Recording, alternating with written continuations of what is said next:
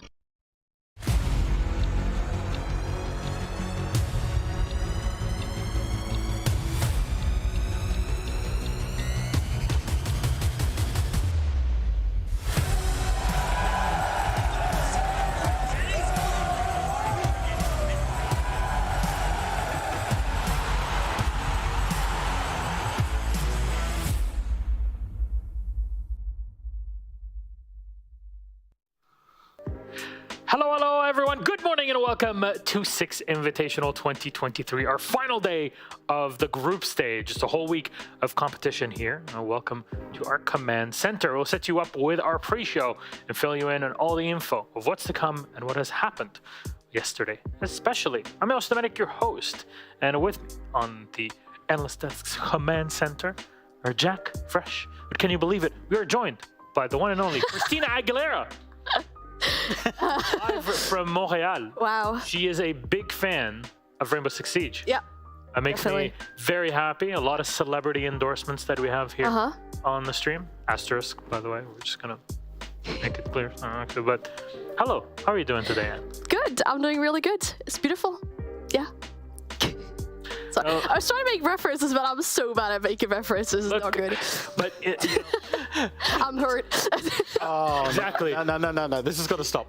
Yeah, I'll stop. That's what I'll call it right Some there. teams were playing over the past couple of days, and it's just like they were just screaming. Nobody can hold us down. Wow. They were turning to you. We were turning to you. Yeah. I know Jack's Candyman. He just said he didn't like that. Well, good. Hey, Jack. Keep going, Milos. Keep going. How many more? Are you sure? Well, ain't no other man that could fit on the other side of that desk. Right. Ain't no other man but you. I'm not sure what to How are you today? Speechless. Speechless, Milos. Good. That's Is that also a what I am Christina today. Aguilera song? I don't know, but I feel bound to you, Jack. I feel that I'm just a fool standing here on the other side. We've got to stop. We've got to stop. We've really got to stop. Anyways, I've had a fantastic night because I fell asleep at 8 p.m. So I woke up this morning all refreshed going through yesterday's matches, and there were some big surprises. So we're going to go through our groups one by one. A, B, C, and D. We're still in this first, I guess, the only group stage that we have for these 5 days. And W7M in Group A are at the top, but there are things that can change around in our day. Unfortunately, Elevate are eliminated from the tournament. Yes, exactly. Elevate are eliminated. That is set in stone. But apart from that, a lot of things can change. And two important matches today will really determine what the positions are in this group. We have W7M versus Koi, determining who gets that extra day off and who gets to pick their opponent going into that second matchup. And we have SSG versus G2 to determine who gets third and who gets fourth. And well, you definitely don't want to be fourth because then you're already one step down into that alligator swamp that we've so mentioned last year a few times. Yeah, you don't want to be in the swamp. And that's the difference in the colors that we're seeing also on the groups and the graphics. The green, the orange, the blue, and the red. Red is sad, even though red is one of my favorite colors. Yeah. Very sad. Any surprises that you see in Group A, Jackers? Not really any surprises. I think we all kind of expected it to shape up. I'd say maybe G2 could be a surprise if you wanted to consider them that. Fair. I think the fixtures today actually make a really big impact on That Claymore was incredible. I know, you can Leon's acknowledge. response is so funny. That's gonna be one of my new favorite response pics, just like the Sorry. That's fine. So W7M play Koi today. The top two play each other. SSG play SSG. SSG play SSG. Yeah, because they're beating themselves up at the minute. To be honest, Yeah. to be honest, as you know, we heard it from our community zone Super. Maybe they should, look at what Pengu is offering for only what $7.99 or what is it? The 20 seconds Pro off the guides? clock. What do you do? Yeah. They could learn how to execute before 20 seconds, and that would be great. So SSG do play SSG. SSG do play SSG because they've been beating on themselves. Anyway, but more about that. I think, the group can shape up with a three-way tie for first place. So this is a very exciting group for me. Well, let's go to Group B and continue on with our system here. It's one by the other. M&M Gaming. That is incredible what they've been doing. 16 points undefeated in the tournament. That's something that I just was not expecting to see. And I don't know, Jack, did you? No, honestly, I did not. I think, we came into this probably expecting that Liquid would have won this group. Maybe Sonics as a dark horse, but certainly not M&M given their international history as well. They've come out with the firing blocks and they're looking really, really good. Obviously, we've lost Direwolves, unfortunately. They are confirmed to be eliminated. But there's a big game in this group today, which is Liquid against Wolves, basically fighting it out for third place. Yeah, that's really exciting. And I mean, if you look at Liquid, for example, right, they've had to do a little bit of a comeback already. I think they once found themselves somewhere further at the bottom of this group as well, having 2 losses or facing 2 losses on their first 2 play days. Now coming back and then still potentially having a spot at a higher or maybe even third, for example. So yeah, exciting matchups for sure. Unfortunate indeed for Direwolves. And yeah, M&M, they've had a really, really good group stage. I hope they can keep it up for them in the brackets of the playoffs. Yeah, because last year we were doing the same thing at SI22. I'll remind everyone about Damwon Kia. And Sonics then was able to knock them out. So it kind of just worked out that way. Sonics knocked out, I think, at least 2 APAC teams in the playoffs. And we had the same story for DWG. Here we are today, M&M, in pretty much the same exact setup. We're just hoping things can keep up once we go into the actual playoffs come Monday. Though on to Group C and what the scores look like here. Now, in total, there are only 3 APAC teams that are here at the Invitational just because of how inconsistent, I want to say, the top teams in APAC, both North and South, have been. And Cyclops was the 3rd and final team from the region, fortunately also out. They started off so well as well. They started off so well, beating BDS 2-1 to pick up their first 3 points, and then from their next 3 fixtures, only picking up that 1 point that they picked up against Lost One the next day. I think unfortunate, we know how good Cyclops can be. We know how good APAC can be as well. So it is rather disappointing to see all of the APAC teams eliminated. That being said, I think Lost One have been an excellent surprise in this tournament. I don't think anybody had really high expectations for Lost One coming into that. And they're proving absolutely everybody wrong. Obviously, they'll be looking to finish the job today when they play up against Oxygen to secure that first seed. That's going to be a super exciting match for sure, because Lost One did indeed get a lot of victories, but they were all 2-1 victories, right? So they are in total of 9 points right now, and Oxygen is just underneath them with 8 points. So because they're playing against each other today, that 1 and 2 position could swap later on. That'll be a very important match to watch out for sure. I think if we want to highlight BDS too, having won the Jönköping major, people would expect them probably to be a little bit higher up in this group. But then you also have that major curse, unfortunately, whereas if you win a major, you get this big target on your back the next event, and people are all looking to take you down. Thankfully for BDS, at least there's 5 teams in the group for the group stage, so things would be different. But for the final group in D, what does that look like now going into our final day? Well, this is probably the one with the actual contention for elimination. All the other 3 are done, but Secret and FaZe are playing for the spot for today, and if I'm not mistaken, they go up against one another. Yep, that's going to be a barn burner for sure. That'll be a really, really important match. Either FaZe, which I think a lot of people wouldn't have expected, could go out, or Secret. I think if you look in general in this group, right, it's shaped up completely different as of what people had their expectations set for this group. Heroic in second place. If you'd have told me that a week ago, and I think a lot of other people, they would have probably looked at you a little bit silly, having had those 2 player switches right before the tournament, having had the issues with Oscar, of course, not being able to attend the event, having slots stand in. So them performing really good is probably higher than their own expectations, I would say. I had them 5th in my predictions. Same. Really? I just thought with, with the turmoil that they had over the last, not even, few days before the tournament, the kind of month with changing out 2 players, I didn't see them doing well at all, and they've gone above and beyond. I think, M8T is not really a surprise to see them at the top of this bracket, at the top of this group, but with their stage 3 performance in NAL, it kind of is a surprise. At the same token, we didn't really know what we were going to get out of, to be honest, a lot of the teams in this group, and I think, FaZe, Secret have to win 2-0. Otherwise, they are out. It doesn't matter what happens. They've got to win 2-0. Same as we had with Elevate yesterday when they went into their game with G2. But question is M80 an NA team or a BR team? Oh, don't go there. I would say BR because they've got 3 Brazilians. They just play in the North American League. Fair enough. No comment. Yeah, I'll try and be Switzerland here if that's okay. I'll try and co-check. Yeah, because I actually called them a Brazilian team on socials about 3 or 4 days ago, and I got a lot of hate from both Americans and Brazilians saying that they were the American team. So, okay. Well, we're all winners here. to quote. Anyways, let's go through our schedule for today. We'll continue on with the same system that we've had over the past few days since Tuesday. In it. There you go. Thank you very much. So it's 2 matches that will be happening at the same time with a 15-minute offset in between them. And this is how it all will look like. Stream A and B. A is on the blue that you can see. Green is for B. And SSG versus G2 goes up first. Now, honestly, that game can be one-sided or it can be a barn burner. Who knows? And W7M goes up against Koi. Maybe their style will clash, who knows? Direwolves versus Sonics, Wolves versus Team Liquid, and Lost One versus OXG, BDS versus Astralis, Secret versus FaZe, which is the game that will decide who gets knocked out of their group. So make sure that you're tuning in for that if you cannot watch everything, because there is Siege on the entire day. You'll always come back to find some more. And DarkZero versus M80, or Matey, as I'm still calling them. Ahoy. Do you know what I love about the fixtures today? What?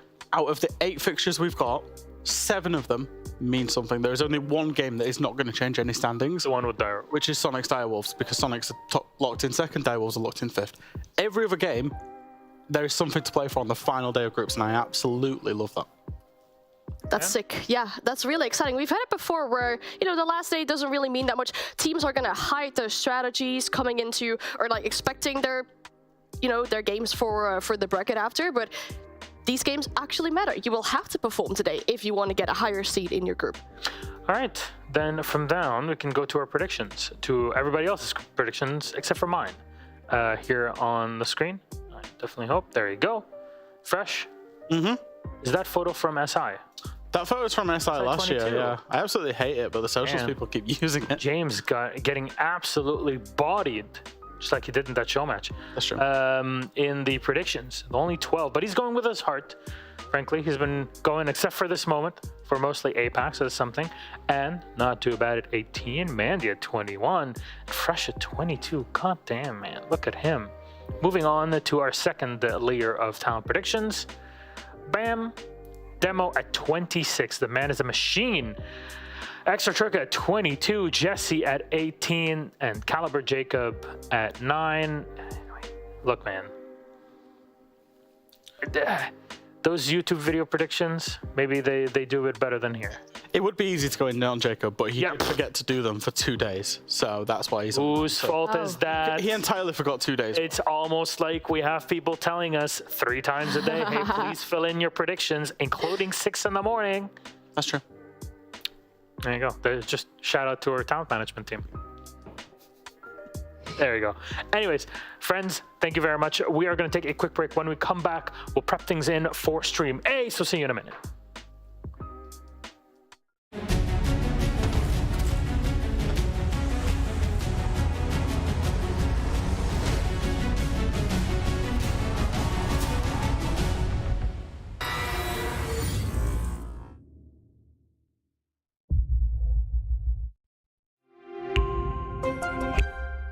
I'm Nicholas Morton, but you know me as Pingu. I'm a 2-time Rainbow Six Siege World Champion and former top Rainbow Six Siege player in Pro League.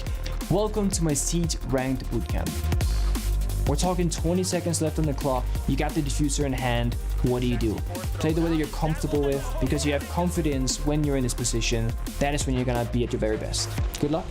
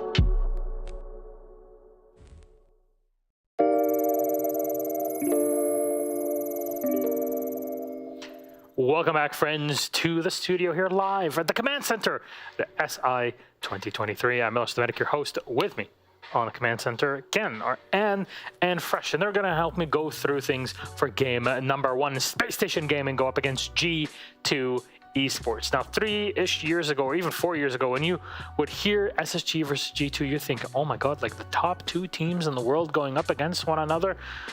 Well, expectations were very different going into this Invitational, but actually, it seems like both teams have broken through said expectations in their own way. Here to break it down, the desk, them, yes, the people that know what they're talking about, and Fresh. Thanks so much for joining me in here. And let's have a chat about both of our teams. We'll see them pop up on the screen for you just a moment, just in case you don't know who Space Station Gaming and G2 Esports are. And we'll talk about G2 first in this case. But first, to set the stage, what are they playing for today? They are playing for basically number 3 and number 4 seed. G2 do have a chance to make it into number 1 and number 2 seed. It would require, especially for number 1 seed, a clean 2-0 win, but they're playing for the highest placement possible. I think for SSG, you know, they both want to avoid being in that low bracket. So whoever wins this essentially will avoid that and achieve the overall objective of upper bracket, which I think is very good placement for both teams. So if you're number 4, which is the blue part of our graphic, it means you only have 1 life to fight through, whereas you have 2 lives when you're in the upper bracket. Then you could just go down to the lower one. Yeah, exactly. Yeah, I mentioned the alligator swamp. I know Ian likes to call it that way. He used to do it on the Challenger League with us. Fair enough. But yeah, it is an alligator swamp because one swim too close to the alligators and you're gone. Yes. Crikey! Yeah. That's a big one. That's a big one. Got myself an SSG, mate.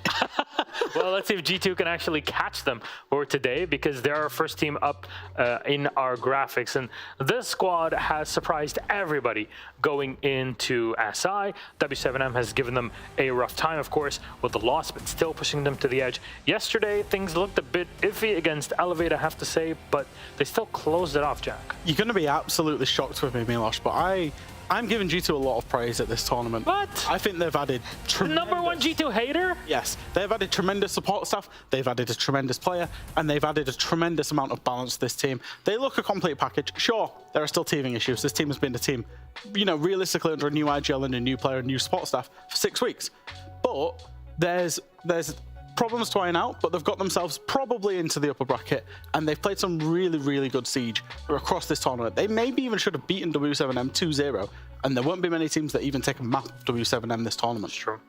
Yeah, for them, the most important thing will be to be able to close out their games, but it does matter most against opponents that might be a little bit weaker against them. We saw it yesterday with Elevate. They should have probably gotten a 2-0 with that, and then it got to the first map and it got to overtime, and we were sitting here like, oh, this might be a map for Elevate. So they need to work on closing out those rounds and making sure they don't get in a bad spot in regards of round differential.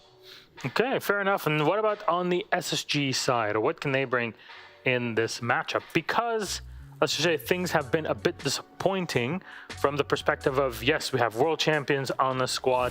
They looked pretty decent through the year, but still unable to break through what seems to be only a glass ceiling act. Yeah, well, they had a pretty okay start coming into this tournament, right? They beat Elevate, and then they unfortunately lost to W7M, and they lost to Koi. And that match against W7M in particular, W7M, they managed to win 14 rounds in a row, and that was because of SSG's slow playstyle, and W7M read into that perfectly. If G2 do that today too, by retting or going for plays or sitting in unpredictable positions, contesting map control all the time, then it'll be really difficult for SSG to bring up some attacking rounds. Despite them being pretty good at planting, they just don't seem to close out their attacking rounds at all. SSG fans might want to look away right now, because I've got a graphic that I'm going to bring up that I'm kind of going to go in on SSG a little bit as well, because SSG have, in my opinion, made some of the worst best of 3 map picks I've ever seen. Now, when you're playing a best of 3, you can go for a map, you always pick a map that you feel you're comfortable on, but you can either go for an opponent's weak map or an opponent's good map. It comes down to preference. Now, SSG started well against Elevate. They played Clubhouse, and you can see here, we've got SSG preference, opponent preference. So for Clubhouse, it was SSG's second preference, Elevate's 9 preference out of 9 maps, and they got the win. That's where it was good. Then it goes bad. Against W7M, SSG, they don't really like Chalet. It's their 6th preference. It is W7M's favorite map. What happened? They lost 7-1. Same thing happened yesterday with Bank. SSG do like Bank, but Koi love Bank. And again, a 7-2 loss. So I think for SSG, one criticism I do have is their banning strategy. I think, you know, they've obviously got a very capable support staff. I'm not trying to, you know, go in on the support staff, but I think they've got the last 2 fixtures wrong with their banning strategy. And I hope they rectify that today. Honestly, that makes even more sense because we rarely have a format as the one that we have here at SI23. 9-map pool, and you start with 4 bans. With 4 bans, you have to be able to eliminate one of your opponent's most comfortable one. It's not especially Koi's number 1 in Bank. I mean, it looked very dire, I have to say, in the server. Yeah, exactly. I mean, it's a very spicy pick if you go ahead and pick a map that your opponents really like, but if you see that it doesn't work that way where you already lose a map, you might want to rethink that strategy. So for today, I really hope that they did so. Well, let's put up our map Veto up on screen to see, and you'll see exactly what I mean with the actual pick ban strategy. 4 bans, and then goes Cafe Dostoevsky, SSG starting off on the attack. Villa for G2, they start off on their attack. Of course, Bank, our decider, as G2 had the pick between Border and it. Well, I've just criticized SSG. I'm going to praise them. Guess what preference Cafe is for G2? 7th. Number 9. Number 9. Number 9. Number 9 They've gone for a perceived... Number 9 large. Number 6 extra dip. That's a reference. Sorry. That just... All you have to do is follow the damn train, CJ. Go ahead. Smoke is in the heart. They've gone for the jugular. They've gone for the throat of G2. In terms of G2, they do not like Cafe. They have obviously played at this event. But I'm liking this pick from SSG because it's a reasonably high preference map for them as well. So they're fancying that against G2. G2 have kind of done the same.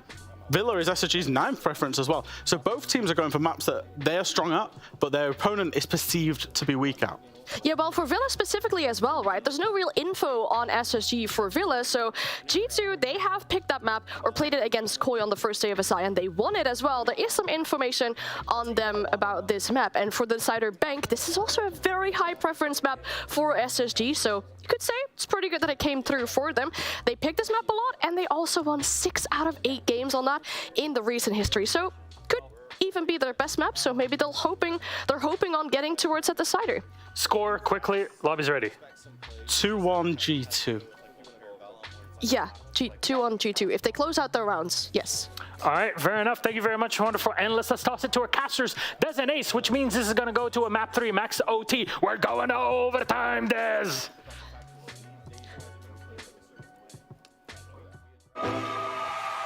Last man alive is Necrox as MVK is on the floor. It's looking. Oh my God! They did it! They've done it! A double APAC semis. I remember I looked like this to cancel and go. I'm like, what is going on? And it's just one of those like, this should not be happening, especially not against such a strong team as EG, and it did. Fnatic demolish EG with a 2-0. Dizzle takes it. There's rare coaches that have been able to achieve what he has. That's immensely unusual.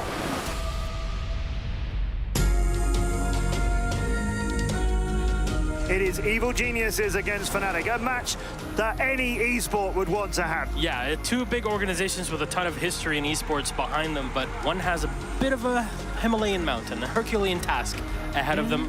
The night before we were supposed to fly out to Brazil, I get a bit of a stomachache. I try and, take pain medication or something. Nothing works. They run a couple tests on me, and I finally get the news that I have appendicitis and I need to get surgery right away. He was not able to fly to Rio de Janeiro for the Pro League Finals at the time. This is your in-game leader. It's your captain. It's a big, big problem.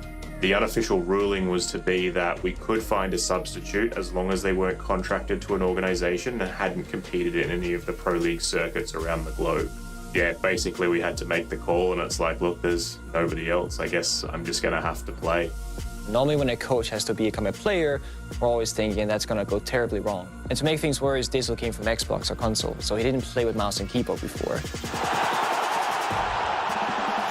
It is interesting, though, when you have the coach playing, because he's potentially coaching in real time, especially as they've lost their IGL. It had been almost 2 years since I played competitively, but that having been said, like, I generally always had a competitive spirit and I have nerves of steel. And Dizzle will glitch it! Fnatic to take the 3rd round! Dizzle, in that event, was called This God from that moment on. Round 4 for Fnatic, and APAC 2 rounds away! I knew he was a good player on Xbox, but I mean, I knew he knew how to play the game. I just didn't know if he was like mechanically up there, and obviously he was apparently. We knew, like, if we're going to win, it has to be on Oregon. And the call came out and just said, guys, we need to get out there, need to give them pressure. Like, just don't let them get comfortable, don't let them execute. I'll never forget Aces bringing FO12 Ella and jumping out the window on Oregon from Armory, and then, you know, getting 3 kills and finishing up the game practically for his team. Last man alive is Necrox. It's looking, oh my God, they did it! They've done it! They've done it! Fnatic demolish EG with a 2-0. Look at that, they can't believe it. We can't believe it. The crowd can't believe it. And they just got destroyed by APAC. It definitely sucked not being there, but I just thought it was great that the guys won without me and they won with Diz. I just couldn't believe it. Like, the crowd went up, and I'm just sort of sitting there going, like, is this real? And then to have like all the thousands and thousands of Brazilian fans like chanting and stuff. We've never had so much support before. It was absolutely incredible.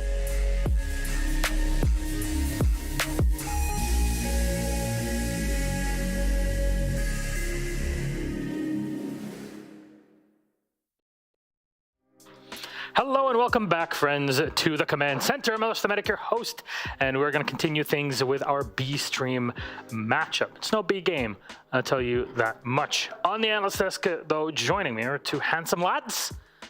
Demo? Where are they? Right here.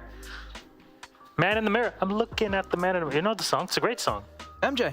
Michael Jackson. Truly one of the greatest. Ollie, one of the greatest also. How are you today? I'm great. I'm looking forward to this one. I think the fact that this is on the B stream is maybe a bit of a shame, because I think this is going to be an absolute banger.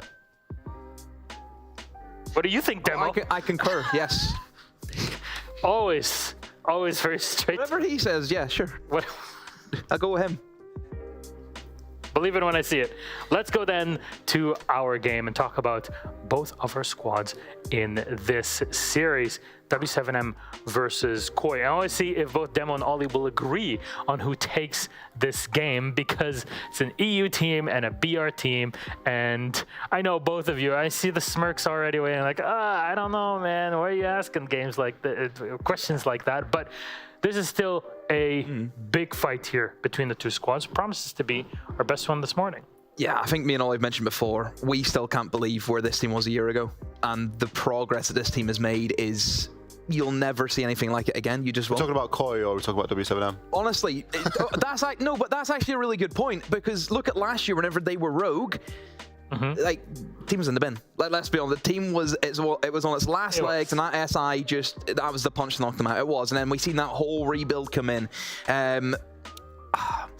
I think for W7M, they're always going to be the favorites, no matter what matchup. I think any matchup at this event, they're always going to be the favorites, because of the pedigree that they've had, the consistency that they've had throughout the year. Obviously, not even making a major final is the big blow for that side, but they're always going to be the favorites because they are just so good. Ollie, W7M, Julio on the squad, Volps leading in the game. Everybody's popping off. Favorites, probably top 3 to win the whole tournament. How much better can it get in a year? Well, this is it. This is Clash of the Titans time, really, because there's a lot of expectation on Koi, and there's also a lot of expectation on W7M. You can't go and win a major like Koi did and not be in the conversation for, well, they should do pretty well at SI. Likewise with W7M, a team that has been very consistent throughout the year, a team that has been to playing a major, so you look at them and you go, these guys have got to be in the conversation as well. I just like the way that W7M play. I think front to back, they've got a lot of strength. They've got some brilliant experience coming in there with the previous SI winner in Julio. And then obviously lots of young gunners to really bolster that. the in-game strategy during the past matches that they've had here at SI, because by the end of the group stage especially, everything that you did before you came to Invitational is just useless. You can't really fall back on it. So what did you see over the past couple days, Demo, that signals, okay, W7M, they really have it in them?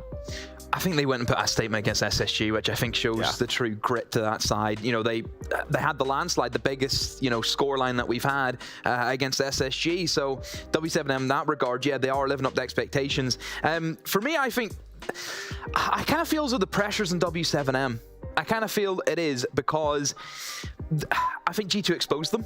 For the first time this year, we've actually seen W7M get exposed for weaknesses, and the weaknesses for that is a little bit loose on sight sometimes, a little bit too heavy of a roam game. G2, I think, have played brilliantly this event. I think G2 have played, you know, the meta where you need to see weaknesses in your opponents and expose that for all they're worth. G2 have done that. They're playing the meta. So I think for W7M, maybe you look at that G2 game and you think, okay, maybe we need to back up some things. Maybe we need to go just that one step back, simplify it a little bit more. Because I think Koi, again, they're a team where they will see opportunities, and like G2, they will expose them. See, I agree. I think the G2 game was long enough ago now that W7M have kind of got a lot more confidence, and that's kind of firmly in the rearview mirror. They lost, what was it, 1 round against Space Station yesterday? That's crazy. In a best of 3, they lost 1 singular round.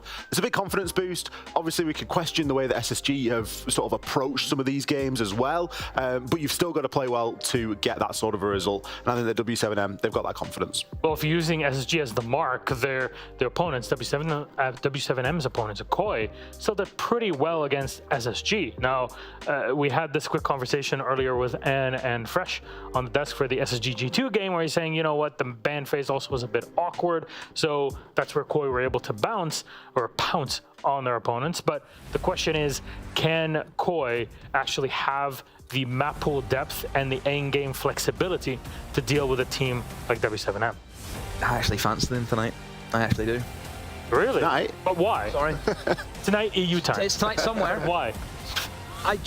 Well, first of all, I just think it is just the gut feeling in me. This always seems to happen the last day. Sometimes, you know, the leaders, which is W7M, sometimes they let it slip, and then someone else can open the door and they're straight in. I think Koi have a lot to prove today. I don't think we've seen the best of Koi throughout this event. I think they've been pretty lackluster, a little bit stage free where, you know, the head goes down and the siege isn't the greatest. It turns into this very scrappy play style, and that either goes, you know, hit or miss sometimes. But look at Koi on the bounce. They lose that opening game and they have not dropped the map since. So you have to look at them in that regard, and they're going to be feeling confident. Yes, I know SSG, it wasn't the greatest against them. I know it was a very tight game, and especially in terms of border, and we almost had a Claymore incident in that. But they'll still be happy that they're getting the wins, they're getting the points, and I just think they'll go at it today. I just do. I think they're up for it. This group's really difficult to call because obviously Elevate's already gone home. They didn't get a single point. We've got SSG down there at the bottom as well. 4 points currently, still with 1 game to play today. So there's got to become a point where you start thinking, in the context of this group, does Koi deserve that top seed? Because W7M, I don't think they're going to take the foot off the gas today, because that top seed isn't actually confirmed for them. They're currently sat on 11, Koi are currently sat on 9, so this really means everything for Koi. If they get a good win here, if they get a good 4 points, they are going to leapfrog, and obviously there's no way of W7M to catch them after that. And even then, W7M have to be a little bit concerned about what G2 look to do. So W7M could actually tumble here inside of this group, which obviously they do not want to do at all. And that's why both of these games are so important, because they tie into one another, and a slip up in one can have a major impact on the other, etc., etc. Though our map veto for the series will be, as you'll see in just a second, as Koi have gotten together. You see Mipi leading in the center, getting them ready for their match. 4 bands, first Cafe Bank, Chalet, and Theme Park eliminated. Skyscraper is our first pick, and that's for Koi. They start off on the attacking side. Border is our second. Okay, between 2 squads like this, I can't wait to see the explosion on it. Attacking starting side for W7M. That was okay. Koi picked defense start on Border. Oh, I'm curious about that. And then Clubhouse is our decider, which was set by W7M banning Oregon. Demolat, your thoughts on the bans overall? Skyscraper for Koi. I think it's one that they've actually wanted to play throughout this competition. They haven't went for the ban at any points. It's been the teams banning against them. So having Skyscraper in there, I think they're ready for it. I think they've got something prepared. Not a map that really strikes us in terms of not just W7, but Brazil as general. Skyscraper isn't a map that really strikes me as if, oh yeah, that's Brazil all over. It's a difficult one, isn't it? You sort of look at the maps and you think, okay, we know that W7M have got a very good map pool. We know that they can play every single map. We know that Koi have got a very good map pool. Then you look into the minutiae of it and you look into the preferences. Skyscraper is a top preference map here for Koi, and it's not necessarily a top preference map for W7M. It doesn't mean that they're not very good at it. It just means that they don't play it all too often. So it could be something that they've kind of been forced into a little bit here. The border pick as well. Starting defense. That's hell in a cell for border on both of these teams. Yeah, I love this map. Be sick. The defense start on border is a little bit strange. That's a question, yeah. Because both of these teams can play aggressive. Both of these teams can play very quick siege off the back of information or off the back of small opportunities. And then I believe this is going to go all the way. You just take all of the pace out of it and you get into one of the tensest clubhouses we're probably going to see. Yep. It's just the Skyscraper is probably the only thing that I would say gives maybe Koi the edge, because again, I think border is going to be neutral ground.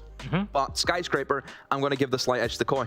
Look, for people that are Bob Ross enjoyers, the conversation is usually what's the cabin chance? So what is the clubhouse chance in this case? That we see clubhouse? Yes. I would say pretty high. Percentage? I'd say 80%. I agree. I'd give that a solid 80%, Milosh. Demo?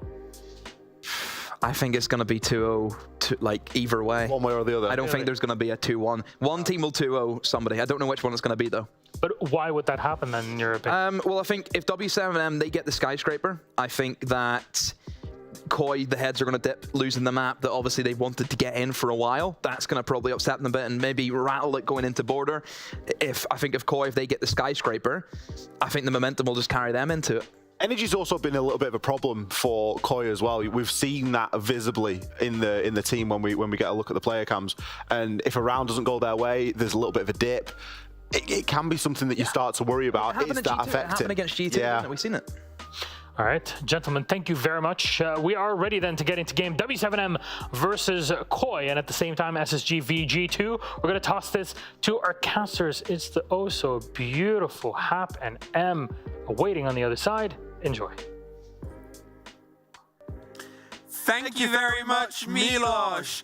Welcome to the casting desk. This is and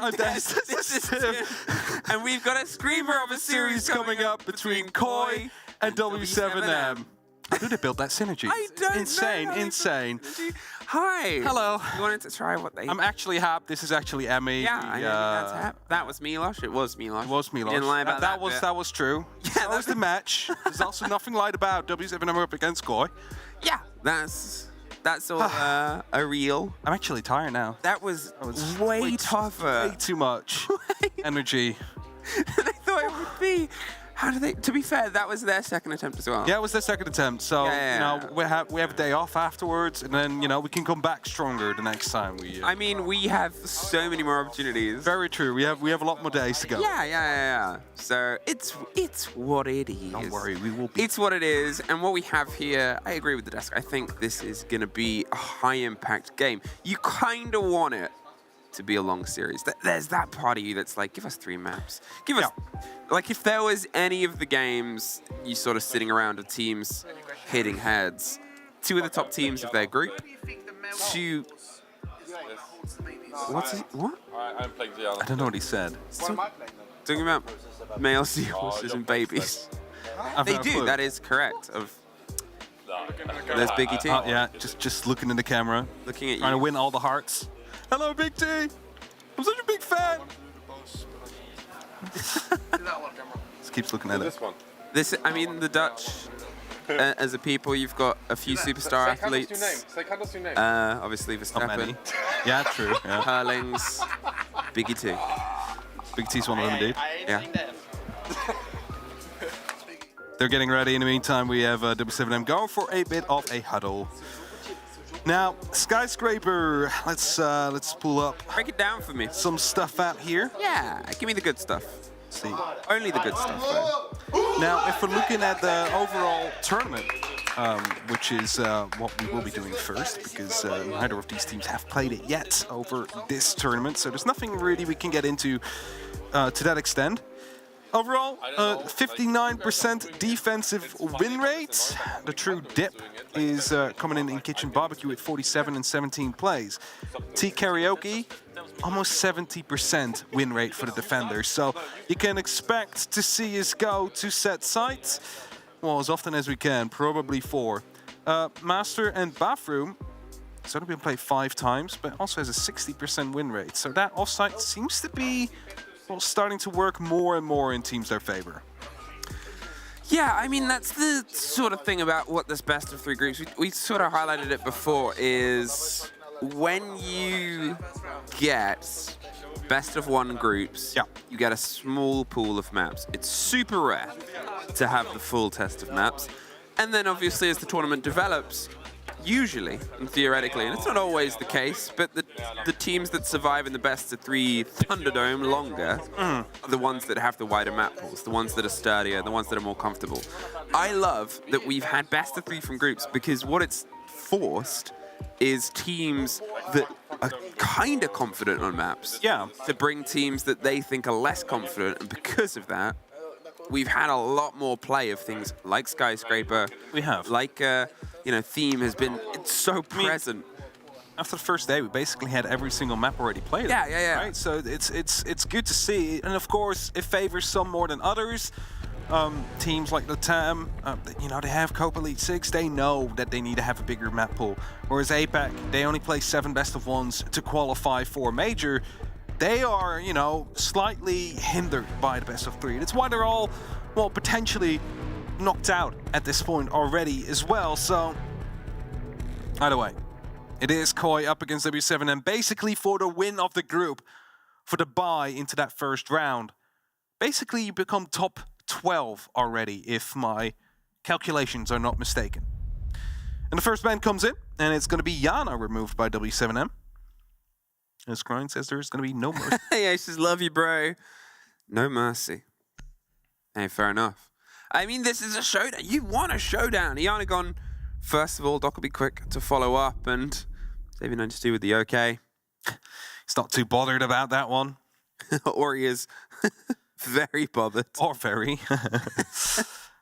Now, the Rato coming in instead of Rasho, I think. Mira as well to be removed. Of course, Mira is one of those architects. It is a word that many of you might have been hearing lately, especially, of course, due to the fact that Azami is such a prevalent kind of operator right now. And Azami is one of those architects basically doing the same as what Mira did when she first entered the lineup, right? Like, of the Rainbow Six. Then there was no bans, however, so Mira was allowed to just reign free. But still, seeing a ban every now and then, even with Azami on the board, who is left open, so we will see that architecture coming through. And as we get going, it is going to be Karaoke T. You mentioned it before. That is going to be that, you know, that 70 almost % win rate coming in. So just bringing the security first, getting as many rounds as quickly as you possibly can. Attackers need to locate and defuse as many bombs as they can. All right. Give me a game. Give me a show. Give me something fighty. Give me something feisty all the way. Because, all right, these two teams, they're sort of sitting at the top. The game that's going on the other stream, G2 versus SSG, there's the chance there that G2 might be able to leapfrog, depending on the results of this, and get themselves into the top 2. It's not a huge chance, but there's a chance. SSG, they can only sort of find themselves level. They will not be able to get themselves into the top 2, I believe. No, but they can find themselves in 3rd place if they win from G2 based on head-to-head, of course. So they need to get that 2-0 victory to get themselves out of that lower bracket. So that means if G2 pick up any map on the other stream, that dream is over as well. And of course, it will be coming down to like a mini-league system if G2 would be to win this and then Koi win this in a 2-1 fashion, because then we would have all teams equalized here. So that's some of the stakes. Azurds, he's ready to go for a bit of a spawn peek. Just waiting outside of the shrine window, looking to see if anybody moves up, looking, well, to try and find out if anybody's moving, but instead he gets spotted. Isn't able to find anybody, barricades that window up again. He's not going to be sticking around too long. His keys right below where Koi is actually going to be pushing from. It's going to be the house area, but the top floor, so Exhibition is falling first. Spoid is on the entry here. Drones right ahead of him. Have they known? Have they seen the player that is near? Well, first of all, Drum that is looking to go for a bit of a swing, but also near VIP. Holding off, expecting somebody to be a little bit adventurous here as the air jabs get themselves locked in. Kanto, he's just making sure the top of the house stairs stays firmly in the hands of, well, not the house. They're seeing if they can try and swindle and crack and cross their way. Hertz, here's the slow ebb of it, but as long as the walls still stand next to him, he's safe. If they start to find themselves under a bit of pressure, then suddenly he might be in a bit of a dangerous position. There's only really the hard breach in, 2 pockets. They have a lot that they can work with here for the push coin. With the Thermite going over to the opposite end and starting to put the pressure, the Azami's going to buy themselves just a little bit of wiggle room onto Geisha. Extra Thermite coming through. Keeper Bearers are being deployed as they are being taken down as well, but just making quick work of them, just burning through that piece of utility. Another one coming through, but you know, that means that 3 Keeper Bearers have been taken out. And what have they gained? Well, about like 10 seconds, nothing really more than that. Hertz is holding a better position though. He's on the top of Shrine near Dragon. Spoit actually gets that first kill though, and that means that as Kanto takes down Hertz, the complete east side has fallen. Yeah, that was just a sudden spike through past Drum. They hit the first engagement. Spoit's now tucked here and he can wait for a bit of support, but it's such a dangerous corridor of land.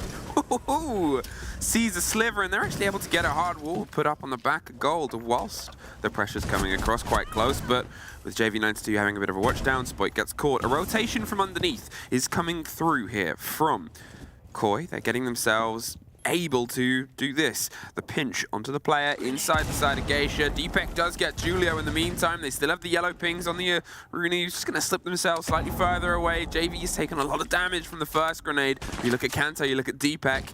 The guns that they have, it just takes a clip. Oh, well, less than that for them. Yeah, just that one bullet coming through from Deepak there leaves it only up to Phobes in that 1v4 situation. But you mentioned it, a lot of them are low on HP. The diffuser is needing to be planted in the next 10 seconds, so Phobes has a good opportunity to go for a clutch here, but Leon actually locks him out before carrying the diffuser. Round 1 going to Koi.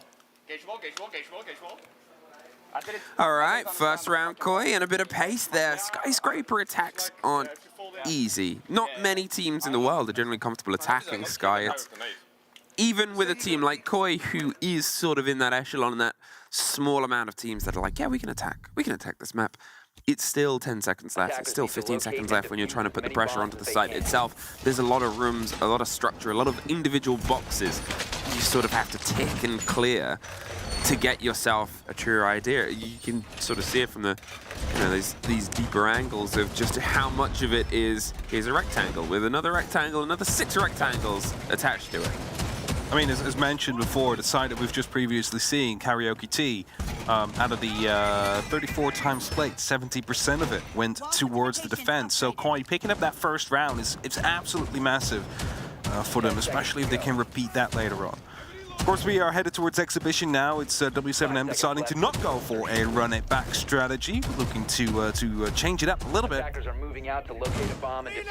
And as the shields have been set up, we saw a east to west clear from Koi. The other round probably will turn into a west to east. Hertz was ready for the spawn peak, but Spoit was more ready. Yeah, Spoit, sharp as ever. 2 abilities to get the entry, 2 rounds in a row, and Koi have come into this swinging. They're making sure that W7M puts some respect on the gun game because they know that at some point W7M will warm into it as well. Push the advantage, put the pressure on, make the statements early, and then start this. The collapse and clear over the top, forcing the play from the opposite end. You'll see a lot of teams do this. If you're trying to get your way across Exhibition, you start your side on Geisha, and vice versa. Oh, there's another one. Spoit, he is on a tear. W7M is being picked apart slowly but steadily in the last round, but also this round. A minute has passed, 2 players are lost, and again, a bit of a flank attempt, JV92, but he's been spotted out by the drone, so is he going to stick around? Well, Spoit is definitely putting up some pressure instantly. Oh, another player came in from Gold. It's Keys that gets a double kill, brings it back, goes for the 3rd before he gets punished by Leon Getz. He does not land a double, however, and that means that the diffuser now is down on the ground. JV92 is able to fall back, and the remaining 2 members of Koi need to recover it, and then go towards the side, try and actually make that plan happen. holding themselves off for a moment. 2 versus 2. They've done very well to buy themselves some time back into this after losing the early 2 engagements. But with so much time, that's definitely something Koi can use to their advantage. They have a little bit of intel left, they have a little bit of utility left, and they're going to see if they can force some space, keep themselves at a bit of arm's length. At the same time, 2 keep barricades and a C4. And, well, Julio and JV92, 2 of the most experienced sort of players in terms of one finding fights and the other one controlling them. It is a dangerous approach here that Koi have to make against some of the experience of W7M. The Zami is shown holding up on one side. They're going to pull themselves a bit back. They're going to play a bit of this time game, sort of say, well, we're here. And as I said, the room-to-room and box-to-box checking makes this a very awkward approach. There's so many corners to check. And it's spotted out both the players, actually, with that drone that just moved through. Deepek's getting a next drone in position. Turret's clear. Checking Dragon, also going to be clear. Fell back from that. Now they need to actually find out where the Izami is located. There you go, that's a spot coming through. That's one. Where's the second player? Now, potentially Deepek holding on to that, trying to go for a bit of a hunt as the E1D comes through to try to push VIP to at least turn this into a 1v1 situation. The smokes cover a bit of the motion. There's one of those keeper barricades buying themselves time. We talked about how it wasn't precious before. This time it sure is. 2 of them find the first fight. They're driving the way to the back. They're going to hold off, see if they can get them as they go for the plant itself. If we talk experience, Julio has a lot of it. He tucks himself round. He's on the back. Deepek with the pre-fire. They've got to just hold the plant, get the cover. Julio's in the 1 versus 1. He rotates round the opposite way, and it's the C4! He had that C4. He knew that was the best way to take him down. Throw it over. Put yourself at minimal risk. And Deepek, whilst he was chasing, just like moments off every single time on reaching him. Like, he checked through the rotation, he just snuck by. He rotates through, just went through the doorway. So Julio just escaping with his life twice there. Good clutch coming through. There have been so many examples throughout this tournament of Julio's experience. And that's just the perfect time. Obviously, you know, there's a little bit of luck that comes into your favor. There's a little bit of the wind going into your sails. But the motions there, keeping the C4, knowing when he needs to pop. It was great work from the Izami, buying as much time at the top of house stairs as they did. But in that situation there, as you said, they were always one step ahead of the motions. The C4 went one way, they went the other. They knew that they didn't have to overreach and overstretch, and it clutched them out that round. It definitely did. I do have to say, though, I like the clear from Koi onto the VIP. Just the timing going on and the room clearing, like, just came right out of like a CQB kind of game. We clear out, like an old Rainbow Six game, if you would go at it. But it wasn't enough. Just the 1 kill coming through, and you know, they had the opportunity to actually win there if they were half a second faster, but rounds pass, we move on. So headed back towards Karaoke and T. Koi, how are you going to be approaching this? It seems like some of them will be going down from below, possibly. Or just on Repel and Overwatch. Drone is ready to go. As they move themselves across. It's not going to be an east to west clear this time. This one looks more direct. You see Spoiled already set up outside of a window, Crying doing the exact same thing. I think they want to be pushing up the black stairs there, isolate that player, and hit it from Geisha at the same time. Gonna say, those going outside Dragon window, they're sort of saying, well, we spent a while doing the push on the opposite end. There's also a bit of sort of resilience on Geisha window. They've angled themselves up here, W7M. I think it might be JV92 is just sort of watching and waiting for somebody to come along and try and get the wall opened. But because the push is coming from underneath and elsewhere, he's above you, Kanto. He's above you right now. And that's that sort of thing. W7M, what point do you think they'll sort of go, it's not the same push, it's a different approach. We need to slightly reposition. You can see they've moved themselves into terrace now. They've got the player on the top of black stairs that's sort of watching down it. The Aruni's moved slightly further away to get some cover here. The Geisha wall's being popped open, and there's JV92 popping off Leon. First entry kill for W7M. Now Keys coming back as well. He was always in the house area, knew that it was not going to be coming from that side, and you know, made that call. The entry comes through. The diffuser actually dropped outside with a minute 10 left on the clock, and you know, Sky's not an easy map to navigate. That is going to be taking you 20 to 30 seconds to recover that diffuser and get back into the fight. So they need to be quick with this. Grenades coming in from below. He's not going to be finding anybody for now. And Koi still left guessing, still left, trying to make an impact happen.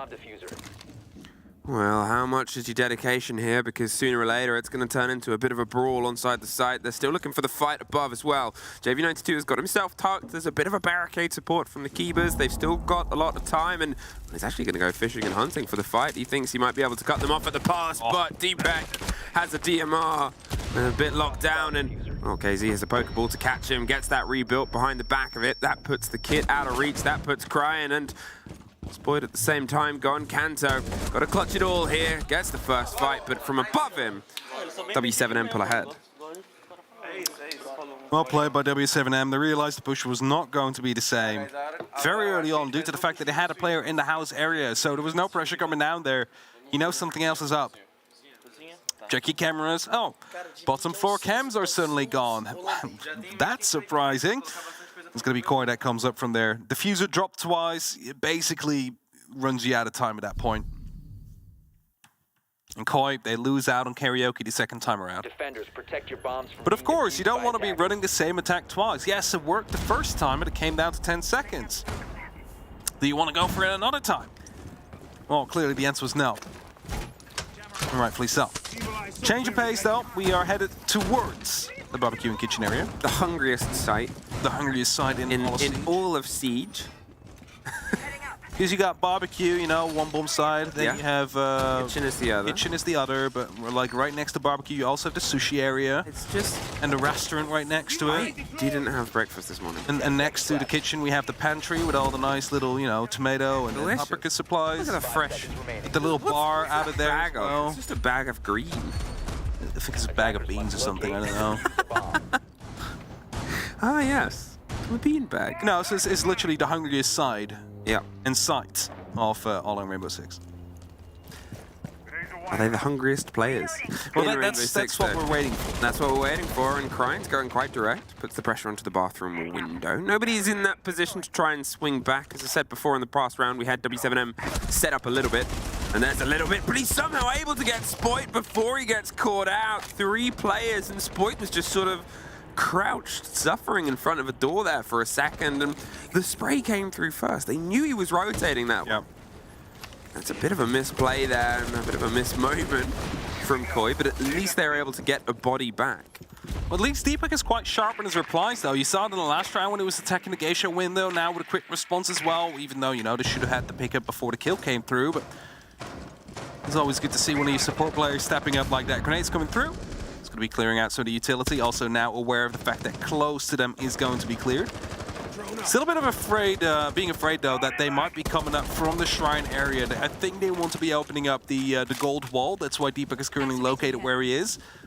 See if they might be able to get inside and go for, you know, quick plants in a bit of a safe area. Now also Koi very afraid of the fact that someone might be right behind them, so there is a bit of lack of information on their side. They have themselves putting a bit of pressure here on the second story. Leon's not quite sure where the push is, but there's a rotate that's come around, watching up towards the terrace, watching towards that back wall, and they're hoping to maybe get a catch. No, they pull away from pantry as the pressure comes onto gold. It forces a swing, and as Deepak gets himself out of there, the kill drops on the door itself. Kanto can find Volps. They've got this pressure. Hertz has moved up to black. He's watching to make sure nobody just swings in on the back end behind the gate. But look at this, slow shoulder peaks, jiggles. They know that this is a gun game.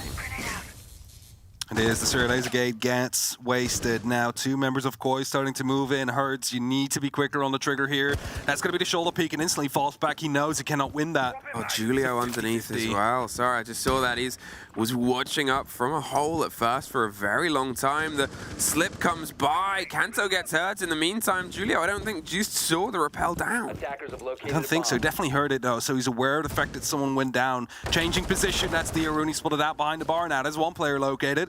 The other one is in the bathroom. Plant's already going down, though. 45 seconds soon to be on the clock. JV92 pushing. He's going to be coming around the corner. He's trying to go for a wallbang, but he doesn't quite hit it. He does! But the diffuser goes down just beforehand.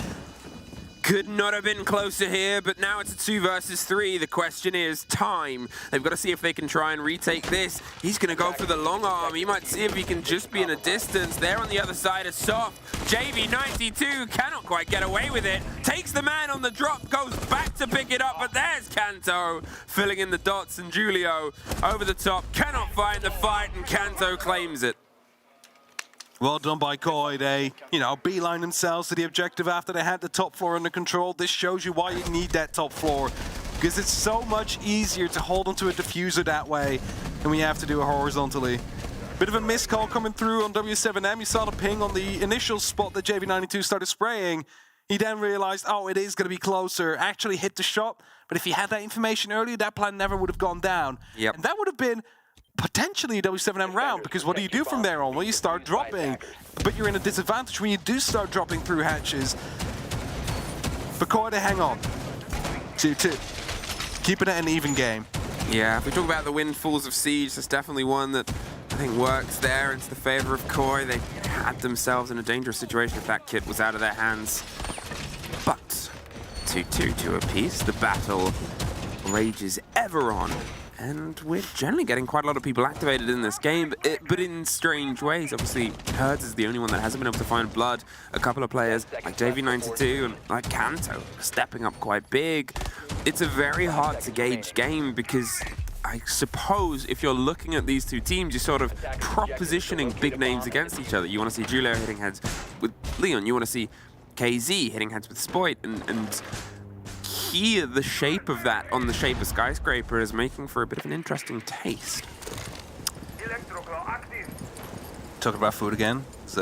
I'm just really hungry. You don't have breakfast? No. Maybe you should. I had to make it no? full time. Oh, yeah, true. Lucky I could go in an hour later. Yep. Blessed. Either way, quick opening towards Geisha shows you that they want to be approaching this from the west. At least clear out whatever is out here. Just gives you a lot more ease of mind when, everything behind you is going to be clear when you start pushing through. There's nothing worse than when you start pushing in from Dragon, VIP, and, there's still someone right behind you. Suddenly you find yourself in a sandwich with W7M players. A lot of barricades have been put up by W7M. They're really trying to slow down Koi as much as they can. They're making things noisy as well, and what we're going to have to see here is a little bit of hammer and anvil, and there's the hammer, but there's nobody behind it apart from another Soft. I see gold. Yeah, it's kind of a shame here. They've hit a brick wall, and then they've hit 50 soft walls, and they've got to try and go through them step by step by step. Remember, one of the problems last time we were here was time. It came down to the 2 versus 2. They're sort of banking on that. He hasn't been droned. Keys hasn't been droned. That's what Oh, no! Gets one, can't get the second. The E1D comes out as a bit of a saving grace. The drone's going to get themselves in the position. They know there's nowhere he can go but back and forth. So how do they get the close down? They can't get it that way. Spoit gets caught out. And KZ gets his own escape. Will he get a third for the trouble? There it is! And he has just retaken the whole end of this building. One separates him from an ace, and I said it before. Maybe it's hard to gauge just what name is going to pop off. Go for it. Oh! But he doesn't quite get the ace. But you can see JV92 was happy to let him try first. Yeah, that's exactly it. They knew where he was. They went for the run out. And that's what I said. I saw the drone roll through, and with all these barricades, you're like, oh, there's surely no one here anymore. And they didn't drone gold. And I was like, did they see gold? And then they started walking in, not paying attention to it. I'm like, they didn't see gold. And Keys, he just cleans them up. He did exactly what he needed to do there. Allowing himself and W7M to take the lead off this half. And they secured themselves at least a 3-3, but they have the opportunity to take this with a 4-2 as well, as they add back to karaoke, which they have won quite easily in the second attempt of Rogue's attack. Bit of a whoops. It's a big whoops. Missed drones like this shouldn't happen, especially if you're going from a west to east clear. You check these corners. You're with 5 people, you have 2 or 3 people droning. You should be able to check these corners, especially gold. It's such a default height spot, you can almost say. 5 seconds. Okay, wow. I don't want to give spoilers towards the other stream. Attackers objective is to Oh. defuse the bomb. Herds wants to give spoilers towards this round. No, can't quite get anybody that early. I don't think anyone can get up there that early. Maybe it's just looking for drones. But for what we've had back and forth on this stream, I think the other one might have been the exact opposite. Yeah. We may have had the second 7-0 in this tournament. It might have been... We won't say who. We won't say who. But I'm sure you'll know. If you've been watching, you know. And you've been knowing, you'll watch. Really spices up the fight for first. It like that. Definitely does. It obviously adds the heat and the tension. We'll probably get their results sooner. We'll get the result of what Spoit's doing. Nothing this round. KZ is able to finalize 5 kills from the 1 death from the previous round, but also gets traded out quite quick there. Leon is able to get the back end, and this is the thing that I tried to make a point of before, is you never really know who's going to be getting an engagement on this map. It's been so sort of malleable from both teams. Who wants to step in, Hurts and Cry, and they're able to, again, find different people and different engagements at exactly the same second. It is 10 gunners, and all of them are trying to find a fight with everybody. That's the thing, like Skyscraper, first of all, you're like trying to fight yourself away inside. Like, there's so many windows, you're just on small balconies, especially when attacking that second floor, that you're almost always going to find yourself in an engagement if you try to get in. And then when you get inside the building, due to all these boxes you've been talking about, it's so easy for defenders to just fall back and take engagements and then fall back another box. And it's basically always just fighting yourself through. There's no safe space. There's no free ground being given away by anybody here. This drum is being held, so is Shrine. That sets up a line of sight. Kanto, no clue Hertz was there. Not even sure if he ran out with like an air jab in his hand wanting to fire that one off, but turns it back into a 2-on-2 situation now. It's really not the first time we're seeing W7M taken it by surprise, but will Koi do the same? I think they heard a little bit there, but the swing round, and I don't think they heard it close enough. Leon's able to get a surprise strike right back, and Herds, he's a little bit isolated. Leon has the kit. What are you going to do? He thought of rotating there for a second. Instead, he's going to check the drones, and ooh, what does this operator do very well? Get underneath! Not like that, though. Not the traditional manner. 30 seconds. They have plenty of time. Crying. He's going to get the kit. He's going to get himself formulated. What's in the pockets of Herds? Magical glasses. So you get on the table. It's how you do this. Instead, he comes up round, goes for the wall bang. He's on the other side of the chassis, sees the edge, Crying gets the kit, cannot get off the table. And Herds able to clutch out that round for the 4-2 half. Somehow was able to get away with it here, but I'm not sure if Crying actually had an idea that he's coming from the back. Pushing through right away. Good clutch coming through, and that's the beauty of Solace. Like, also, like, well read. It's like, okay, he's going to be planting on the table. He already knew that because he was rotating towards the staircase. Like, in case they do, we can fight this way instead. So, like to see that little bit of, well, knowledge as well from the Solace player. I do wonder, you know, what the calls were. Obviously, we've had such a good insight into that at that moment, because you're up against the Solus. You assume you know what the Solus is going to do. The response is to get up on the table, so he obviously had the call. There's a Solus underneath, got into that position. The impact came against it. You're generally just hearing that behind you, going for the plant. There's a million things on. Yeah. It's very understandable and likely that they said, well, they're underneath, and he thought he could get himself repositioned. I think it's why he was looking towards black as well. Yeah, that's what I was thinking as well. It's like the impact came in behind him, the shots as well, and he was looking black whilst trying to get off instead of, you know, you never know. You never know. Maybe it's like, oh, maybe he's rotating already. I just need to get off this table quickly, or just anything like that. You never know what the information is that's currently going around in the team. We have the all-seeing eye. We know exactly what's going on, but of course it doesn't go for the players. They rely on their own drones and information. Now, there's another spawn peek attempt, I believe, to come out, but this time it is from Leon. He's opened up. Okay, show on. Might allow it for someone else who's going to be waiting for a repel sound. Seems like it's going to be deep back. This allows you to just lean out, not be spotted by the map automatically. Just try and go for a cheap early kill, because it doesn't really cost you anything. You just heard the repel, he's going to be locking it off. Doesn't want to stick around. Now, I said quite early on, there's only a few teams in the world that are very comfortable attacking this map. Everyone should be good at attacking, and I guess we'll get the taste of W7M, because they've done a very good job on the defense. It's been a couple of clutch rounds, one to time and one to there, and you know, you sort of have this continual thing, but now the onus and the pressure of time is on them. Koi, they can try and set this up. There seems to be a direct line coming. There's pressure underneath as well, a slow creep, the break. Leon, he's sort of playing that from the drum swing. Hertz is underneath with grenades. The similar approach we saw from Koi before, we're getting here from W7M. Will they just try and scream up black? They might try so. And the main stairs possibly as well at the very same time. And all that's holding them back is going to be a proximity alarm right now. There's no actual players out there. I believe there's only 2 or 3 near the actual site. The rest is all, you know, gone off towards east, gone off towards the house area, and that means that if W7M is very decisive with the push that seems to be coming in right now, they might catch them all rotating back in. That's it, and you can see how far away Koi are from the site and the hole. They're inside. Keys, he's got himself the first. He's inside, looking towards a singing sultry song, but Deepak wants to change the record. Karaoke is back to his, crying. He stepped himself up. Leon's able to step it down. Spoit, he's looking to see if he can just limit anyone coming in via drum, and with a slightly misbalanced grenade against nobody's feet.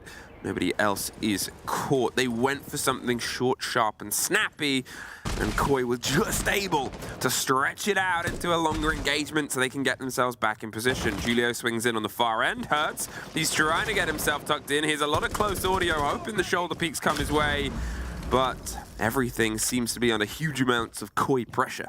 Just escaped the C4 as well there as he was falling back down the staircase. Volps down the restaurant area. Just missed out on a fight with Leon Gids here. He's holding off.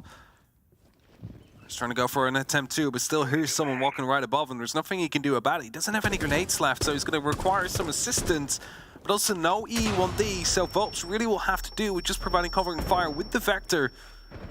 And as they move in, they now need to isolate these players, but Crossfire's already there and 10 seconds left on the clock. Oh, just swung, just picked up, 1 apiece, and 1 more for Cryan. 3. Good hold, boys. Yeah, buddy. Get me a warden, bruv. Get him on Warden. Just wants to play Warden. Who doesn't? The magical classes. I might gonna stick with Capgun, honestly. Just to annoy them. Yeah, fuck it, dude. So, you know, normally people might be like, okay, so pro play 6 Invitational, surely there's like strat books and they'll be like, go for strat A, B on exhibition. And then Pascal and Leon. Exhibition. Ryan and Leon. I'm going to play Capcom just to annoy them. Yeah, do it. Yeah, just do it. So whatever. I mean, major winners. And, you know, and a good presence and a very strong, steady team. Yesterday we actually bumped into a couple of Rogue's team. Leon, Sathus, Tristan, and Bernadette. Yep. Some of the behind this one. And they brought a squeaky toy. Oh, yeah. They haven't used it yet. No. They said they were going to use it to censor themselves. We'll see if that happens. They might not be allowed. Maybe they're not allowed. Maybe that's why. Yeah, obviously. 3 Capcom traps. Oh, look at this as a lineup. Look at that with an Amaru shotgun. Okay, what is going on here? Amaru shotgun sends Candelas, pace, baby. Yeah, but how are they gonna? They're not gonna be opening the wall, so this is almost guaranteed having to be either the window jump in and just go for it. Yeah, back at Candelas. Oh, this is a smash and grab if I've ever seen it. This is them breaking their way in. They're gonna see if they can try and get locked in. There's also hatches bottom to top as well. Yes. Remember that the corner hatch inside, just there on the southeast.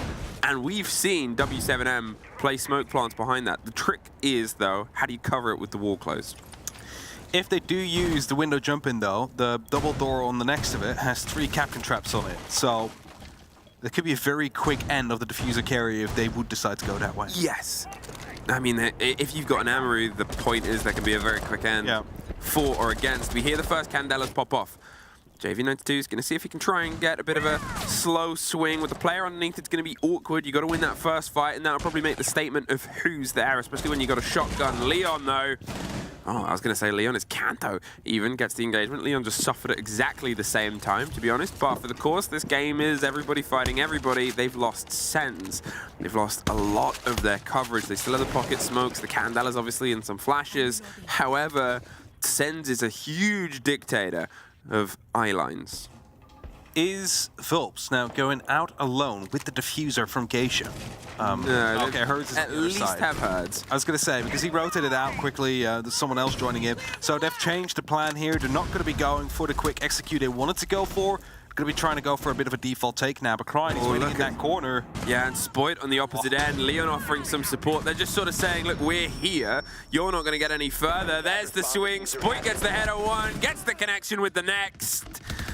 And wow, suddenly it's just JV92 alone with the sound of their own candelas. They went for a quick strategy, hit the question of how do we get in, hit Kanto Raketti, and then had to unfortunately hit the entire rest of the site. 40 seconds for players to try and bite their way through.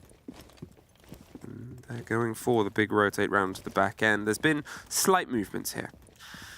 It's kind of what happened, right? Like, they were trying to set themselves up and they lost sense. Sense, of course, being a big part by throwing up the light screens, which make it basically impossible to see through. You have to use explosives to get rid of them. Spoit gets that final kill. Happy about it. 4-4. Equalize the score. They're back into that game instantly. And not really been under any massive pressure yet, so especially this round, it's just W7M scrambling, trying to see if they could get anything back together, but failing to do so. But I doubt we're going to see another kind of approach like that from W7M. I think they'll go more default now. All right, as soon as we sort of see this happening, you go, when's the timeout going to be called? Yeah. You find yourself at this 4 apiece. W7M, they've lost obviously 2 attacks in a row. It was both of them, I think, hitting the brick wall. And this is what you sort of mean by it's awkward to attack Skyscraper. Because it's still technically being pieced together. There's a lot that can be pushed and pressured and retaken. There's a lot of awkward shapes and motions towards it.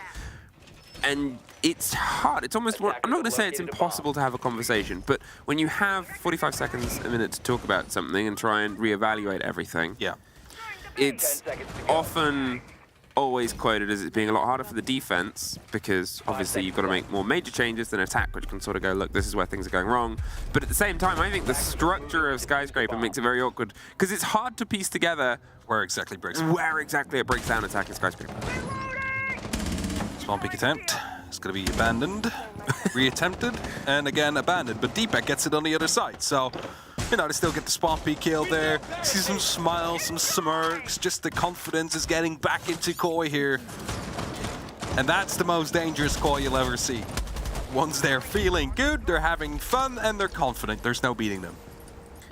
Well, a quick bit of pressure is coming down Prep. They're going to see if they can try and get some of the angles here. Herds got a long eye. Julio's not too far away with the kit. They have some smokes once again. They can play a quicker idea. They're just going to get anything around that window destroyed and then angle themselves over. If they can keep a pocket of space covered, well, that still includes killing Kanto. Tucked in on the top, and to be honest, he was tucked in underneath and was able to get the first, but it's Volp's lost. Off over on to Leon, cuts off Kanto's rotation. The direct route is now too dangerous, but ooh, that is a very unfortunate thing. That is uncancelable. That's like probably the most infuriating thing. Like you start flying through, Hertz gets the kill on Crime, brings it back. Julio gets taken down as well.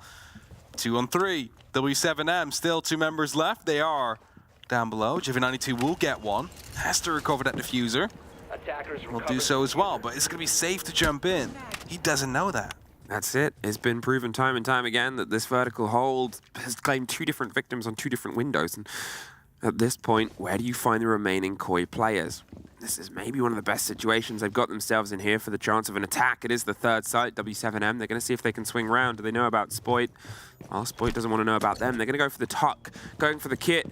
He's down on the cover. They're seeing if they can try and find it, but nowhere is the response from Koi. That's able to just slip through, and you're sort of thinking at that moment, Koi, what were you looking for? Well, Hertz finds Deepak on the back end, and suddenly what seemed like Koi in a position to entirely lock that down. They still had the vertical control. They still had themselves in a point of presence on the 2 versus 2. Has turned into a very difficult situation. Spoit through a wall, gets a scrappy fight, cannot win it out. And I'm a bit curious what happened there. What happened is, at the moment the rotation came through, IQ was being spotted out by the Prisma, so Spoit knew exactly where he was, but missed the opportunity to take the engagement, and he then decided to rotate through. Like, he went towards the balcony, towards Drum, and wasn't in a position to actually stop anything. Like, D-Pick, of course, was horizontal. They keep trying to run in, they keep trying to find that weak point in the site. They're just going to keep doing that, whilst the rest of the main push is so slow. Like, just kind of like SSG, but a little bit faster, a little bit better on that gun skill when they're on their entries, right? And they love to rotate. When it goes wrong, they rotate. They're kind of overcomplicating it a little bit. So the biggest and best thing you can do is to just relax. All right, boys? Yeah. Look out for that fast entry. Once he's dead, the rest of them, they're going to take an extra 30 seconds, all right? All right, no worries. Use your Michaels, use your 3, 2, 1s. Let's fucking go! Yep. Let's focus up, boys. Yes. Say yes, sir. Say I stand with Meepy. This is the thing. I love listening to coaches. I think we get a real good taste of what they can sort of bring and evaluate. Meepy for a long time has been known in the scene from our side of things as a huge brain, as a great idea person behind the game itself. Obviously, we came from the era. We've been around a very long time. We got to see him as a player.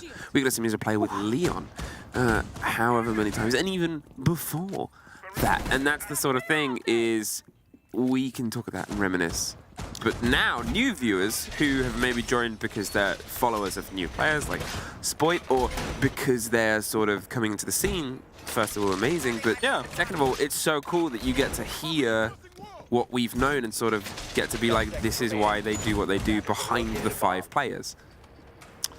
Yeah, for sure, and for a while, you know, coaches, they've always been there, they've always had the impact, but how exactly? Like, you never really got an insight to that. Like, they're always standing behind it. You know, they call tactical timeouts, but what do they exactly say? What do they do? I think for new inspiring coaches as well, I think this is like a really good way to look at it and maybe improve yourself as well. See what they talk about. Don't overcomplicate things in your tactical timeouts. Either way, Meepy was right. You get that first kill, they over-rotate.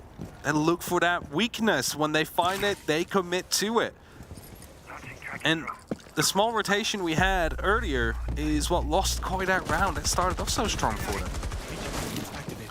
Let's see if he's right on this. The first attempt, the first weakness, they have been, as we said, prodding and probing. They try and find that single weakness and put the pressure behind it. We have slight change on lineup. W7M, they're more than happy to rotate through a couple of different options. The Zero is in the pocket of Alps as well. They've got Keys putting pressure on the other side of the underside. Last time they were around the bottom of Black Stairs. This time they're going to lead in with the pressure directly towards House, towards Office and Exhibition. And Koi, they're sort of sitting, I'm going to say pretty. They're dangerously close to the fire and under a bit of stress, but not intently stressed yet. The Spoit slinks out, takes the head off of Herds, a quick rotate. Look at the Koi players in the top right pulling away. Do they know? They don't know. Cryan, he was there forever, and that is a huge punishment. Hey, remember what Meepy said? They love to rotate when things go wrong. Cryan was like, yeah. Let me catch one off on that rotate as well. Now W7M is debating where are we going next. Like, we need to have a plan B, and of course I believe they've already opened up Geisha, as you can see right here, so that might be what they want to go for, using these SAM cams to find out whether or not someone is in blue, in drum, sorry, blue doesn't exist here.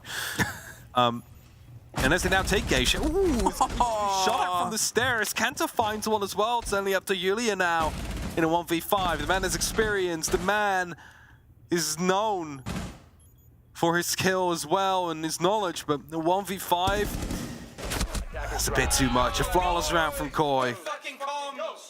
Oh, that guy got fucking shit on. Oh my god. Good fucking play, Kenta. Good job, boy. Very graphic language there. Yeah.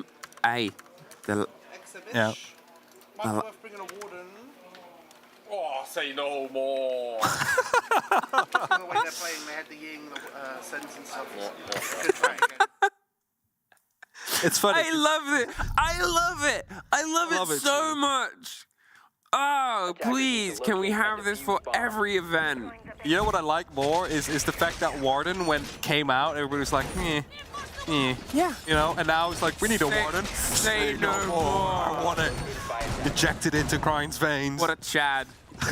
Oh, this is amazing. Okay, 5-5. If this round obviously goes away from W7M, they might have a they might have a conversation. You find yourself knocking the precipice. For the context of how everything plays out, W7M aren't confirmed for one of the top 2 spots. If G2 get a full 4 points and Koi get a full 4 points, then both teams leapfrog W7M, who would fall down to 3rd. So they need to make sure that they try and not drop anything. There's obviously still results, and depending on what goes on elsewhere, if things fall apart, then it could be a different story. But they have the head-to-head for G2, so if SSG take a map, they're okay. Yeah. But, you know, if this becomes a 2-1 and G2 wins 2-0, it comes down to round differential in the mini-league kind of thing, and it gets all messy and all calculative. And, I thought it was head-to-head first. Yeah, mini-league head-to-head. But if you have 3 teams tied on 12 points, and every team has beaten each other 2-1, because Koi was beaten by G2, W7M beat G2, and Koi would then beat W7M all 2-1s. So you have a tie in terms of head-to-heads that way. That's just the quick explanation. But surely Desk will be ready for it once it does happen. I mean, it's still map 1. We're not even close yet to map 3 on this side. Not sure how it's going on the other stream. Either way, as we continue, a bit of an approach towards the Geisha is on its way. Not actually reinforced the wall off this time. The wind is also soft, so the Monty will be entering from there on. Now, this is the thing. They just put up a bandit wire on the other one, but it doesn't matter, considering they left this one soft and didn't really bother with it. That means the wall's still open up, so it's not really a, you know, mistake of a bandit wire there, but it doesn't really do anything. Are they double peeking that? Panther just snakes in and gets the kill. Like, that shouldn't work, but, you know, he gets it. Fair play. It's entry kill for Koi. All right, now what do you do? W7M on the back foot early on. Well, they might rotate. Maybe would posturize, and they might just try and be direct and look for a loose thread. KZ's going to go a little bit over the front and face of Terrace as Volps. Well, he's gone deep, drops the shield, he's baiting the attention. Crying doesn't know which way to look. At least there's Kanto for support, but look how many players are stacking up here. Kanto cannot quite survive that long, a very narrow bridge. And they've pushed themselves pretty heftily here. Take the iron, take the might of a shield, and get this locked down. The approach breaks and batters right against the side of house here. They're slipped around with the breach open. The Monty is free to maneuver and manipulate and suffer a bit of damage there. Scrap, do they know just how close they are to the fight? They're right in front of you. He's being so delicate with the shield. Crying and Leon get one either side. The rotate comes against it. They tried to pop it. Leon gets Volps, leaving 15 seconds and nobody to experience it. Did Volps just jump after like, Cry was like, I need to jump out now, the Monty's gonna be getting me, jumps over the wall. Monty's like, you know what, I'll follow. I'll try and come and get you as well. The 6-5 Koi leading map point as well. Let's go barbecue again, guys. Remember, let's just take a chill pill here. Let's take it a bit slower. I can put it side as well if you want. What? Now we never get the answer. Just a what's in the end. Barbecue coming through. As Leon said, they need to take it a bit slower. Because the last time they had a great entry. They came through initially perfectly fine. But then, like, they over-rotate a little bit. It took a bit too many fights. They get themselves in a bit of a, you know, precarious situation. And W7M got the plan down and no one was there to actually say something about it. And we're on the back foot. Left them wanting. It would have been over otherwise if they were able to lock in that round. It would have been a 7-4 now. Reload! Now. 6-5, and this is kind of what I wanted. I wanted a series. I wanted a show, and it's the first map. It's Koi's map pick as well. We go to Border, which, good luck, Observer. I mean, if if this was hard to piece together as to who was going to have a first engagement, these two teams on border is going to be like, you're just crossing your fingers, closing your eyes and pressing, and hoping that you get the player that's going to be the first lead in on the fight. Leon, just quickly checking, trying to find out where the drones are coming from. There's often a bit of an indication on where the push is entering from. That's actually happening from the house area. Early entry from JV92 into the building. Just holding off to the house stairs. He's not finding anything as of yet. This boy's just running through some walls, taking some damage. He's creating rotations to allow his team and to move a bit quicker, but also put up a bit of pressure towards W7M once they do get to that point, because, hey, suddenly there's a lot of long angles, and yeah, sure, you can watch them, but if you move through them, you're opening yourself up to a whole lot of danger. This tower's being cleared out, so is Dragon, so is Shrine. Air jumps are being set up just to hold them back, to make sure they don't go more aggressive than they currently can be. W7M is still debating on how they want to approach this fully. Says a lot that this game has got to the 5-6 situation. Every single Koi player is at least positive or even. And there's a couple on W7Ms that haven't quite been able to get close to that mark. They've kept themselves in it via getting the drive down on the sites that matter the most, the plants. They can play the games even when they're sort of against the wind, and they couldn't be more so than on the death knell of match point. Spoit is trying to keep the angle, see if he can get up to the positive start that they've been able to take control of the past couple of rounds. No run out this time. Pressure comes from the opposite side. KZ is the first off the board, and well, they're going to potentially end this game negative now as well. Kanto, he's under huge amounts of pressure, but he's able to get a freebie onto Julio, who's looking into a different engagement. Tucked still on the main stairs, waiting for the swing round from Drum. They look over the player. They don't quite see each other, and there's another bit of punishment. Kanto from the same stair set gets two, looks for a third. Spoit's offering some support. Leon gets one, and Volps has to clutch out, gets the first. But he would need all the remaining members of the team to be able to keep them in this and get to OT. The buck can at least cause some problems below, but you know, as soon as you get down there, if you try to plant, they're just going to shoot you from above. But they do it anyway. Koi, they take their map, map 1. Well done, we'll be very happy with that, and that will allow them to truly focus onto the next now. They want to be taking that first seed. You might wonder why? Well, that is because they get a bye. They are top 12 if they do, and all they need is a 2-0 victory to achieve that. And they're one step in the way there. Well, our analysts predicted that maybe it was going to be a 2-0. I guess we'll only find that out after a quick break. This way, go the way, boys.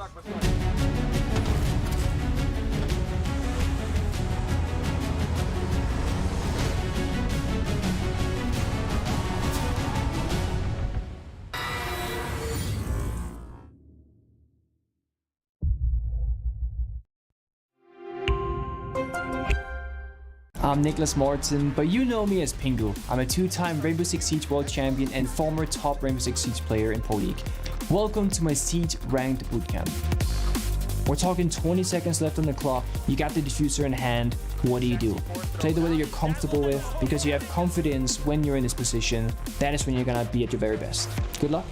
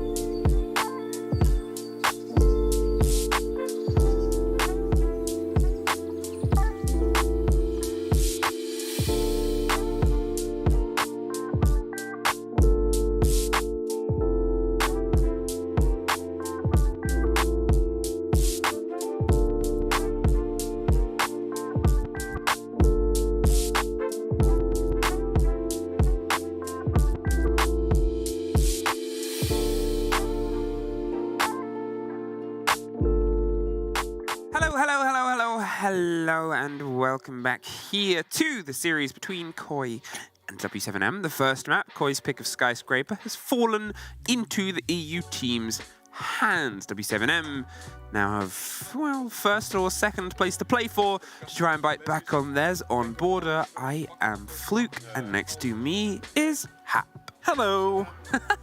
Still haven't left. No, still here. Actually came back, yeah. Yeah, it's good. It's good to have you back. Extra tea, you know? Just Yeah, you had 2 days off, lazy.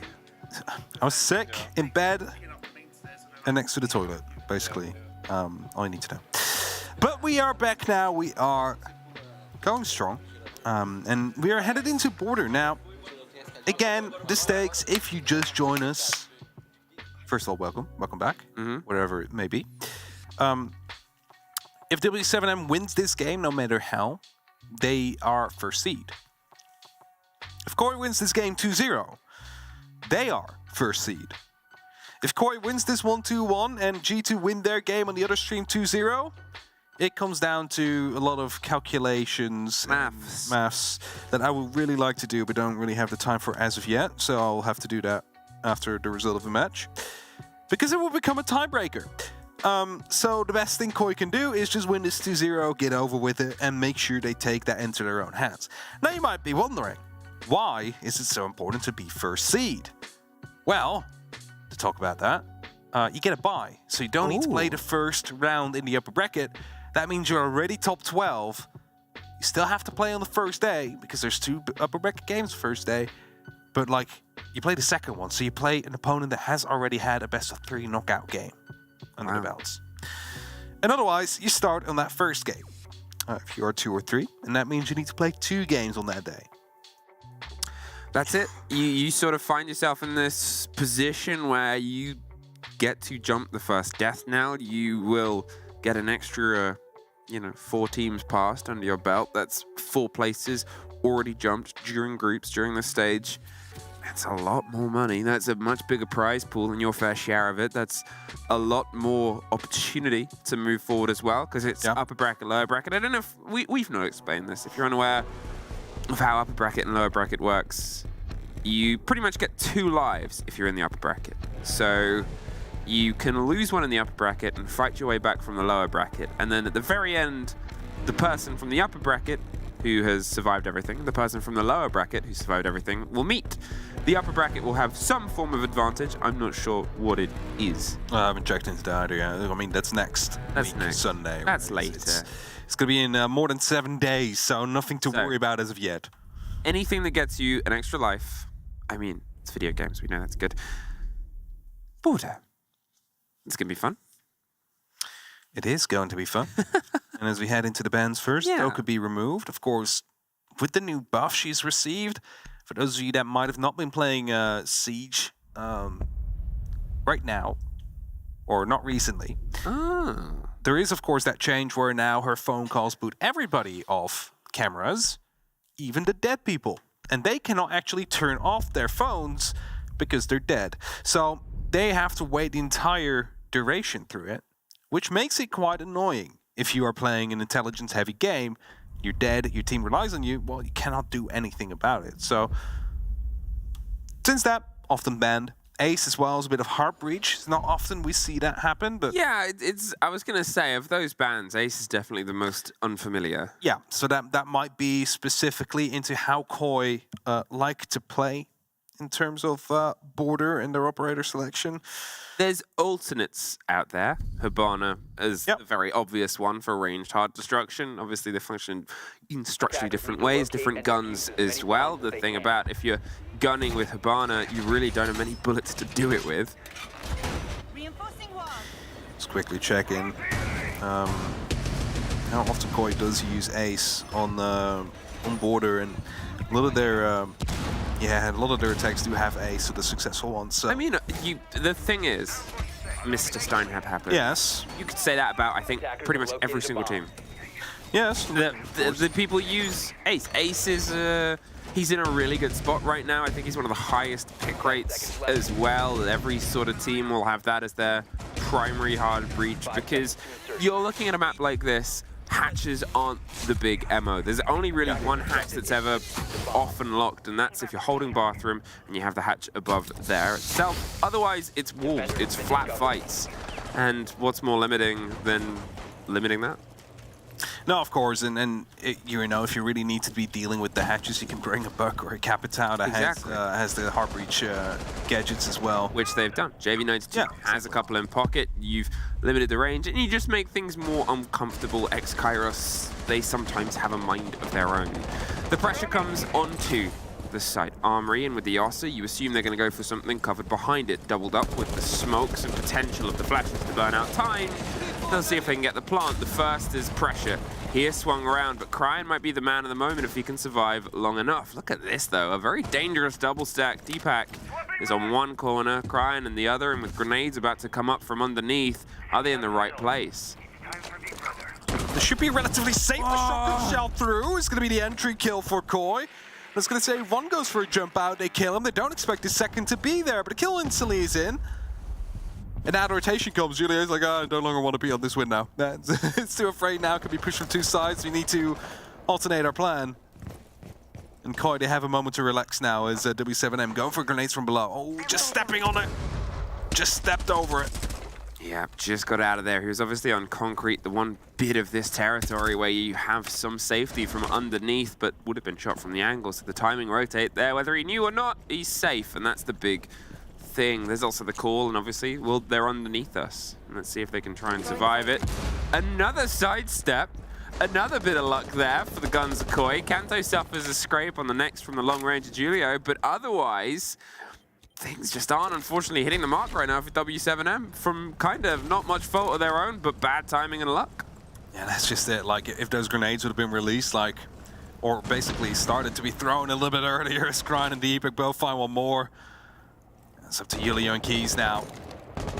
Just trying, I mean, you're probably going to try your best to get one. Gives them an opportunity to fight. They still need to fight 4 more. Really don't have any control. They have the hallway, the main hallway. That's it. They can walk into the office. Flashbangs will be tossed in to try and blind. The hatches are being dropped by the players as well to, well, ensure there's not going to be any number advantage given away.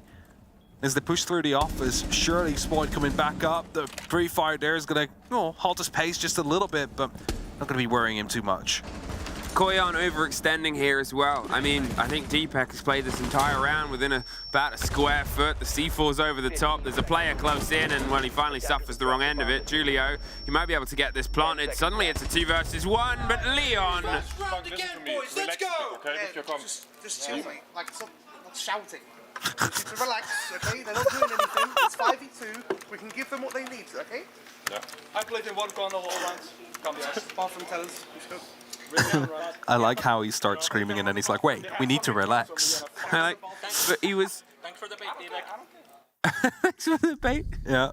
Thanks, Deepak. Yeah, so stop shouting. He's the one that shouted. Stop shouting. We need to stay calm. Sometimes you have to have the loudest voice to quiet the loud voices. Yeah, for sure.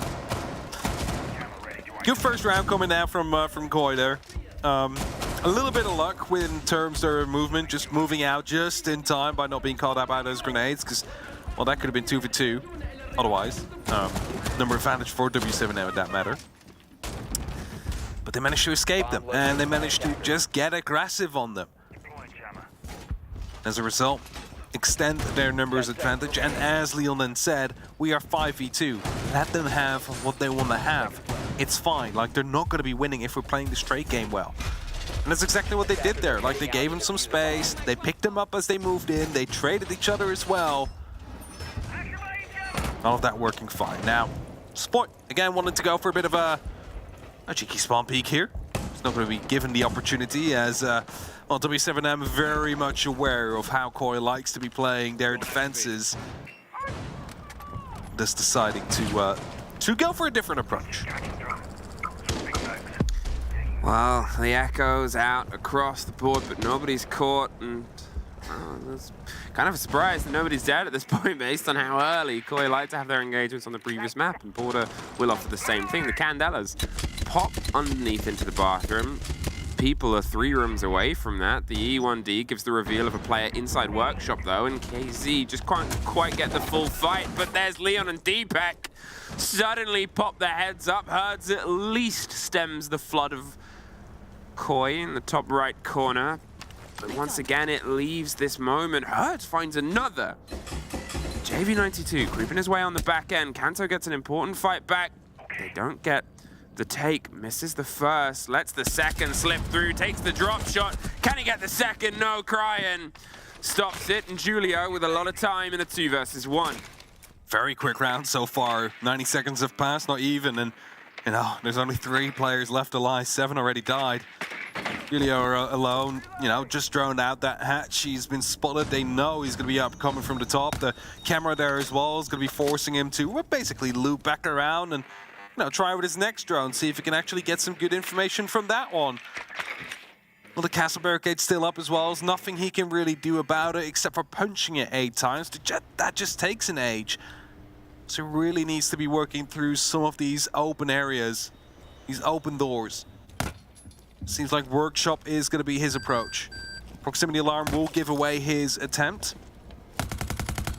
Everybody, I believe, on the side of Koi already fell back quite a bit. Covering off the most extremes, or getting a camera just up there, giving away the information, and then that makes it quite difficult for Julio because every single where he goes, it seems like Koi is aware of the fact he'd just been there.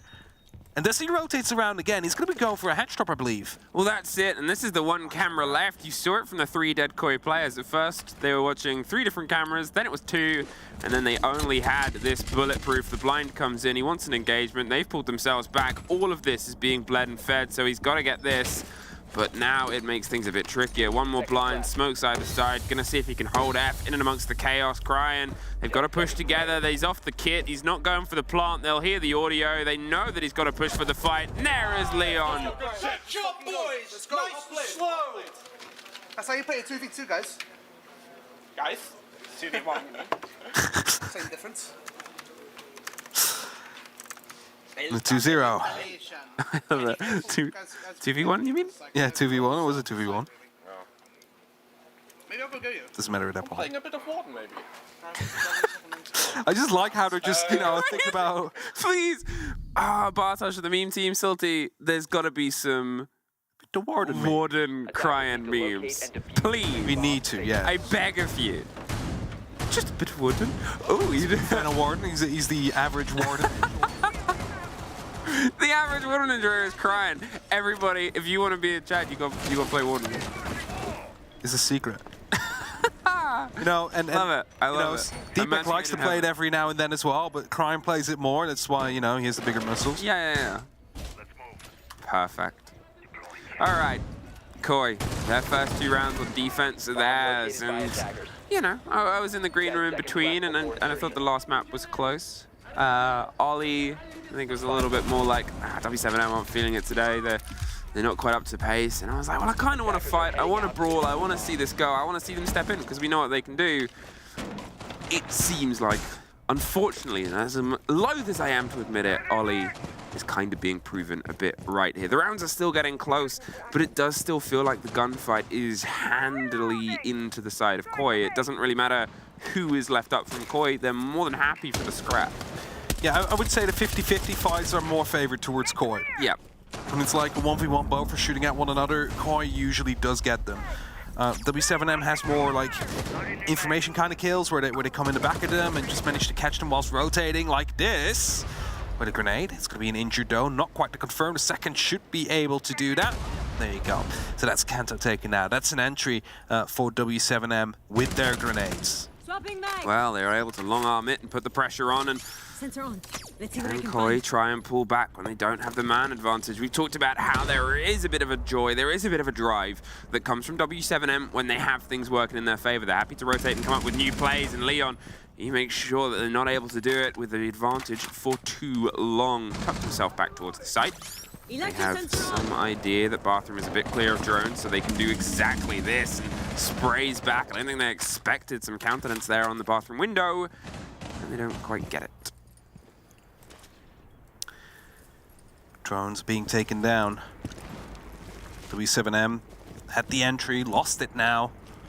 90 seconds left. Of course, they're attacking ventilation. They're right on the front steps, but it's so dangerous to just go for a jump in. You don't know if the top is going to be watched, and you know the E1D that will stop them for moments. But Deepak, aware of the fact that the plant's going on, is being covered from above. Though he's not going to be able to go for the swing, and that means the plant goes down. Yeah, that was very well watched. W7M, it was pointed out by Meepy before, they're very good at finding the weakness on a site, and if they're allowed to exploit it, they will. The kit is planted. And with only 2 remaining players, Spoit versus Cryan versus the World, they're going to see if they can try and isolate at least the first engagement.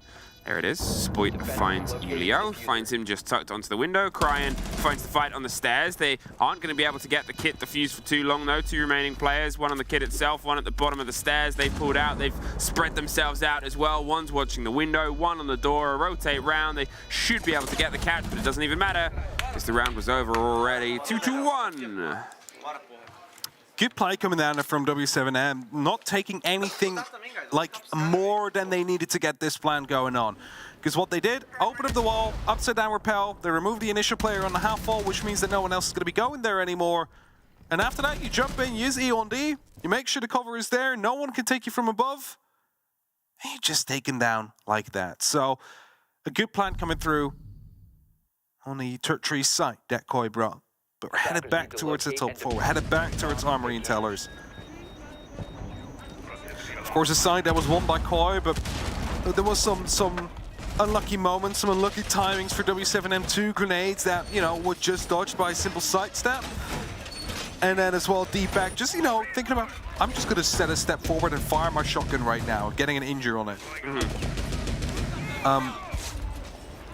Like, if any of those would have gone the other way, it would have been a way closer round. So let's see if W7M is going to be bringing a different kind of approach. 10 seconds remaining. Getting the Capital, getting the Finger. 5 seconds left. Getting the Lion. There's repicks. No. Last second coming in as well. This is still a Ying, so there's going to be a bit of pressure coming through. I like the MPX with the extended barrel, by the way. It made the gun a lot more, well, versatile, actually. Well, I mean, the MPX is a pea shooter. There's never been any denial of that. Now it's got an extended barrel. It does slightly spicier peas. Yeah. It's still not huge damage, but the habaneros, so you can kind of get a little bit more from a little bit less, and that's the important difference here, because the gun has always been a laser beam. A good amount of range. It feels like it shoots forever. It probably doesn't, but it feels like it. In the right hands, average MPX enjoyer, average wooden enjoyer. Spoit holding tight. Does he hear someone moving up? It might be. There he goes, spots the hair, and that's going to be a crouch shot from either side. Hertz wins out on that engagement. It's another entry coming through, make that a double. As the E1D pops up, the flashbangs come in as well, so they're all blinded temporarily. The refrag comes in from Leon Gids. He's now going to go on the hunt. That's it. Do they know one slip by? He doesn't quite get the full fight, but he's able to escape, and that's huge. But there's one below him. It's Scrappy and Hertz's because of the damage already sort of done. Deepak has the cover, though, and Koi's stepping in, but gets dropped down through the soft.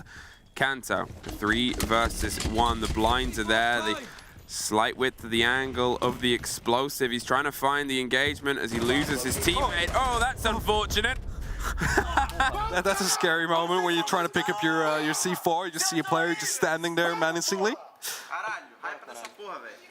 W7M getting back into it. They just closed the gap, brought it back to 2-2, equal numbers. I'm just going to be mentioning round differential in this game is going to be absolutely important if this does go to a map 3. Because you really want to. I really want to have a 3-way tiebreak for the first place. I know you do. And it's always funny to have. We're not going to get a tiebreaker match, don't worry.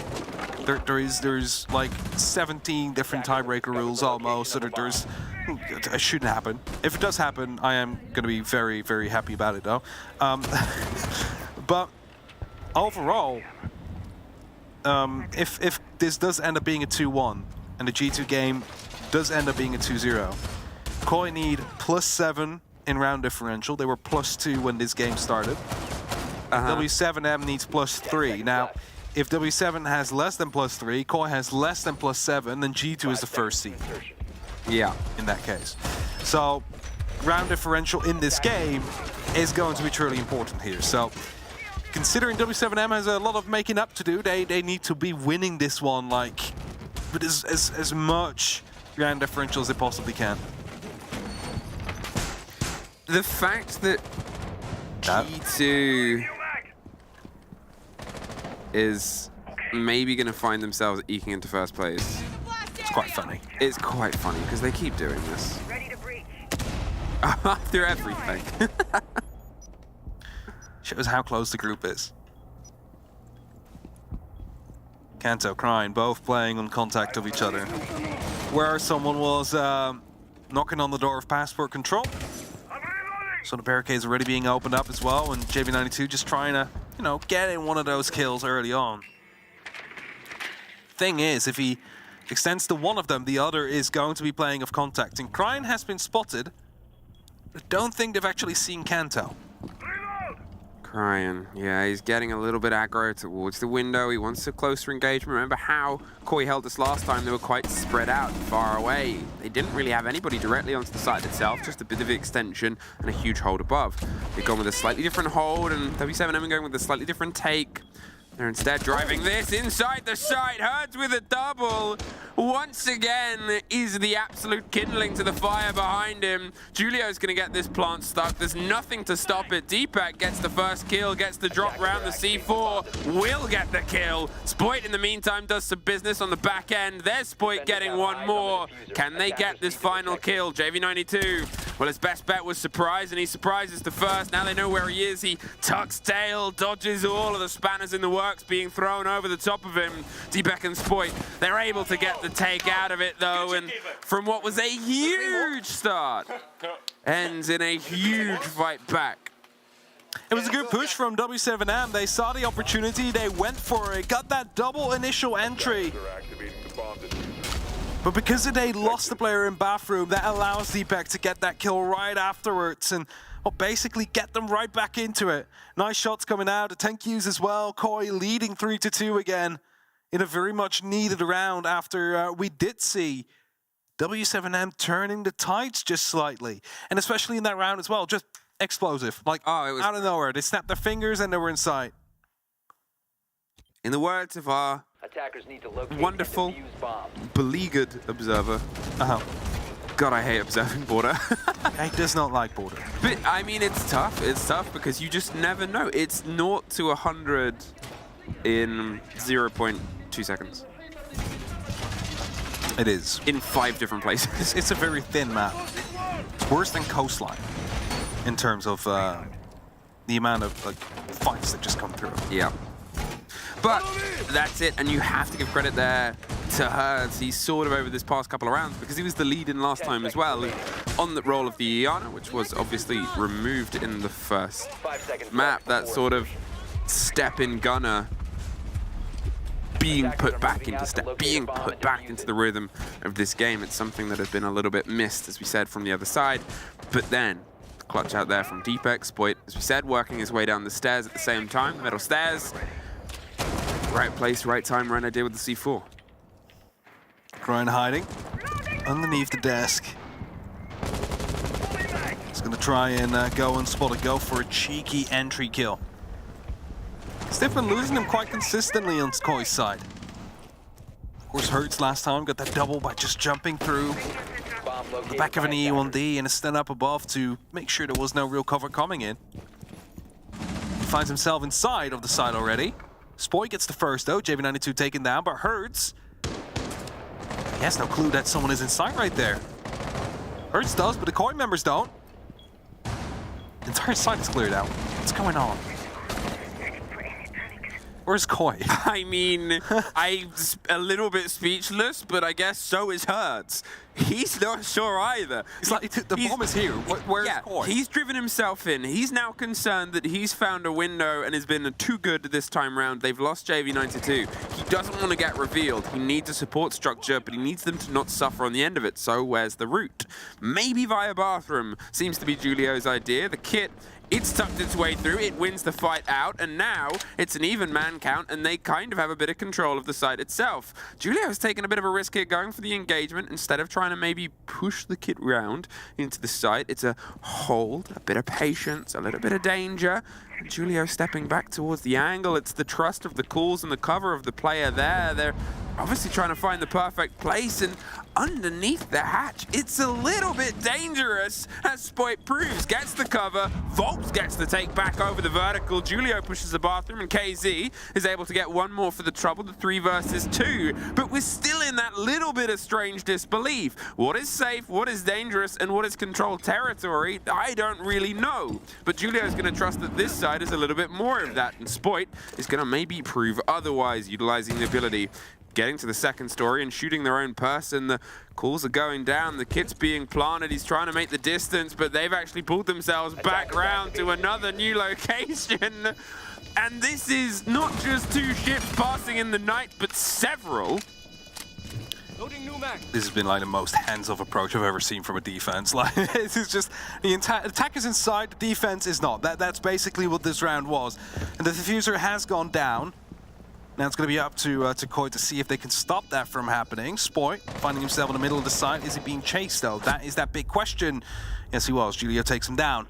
He's in a 1v2 for crime. Goes aggressive. The shotgun does not quite connect to the first goal, but eventually will shut him down. 3-3.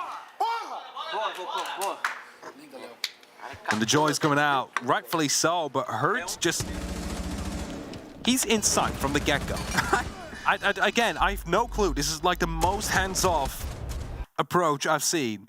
Because it's like, as I said, the attackers at the full site, the defenders, they don't really care. They're just holding from above. They don't mind. Let them have it. I mean, it's border. We say it's paper thin, we say it's explosive, and sometimes you find yourself on the other page and you find yourself on the other way through and you don't even really know how. And, well, an even half. An even half, it can potentially prove troubling. It can potentially prove meddlesome. We'll get again the taste of this. Koi, they'll be now onto their attacks. It's, for some people, a preferred side onto border. You can piece some good things together. But W7M know how to defend. They know how to stretch this game out. They know how to play it, and they will play it. They'll get themselves potentially a bit more space. It's almost a tougher game to guess from W7M is their defense and their attack. Yeah, and these first 1 or 2 rounds are really going to be giving us a good idea of what it's going to be looking like. So it's what we are going to be paying attention to here. Keys, aggressive, opening up. Gives away the game though, so he's instantly falling back. Drones coming through. Just chasing it. And there's the kill. Welcome to the A stream who have just joined us, and that does lead me to believe that the previous game is over. Hey, welcome. Hello, welcome. You just missed a heck of a round, but I promise you there's probably going to be a lot more. 3 apiece, and we find ourselves in the second half of board at the second map. And as you can see in the top right, it's W7M's to see if they can try and fight back from the first map that was taken by Koi. And we've had a couple of big moments. It's time for Koi to step in after losing the most recent and not being able to get the advantage from their defense on the border side. Spoit tempted to go reverse fishing. There's the pull of the pin, which will signal the motion. Isn't going to entirely lock it down, or maybe is. We'll get the hatch open, wants to maybe find the angle on the rotate if the players are forced out, but they've already left. There's KZ on the back end to break, making sure they're not being watched, and they can play this for as long as possible and be the worst birthday surprise. Hooking, holding. Keys sees the drone roll by. He might have been spotted out there, and if he is, it is going to be an immense amount of pressure that should be pointed towards him. The pressure is coming through. Leon takes the kill. I thought it was Kanto for a second there. Keys is taken out. Fine instantly replied back to Dome. Volps rotating around the metal stairs, getting himself back into the engagement, and this is the danger that Border offers teams, is that you can be a bit fluid, a bit malleable, and quite aggressive over a couple of different swings, and still Spoit. It seems like every time we're looking at him, he's wondering whether to pull the pin on a grenade or not, and he hasn't quite been able to find the next connection. There's the break, the blind on the drone from the EMP. Doesn't quite get the full stop, but the bullets sure do. A minute on. And still with an even man count. Pockets utility and watching the rotate underneath, but at this point the players have left Break and CC and pulled themselves further back. 50 seconds, Koi, not really a lot of control yet. They're trying to get some grenades in vertically. They haven't quite been able to get the connections they needed. Volps takes a lot of damage by a grenade and also some shots coming out from Deepak, who is quite low himself as well, so he cannot sustain that fight, at least not for now. Candelas are going to be tossed in. Koi, you need to do something now. 30 seconds, Spoit getting up the metal stairs. He might be crucial in this spot. Well, there you can see the pinches coming towards Fountain. They've also got Leon on the far end on AC, and it's the first Fountain fight caught on the blind. There's Spoit swinging for the next. There's one more tuck left. He only sees him a little too late. The call will come and Deepak's the cover. With the plant now trying to go down, but Julio, he's got himself in the perfect place to ruin the dreams. Leon, he's got to get the kit picked back up. He won't have the time to find the fight. He's gonna get it. Locked on the opposite. It's a long sprint. How quick are you, Julio? Quick enough! Well played by Julio there. He knew exactly what was going to be happening. He knew where the diffuser had to go down. And again, a bit of a lack of information coming through. You cannot blame his execute from Rogue. Spoit taking down those 2 kills. He dies instantly after their instant refract to come through. But they thought it was going to be clear from CCTV break. No flank drone there to provide them the information Julio was coming. Otherwise, they could have rotated around, planted in a safer position, and actually had someone waiting for him to come through. And W7M, they take the lead now. And I'm going to have to do it, Emmy, so we're going to be talking about spoilers for a second. Well, they came from A. Yeah, that's true. So the A people know now. And that game is long since over. It's not a spoiler. But the B stream people don't know. Oh, I don't care. Ruin it. G2120. There we go. It's been ruined. And that means that, they did everything they needed to do.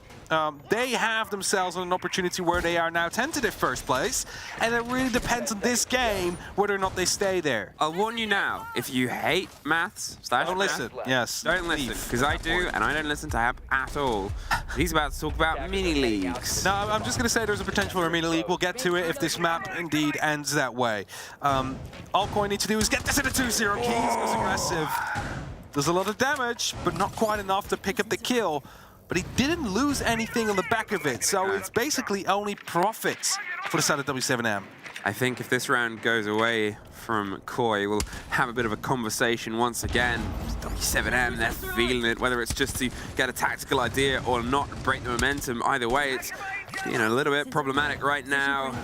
KZ, he's happy to be a little bit devastating here inside break. He's using the Solus for its full ability. The range is massive. You can really get a good idea of where the intel and the pressure's coming from, but it's border. The pressure's pretty much coming from everywhere at all times. So he already rotates out of there, goes towards the swing onto 90, just to the side, and slips even further and further away. They're gonna now hold the verticality. Remember where the side is. We just spent a minute getting the clear on the top corner on the opposite end. Oh. First kill coming through. Kanto will take down JV92, and that opens up massively up into the top floor. I believe it's only 3 players left up top. Even though the side is down below. It's not quite as a hands-off approach as we saw from Rogue earlier on, which W7M was able to punish. They might actually turn into that. Koi might be trying to manipulate the map their way to ensure they can go for a plant whilst the cover is out there. But it does require someone to keep Keys at bay. Make sure he's not going to be able to move too much. Wow. Moving seems to be one of the problems. Obviously, it was the biggest in the previous round. They're getting a catch on the players. They're limiting the play space and hoping that they can keep that control. But as we said, without that verticality, without the direct drive, they're really kind of in no man's land. They've got to see if they can at least force some of this play. And Armory seems to be the idea. Just getting the crossfire. Spoit stacking up, putting the pressure onto the small box, hoping to get somebody on the rotate pass. They're just going to stay in on the opposite end as Kryan actually suffers. KZ pops up, gets Deepak. Spoit takes some damage, and KZ finishes them off. They're doubling up and tripling for the door either side. Volps gets the end of Kryan. Volps is swinging wider and wider. 4 bodies approach the fight. None of them got through. Leon, now alone. It's 30 seconds and a 1 versus 3. Jumping through, taking a lot of damage. That's 1v3. He's not going to find the first. Hertz locks it off, and that is going to be a 3-5 scoreline. Technical timeout will be coming in from Koi. Gonna have 45 seconds to discuss, as again, the P90 is just such a menace, right? It's low recoil, has a lot of bullets, a decent rate of fire. And KZ's a menace. And KZ's a menace as well. They put those two together. Get on those flanks, get in that fucking room. I don't give a flying fuck if there's a guy in there. You double push it, you kill him, right? Sod off all this nading shit if it's wasting too much time, right? Yep. Call what you want, say what you see. That's the biggest thing and the most important thing. You have to listen to each other. Don't speak to each other, you have to listen to each other. Okay? Yep. Easy fucking peasy. 4 rounds in a row. We've done it before, we can do it again. I've got absolute unshakable faith in you boys, okay? Let's get it, boys. Come on. Easy fucking peasy. Hype yourselves up. Let's go, boys. Let's go.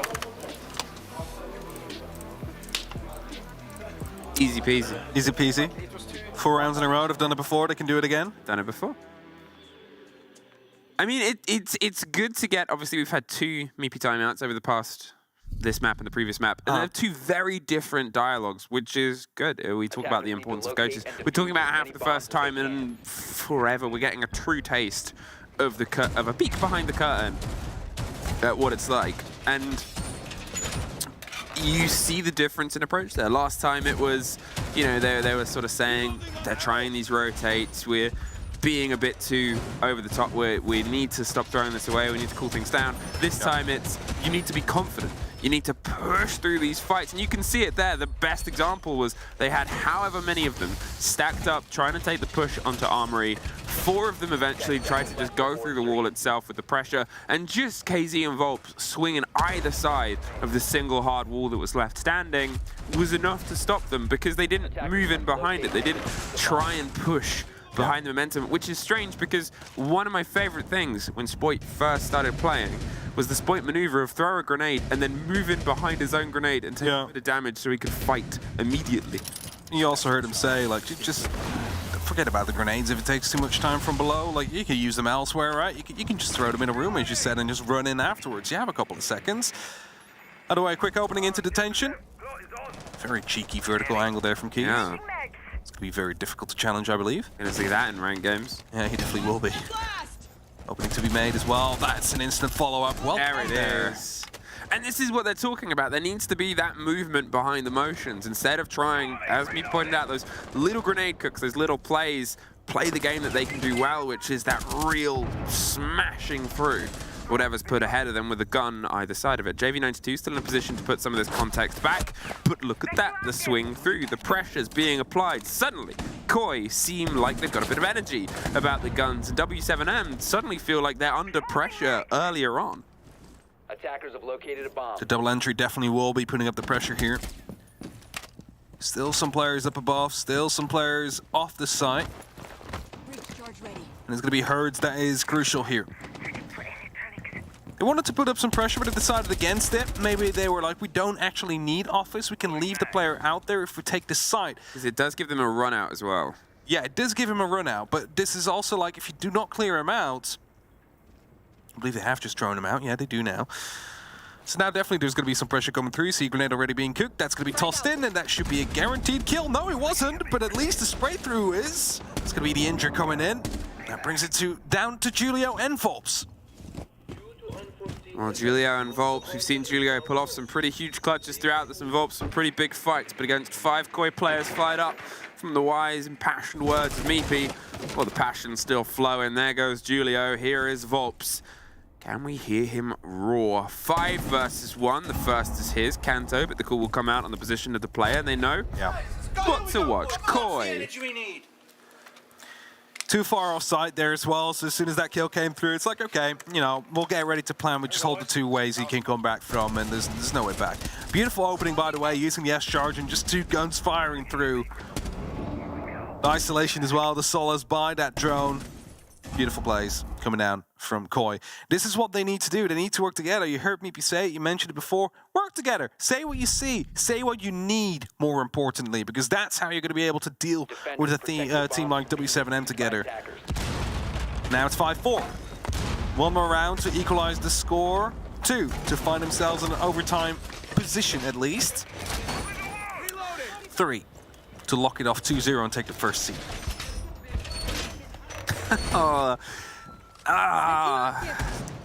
You know, there's a sick part of me.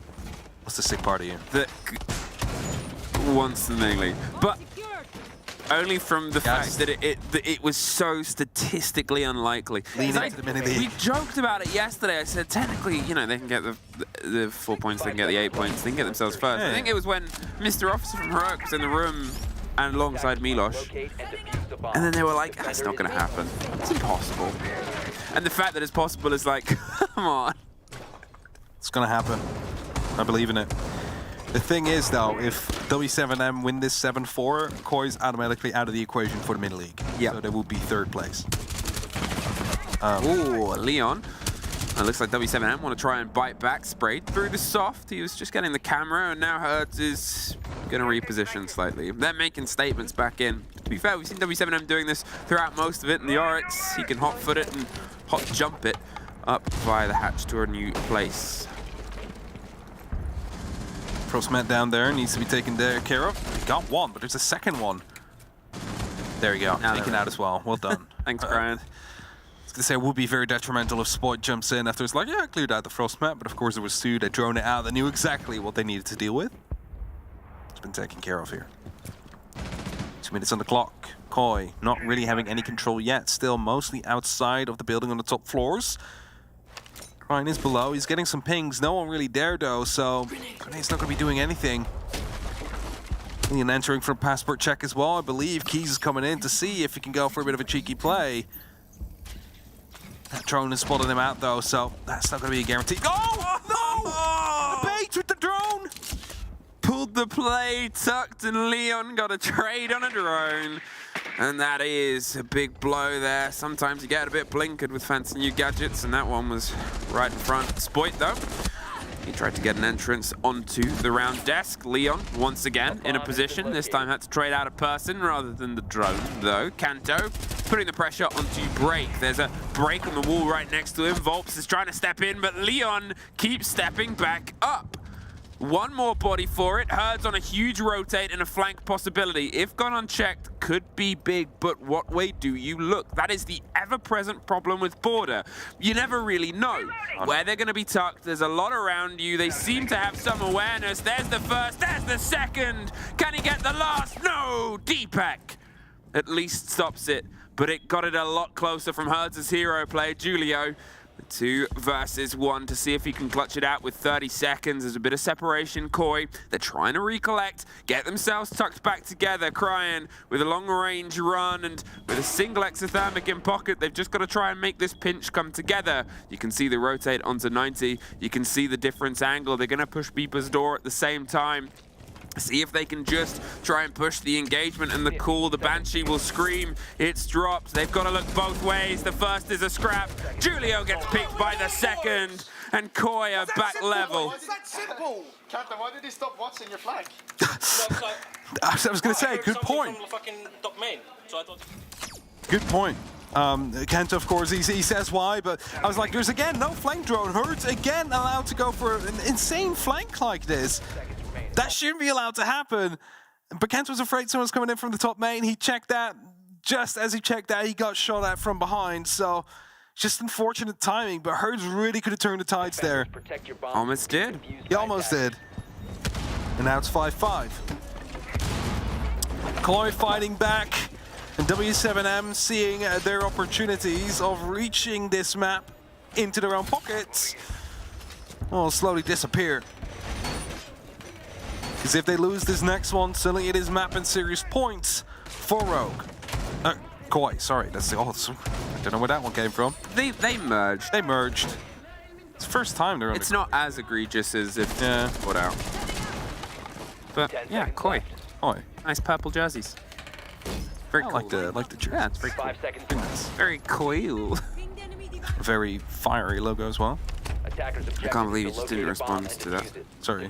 Coil. Is that what you said? Wow. It's too late now. Hey, what's it too early for? That. Gets caught out. Is able to find Leon, and it's a bit early in the day to be that prepared, but as I said, it's not that W7M are trying new things or shaking new things. This whole half, they've been going for those early bites and leading into it. They still trust in the mental and the mentality of how they want to approach this map, whether it's 5-5 from where it was or not.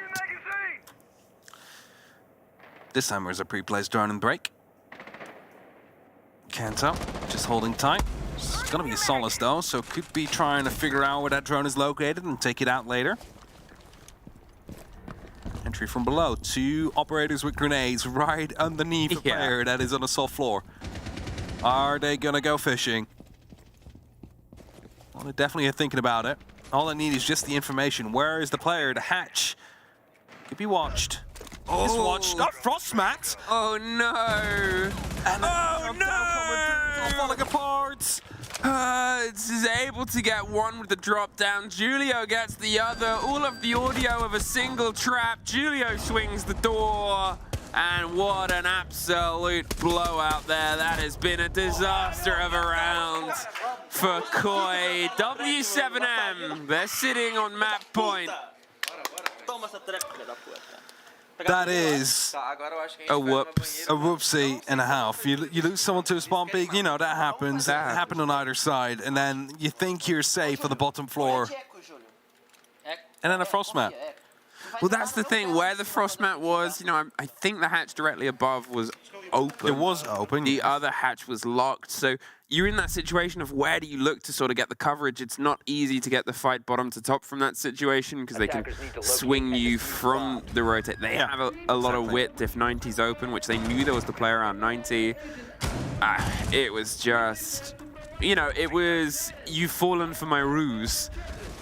But on like the worst scale for Koi, yeah, it was like going through a haunted like circus trap. Like, from that frost mat onwards, like everything went wrong like within 2 seconds. Yeah. Is that happened and suddenly like W7M just completely annihilated Koi. Hey, that's a blitz. And it's a line. It's a glass and a ying. What do you think this is? My professional opinion? Yeah, your professional opinion. What do you think this lineup signifies? I think this is a quick play attempt, trying to get the fuse down. Window, do you think? I mean, could be. I mean, you know, you get the smokes in, you get the Candelas in, you have Glass watching overhead, and you have Leon trying to go for a reverse plan. The only thing that can really stop him is a C4. Now, there's 2 of them on the board. Herds and Velps both carry on. Now, a fun little change would have been to bring a Thatcher and just keep Thatchering, so things can go off. That's a good entry. First, yeah. Spoit. Able to find out JV92 as the first lead-in to this. You've lost the castle. There's the blinds. There's Leon going for the plant inside the site, behind the cover of the smoke, slightly off the position. They're going to rotate around. The C4 gets the man with the cover, but not the planter. The second does, but we're in a 3 versus 3 post-plant. They have the site, technically. Koi's got a bit of a distance to run, and they can't quite make it that way. Cryan's caught out. KZ, they know they've got time. They have to make sure every second counts. And look at Kanto, tucked and holding with Spoit getting the cover. They don't know about Kanto. And do they talk about him? Well, let's find out. They're going for the retake. There's Kanto tucked in the corner. He might not have been watching the flank on that previous round, but he was more than ready this time. W7M don't have the time to get to the kit at this point, can only find the kills, and we are going to OT. What a round that was. Kill comes in from the end. Kanto playing that smart, I have to say. He ran past, he knew he couldn't get the kill, so what do? Trigger discipline. You don't fire, you just hold. Don't let them know you're there. Oh, he had one job.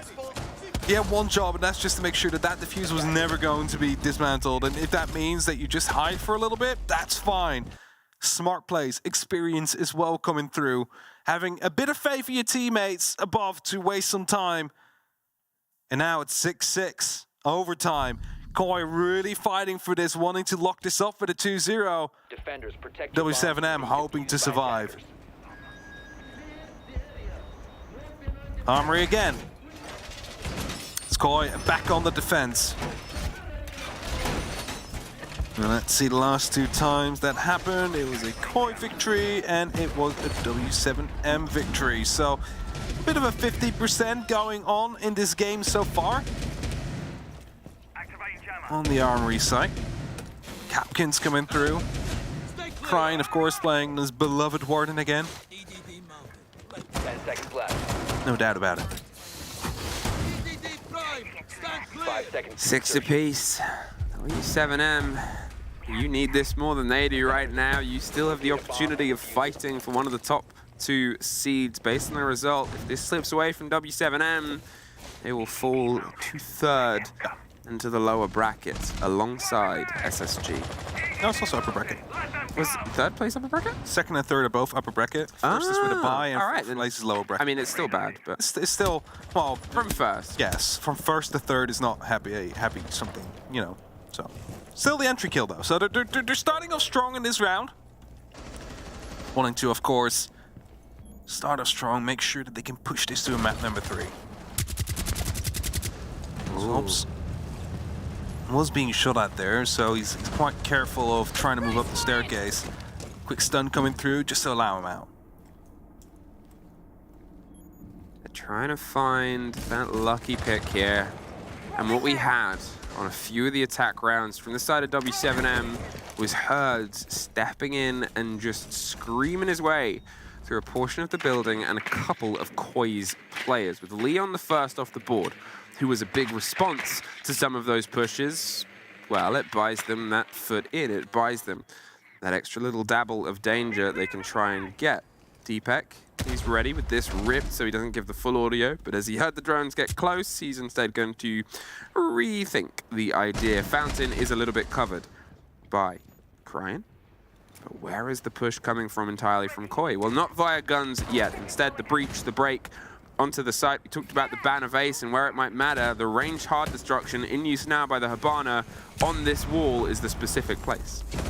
Drops are coming through from Cryan. He's going to be playing that vertically with that C4. Spoit doesn't quite manage to get through that rotation. He wants to go on a flank. As the attack from W7M is slowly starting to come up, Spoit gets the first. Is at least going to be alleviating the pressure a little bit as Keys fights back on Kanto. Deepek strikes with the SMG-11. Wasn't able to hit the second one though. Brings it back to a 3-on-3. Spraying over the top of Spoit, who breakdances for safety. There's a big rotate coming from underneath the fire.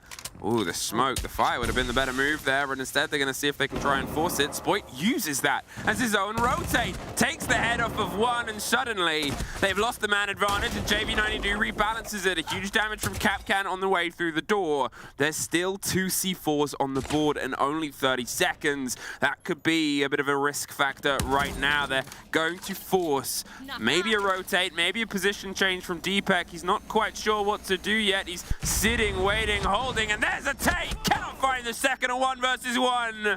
Julio has to do it against Cryan right now with only 10 seconds and still a C4 on the board, the pre-fire, but it doesn't quite connect. He's gonna push wide, and Kanto post-mortem. Come on, boys. Oh my god. This next round is ours. Gotta check them doors. Good shot, boys. Good shot I hit on the guy office, by the way. Gotta check them doors. Just please put that as the operator description on the bio. For Capcan. Capcan. Gotta check them doors. Gotta check them doors. 2 Capcan traps actually went off there, but you cannot really blame Julio. I mean, he was running out of time in a 1v1. He needed to make it into the site. Well, we had the great quote from the previous map was, I'm going to play Capcan to irritate them. Yeah. And they know that W7M sometimes they'll either see an opportunity and just get there. They'll A to B with no care for what's in the middle, which is one way that can go bad if it's unchecked. The B part of that is if things go wrong for W7M, they like to rotate and they're a bit slow about it. Yeah. So when the time comes, when is Capcan the best? Oh, when there's 30 seconds left in the round and they don't have the time to check every single door because they're expecting to swing fights. There's only one more annoying place to run into a Capcan trap, and that's a wedding, as we heard last year. 10 seconds to go. But Koi, that is currently 6-7 up. One more round. They secure themselves for that first seed, which is that bye, which brings you to top 12 in the 6th Invitational. And they would avoid any of the mini leagues coming through. Cryan is checking through with his drone, trying to find as much utility as he can. Doesn't spot out any Capcan traps, of course, as there isn't any. The rest of Koi setting themselves up to go for a bit of a quick push. or at least an execute rather. Leon ready, of course, with the glasses, waiting for Spoit to start putting up some pressure. Deepak hoping to toss in some of these Candelas quickly as soon as the windows open up, and that might just be an explosion onto the side. Well, there is the opportunity. There's a little bit of a hush and a lull. The Candelas pop out over the top once again. They don't have the magical glasses to stare through it because they're under huge amounts of pressure. They've got their own problem to deal with. The smokes are in a different fight, and there's the spray through. Deepak finds the first. Hertz gets one back. Cryin goes down, but it's a fight on the door for Kanto to take. Now, they've been able to focus themselves towards it, but in the 4 versus 2, Julio has to pause, wait, as the E1D starts to instead come towards this stickier situation. A minute 40, more drones roll by. Julio just got spotted, I believe, on the tail end there. Does see it eventually, and oh, he's going big. He's going for a chance. It's such a risk. They're circling him. Every single door and way out is covered. He somehow slips away, but look at the health on Volps. Look at the health on Julio, and look at what you still have on the opposite end. Deepak finds the end of one. Volps gets one back, and for a chance at continuing to fight in this series, Volps has to take out 3 remaining players. I mean, you're looking at them firing their guns on this day. It's been a huge kill game from Koi, as it often is. But when they're feeling it, sometimes it's insurmountable. 50 seconds. All the time in the world. Kick control, good knowledge on where they are. It's really theirs to slip away. The positioning, the cover, the distance from Volps. How do you break through? He's going for a bit of movement there towards the top of 90, holding the angle. You see that he's gone for a little bit of a rotate. Spoit's watching deep, all the way down 90 and towards Beepers. As soon as he takes a step, Koi ends the game. Koi with that end themselves in the first seed in their group.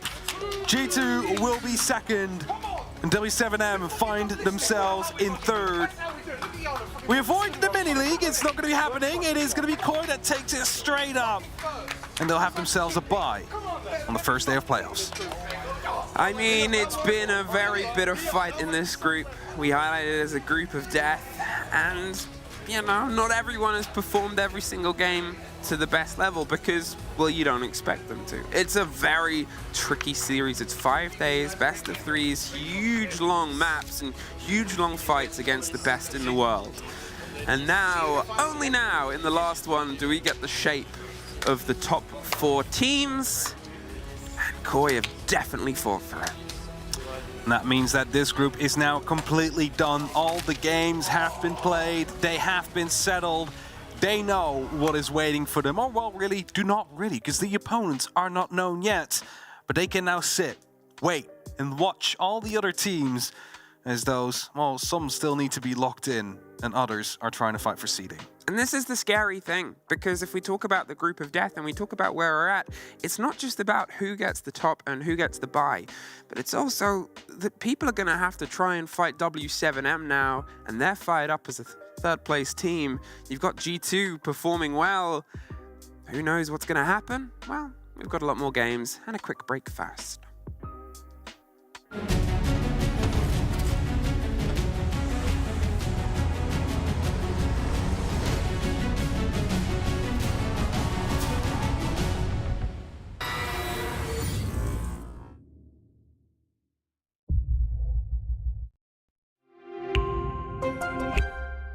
I'm Nicholas Morton, but you know me as Pingu. I'm a 2-time Rainbow Six Siege World Champion and former top Rainbow Six Siege player in Pro League.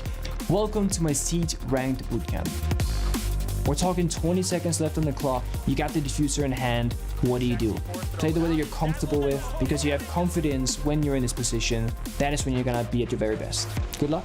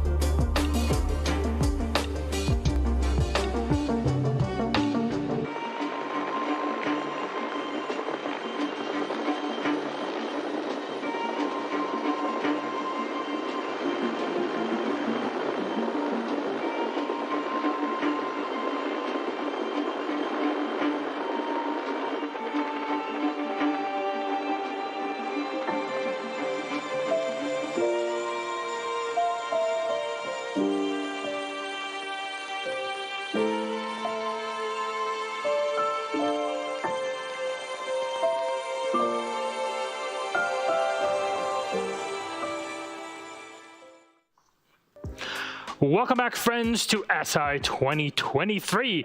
Our game is done, and so our entire Group A is now complete, with Koi taking down W7M 2-0. Welcome to the desk. I'm Milosh. With me are Demo and XR Troika. It's been proven scientifically that W7M can bleed. I think that was important, because there was a little bit of a worry with this group, wasn't there, Milosh? We were worried. We were like, is W7M just going to go through and terminate their way through the whole entire group? Well, the answer is no. They came up against a very good Koi today. I'll be honest, I think as good as what Koi were, I personally think Koi should have won that a lot better. I think anyway. I know that might be crazy to say that, oh, you know, they took the win. What are you on about? There was still, I don't think that's Koi at their best, which I think's the scary thing. That's the thing I think we should be taking away, is that Koi, yes, they had that slip against G2, but look at the run they've went on. They have not dropped the map since then. Maybe our top three in Group A are definitely in the top three to make the whole tournament go their way. Who knows? We'll talk about that in just a second when we recap the group, but we're going to go through maps one by one. Our first one in the series popping up on the screen was Skyscraper 7-5, and Demo, you're saying Koi should have won this. ages ago. I think there might be some... I'm slightly confused. That's... Ento players. officially at W7M. It's the reverse with the teams. Don't worry about it. But the scores are right. So what do you think? For Skyscraper, I think Koi should have won this ages ago. It shouldn't have been 7-5. Koi, for me, there was two things that stood out today. I think one was their refrags were very sloppy. I think whenever they're losing players, there's no bite back to get that kill back in their favor and keep it level. And two, they're bringing like a lot of nades for a lot of the attacks, and there's barely any nade kills. So that's another thing for me that I'm seeing is just the nade placement isn't that good from Koi today. A couple of throws, I'd say, Ollie, in there as well. I think the Gids one where Leon pushing down the stairs has the diffuser instead of going upstairs and planting, at least crying in the 1v1. Moments like that I think Koi just made it difficult for themselves. I don't want to go out there and say that Koi looked nervous today, but they didn't look as confident as we've seen them look in the past. W7M is a very difficult team to play against because they will play a ratty style of siege. They will hide behind drones. They will sneak and flank, and they will get themselves into really difficult positions. Throughout the series, both teams exhibited great trigger discipline and great ability to pick the right time and to find that opportune moment. Now, W7M, they found a couple of those moments, and it really opened quite a large door on Skyscraper. This round scared me. Plenty of plants went down as well. This was one of the moments, K's, he's truly behind enemy lines here, and it was the way that Koi tried to deal with it. They just didn't deal with it in an effective way. That's what I'm saying with the bite back. They were still able to win the game. The refrags. But on a different day, you think, you know, would that have necessarily gone the same way? W7M, they didn't look as sharp as they have done previously today. There was definitely something underlying there. Obviously, I'm not sure if, you know, losing at the end of the group stage is necessarily the best time to lose. I think that Koi probably hit that momentum, getting it out of the way nice and early and resetting themselves.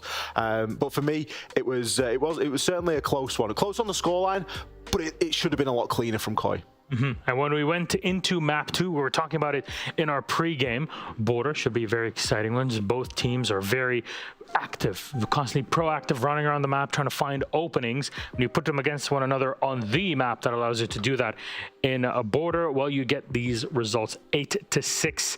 So you went to OT, W7M close to closing it, but Koi stumbling until they took it to OT. Yeah, again, for me, I think Koi, they always seemed as if they were in the lead in this game. I think the opening kill department for this map was exemplary from Koi. They were always there at the front, ready to go. I think Koi's shown how you play Border. You know, you think about some of the pocket rushes, Ollie, in the later stages. That's what it's all about, creating a bit of chaos.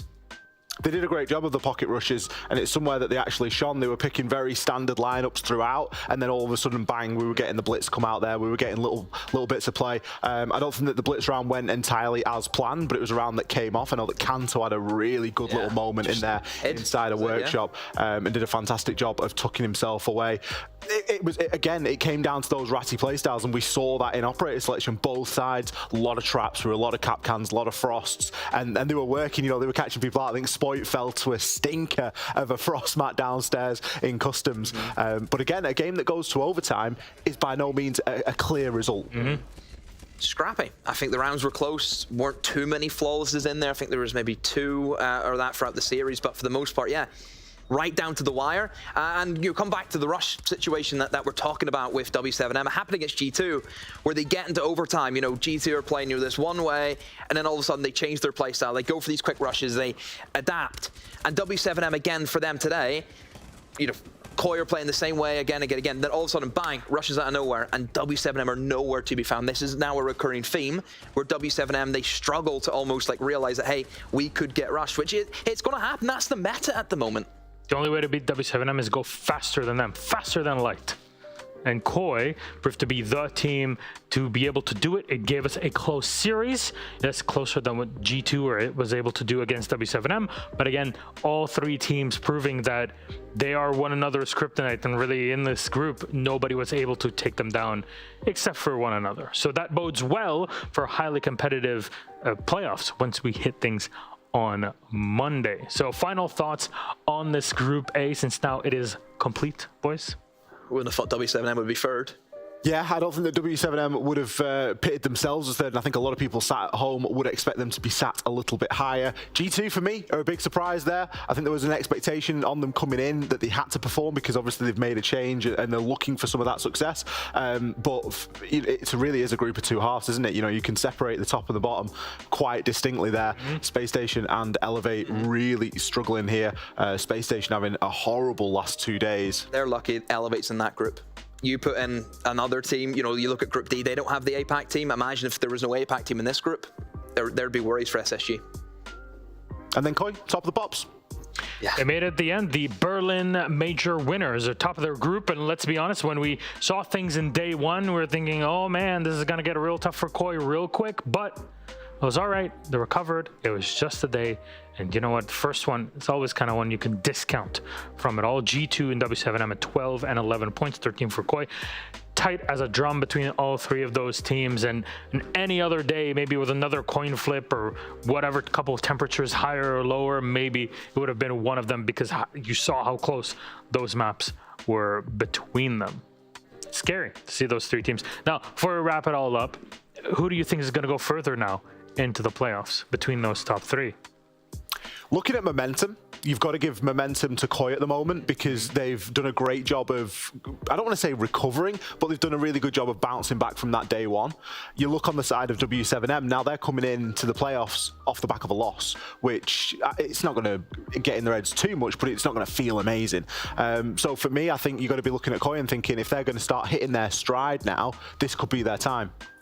I look at W7M, and if you don't know how the kind of situation we're dealing with now as we go into the playoffs, second place gets to pick a third place from another group. The second place team's in another group. Who's picking W7M? No. Who? I feel sorry for whoever's last pick. W7M will be the last team you want to face going into your first game of playoffs. So unlucky, you know, second seed you think is good. You don't want to be second seed now. I would have thought. Well, at the end of the day, I can't wait to see how that bracket looks like, but that'll be later on in the day once it is fully populated with our teams from the group stage. That was Group A complete. Let us know what you thought about it in the comments in the chat room over on Twitter, because there were some exciting matchups. I still think that the G2W7M game was very much high up there. I think G2 still should have won that. It's still I agree, but it was a good game. I think we can agree on that. We can agree on that. I'll agree with you, Milosh, on that. Thank you. Finally, some sense on this desk. Well, hang on a minute. Hold on a minute. We have to delay for a minute here before we're actually allowed to go off the air, so don't worry about it. Group B, if I'm not mistaken, will be starting off in just a bit, by the way, which is right after we're done with it. Around 20 minutes from now, we should be setting up for our pre-game show. Till then, we just got the call. Thanks so much, gentlemen, for joining me on the desk, speaking some sense. That's Group A done. We'll see you in a few for Group B.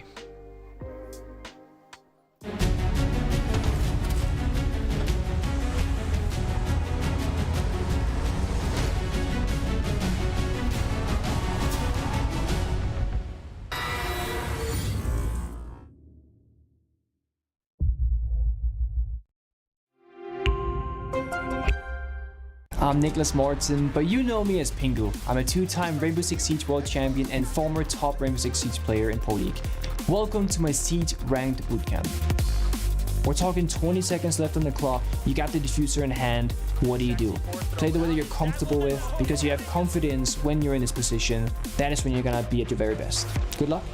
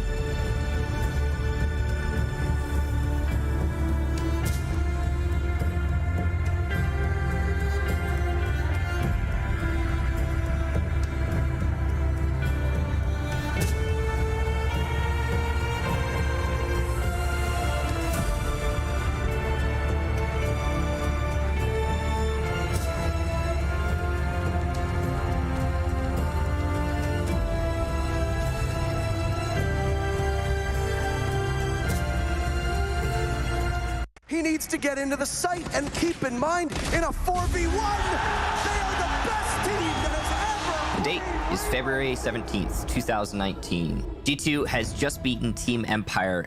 Many will say this was one of the best moments of G2's reign in Rainbow Six Esports. And certainly one of the more surprising ones, because their opponent gave us a heck of a show.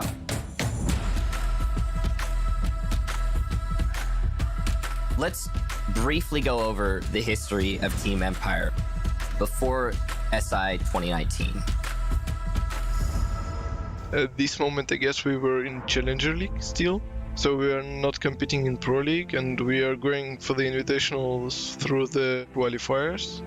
To go for this tournament, it really means a lot for us. We were a young team, then we start to understand that we can play on top of the level in Siege, and it was unforgettable.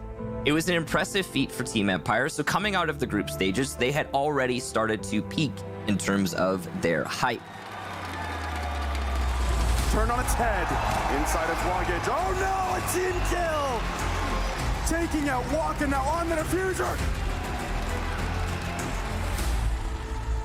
Sanoa Empire has made it into the grand finals. Going into this match, the expectations were set. Team Empire is an up-and-coming team that has a lot of excitement behind them, but they're going against G2. Of all squads, possibly the hardest match they could have faced. It's going to be amazing, and if any two teams are going to give us a good run for the money and maybe make it to 5 maps, I think it might be those two. Against G2 will be a great match for sure. In our opinion, if you want to be the best, you need to beat the best, right? We felt like we knew what they were gonna do, but we also felt like they knew what we were gonna do. It's gonna be a tough one, no matter how you try and crunch it out. Most expected Team Empire to be destroyed. Infinite Overtime had only just recently been introduced, and it was only being used in the grand finals of larger events. We saw Coastline be absolutely hectic. We are close to a perfect round. Empire sets quite a tempo. To peek him, he's gonna toss a frag grenade and jump in, and Jonas shuts him down. G2 bounces back on round number 2. Fabian rotates out. G2 will take the lead once again.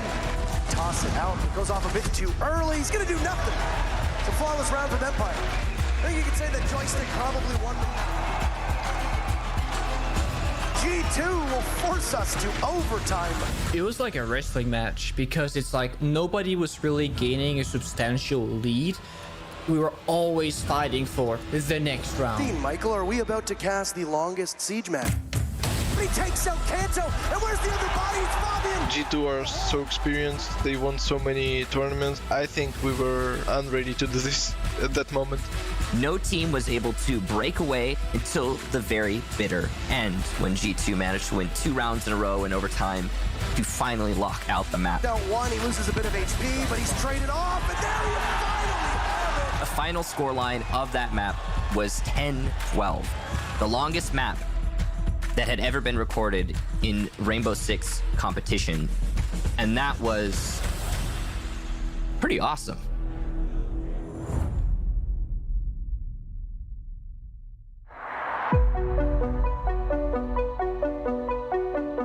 from people all around the world. It's the one event that everyone gets together for. It's just the biggest gathering for Rainbow Six fans. It was a very incredible experience to get to watch Siege in a venue with a crowd. It's very different compared to an online experience. Watching the pro players just kind of inspires future content for yourself. You are watching the elites play. Through this event, we can really bring people from all around the world together. All these people that really are core to this community. It's really that moment where we can all celebrate. I've attended all the SIs, all 4 for now. But the first one, for me, it was like a very personal event because I still felt like a nobody, but that was like the first time I felt like people actually knew me. Probably one of the most humbling things is to be able to be recognized from it. You know, if somebody comes up to me and they're like stoked and excited to meet me, like I'm excited to meet them too. To me, I'm that same person. You know, we all just have that thing in common and a huge passion for Siege. I remember having a signing session where I got to meet some fans. Part of me knew that I was recognized a little bit more, and I wasn't sure how that was going to play out because I had never experienced that before. I think that's the best. You actually put a face to a name. It's such good vibes, such positive vibes. It's infectious. I'm always happy to hang out and talk to people. To make videos, to make content about a game that you love, and then to be in a room with the people who actually work on it and create it, and then to recognize you as somebody they want there is so rewarding. 2020 was kind of the biggest one for me, playing the show match at the Invitationals. It was something that I really wanted to do. The feeling of playing on stage is unmatched. The feeling of the crowd roaring when you get a clutch play or when you get this like sneaky kill is something that is so cool and so rad. To go there and actually see some of the people, shake their hand, give hugs, and establish a real connection with the people that you interact with over the internet is priceless. I always say that there's nothing like seeing Rainbow Six Siege played live, and sharing it with other people is just something that is so incredible. There's just nothing like that feeling of being part of something bigger, and I think that this event is all about it. It's really what gives the word community its full meaning.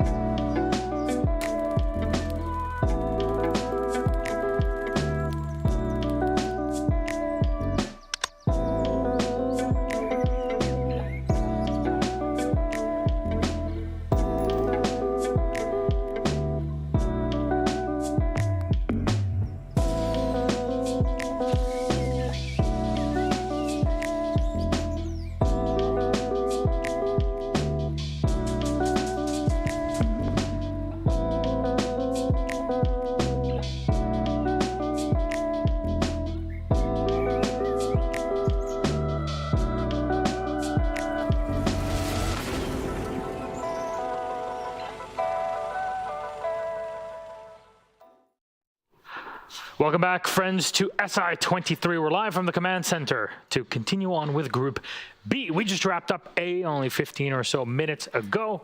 Now we turn our attention to our last two games of this group. Sonics versus Direwolves and Wolves versus Team Liquid. It's a good thing we already passed by the two Wolves a couple days ago. And let's talk about Sonics and Direwolves. Of course, as always, I'm not alone here, joined by two wonderful persons on the desk. Milos, with me are Anne and Fresh. Now, Direwolves, we know, are already knocked out of the tournament, right? Yes. So there you go. APAC teams are out anyways. That also applies for CAG Group C. But Sonics are playing for something in relation to another team in another group. Yes, they're playing for something super important, right? We've mentioned number 1, number 2, or 3 in the group, right? Sonics are at this point number 2, I think, in the best of the number 2s. Right, so number 2, they will get to pick any from the number 3 teams to face off in the playoffs. If you're the best number 2 team out of all the 4 groups, you get to pick first. So for Sonics, it's going to be super important to get a really good victory today because they want to be that first placed second team, so they can then first pick a team from any of the 3 teams, basically. Just imagine you go out from the groups, the teams that are in every position are put into their own kind of space where you have to pull them out like we do in EUL. And here's the reason this is important, Milos. Yeah. If you're the 4th place, second team, if that makes sense, out of all the groups, the second place team, the worst performing one, is very likely to be given W7M as a fixture. So this isn't just important that you want to pick, it's also important for avoiding one of the tournament favorites that happens to be a 3rd place team. Okay, then I pray for Sonics here, or the G2 to be fair, to make it out and not have to play W7M in eliminations later in the playoffs, because unless you're in the upper bracket, you're stuck with 1 life, and even then you don't want to lose a life when it could have been avoided. Anyways, but we saw Direwolves. I want to talk about them and what they would have to offer, because they could upset Sonics, but that will require a lot of moving parts to fall into place. Yes, I mean, for APAC fans, this is the last time we'll see APAC in this tournament. It's a very sad story to be bringing today, but it'll be their last appearance, and they're facing up against Sonics, which is not going to be an easy matchup for them. We've seen Direwolves have some struggles for this tournament, particularly on defense, for example, on border against M&M. They had some issues with picking really strong maps as well, like we mentioned with SSG. They picked really strong maps of enemy teams. For example, with Theme Park against Liquid, they picked it only to then realize, oh yeah, wait, this is a defensive favorite map.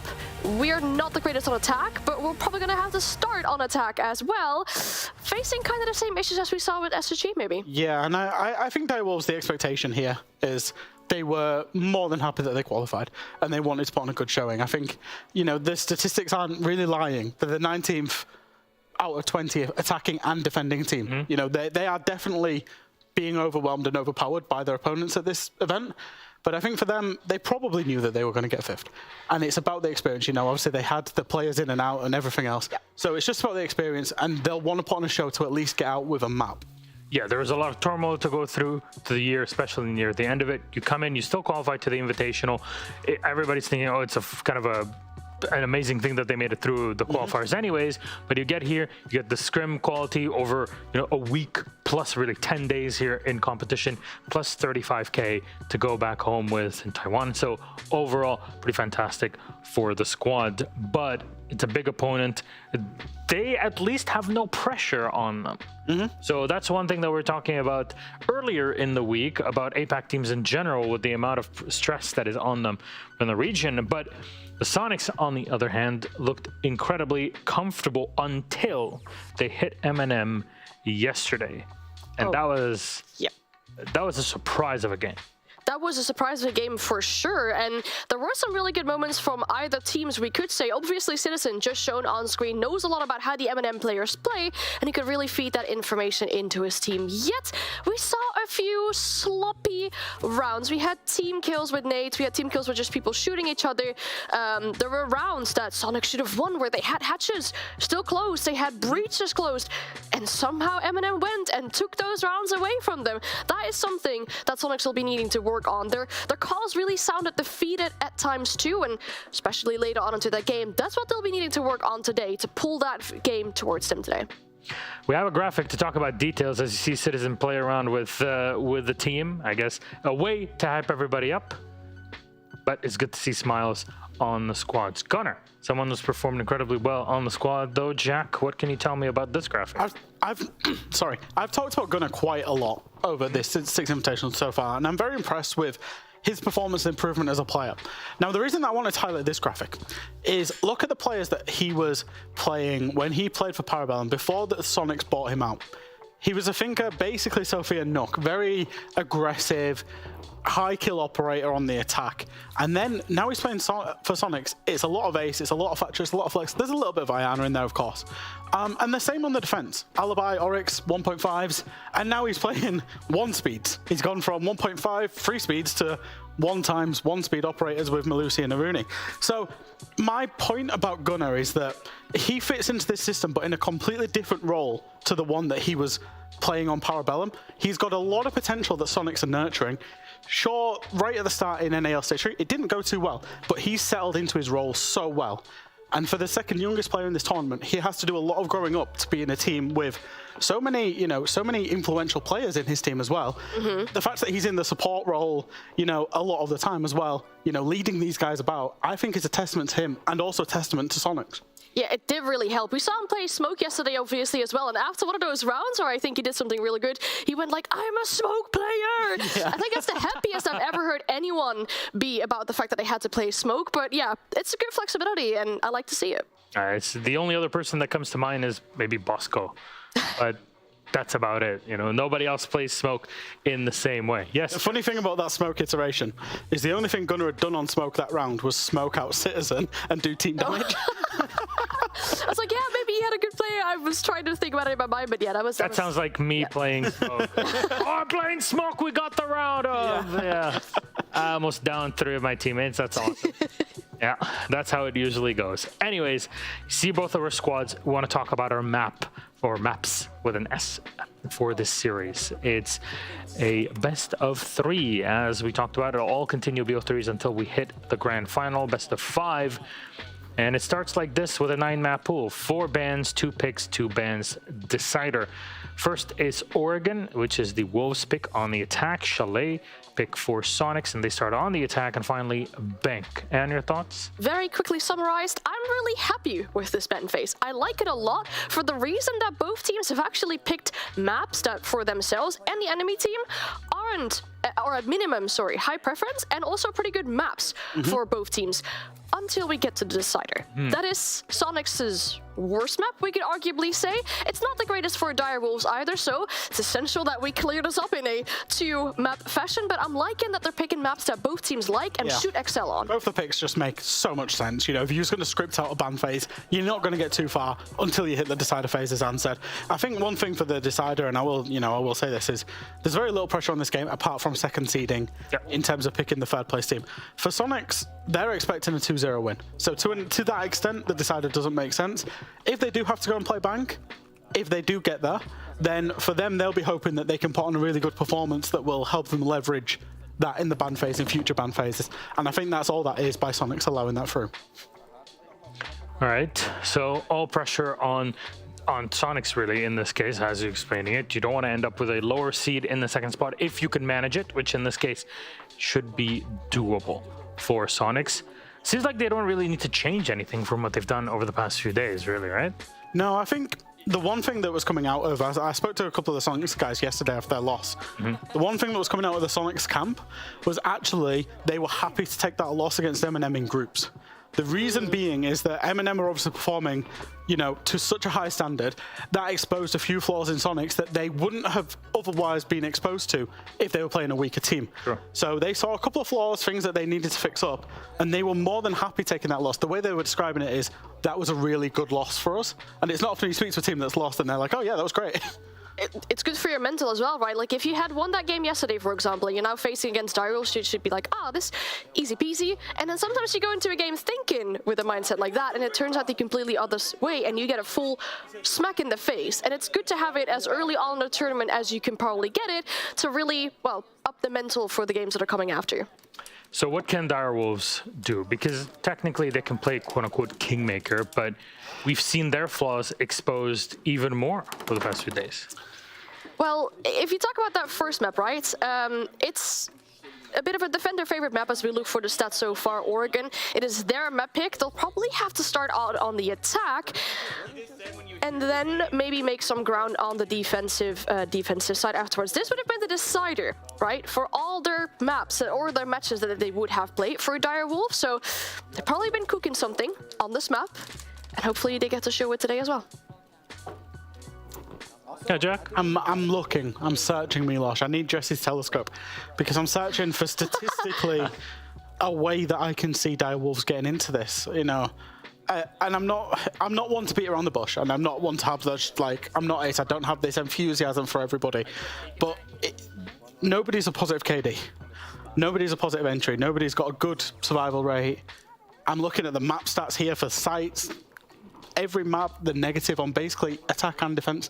It's really hard to make a case or see how Direwolves are going to get into this other than just letting everything go, having a bit of fun, and trying to ride that momentum with. Yeah, well, exactly. Fun is going to be super important, right? So last match at SI, and maybe they can play off the fact that Sonics might see this as a weaker opponent, right? Yeah. If you do some unpredictable things against an opponent that is underestimating you, you might get the upper hand here and there. Okay. Words of encouragement to our casters? I'm really trying, yeah. I know you are, because it's a problem, right? How do you try to quantify exactly what a team can do against a much stronger opponent, especially since you've already seen both performing over the past few days, and you know the improvement that they've carried over those few days.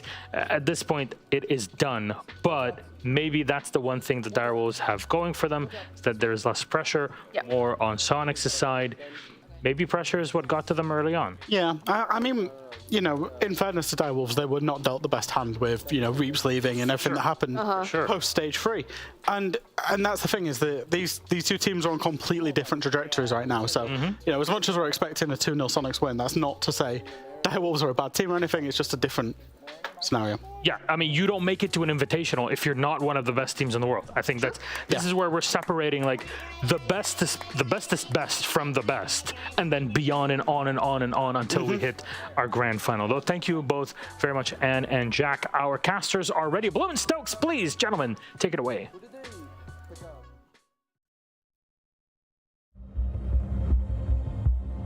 I have to win this round for the grand finals now. And there are so many ways to approach it.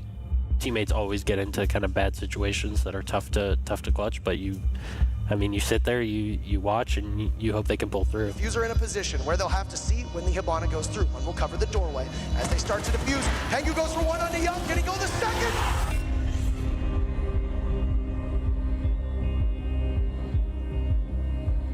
A lot of people wonder why we call the Six Invitational 2018 Grand Finals the greatest match of Rainbow Six ever played. I mean, I think the greatest indicator of an excellent match is how many different ways you can denote its importance. The morning of the Grand Finals, you've got Penta and EG, two of the best teams in the world, ready to square off. EG, known as Continuum at the time, were the defending world champions. They want to defend the hammer. Penta has won everything but the Six Invitational, so this is their chance to cement their legacy and be the best team in the world. Our two teams both thought that we were the best two teams. Even if we exclude all of that story, we are still treated to an exhilarating best of 5 that subverts expectations every step of the way. EG winning the first 2 maps, the second in particular, very, very close. Nobody saw that coming. I had kind of lost hope, but in that particular moment, Fabian motivational speech, the fans cheering us on, those are the 2 key moments that really pushed the difference. Penta wins the next 2 and storms back to push a 5th map. Nobody saw that coming. Once it got back to 2-2 after Cafe, I guess nerves kicking in a little bit, right? Because in the back of your mind, you're like, oh shit, is this happening? Map 5, Penta almost wins outright. But then EG claws back and pushes us to overtime. Nobody saw that coming. And honestly, I was kind of mentally exhausted, and I didn't have any like super logical answers to like try to close rounds and just try to kind of create some chaos. Doorway. We don't have to really worry about a window. Canadian, a spot peek. Really? The glass goes down. He returned fire, a crossfire in overtime. Why not? And then in the final hour of the last round, it's Pengu of all people who clutches it. They're often known as the best team in the world. Penta are your world champions. When he announced me as a world champion and a winner, I teared up. It was achieving my lifelong goal, and I felt for the first time the massive amount of success. The storyline and the match itself is still one of the best we've ever seen. But when you add context, that's what really pushes it over the edge. And it honestly is, in every sense of the word, the best match of Rainbow Six Siege that has ever been played.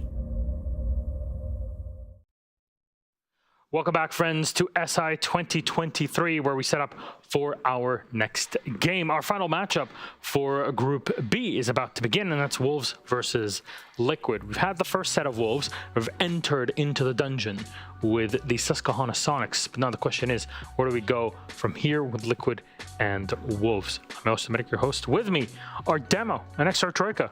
Gentlemen, good morning. How are you today? Good morning. We already said good morning, but I'll say it again. Yes, why not? Deja vu. Yes. I'm getting deja vu. Bit like CAG. What? Bit like CAG. Deja vu. Same stuff every day. Okay, let's talk about Wolves and Liquid. We'll start off with whatever production wants to put on the screen, to be honest. We've talked about these teams quite a bit as our week went on, and we know that both can offer a lot. Unfortunately, it was a bit of a fizzle for both of them. Team Liquid currently leading just by a tiny bit with the round differentials in third place with 4 points, and 4 points also for Wolves Esports. That's how the division is kind of made in between. A fight today will put one of these two teams in either in third or fourth, depending on how things go on in it. That'll help them out later on in the playoffs. But what are your expectations, Demo? Well, it's battle for third place. That's where we're at. Obviously, both teams are safe. We will see them play again after today. We'll go, I suppose, Wolves first then. A lot of expectations, I know, from everyone. Not from me. I think I've seen this downfall coming from quite a while. They just don't have the legs to really play in these best of threes against some really top tier sides. And that's what they're going up against today. I know Liquid might not have shown it, but we know, Ollie, on the day, if they're gunning, we know the gunners that they have. Liquid are terrifying. I think both of these two teams are meeting one another at a very interesting point in either one of them's journey, because you've got Wolves that we know to struggle in best of threes and struggle internationally. You've got Liquid, who are clearly going through some turbulent times, as has been demonstrated already with the groups and the games that we've had throughout the groups so far this week. And the fact now that we're both fighting for third place, I really pit these quite equally matched at the moment, but I don't think that either one of them excel in any particular area.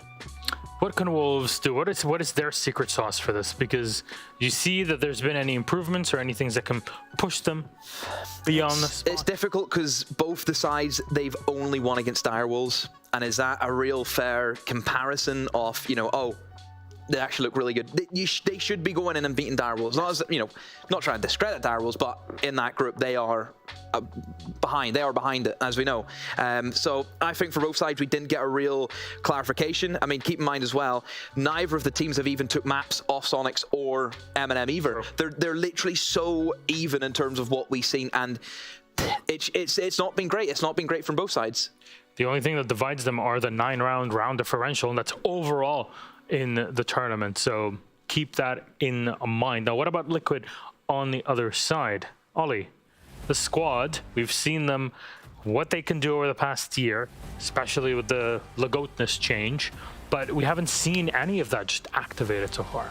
We haven't. I think they're still going through that transition period. A couple of things always remain on Liquid, and one of those is Palu. Palu has still been quite consistent despite the overall lackluster performance from the team, but they've had quite a tough group, and I think they've had some very difficult games. No one really came in here and expected M&M to top the group and not drop a single map. Sonics, we always knew that they were going to be a big threat, so we knew that this was going to be a tricky group from the start, and Liquid, with that slightly slower start that they've had, haven't really made things too easy for themselves, and here we stand with a game that now means quite a lot here on the last day of our group. I think for Liquid today going into it, it's you have to not only just win to get the third place, but make a statement that you're not just, that you haven't fallen off. Actually show us that you can still win games and at least give us a bit of hope going into our next matchup. Because at the moment, it's difficult for me right now. Any team who plays Liquid the next stage, I think Liquid go in that as the underdogs, because I think other teams, especially if Liquid get third place, a lot of second place teams have looked really, really good compared to Liquid. Something that we know Liquid are capable of is a hefty lower bracket run, because they made that in 21. And they got themselves all the way to the finals. So we know that this team has a lot of fight in them. They have a lot of passion in them. Granted, there's been team changes since then, but the core still remains now of Palu and Nesk, and obviously with Resets and Ask coming in after that performance. If you want to talk numbers and you want to see who's doing well, particularly on Liquid at the moment, Palu's doing well, he's positive. Resets is pretty much the star of the show at the minute, which is kind of unusual, because usually at this point, all we would be talking about is Nesk and Palu. However, Nesk isn't all too worth talking about at the moment, yet to really get himself started here. It's uncharacteristic of Nest to be negative at this point in a group. Now let's talk about maps in the series. Maybe that'll allow us to talk a bit more detail than generalities, because we know both of these teams have their issues. And I'm curious about the maps and how those have gone by. Wolves will pick Bank first, starting off on the attack. Liquid have picked defense. Okay. Okay. Oregon start for Team Liquid. They will be on the attack as Wolves have picked defense. Understandable. And finally, Villa is our decider. Liquid will ban Clubhouse just before and lead us into the map. Gents, your thoughts on the picks and bans? Wolves will be happy with Bank. I think it's a map that they like to go to. I think a lot of teams, Sonics, M&M, they're aware of that. They've actually banned it against them whenever they could. So I think, yeah, Wolves will be happy to get that Bank. I think it suits their playstyle well, where it can be, very methodical. You can play that type of siege that we've seen, of course, from Wolves throughout this competition. Oregon for Liquid, staple map. Yes. Iconic for me. You think Oregon, I think Liquid, the way that they can play that map. Yeah, they're going to be happy with that one. I think that both teams recognise the occasion that they're in here, Milosh, because both teams have picked maps that they haven't played yet so far. So there's obviously a little bit of acknowledgement here that they need to come out with a good performance, hence why we're seeing maps that haven't been brought out just yet. The Bank pick from Wolves, whilst I think it's going to be a good map for Wolves, it's also a map that Liquid are very competent on, and I think it suits them as well. Obviously, Bank being a big map, there's a lot of space for the players to get in and really start to stretch the legs nice and early. Oregon, for me, Liquid plays some of the best Oregon on their day, and then you throw everything down to a Villa decider. I mean, Villa isn't a map that we see Liquid play. Villa's the lowest played map, I think, of this competition. It's the lowest play. I think there was 3 plays up until yesterday, if I remember rightly, for Villa. And obviously, it being the decider there with Liquid getting that choice, Liquid's permaban at the moment is that Clubhouse. Then some issues for both teams. Of course, we know both of them on their best days can be the best on those maps. But that's been kind of the question and the crux of the matter over the past week, let alone on the final day of the group stage. So a lot of work for both of them to do. Expectations on operator bans for Bank. Look, Solace, we all know how incredibly powerful the operator is, but will she just not be seeing him play it today? Solace is something that I think every team has sort of leaned into quite heavily. It's something that Liquid have certainly lent into. I would think that Bank is is the kind of map where you are a little bit more pressured in what you have to get rid of. You're going to have to get rid of something like a Nook. You're going to have to get rid of maybe something like a Mirror. So it does somewhat limit your ability to ban some of the newer operators that we see in the pool. But with both teams having a little bit of a taste for Solace, it would make a little bit of sense. We've certainly seen some great Solace play so far in the groups. What about Sense, since you mentioned it? Demo? No. No, we saw Sense yesterday on Bank. We saw a bit of Sense this morning, didn't we? We didn't get to see it because I think whoever was playing it got taken out as first blood, but... Yesterday was pretty good on Bank. I think Sen still has a little ways to go, because I just think you can just bring smokes and then have another gadget. Does the same job, essentially, isn't it? Yeah, overly simplifying. Yeah, but, you know. Yeah, well, what else, Mr. Smart Guy? I'm not smart, I'm just here. It's got to be the mirror. And the thing is, you look at a team like Liquid, Valkyrie's always worth a ban. Information is power for a team like Liquid. They really play off that information quite well. So I'd expect to see, you know, some of those sort of things creeping through into the bank. Yeah, I think Solus is probably going to be one that we'll see. Liquid's banned it yesterday twice against Direwolves. It was one that he just went for.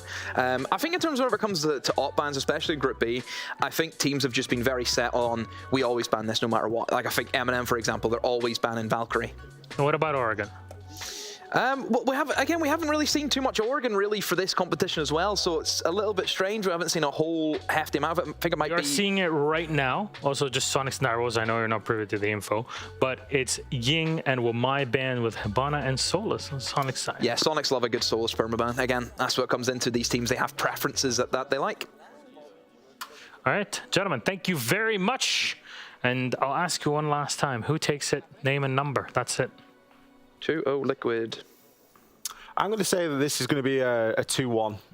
I believe it's going to be a 2-1 Liquid. But to who? He said 2-1 Liquid. Oh, 2-1 Liquid. Sorry. Are you even listening, Demo? All right. I'm not used to him predicting. He usually goes viewers. You'll have to listen. Oh, this Ace. You'll have to listen in, though, on the cast that it's both Pengu and Intero that await. Enjoy. Thank you so much, Desk. Thank you so much, Milos. And, of course, Demo and X as well. Hugely pivotal day of games. We finally get to cast Team Liquid. Yes, for the first time. We get to cast Wolves for, like, the third time. Yes. Like the second time or something like that. And neither team have found any success so far. And now they're against each other, and someone has to win for the first time. The good news for fans of these teams is that no one's going home. Yes, correct. Unfortunately for APAC enjoyers, if you are an APAC enthusiast, all three of the APAC teams are the first three to be eliminated. The entire region gone, and those are the only teams that have actually been taken out. This is the one group that saw Direwolves go first. The one group that had, I think that Direwolves was first eliminated, if I recall correctly. Yes. So this is the one group that very early on had like a, okay, we're not going home yet. Let's take a deep breath. Let's sort it out. Yeah. But here in Group B, M&M have absolutely ran away with it. They finished a perfect 4-0. That is uncomfortably close on Palu's face. It's almost like he heard me say that. This is very close. Sonics are in action right now against Direwolves. Team that has the day off is M&M. Team Liquid and Wolves are going to fight for that third and fourth place spot. Nick, they both enter at 4 points apiece. Yep. One of them will go over the other. What that means essentially is that they're playing for seeding, third seed. So how it works, first seed, you go, one further in the bracket, whatever, etc. Second seed, you can choose your opponent amongst the third seeders. And the fourth seed is going to go into that lower bracket. So right now, Liquid and Wolves, they're fighting for whether to be chosen by the opponent that is Sonics, or sorry, for the second seeder, which is Sonics in this group. And of course, the loser of this match will go into that loser bracket, which means if you lose one more best of 3 later in stage 2 of the tournament, you will go home. That is it. So getting the third seed makes a big difference because you can basically essentially have one spare life, one parachute, if you will, lose one single best of 3 and still be in the tournament. Lose, however, no parachute at all. Always love the Brazilian teams cheering, getting themselves into action. Now, if only they get themselves into the server, we get this game started faster. Give them time, Parker. They're fighting for their final placement for stage 1 of this tournament. It's important. Give them 20 extra seconds here. All right, I will. I'll give them 20 extra seconds. Okay. And then what? And then we'll start calling out the missing players in the lobby. Which there's only one of right now, so improvements have already been made. One in very quickly. As we've been doing throughout the course of the tournament, we try to listen in on team comms. Unfortunately, I don't think it will be that effective for you English speakers that are listening in. One team on the left, Wolves, they speak French. On the right, they speak Portuguese on Team Liquid. So we're not really going to be able to understand either of them, but we can Maybe take body language, tone, etc., and then vamp over top of it, give some of our own commentary. It's been a very disappointing event for both of these teams. They came in as favorites from EU and favorites from LATAM. Liquid, of course, is a perennial contender, but they just, neither of these teams have looked like themselves at this event whatsoever. Liquid, in particular, have had some really, really tough matchups. Yeah, it's not what we expect from them, and looking at the top 5 categories on Seas.gg, there's not a single member from Team Liquid in that category whatsoever. And you might be thinking, that's not the end of the world, right? And it's not really, but we gotta talk about Nisk. Gotta talk about Paolo as well, because they're always in like the first or second place, if not both, when they play at international tournaments. The fan favor, however, remains to be Team Liquid still. I'm not surprised. Not surprised either. Not surprised one bit. But I will say it is closer than what you might expect, 60 to 40%. Any predictions for operator bans? Is Nook the first to be banned? Yes or no? No, who's banning Liquid? They might ban the Iana. Every single team so far, they've been banning Iana against Wolves to take Mowgli off that particular operator. Liquid, however, they could go for the Nook as well. It is Bank. Yeah, you are correct, Parker. That massive map of Bank with so many default cameras granting information means that Nook can just walk on through the garage inside of basement, of course, as well. A very common entry point for Nook. Wolves will answer back with something a bit of a different ban. A Monty to target ban Team Liquid's basement attacks, removing that operator from play entirely. You can, of course, supplement that with the Blitz or the Ossa to still have a shield on the attacking side. But that walking, unkillable shield that is the Monty will not be in play in this matchup. Kai's the first defender ban. That's, of course, to deny those hatches. Then now they're easy to breach. Don't have to bring out those secondary MPs or the Thatcher every single round to loosen up that attacking lineup, if you will. And Solace, the final operator to be banned. We know the story. It's the new Asami, essentially. It is so hard to play against, and those small things that you know about Rainbow Six Siege, droning next to a window, droning next to a door, you might think you're safe. But if Solace sees that you're droning right outside a door and they have an impact grenade in their pocket, they will pop open that door and kill you immediately. And there's not much you can do about it as an attacker, which is just playing more safe and further back in general. Now, we've seen it on Villa, we've seen it on Border. I'm trying to think of all the maps that we've actually witnessed it on. Obviously a very powerful operator and one that tends to be removed. The bigger the map, the more value you're going to get out of an operator like Solus, the more value you're going to get out of an operator like Nook. So, don't get to see them at all, but there will be an Iana on the board. Iana. Mowgli reunited with that very favorable operator. It's the operator that Shaiko has been maining in most of these matches. Shaiko, by the way, is leading pretty much every category. You said how Liquid wasn't present in the top. Yeah. Shaiko's at the top of pretty much all of them. Yep. +1 in rating and +- in entry, and he's not in plants, of course. That wouldn't make any sense whatsoever. That'd be ridiculous. But Bride is #1 in clutches again, so everything has been restored back to its normal state. Order restored. Yep. Oh, there's an early pick. You can pick Yana all you want, but the roaming Mira upstairs in open area? You're not expecting that one. On Square Repel, Rise takes out Ask. The teams essentially trade. There's no advantage gained from that pick by Liquid. Both Nesk and Palu, formidable opponents playing off-site. Palu upstairs next to CEO. The drone gets tossed in, immediately shot. Wolves knows somebody's up there.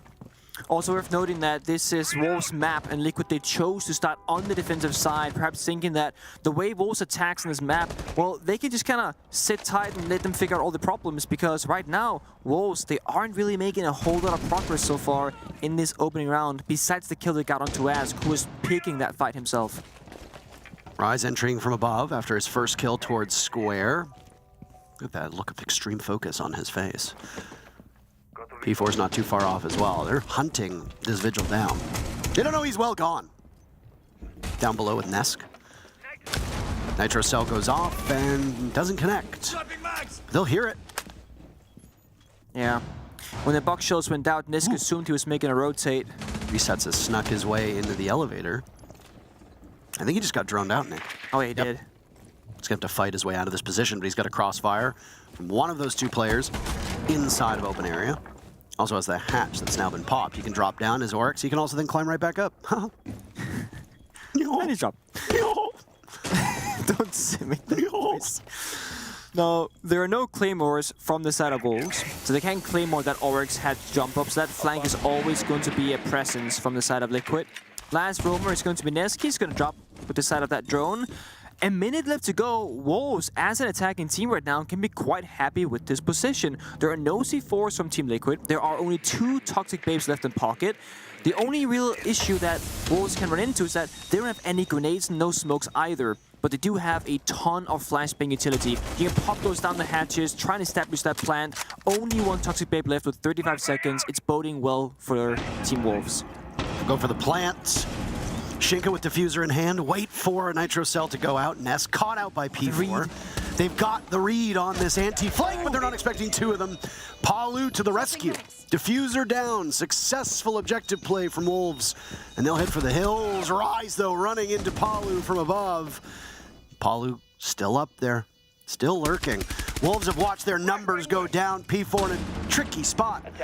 Easy enough for 1 kill. Shinka pressured from 2 angles, takes 1 down and then immediately pivots. Palu needs to just play this one basically perfectly, but drops right into the waiting arms of Shinka.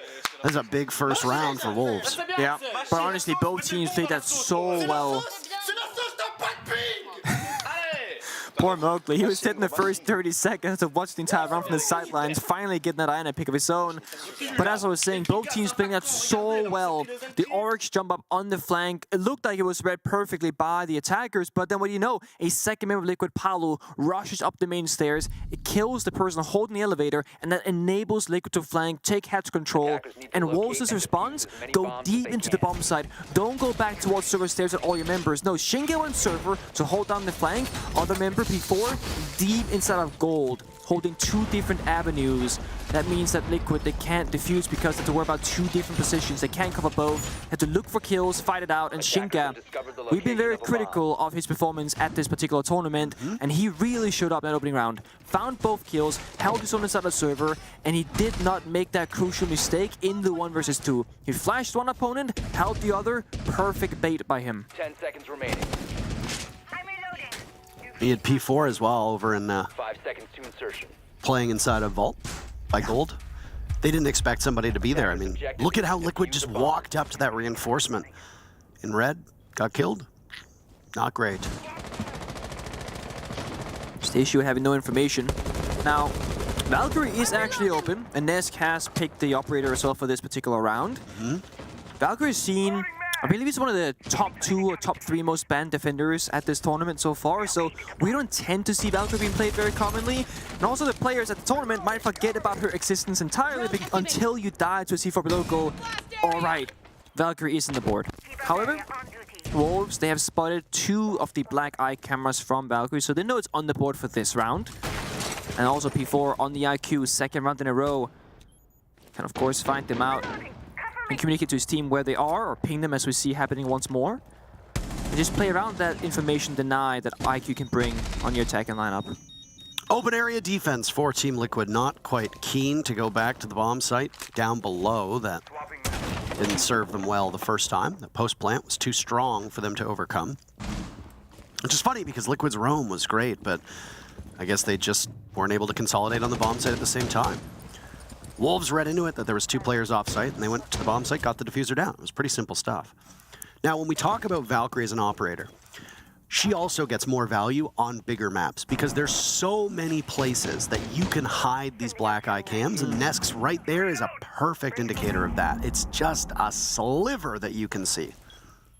Oh my. Wow. Thankfully that was a clone. But yeah, 2nd Valkyrie cam is shut down. The 3rd one, as you saw above, inside of stock room. Difficult to clear. If you walk on in, prep C4 below you, you'll be popped. Liquid doing a great job of playing the entirety of the map, starting top floor, going main floor, and now playing 2 members in basement that can walk up either server stairs or main stairs at any moment's notice and go for a flank.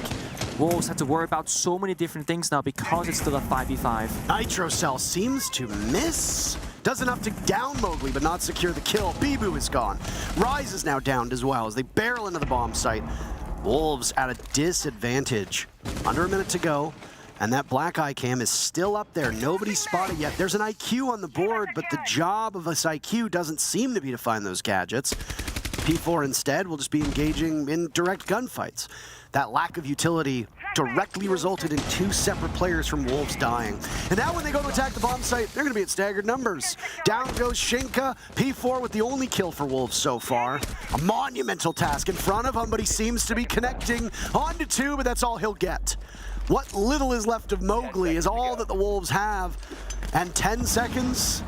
Not too much to work with. Mowgli swung on by the door frame. There's 2 separate players of Liquid hunting for the final kill, and it's Nesk to get it. Mowgli not finding any intra kills and no actual gunfights. Now 2 rounds in a row. It started off with him getting basically spawn killed, essentially. And the second round, well, he's the last member alive with 1 HP because he was injured to that C4 up inside a stockroom earlier in the round. P4 found the first 2 Valkyrie cameras, and they was holding that main stairs flank from the basement. That was a pressure point for Team Liquid because they had dropped from the main floor to downstairs. So now go back upstairs to make that flank happen. And you can't be holding the flank actively and look for those cameras at the same time. So Wolves either skipped a step by not ensuring that they found all 3 cameras, or they simply just said, we don't really have the position right now to take the 20 seconds that we need to find this last camera. Let's just gamble it's on the bomb side or somewhere where it won't do any damage toward us. But as we all saw, it turned out it did quite a bit. Even if Mowgli doesn't die directly to the C4, by getting injured, somebody else has to go to stockroom and revive him. And there's that hole in the floor below him. You're gonna take a bunch of damage, you're gonna waste about 20 seconds of time, and now you have 2 members cluttered up in a room you simply don't care about as the attacking team unless you wanna drop that corner hatch. Wolves, they tried to drop the hatch. But then there was Nesk on the bomb side again, shutting down any sign of an execute immediately. That's why he's sitting on 4 kills. Picking up 1 by 1. Wolves, they were hovering the Amaru for a brief moment with that attacker repick, but opted to not go for it in the end. Well, they're finding the Valcams this time. Bibu, instead of P4, is on this IQ, Nick, and he's able to locate these cams relative ease. Bulletproofs. There's another black eye cam as well. Trying to get the read, but can't really ping it from that far away. You're just mapping out the layout, essentially, and I think it makes sense to change the operator here for Wolves as well. P4, he is very proactive in these rounds, also has 4 kills of his own. Bibu has been taking more of a flex role for Wolves in the last couple of months, and IQ is that exact kind of operator. You want to have the freedom to move around the map for this exact reason of being able to find the piece of utility that you care about the most. The Valcams put in a great position. You cannot destroy it from outside the window unless you were to toss in a grenade or soft breeze destruction. You'd have to go below or get inside the bomb site to take it down. That means Liquid, they have vision on the bomb site for the majority of this round. Always have to be wary of those frost mats. The vault in from Rise looks down. There's no frost mat there. Mowgli engaging inside of the lobby. No kills to be found on his end. There's 2 players up top, and Banana will decide to fight this a head-on collision. We could. He says might get their attention as he's playing down below. He's in that teller's position. It's another 5v5. No one's giving up that opening kill. Liquid are waiting around, lingering, but these yellow pings means that Wolves, they have information and they act well accordingly to it. Opening pick goes to Rise. The Buck showing up better than he has in a lot of matches for Wolves so far. No slight to him, of course. Black Mirror at the top of the stairs will stop this advance from Wolves, at least for a little bit. Gonas will play off of it, trying to keep moving. Palu, the first kill for Liquid, evening the numbers. Down goes P4, that's the Ash. P4 has been the best player so far. Nade gets tossed in by Mowgli. Lagonis catches it with his face. Down goes Rise to ask. Mowgli, the refrag. And suddenly, this front portion of the map is falling for Liquid, but they've still got some castle barricades. They've still got some Kiba barriers. This level of protection for Liquid is what they need to keep up. In comes the Gemini. Palu doesn't want to be too distracted by it. Oh, shot through the barricade. Wasn't looking in that direction. It's Nesk in a 1v3. 4 kills to his name. Can he add to the tally? He cannot. Mowgli a big round. Wolves take the lead. Looking very, very formidable now. Wolves taking the time they need to ensure they don't throw these leads. They had 35 seconds left. They did not move a muscle until the last 12 seconds in the round. The grenade, in particular from Mowgli, really opened things up. A second kill right after the follow-up as well. That's 2 kills in that crucial front 4 position that Liquid was trying desperately to hold on to. And it was so important because Palu found that kill onto P4, who was rappelling on the CEO windows. And P4's entire job was to make sure Liquid couldn't move around the bomb site by cutting all of those angles from the rappel itself. But when P4 ends up dying, that's when the actual entry players have to do both the entering job and cutting the bomb site into tiny pieces. And that right there is what Mowgli did. And that gives Wolves enough map control to sit down, start droning, use those Gemini phones, find the last 2 members of Team Liquid, and that's how they got that 3 versus 1 against Nest in the end. So it's a really good job on just spending every single second available to you, not having all these wasted movements or wasted kind of decisions, if you will. Just saying, we have a very clear objective, we're going to go through step 1, 2, 3. We're just going to sit around waiting for something to happen. We'll eventually start forcing things. And that's what Wolves did. They had those flank drones down below, they found the opening kill, got the 4v5. Immediately after, step 2. They want to execute on that first room of the 4-window room with the grenade and the entry follow-up. And they found success in both areas. Liquid, one thing has been consistent for them. They always bring one intel gathering operator. It can be the Mira, the Valkyrie, the Echo. So they have info. They're trying to act upon it. But more often than not, Liquid are finding themselves falling back continuously and waiting for Wolves to get to the bomb site.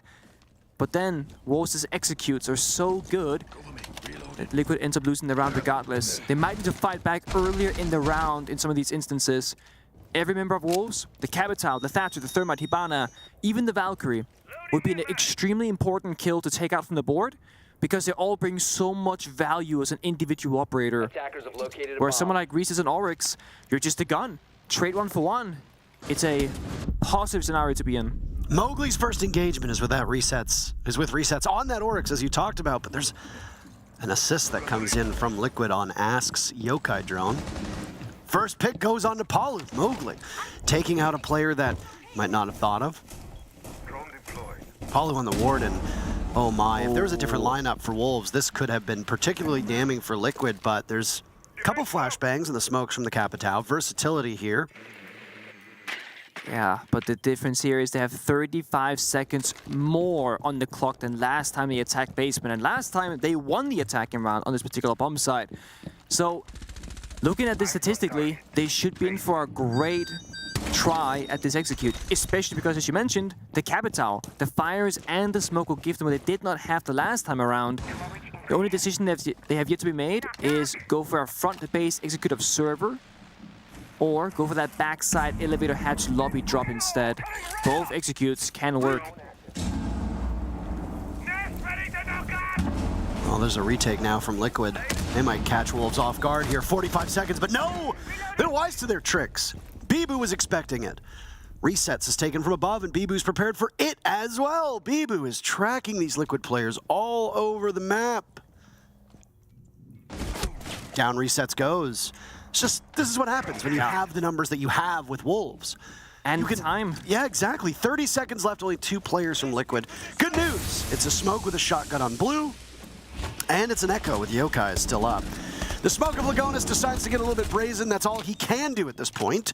15 seconds left, and Liquid find their very first kill of the round. P4 is down, but 10 seconds to go. You still got 3 players to pull off this execute. Can Ask do something here? No. Mowgli swings on him. Wolves stretch their lead. That's their second round in a row.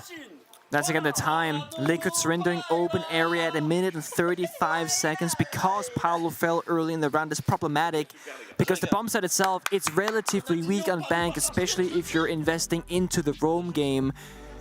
The whole point of investing into it is that it's supposed to last a long time or grant you a kill of some sort. I mean, you get neither. It's absolute worst case scenario. What Liquid could do if they want to play this kind of passive style of siege, play like 4 C4s and a smoke operator in the basement. Just play with that plant deny, get C4 kills, etc. They're not. They're playing the in-between. They're not finding any ground in either direction. Yeah. And Liquid are going to take a timeout very quickly. Huxard will talk with the squad. Aqueles picks do elevador não abrem tão pra baixo, velho. Abre muito pra cima, velho. Esse sinal que o cara quase me mata. Aquele pix lá embaixo. Só discernimento aí. Não, dá, só fui em cima, só fui em cima. Ok. Not gonna be left hanging.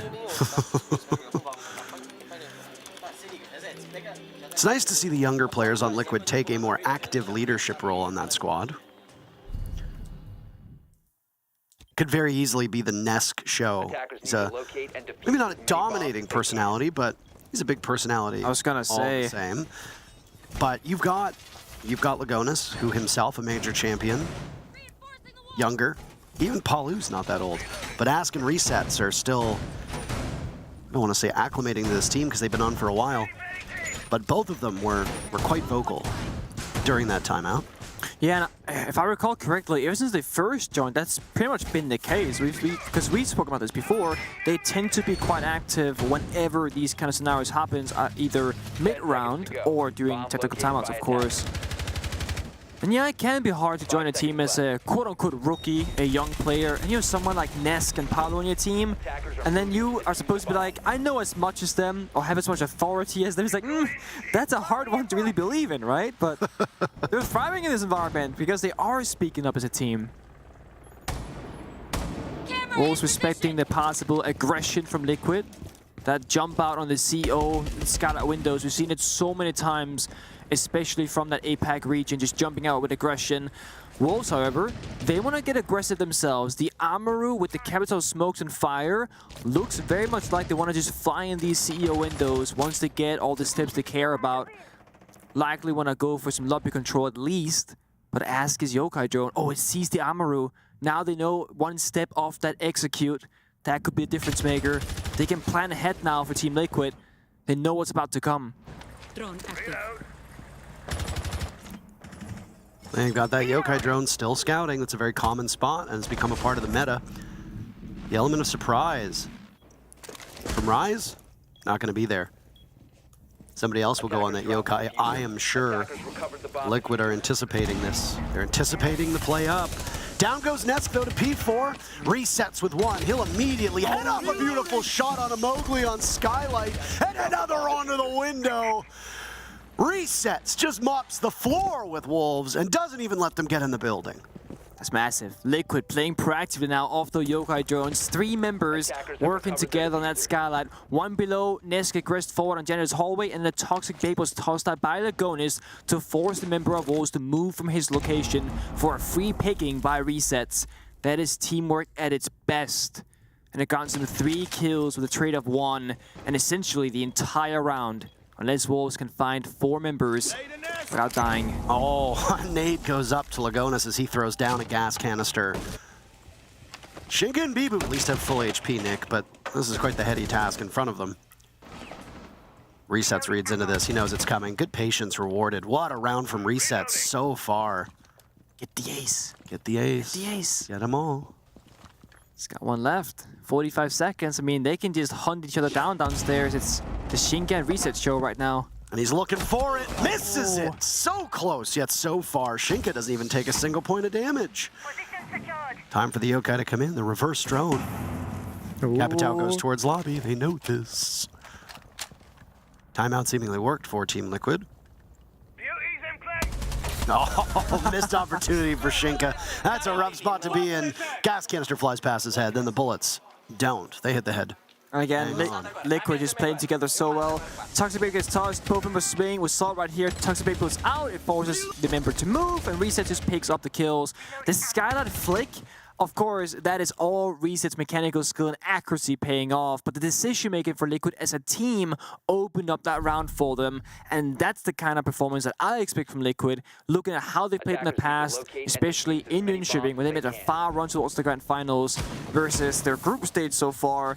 That has been 2 very different teams to look at, and a lot of fans, as myself, I'm also a big Liquid fan, have been like, what's going on here, Liquid? You lose 2-0 to Heroic, 2-0 to DarkZero, or sorry, 0-2 to Heroic, 0-2 to DarkZero, and then you lose 1-2 to M80. And of course, these aren't bad teams, but Liquid is like, they're like easily arguable to be like top 4 this event in terms of expectations. That hasn't been the case so far. And I could make a statement against Wolves right now. While Wolves themselves and Liquid are guaranteed to stay in this tournament, they are fighting for the 3rd and 4th seed place. when we go from the stage 1 of the Invitationals to stage 2 in just 2 days. Attackers recovered the bomb diffuser. This is a time where, you know, I've been thinking this a lot, Nick. I really wish I spoke Portuguese. Yeah. You know, Parker, I wake up every morning thinking, me too, man, me too. But we can't always have what we want. Why don't you speak French, by the way? You're Canadian. Yeah, but I'm from Toronto. So Yeah, but like, come on. Go to Toronto and tell me how often you'll hear French. And the answer to that is never. Okay, how often have you been to Montreal? Quite a few times now. To be fair, the first time that I ever went to Montreal was for a play test at the end of 2017 for this job. So, and I mean, I did study French in school, but I found it very challenging to learn a language in an academic setting. That said, I would actually like to give it another shot, so maybe I will. Maybe I will, Nick. But not today. but not because we have casting to do. That's fair. We can do a bit of practice during the Wolves tactical towns, of course, to listen in on that those people speak French. For now, however, no talking will be happening. Not that we can hear, at least. I have to watch the gameplay due to talking instead. Mowgli, nice shot onto Nesk. I can't believe he saw him, to be honest. Gets traded back to Paolo. The duo is there to strike back. These trades, both of these teams, they keep such even numbers on these entries. More damage to be done and more trades to be done as well. Resets phenomenal in the previous round. 4 of those 6 kills that he has to his name coming in just a single round. Shrugs off most of that damage and then gets out of there. 3v3. Resets very low on HP. Honestly, in this scenario, I think it's dead even. Open area, bomb site. There's not that many positions you can play that are, you know, relatively safe. There's self-destruction in the bomb site and open area. There's a corner hatch, etc. Lagonis playing deep inside of kitchen makes sense. Has the 1.5x, has those yokai drones, which are alive so far, by the way. Wolves do have 2 grenades and 3 flashbangs to work with. Make that 1 grenade. That's almost just tossed on out. But with 45 seconds left, Wolves could easily get to that bomb site execution state itself. I mean, I'm worried about these Wolves just limping in, Nick. Yeah. Only, well, I suppose, I guess the 3v3, it's very doable, but the more this clock continues to work on this bomb site, you're going to drop through a hatch or you're going to go through a door where they're going to be watching for you. Oh, Bibu's down below. He's hunting Palu. Gets that kill and then walks away from it. Resets is low on HP. There's still yokais in play from Lagonis. I'm assuming. I haven't seen them get destroyed. There is at least 1 left. He's going to have to use it. Lagonis still searching for his very first kill. Liquid relying on their newest player, and Lagonis gets 1, but the Wolves get the other 2. The look on Rise's face is all you need. Lagonis breaks the donut, at least. But Wolves emerge from that first half. 4-2, nice shot. That right there. The chase down in basement. Honestly, that was it was premeditated by Wolves. They had that drone on the corner hatch instead of stockroom looking down to the bomb site, and they saw that Ulrich had opened up the hatch and might drop. So what Bibu does, he runs all the way from main stairs to lobby, opens up that soft hatch, drop down, go towards gold vault area, and holds the drop. And the timing works just perfectly. If Bibu was there 2 seconds later, he doesn't get that kill most likely, but it worked out for them. 15 seconds left to spare, they walk in that double door, and it was a bit worrying. All members coming from 1 angle plus the hatch. It's not ideal, but they made it work with timing and that trade by peeking at the same time. Agonis couldn't find more than 1, and Wolves will go to the bomb site that we just saw Liquid last defend, that open area bomb site. It arguably adds the most amount of flexibility in terms of how you want to defend, because you can play a couple of operators that can change things up, right? The castle on Rise, for example, you can now compartmentalize the areas of the map that you want to play more passively, which is completely box off from the attacking side, deny lines of sight, etc. Asami, same story. Those mute jammers from Bibu deny important information with the drones, and of course deny the wall breach from that skylight quadruple wall that we see from Shinge's drone. And you get information, both the Valkyrie and the Echo in play, which can enable a bit of verticality. There is 1 C4 from Bibu, 1 impact from P4. Liquid, they're playing a very structured lineup themselves, as we can see. The Flores, Thermite, Bog, Ash, and IQ. Nothing really stands out saying execute favored, roam clear favored. They're kind of prepared for everything right now. But just like Wolves, it's down to how they find these opening kills on the attacking side and isolate the members of Wolves, if there even are any. This is the first crack at attack for Team Liquid. It's just the same way that Liquid had their tricky Valk cam set up. So too did Wolves, and they read off that information inside a lobby. They thought they had the drop on resets. They were wrong. These teams coming to blows very, very quickly. Suddenly, 3 players are removed from the server. Plenty of time left. A 4th will go down, and it's Liquid coming out ahead. A far more confident attack from Liquid than we saw out of Wolves, and pretty much all of those rounds, actually. Yeah. I mean, one of the problematic things about playing both Valkyrie and Echo, if you want to watch both the Yokais and the Valkyrie cameras, you're going to be spending 2 members, most likely, actively holding those cameras. That means less guns that can fight back. Liquid had 4 members shooting, whereas Wolves had only 2 in that scenario. 3rd one falls shortly after. Liquid's team play in synergy right now, reigning supreme both in their attacks and defenses, as this looks almost like a guaranteed round for them. Just gonna take the due diligence here and like drone out every corner. Make sure they don't make that small mistake of missing a member of Wolves hiding somewhere in the map. The Yokai drone is alive still from Shinka. If this time ticks down too far, that could be a win condition for the Wolves. Again, this bomb site really depends on how you're gonna crack at it. Shinka decides to get aggressive with it opened up, and one's on the banister by the pillars. Lagonis takes him down. Nitro Cell goes off. Goodbye, Palu. There's 3 players on Liquid, and they've been very good with their shots up to this point. Bibu will have to contend with an SMG-11. Can't do it, looks the wrong way, resets. Phenomenal yet again. Liquid slowly closing this gap. Wolves have the lead still. Reese is doing everything right now. He walked into lobby relatively alone, won that initial gunfight on the lobby staircase, walked past the Valkyrie camera, obviously not knowing that it's there, or knowing and then baiting out that kind of scenario. So he gets the first kill, the second, and the last in the round. You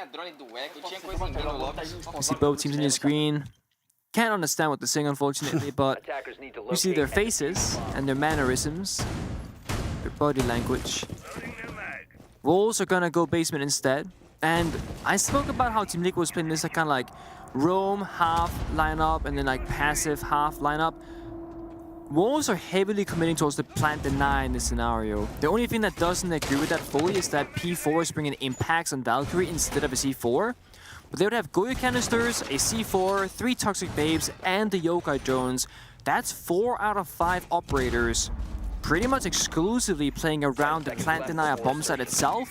And with Mowgli's ADS is also being invested towards the server stairs, that's the 5th operator also playing towards that element of the bomb site itself. Now, it is smart for Wolves to open up the hatch and still do a soft roam, because you can't just give an enemy team the full map control, because they will roam clear in 20 seconds and have way too much time to deal with the bomb site. So you have to actually commit to the roam in some form of capacity, no matter what you want to do in this basement defense. But it's very clear for Wolves that the bomb site is their priority. That roam is only a matter of stalling for enough time for them to make that utility work in their favor. There's a lot of abilities for Liquid to clear out that roam as well. Ying will likely be the main focus for Liquid. Ask on that familiar operator that Liquid likes to bring. Very fond memories of Nesk playing Ying. I'm sure you have some as well. Yeah. I mean, honestly, Nesk on Ashe with ACOG back in the day, that was the most frightening thing I've ever played against. It's like there's Nesk entering, drone beneath his feet. Either you shoot the drone and he kills you, or you try and kill him, but he still kills you. There was no winning against this man back then. Of course, the meta has changed, the scopes, the guns, etc. But still to this day, Nesk is one of the most feared and respected players in those individual 1v1 gunfights. There go the Candelas, an early execute for them. After Rise had such a strong start, picking up 2 kills in the first couple rounds, he's been 0-5 since. That's the Rise we know and love. Obviously taking a leadership role and using his gadgetry well, but still can't find kills, and you need to be able to do that in the kill department. Liquid toying with this first floor. Like you said, the bomb site's the priority for Wolves, and they are not really stretched out to combat Liquid. No. Allows Liquid all that map control for free.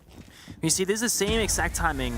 Wolves take out open air control at 1:30. So does Team Liquid. But they have server stairs control, they have bomb site, Goyo canisters, etc. They can stall for further time, maybe do some damage here. The Toxic Babes will be spent on server stairs. Askus is going to rush right in, and he doesn't seem to see Shinka. who's lying on the ground the moment that his sight returns. The shotgun finds its mark, and now it's Nesk to get swung on by Shinka. They didn't deal with the shield at all, Nick. And now a third body. Look at that. The walls adorned with their blood, and there will be even more! Shinka with 4 kills. There's a single player from Liquid left. It's Resets, and he's in the bomb site. But they're going to be hunting for the final kill. It's Rise to get it done. Shinka no ace. Shinka needed that round as an individual player. He plays Thermite, he drones, he sits around, he watches his teammate fall on that entry, and he can't do much to help them besides just gathering information. Right here, superhero performance, getting all 4 kills single-handedly, with the ADS's help, of course, of Mowgli, holding down that server stairs position. That is the absolute base case scenario for a basement defense. That is that you do not lose server stairs control, because that is what the attackers need to clear before they get it into server itself and start doing their execute onto the bomb site itself. The Ying, through Candela, ran through the toxic bait, trying to get that kill. That means that Liquid don't have to deal with the shield, the ADSs afterwards, etc. But it's a big gamble and a big risk, because no one else from Liquid can follow the Ying for a trade, because they would be blinded by those Candelas as well. And afterwards, they were like, well, now we have no other option than to just like try again, but without those Candelas. And that's where the shotgun from Shinka does a ton of damage. The Goyo canister fire popped by Shinka as well in the bottom of the staircase ensured nobody could flank if they were to drop that server hatch or come in from the tunnel. And the toxic bait was tossed out, so nobody could follow the Ying after the Candelas went out without also being blinded partially and taking damage. I don't think that could have been played better by Shinka. I do think Liquid could have played that a little bit more safe, but they were trying to get max value out of it by having more utility before they execute later on. I don't fault them for that. I think it just was misplaced, right? Yeah. That's it. You can bring the right tools, but you don't always get the most value out of it, and you don't always get the most success. An early pick onto a very viable operator, very valuable operator as well. Suddenly, your entire attack falls apart. If that's your only set of nades, or if that's your only set of smokes, and that's the most important part of your execute, the linchpin, well then, what do? You have to recover. Yeah. And that, I mean, I think whenever you're in a scenario as an attacking team especially and things aren't going your way, the best thing you can do is lose by acting and lose by trying, because more often than not, that will also be the same way that you can get a victory. If you're not going to be doing anything once you lose an important member or operator, you'll probably lose that round regardless. So you might as well say, okay, that didn't go the way we wanted. Let's just still try and salvage this together. Go on in, take the action to your own hands and play it all out. That's what Liquid did. I respect them for it, but Shinka, he most definitely did not care about their intentions with that round, because he said this one is mine and Wolves alone. It's 9 kills now, 9 and 3, Parker. That is his best performance that I can think of at this event so far. Yeah, we have been really critical of him. Yeah? I like this Wolf squad. I mean, I like the Liquid squad as well. Down goes Nesk. He's not having a great game. 4 and 8 on the main entry on most of these rounds for Liquid is falling well below what you expect of him. The good news for Team Liquid is you've got backup in Resets, who has been quite phenomenal in this match. But the story for this Liquid squad, I think, if I was to write it, is how Nesk and Palu just have not been the same foes at this event that they were at Yanshiping, that they've been in the past. Second kill now for Wolves as Ask goes down. Don't have those logic bombs. One had already gone off, but I think there was still one in the pocket of the Dokkaebi. First kill for Liquid, it's Resets, of course it is, taking down Shinka. Candela going out, not doing any damage, of course. Just a fake mini execute to perhaps move the members of Wolves around the map. P4 will just strike up the server stairs, and the Gonis finds another Liquid there is still in this round. Absolutely, and the pendulum can swing back very quickly. This is open area into a 3v3. Again, it's how you want to go about it. Lagonis wants to hop in from that printer window, and he'll do so. Nobody from Wolves to engage directly, but Bibu's far enough back to soften him up. Mowgli's been down. Resets is so close to the bomb side. Nitro Cell goes out. Resets dances around it yet again. P4 will have to come to the rescue. He's got spam pings. He'll continue to harass this Liquid squad, but Resets is just so much damn better. Resets right now doing his absolute best Nesk and Palu impression, because he is saving Liquid in these rounds time and time again. Without this man, they wouldn't be on bank anymore. They would have to go towards Oregon very shortly. that looked like a guaranteed Wolves victory, but if you just start finding those kills, it can make all the difference. And Resets, he started it off and he also finished the job. Attackers need to locate and Wolves need to fight together more. Do not give Resets any more 1v1s. That is, he wins them every single time. CEO bomb site has not been defended by Wolves yet. They've gone open area, basement, into open area again. Now with mixed results on that latter one. Open area just not working out for them whatsoever. Shinka on the dock. Big fan of this operator on CEO. All these long lines of sights. And also, you're more often than not finding yourself stuck in a corner on CEO. When the attackers get those window repels or ATM repels, once the walls get opened up and the windows, the castle barricades, you cannot move a whole lot. Exactly what Wolves did themselves, and they attacked this bomb site. It was P4, just on the window repels, waiting, cutting off the site rotations. Either you fight the repel player, take him out, or you just leave him be, and just as I said, you stay in those corners. Bomb located by attackers. You and I have been treated to a lot of 12-round games. We have actually casted the second most rounds out of all of the talent so far. Is there a statistic on that? There is. Dezichu yesterday decided to add up all the rounds that were casted because it seemed like him and Tim were being given all of the long games. You and I have mostly casted 2-0s. So the fact that we've only had, or the fact that we're in second, I gotta ask, like, what the hell are the other casters doing? But the one thing I will say is that a lot of our 7-0s, with the exception of the M&M games, have usually gone to 10, 11, 12 rounds. Yeah. So at minimum, we're getting long maps, if not long matches. Well, interesting statistic. And Ace and Dez, by the way, were way ahead of us. I was gonna say, it was something like they were at like 240 rounds casted, and we were next at like 190. Oh God. It was a huge difference, yeah. And then like Fluke was next, because Fluke obviously had like different partners working with her. She was like a couple behind us. First pick of the series in this round is gonna go to Liquid. Down goes Mowgli. He's mere mortal. Resets at 15 kills at the moment. Almost the same as the rest of his team. The rest of his team is at 16 kills. That is an incredible number. Yep. Ecologic bombs yet again. Lagonis trying to capitalize off of this on repel. Candelas to go in. There's still one in his pocket. Nope, never mind. It gets tossed out. Ask trades most of his HP to take down P4, and Wolves finally get on the board, and we'll follow it up with yet another kill. Liquid have now lost 2. Again, it's a 3v3. If these teams aren't trading, they're getting awfully close in this mid-round. Smoke goes out, plant in the hands of Lagonis, and Diffuser is almost done. Lagonis goes down to Shinka, and now it's Palu to try to exploit a blind spot. Up the square stairs, Shinka reduced to rubble. Nesk swatted away by Rise. Again, back and forth. Now it's Palu to try to clutch. He's an absolute monster, and we have seen incredible things from him, but this time the task might just be a bit too much. Baits out Rise, masterfully played. Palu versus Bibu. One of the most experienced players in all of EU. Palu has to be wary of intel. He knows there's a Valkyrie on the board. Bibu gets a read off of it. Spam ping still will frustrate Palu. Tossing out a drone. One more nade in pocket. Trying to get the attention of Bibu. Seconds remaining. Will be patient inside of the elevator with ice in his veins. Move Wolves to match point. Bibu probably the #1 candidate to put in a 1v1 in that scenario because he has so much experience as a player, as a leader. And one thing you can commonly find with Bibu in these clutch moments, he actually doesn't act at all in the 1v1s because he recognizes Palu is not in a position to plant whatsoever. And if he does, I mean, there's no time for it. So he'll just go into that elevator, and if Palu walks all the way on up, take that gunfight, he's low on HP. And if not, and you have that accurate information as they did with those Valkyrie cameras, you can swing with a pre-fire, hit one bullet, take him out. Tactical timeout being called by Wolves. They want this 7-4. They do not want OT. They take this break knowing that Liquid can also talk to their coach and figure out what they want to do to go towards overtime.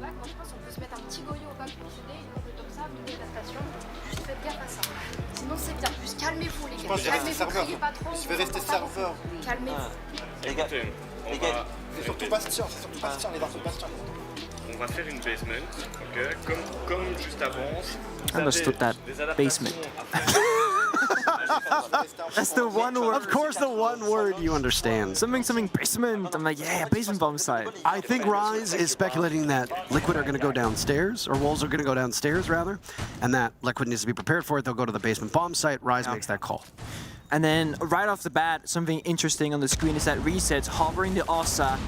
We spoke way back before the round even started. The multi-ban from Wolves obviously is targeted towards Team Liquid, and in particular how they attack the basement bomb site. The answer to a multi-ban is going to be Blitz, not as commonly because you can't, not as commonly. Osa is a more substitute or suitable replacement rather for the multi. You can walk in with the shield, deny yourself some cover and your teammates, put down the talent shields for, either a plant or for a safe position to get kills from. And Resets will stick it out. So Liquid, they are playing towards the objective that they want to achieve, and they say the multi-ban, it's not gonna matter too much in this scenario. We'll find something else to make it work. The only thing is, Resets is sitting on 15 kills and doing the entry job for Team Liquid.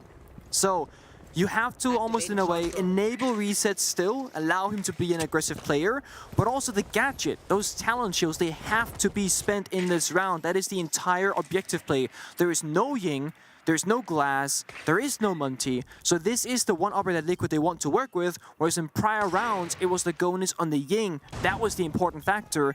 But Agonis is a support player. He doesn't go in the building first. Resets, he has in almost every single round so far, and he has been the one to find almost every opening kill for Liquid. This could be a problem for them. Resets taking some damage with the Talon Shield. This is Liquid set up well across the map. Not all of them. They're going to play off of each other. Bomb located by attackers. There's one in garage. We saw one in escape tunnel / dirt tunnel. As long as Bibu stays on that Yokai, he'll be able to spot Nesk here.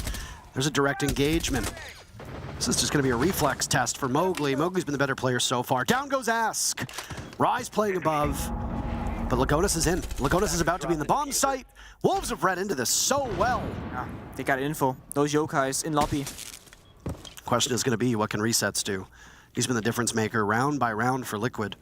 Palu, a relatively easy kill on the Rise. That's a bit of negligence. Rise was in that position earlier. He'd abandoned it. Your star player in this matchup so far is in garage, holding dead angles. It sucks to be in that position, but they gotta do it. It's an important place to be for Liquid.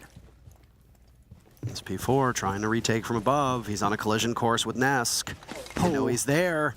Can he win this duel? No! Palu is a little bit better. Nesk fell. Resets in Palu in this 1v3, but the toxic canister, or rather that Goyo canister. No! Unbelievable. Shinka and Bibu left to fend against Liquid. Wolves had such an advantage. They could have put this one away. It wasn't just it was a 2 versus 5. It's not just an advantage. They had the round in their grasp, but they're isolating themselves to these 1v1s that Liquid keep on winning. 30 seconds and Palu's dropping down the hatch. Palu wants to go for this engagement. I believe he's got some confidence, but they both fall. Never mind. Great performance from Wolves on their map. 7-4 over Liquid. This is a fight for 3rd and 4th in the group, and Wolves get at least a single map. Yeah. And I mean, this is going to tell a story for Oregon to come as well, because the way Wolves are fighting back against Liquid, well, the way Oregon plays out of the map is heavily going to play into the way you play those 1v1s and those 2v2s. Both teams' play styles are going to be phenomenal to watch on Oregon, but it was Wolves that came out ahead on Bank. Resets with 16, I believe, finishing off the map. Wasn't enough.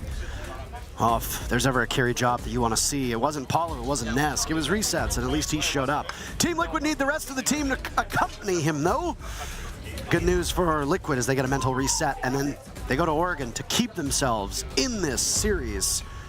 We're going to toss to a quick break, and then we'll come back to see exactly what happens in our second map between these two teams.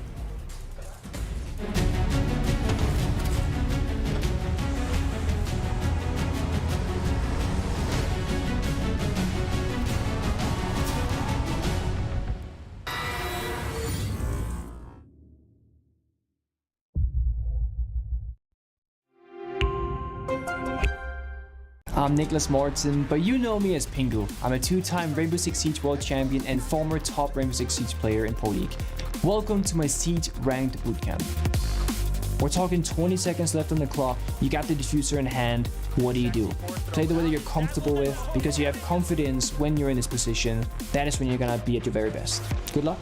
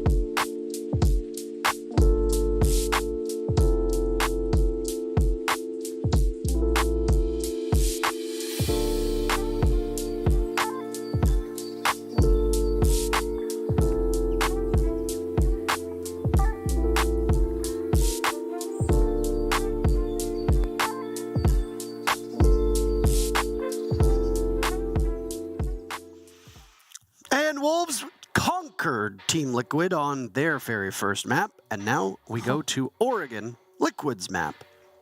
Any expectations on that one before we go into the recap? I just want to point out that Rise, the last thing you saw on the screen before the break was him and Helby, the coach, sitting down, talking strats. And now we come back like, what, 5-6 minutes later, and they're still basically with this laptop preparing for the map to come. So Wolves seem very well prepared for this, and it's all saved in the brain of Rise to communicate that to his team once it starts. I'm excited. Yeah. I think Team Liquid needs to get their spirits high. They could finish last in the group of the teams that actually make it out of the group. Now, for those of you that haven't been tuning in, Direwolves, they finished dead last. They are going home. The only teams that have been officially eliminated from the 6 Invitational so far are all teams from APAC. Unfortunately, the region has not had a very good performance at this event. They did get a victory, though. CAG did topple BTS in quite surprising fashion. But the score sheet in front of you tells the story of our previous matchup. Team Liquid and Wolves are safe. They will make it to Stage 2 because of Direwolves' not so great performance. A 170 rating by resets, basically a 1.7, that is in the regular terms, I believe. That is quite remarkable from resets, but as we all saw, it wasn't enough. Like the team effort, team game, and the rest of Liquid not really showing up when it mattered the most. And it's small things, really, but it mostly came down to the individual gunfights not going in their favor and their executes not looking as sharp or decisive as that of Wolves. We'll see Oregon is, of course, a much smaller, much more linear map, if you will, how it plays out. So all the things that we just saw on Bank might not be that applicable. The other bands might be very different as well. So we could see 2 entire different playstyles from these 2 teams on this second map. I mean, that's the beauty of the map pool that we have right now. There's a lot of variation. Did you know that Oregon was based upon the Waco compound in Texas? Because there are people who are currently working this event who did not know that. So you, the viewer, might not also be aware of that. I didn't know it. I don't know much about the map lore, I'll be honest. I'm kind of slacking on that one. Most of the original maps were based off of real things that happened. Okay. So Consulate was, what was it? Was that Iran? It was the Iranian consulate or something like that it was based off of, I believe. Argo was the movie was based off of that same story. And then the Waco compound for this, so. Interesting. Bank is set in LA, obviously off of a bank heist at some point. Just little tidbits for you. And fun fact, I actually believe that that is Caliber Jacobs' most watched YouTube video. It's about where the maps are actually based off of. Right. He made that video before he even became, I was going to say like, quote unquote, like relevant, but like he didn't work like the Tier 1 space back then at all. So. I think it's kind of rude for you to say that Caliber Jacob was never relevant. He's relevant in our hearts, okay? No, he before we knew him as the one he is now is what it was going. He's relevant in our hearts. Of course, he's relevant. Okay, so that's a low blow. We just the observer just pops into our ear. How are his predictions doing? It was like 7 out of 29 or what? It was like really rough numbers, but hey, that happens. Operator bans. Yeah. Let's talk about those. Let's talk about that. Ying, of course, being target banned from the side of Wolves makes perfect sense. I mean, this is, especially for this basement bomb site that is, Ying, the most commonly used operator to pick apart this entire setup with those Candelas, and the smoke grenades. Candelers. Valkyrie, we saw how useful that was for both teams on Bank. Oregon is a much smaller map, but that information can be equally useful. The Nuke and the Solace, same story for Liquid. They want to deny information and make the game as, consistent as possible by knowing what is true and what is not, because that Nuke gadget means that you could still be a member here, even if your camera is up.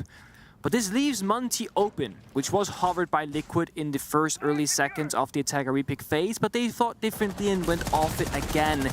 It's going to be that Maverick being brought out in case of a Kite Claw, because with the mirror window, you can fortify that base and bomb site and keep the mirror windows intact by Kite Clawing the hatches. Liquid, they read into it. They bring that guarantee that that's not going to be a problem for us. But that's where the mind games begin, because Wolves, they did not bring the Kaid. So they still get that 5th operator value in terms of gadgetry. The Maverick doesn't get to counter. Yeah. I love these bans from Wolves, just on the surface level. Ying is a strong operator on Oregon. Doesn't matter what team is playing her. She has a great secondary gadget in that can opener / heart breach. And then, of course, the Candelas are extremely good on every single bomb site. But also, Liquid are very proficient with her. That's a great target ban. Valk cost Wolves multiple rounds on Bank. Also a great ban for Oregon. Also a great operator for Liquid. So clearly, the 6 minutes of prep that they did between these matchups have given Wolves the round. We don't even need to play the game. That's it, boom. Good value there from the Retaro drone, get the deployable shield. Its utility is pretty much the name of the game for Oregon Basement. Hide behind shields, I say hide, play behind shields in those mirror windows to make the attackers' life very difficult. Liquid making very quick work of the map because Wolves did not have any roaming presence. We spoke about that on Bank Basement, where you kind of need to have a soft roam going just to slow down the attackers. I think that statement's also true for Oregon Basement. And because Wolves didn't have any presence whatsoever, Liquid, they were basically making work of the bomb side almost only a minute into the round. Putting these Retaro drones to very good use. There's a proximity alarm. I'll let them know that Palu's very close to getting in. Wolves with 3 kills. They don't just get the opening pick, they get 3 of them. Liquid or nothing. They're goo, they're paste. Oh my. Flawless start for Wolves in round 1. Ils savent pas, Exec. Le mec SKT, il descend, il sait pas où je suis, gros. It's always Mowgli too. Again, I can't tell you the same, but it's always Mowgli to speak up first in these moments. Wolves making quick work of Liquid in that round, and it almost seemed like Paolo was executing ahead of schedule. No one could follow up. Toxic Babe was popped to deny any exit point for him, unless he was to run for that Toxic Babe Kaz. Instead, he kind of runs towards that pillar position, got caught in the crossfire. And then the rest of Liquid, they tried to act with it, it looked like, but of course, they didn't have a stable area to execute with or at. It comes down to those gunfights again, just like Bang. If you win your ones, you get further to the bomb site or closer to it. If you lose your ones, well, you won't even get close at all. It's been Liquid's biggest issue so far. From Wolves, it was all a team effort. Everybody got a kill on the board besides Bibu. And P4, he got 2 of his own in that round. Now they go upstairs to the bomb site that we tend to see. The secondary bomb site. The 1-2. Dorms, double dorms. Honestly, in my opinion, I think this bomb site is like the biggest coin flip. Almost the biggest coin flip in the entire game. It seems like such a 50-50 bomb site. It's like, it feels kind of bad to defend it, and it feels kind of bad to attack it. But also feels kind of good at the same time. But I feel like it's one of those, I at least personally never feel quite comfortable on either side of this equation. Whereas with like Basement Oregon, you always feel good as a defender, I feel like. It's so hard to attack it. So very different kind of play style from this bomb set than that of the previous. Bomb set is rather weak, you have to extend out, worry about attic, master bedroom, etc. And it's why we see Wolves, they've set up inside a trophy with that deployable shield. Paolo looking to maybe walk up the stairs or do something about that. Nope, goes to meeting instead. P4 hiding below inside of servers. Has the hatch open, can fall back, has to rotate. Paolo looks to stop it. There's gunfire in front of Paulu's face. Wolves the lead off kill again, they get both. Liquid in trouble early on. Wolves in the first minute have reduced Liquid to just 3 players. Again. It's the 1v1s. No one from Liquid is there to trade these gunfights. No one's doing anything. No flashbangs, no nades. It's just walking on in. If someone is there with Paolo when he blocks open that wall, maybe he can toss a flashbang for his teammate or something like that. You can get the ball rolling, but instead, we're just challenging Wolves, and they are not having any of it. I do like the Amaru pick a lot, but just hasn't really been all that successful, Nick. And it's likely might not matter this round, unfortunately. No. Yeah, I agree with you. It very well could have. A nice Canadianism. Yeah, no, yeah. Yeah, no, yeah. Yeah, no, yeah. So nice. That means, yeah, you know, I agree with that. But look at this. No way! P4 is there. 2 members of Wolves there at the same time. Nesk does a little bit of damage. He and resets. The last 2 to go. Oh. Back goes out. Does more damage to Nesk. He'll have to wrestle with that deployable shield and now a Kiba barrier as well. Bibu doesn't have any more impacts left. Resets up the stairs. There's no way Wolves gets 2 flawless rounds, right? There it is. Wow. 2 flawless rounds for Wolves. If you're Liquid, I think you call a timeout to settle the team down. It's certainly now a next round. I mean, you gotta really slam the brakes on this one. Again, we look at this. 1 versus 1s. P4 is sitting downstairs and finds 2 kills again. And then when Wolves, they get the advantage, they don't make that same mistake that they did in that basement 2 versus 5 from the bank previously, where they give Liquid the 1v1s. No, they found a duo body system, right? The 2 isolated roamers, they got together in the basement, came up the lobby. When the Maro, Lagonis, I believe, walked down the armory stairs, there are 2 members there. At very, very worst case scenario, Wolves trade 1 for 1, which puts them at 4 versus 2. That's a great position to be in. Whereas, let's say we're flipping that right now between the 2 teams. Let's say it was Liquid who was in defense there. Looking at how they're playing so far, they would have 1 member come up into lobby, and then if Wolves killed that member, they play 3 versus 4. So the numbers really is what Wolves are pushing forward the most here, and Liquid are not doing their very best at all to try and play that same game, and that has been their biggest downfall so far. You can go for a direct attack on this bomb site, go big tower, open up the walls, etc., play as a 5-man on one side kind of team, or you can make 2 kind of groups happen. A group of 3 and a group of 2. You do not want to have these isolated lone wolf members anymore, because it simply is not cutting it right now against Wolves. I'm reloading. Look at P4's position. Has he been droned out at all? He's playing in that little rat angle by small tower. Boom. There goes the door, there goes the Banshee. Again, great value from this Rotero drone. I cannot tell you, the viewer, enough how good Flores is on most maps. Play him more. You're not wrong, not at all. I so seldom see Flores in ranked games.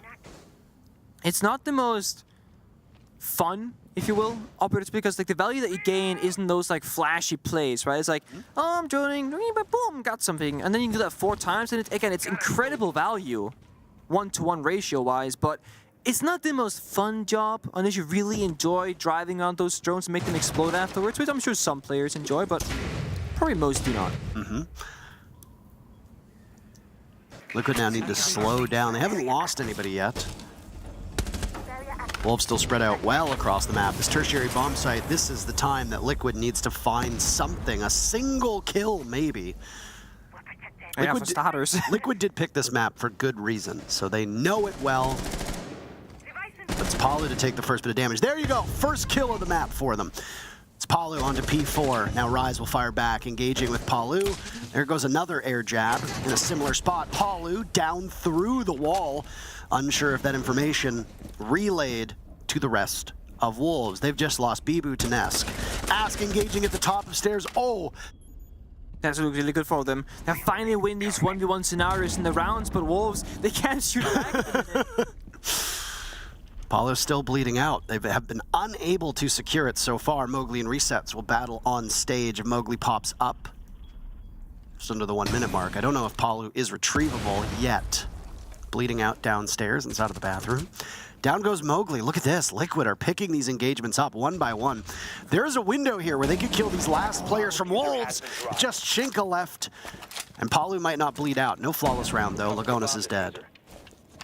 Shinka had a great first game on bank. He'll try to stall for time. Flash goes out behind him.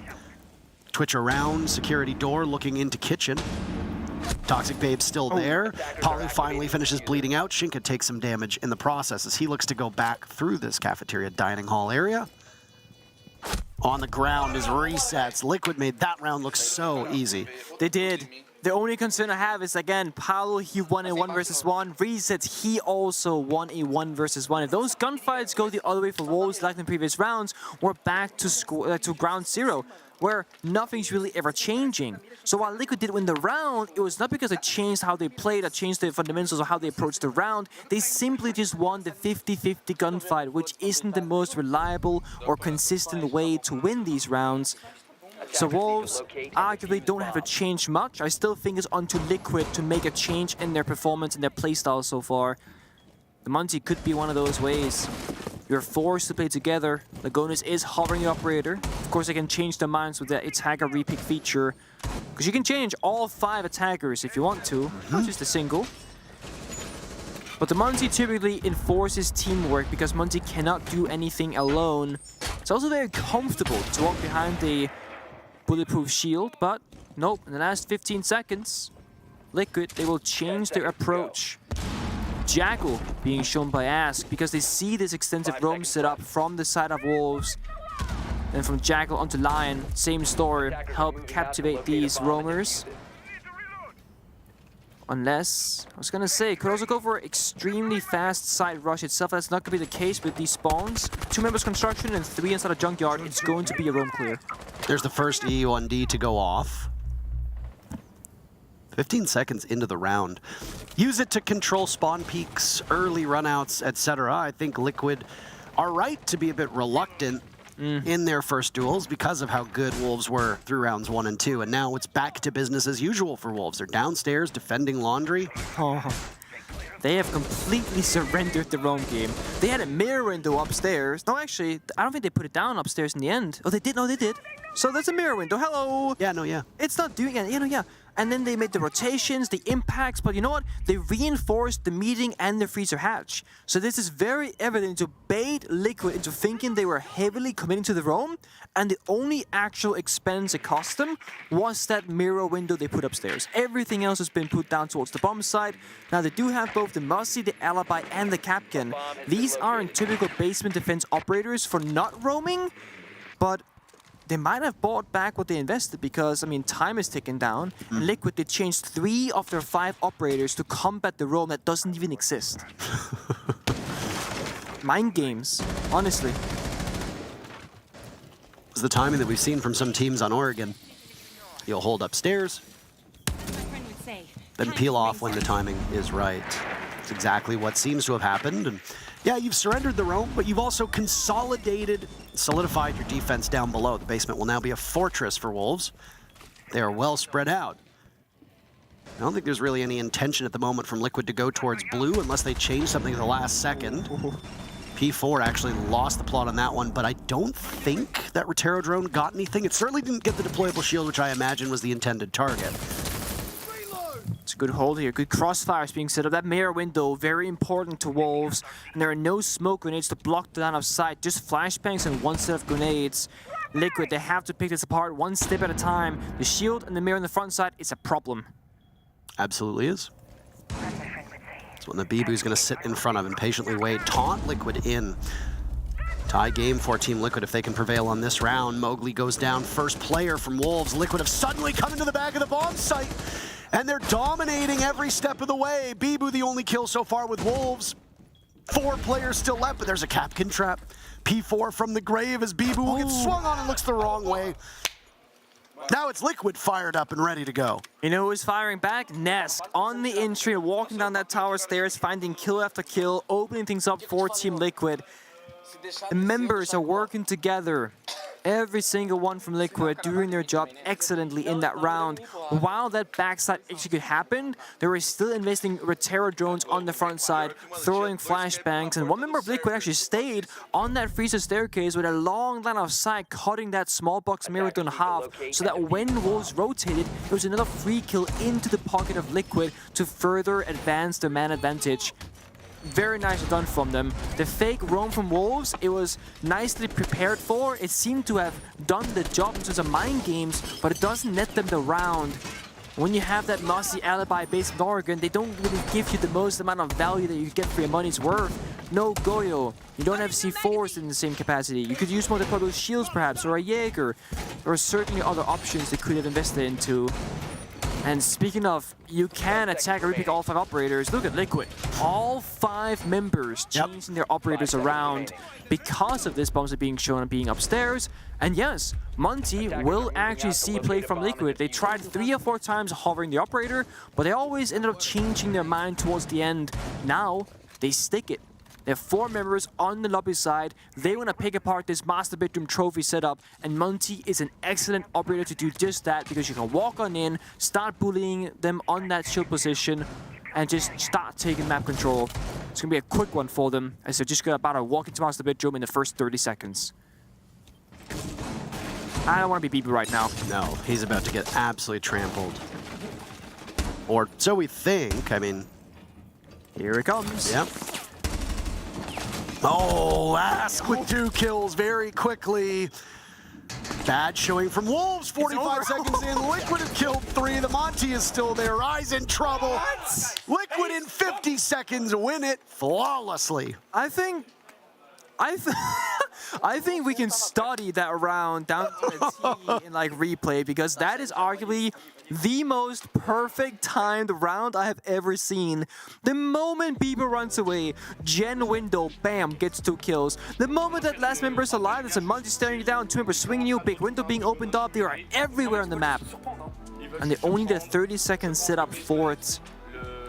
I'm not surprised the timeout gets taken out from Wolves. They lost 3 rounds in a row, 2 of them almost flawless, and they've lost both the primary, secondary, and tertiary bomb side. Here I was thinking after, what was it, the second round, 2 flawless rounds in a row for this Wolves squad, and I'm saying, oh, they have to clearly call a timeout from Liquid. What didn't Liquid do? They didn't call a timeout. What did Liquid do? They win the next 3 in a row with a flawless of their own. They almost had 2 flawlesses, actually. Yeah. How demoralizing for Wolves after a triumphant start.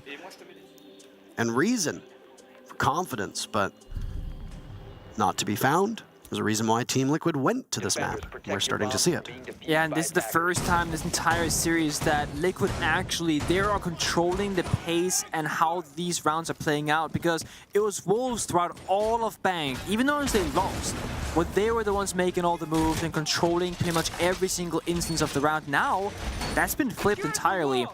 That previous round that we just saw on the upstairs attack, that is changing everything for Wolves. I mean, they have to now respect the Monty, and that's problematic because the only way to respect it is to start playing closer together, first of all, to establish crossfire so that Monty cannot single you out, but also you don't have as much operator freedom as a defending team anymore. You can't run around on a Mossy and an Alibi because they don't do anything against the Monty. You need these kinds of operators like Oryx so that if Monty's alone, you can just run into him, knock him down, and then get the kill. You need Toxic Babes, C4s, Impacts, etc.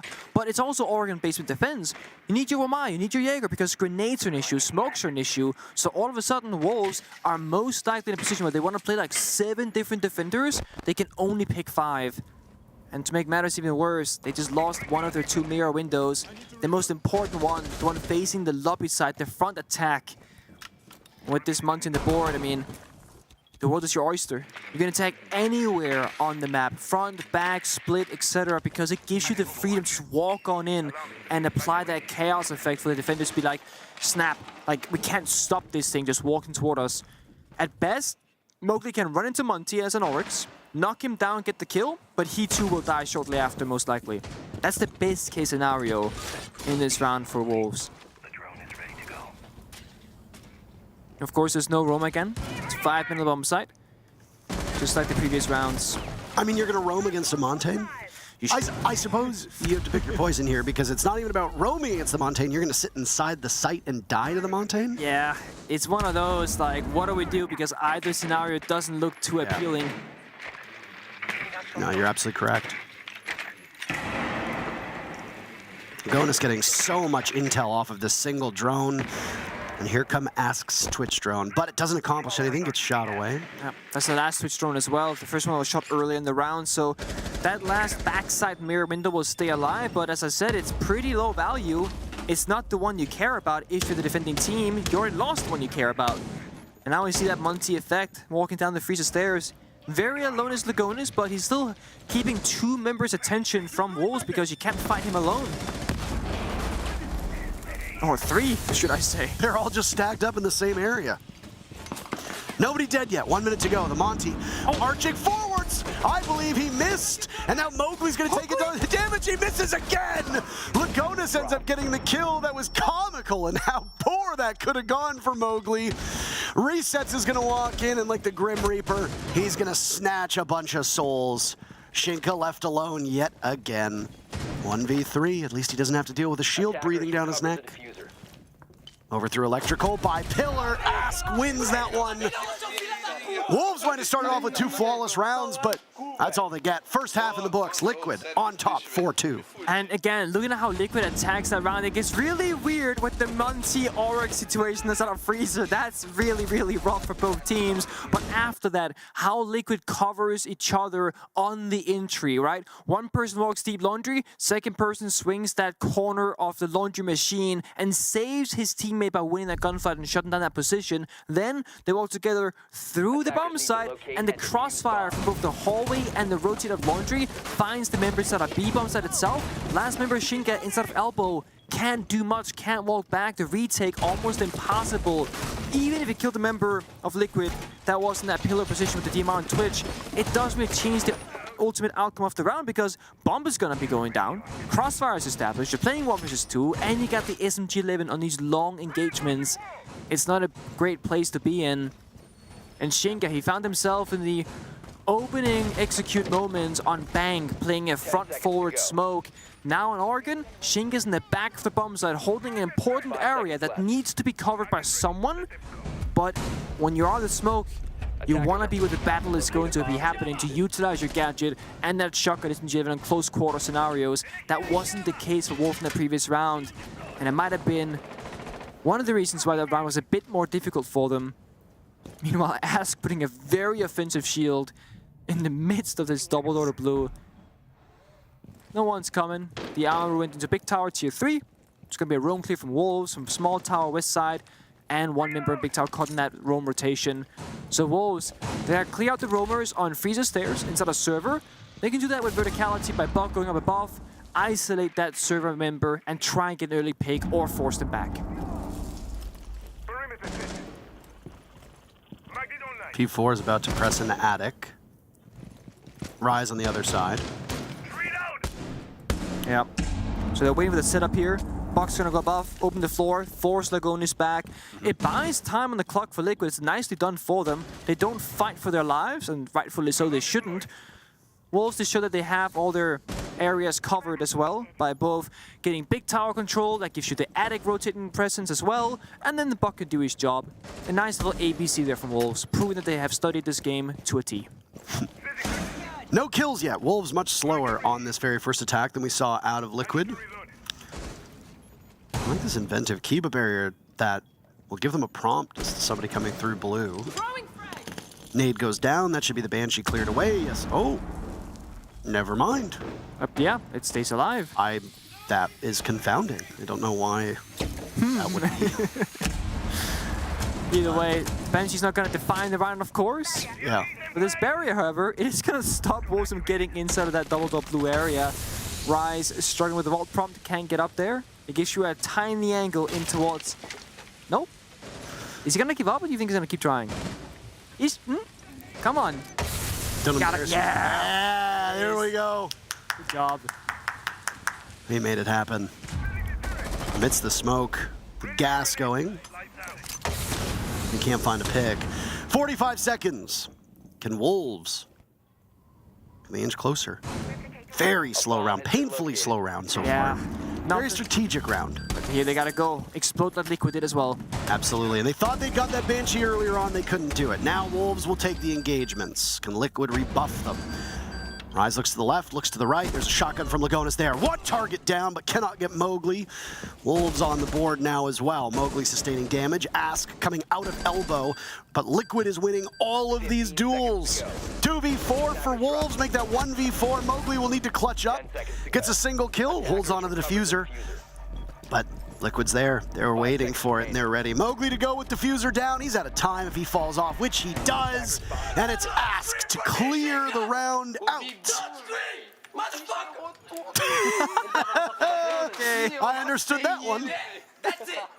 That's it. 5 rounds in a row for Team Liquid. Something has clicked for them. I mean, they are looking like they are playing together in top form.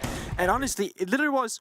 Round number 1 and 2, Liquid, they lose flawlessly. Absolutely terrible state that they're in. Then, 3rd round and 4 till now that we just saw round number 7, a completely different team showed up in the server, right? Round number 3, it was still that isolated individual performance from Liquid winning gunfights, but 4 through 7 has been absolute team synergy and team coordination on the map.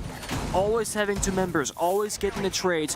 When they were on the attacking side just 2 rounds ago, they were spending like the first minute 40 seconds setting up, then exploding on towards the bomb side, trading in favorable numbers and getting all the control they care about. Now then they went on defense, they start basement, like same story. They established those crossfires. The moment Wolves they aggressed forward, they were not just falling backwards for Liquid going deeper towards the bomb side. They actually aggressed forward to shake their hands in the middle and then stab them right in the gut in front of their very eyes. It was very graphic imagery.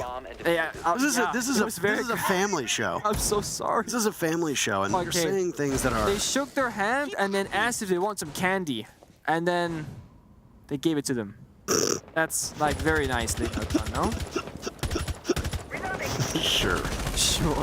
That one's better. Yeah. It's very family friendly. If we're on like a beachy, we don't really have a beachy map because we're like indoors. Rainbow Six Siege. If we had a beachy map, they could like ask it and build a sandcastle together, like step on it, you know? That's like the ultimate disgrace on the beach. I wish I was that sandcastle. No, that's not. You can't say that either. We have Anna in the server. Okay, we all know. I like that pivot. Very good. Very, very good.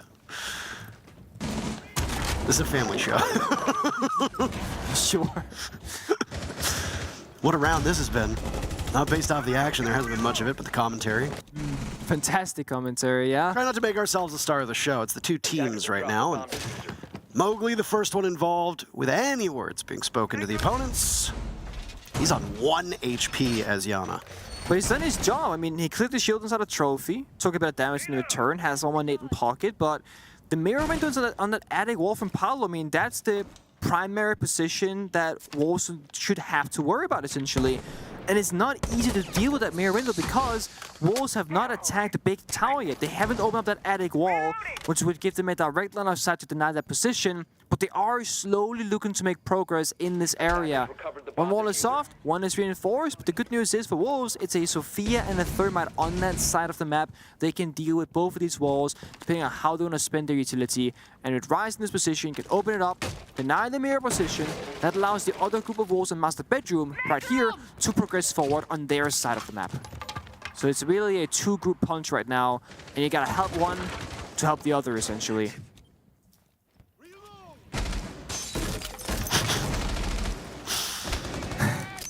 Shinka droning out Attic. He'll discover at least 1 player from Team Liquid. There goes the gas as well. In terms of those toxic canisters, Laguna still has 2 left, 35 seconds or so. That's pretty good timing. Shinka's the first to go down, but they trade out as Bibu has his teammates back. We're in the execute right now, and finally Attic control seems to be clear. Wolves are just in. It's resets against the world. Diffuser going down, and sound of the impact at the top of White will give his position away. Dusts off P4. Bibu and Rise, the 2 most experienced players on this team to stand along with the Diffuser. Timer will go. Resets. Plays that almost perfectly. But the exhale from Wolves tells the story. That was a close one. They know it. Wolves pick up their very first round on attack. And it breaks the 5-round streak Liquid was on. They couldn't break that attic mirror setup, so they thought, you know what, they just run around it. Going through that soft door instead of generator towards the bomb side, sprint up the wide stairs, jump in the big window, and just have each other's backs on the trades. But no trades were really needed. They just won their gunfights on the entry itself, and then the last members of Liquid are off the bomb side, have to play for a retake and resets. Almost got it. Got down to that last 1 versus 1, but that is the most difficult position to be in of any clutch. In a 1v5, you're always thinking, I'm not gonna win this. I can just kind of play free and lose. I have no pressure on me. Getting the first kill, the second kill, etc. The most difficult position that you will end up in is naturally the 1v1, because all of a sudden you can actually win the round. All of a sudden that pressure, it starts creeping on back and you're thinking, I can do something incredible, something absolutely heroic. Win a 1 versus 5 and then you choke. No, Heroic are playing later. I actually don't even know if Heroic plays today because we're not casting them. I actually don't know either. We are casting their group mates later in FaZe Clan versus Team Secret. That is correct. They'll define who gets to go home from that group. That's going to be between FaZe and Secret based off the point system that is currently happening in that group. Correct. But for this one, It's about Wolves, and if they can keep up the same pace as last round. Right now, for the attackers, all the rounds that the attacking teams have won between both of these have been about the execute in the last 30 seconds, right? It's been 4v4, 5v4s, etc. A lot of their bodies alive in the map. Not much happens in the early stage. It's all about how well you can play together in the chaos of the last 20 seconds. And Liquid, they got some of those others to counter that. The Capcan, the Yokai Jones, etc. Paolo building a lead for his team, finds the opening kill onto P4. That's Buck removed from play. A very important operator for Wolves, actually, because they want to use that gadget to destroy the floor towards the bomb site from up above. They will struggle to do so now because there's no soft breach at all besides those ass breaches. Only 2 of those in pocket as well, so very limited soft destruction from above they can do now. Wolves might have to reconsider their approach and how they're going to break apart this round. Could go meeting, breach open the wall with Thermite. That seems like the best option right now, given the lack of soft breach, rather. Mm-hmm. Even that wall is soft. It's all soft walls. Really wish you had a bug right now that was alive.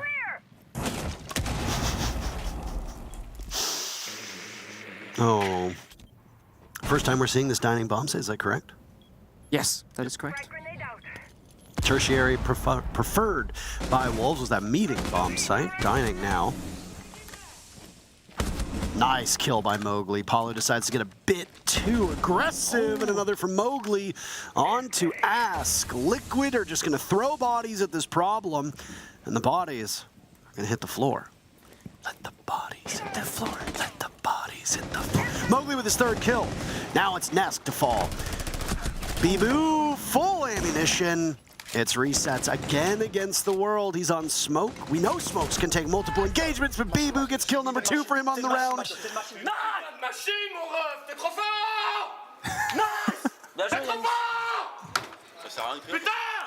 I can't understand you. I heard like machine the first time towards Mo. He's like, "You're a machine!" I don't know. He got the double kill in the hallway. That really changed the outcome of that round because all of a sudden, Wolves, they have the advantage. I'd argue that Liquid might not have needed to over-aggress in that manner, but it has been working so far for them to great effect. So why not keep doing it? This is the first time they got punished by Wolves in quite some time. It's gonna force a tactical timeout to discuss the course of action next, as it's a 5-4 scoreline still in favor of Liquid. I mean, Liquid are still in a good shape. I don't think they need to call this timeout here, Nick. I do wonder if maybe there's something that Hugsword heard, or maybe that's something the leadership on the team heard about confidence, about communication. Maybe they're just getting quiet. The comms are falling off. Sometimes you need a tactical timeout to wake the team up. Hey, you're not talking to each other. Hey, you're not working together. Communicate. Do the Mr. Officer timeout. Let's get the vibes up. Come on, we're better than this. Let's go. Let's go. Let's do this. Yeah. It's when you're playing professional Rainbow Six Siege or any game I can imagine for that matter, is when you start losing rounds, or let's say you lose a round you absolutely should have won, it is so easy to just sit there in your own head and be like, right? And then like this happens sometimes where you win a round, or like sorry, you lose a round, and then like people are saying like, "Woo, like let's go, bring up the vibes," and then like it's complete silence, and someone like breathes really heavily out of their nose, and you get that like microphone like and you just sit there and you're all like, "Yeah, me too, man, me too. I also feel like absolute poop right now." And then it's, if you don't have like a good team leader, kind of like captain, motivator, whichever, to like bring back those, come on guys, believe in us, believe in yourself, etc. It can be hard to shake it off sometimes. So some of these tactical timeouts, as we've seen throughout this tournament with the great insight that we have, that we can listen in, half of them, if not more, have been, guys, come on! Instead of being like, this is wrong, that is wrong, change this, go this bomb side. We did see in the G2 game earlier that they played against SSG, Fabian called the timeout just to shit-talk the opponent, basically. Which is classic Fabian, right? He's like, these guys are so bad, give them the 4th bomb site, that like it's a terrible bomb site, but they don't know how to attack it. They have no idea. Stop going to the default bomb sites because they know that by heart. Go somewhere where they gotta think about it. So they went to the 4th bomb site on Villa. That library won. I believe they won it. So like, great job, Fabian. But that was like one of the few like strategical elements I've seen. but it was also like, we're better than they are, always. This is a discussion that the talent were actually having about how effective these timeouts have been and how different teams have used them, right? So it'd be fun to actually ask all of the coaches what their focus is for the timeout. Is it strategic? Because you have some coaches who function more like player managers. You know, one of the most notable ones of that was Bob, the NIP coach. Way back when, he used to stand behind the players. He really wasn't a coach. He didn't really know the game. He was there as a player manager to manage the players. Obviously, that changed. NIP started bringing in coaches who had more of a strategic mind to the game. But either way. Also, we got the A-Stream, I believe, tuning in now. We do. Welcome aboard, A-Stream. Hello. Nice to have you here. I suspect that their game, that must have been a very fast game, by the way. It had to be, yeah. Because this has not been a slow match between these teams. We're only on map 2 as well. So, welcome aboard. It's been an exciting first map of Bank. We're now finding on Liquid's map pick of Oregon, where it started off flawless for Wolves, 2 rounds in a row, and looked absolutely done for Liquid. But then they brought it back 4 rounds in a row, and now things have really tied up. Both teams on their attacking side, it's all about that last 20-second aggressive execute and finding those kills in the fray of it all. And Team Wolves are looking to do it here again as basement attack on round number 10. It's the objective play. Open up the hatches. Tend to see these executes come in with just about 30 seconds left or so. Focus will be towards the front of Laundry. There go the smokes. Tossed out, very friendly. There's a Banshee there as well, but Palu is prepared and ready for it as Warden, but Liquid rebuff it. Palu credited with both kills, Lagonis another, Bibu the only one for Wolves. Down he goes. Wolves will sweep in through Freezer, cool off this Liquid team. 15 seconds left. 3v2 favoring Liquid at the moment. They just need to sit pretty and they can gun down Wolves as they appear. Bibu good enough for a couple kills, but that's it. It's not enough. Liquid moved to map point. That Warden, Paolo, in the perfect spot there. It was Wolves going for a fake exit. They were smoking and flashing the back stairs of that meeting hatch and big tower stairs. Maybe trying to bait Warden to that position. But Paolo, he stayed his ground in the most accessible and mobile part of basement Oregon. That freeway hallway leading from pillar all the way to bottom Laundry as well. And that means he can move back and forth as he needs to. And he chose correctly. Found 2 easy kills through a smoke on Laundry stairs. And that slowed down Wolves when he stopped their push. By both members dying along the stairs, it means there's no crossfire established either anymore. The only other members will be coming from Freezer and backside. That opens up Liquid's arsenal in terms of weaponry. They can now point all their guns in just 2 directions instead of 3 and keep them closer together. That's how they win that base bomb site. The trades always going their way. In terms of opening picks, Wolves have gotten just 2, really. Yeah, actually. They got them in the 2 flawless rounds.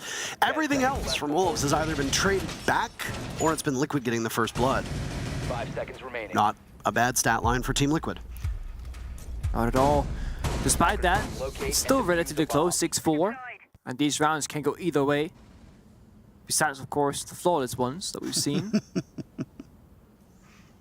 Operator-wise, we're seeing the same things from both teams. The only exception right now is going to be resets on the Vigil, looking to get more aggressive perhaps. Confuse Wolves is droning, and it's also why resets are roaming aggressively inside a meeting. The gadget, when it's cloaked right now, it travels up and it travels down. So it's hard to locate exactly where he is as an attacker. Bit of a guessing game onto what floor he could be on. Ask nearby for a trade and playing together. So they have the deep roamer, the middle ground man, and then they have the bomb site anchors, playing that 3-role system. Big tower control from Liquid will deny any attic breach. That also helps Liquid understand that the only real attack right now possible for Wolves is going to be master bedroom or that big window towards the bomb site itself. And as we can see, it is indeed 4 members on master bedroom side of things. Yet to open up the wall, but here we go. Nesk is sitting with those impact grenades, could try and deny it. Successfully does so by breaking the lamp below to the floor. Mowgli finds a kill to Paolo though. It's Warden gone from action. What did we talk about in regards to opening duels? Well, Wolves get yet another.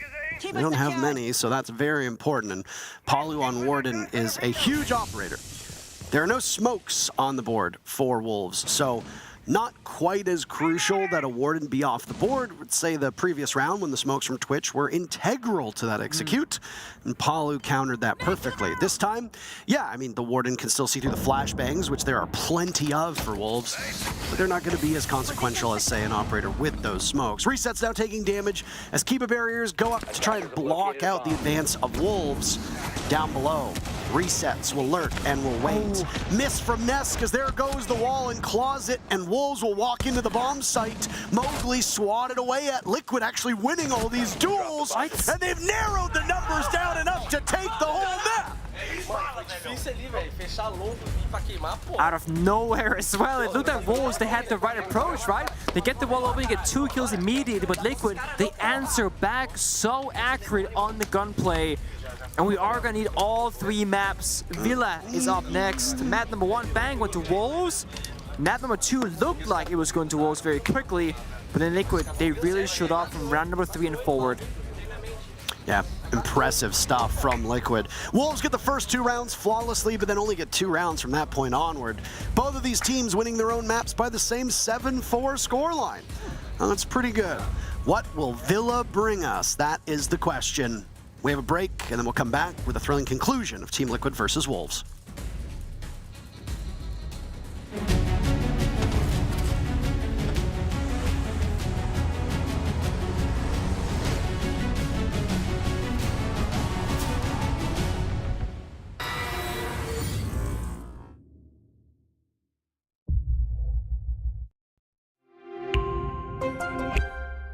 I'm Nicholas Morton, but you know me as Pingu. I'm a 2-time Rainbow Six Siege World Champion and former top Rainbow Six Siege player in Pro League. Welcome to my Siege Ranked Bootcamp. We're talking 20 seconds left on the clock, you got the diffuser in hand, what do? Play the way that you're comfortable with, because you have confidence when you're in this position, that is when you're gonna be at your very best. Good luck.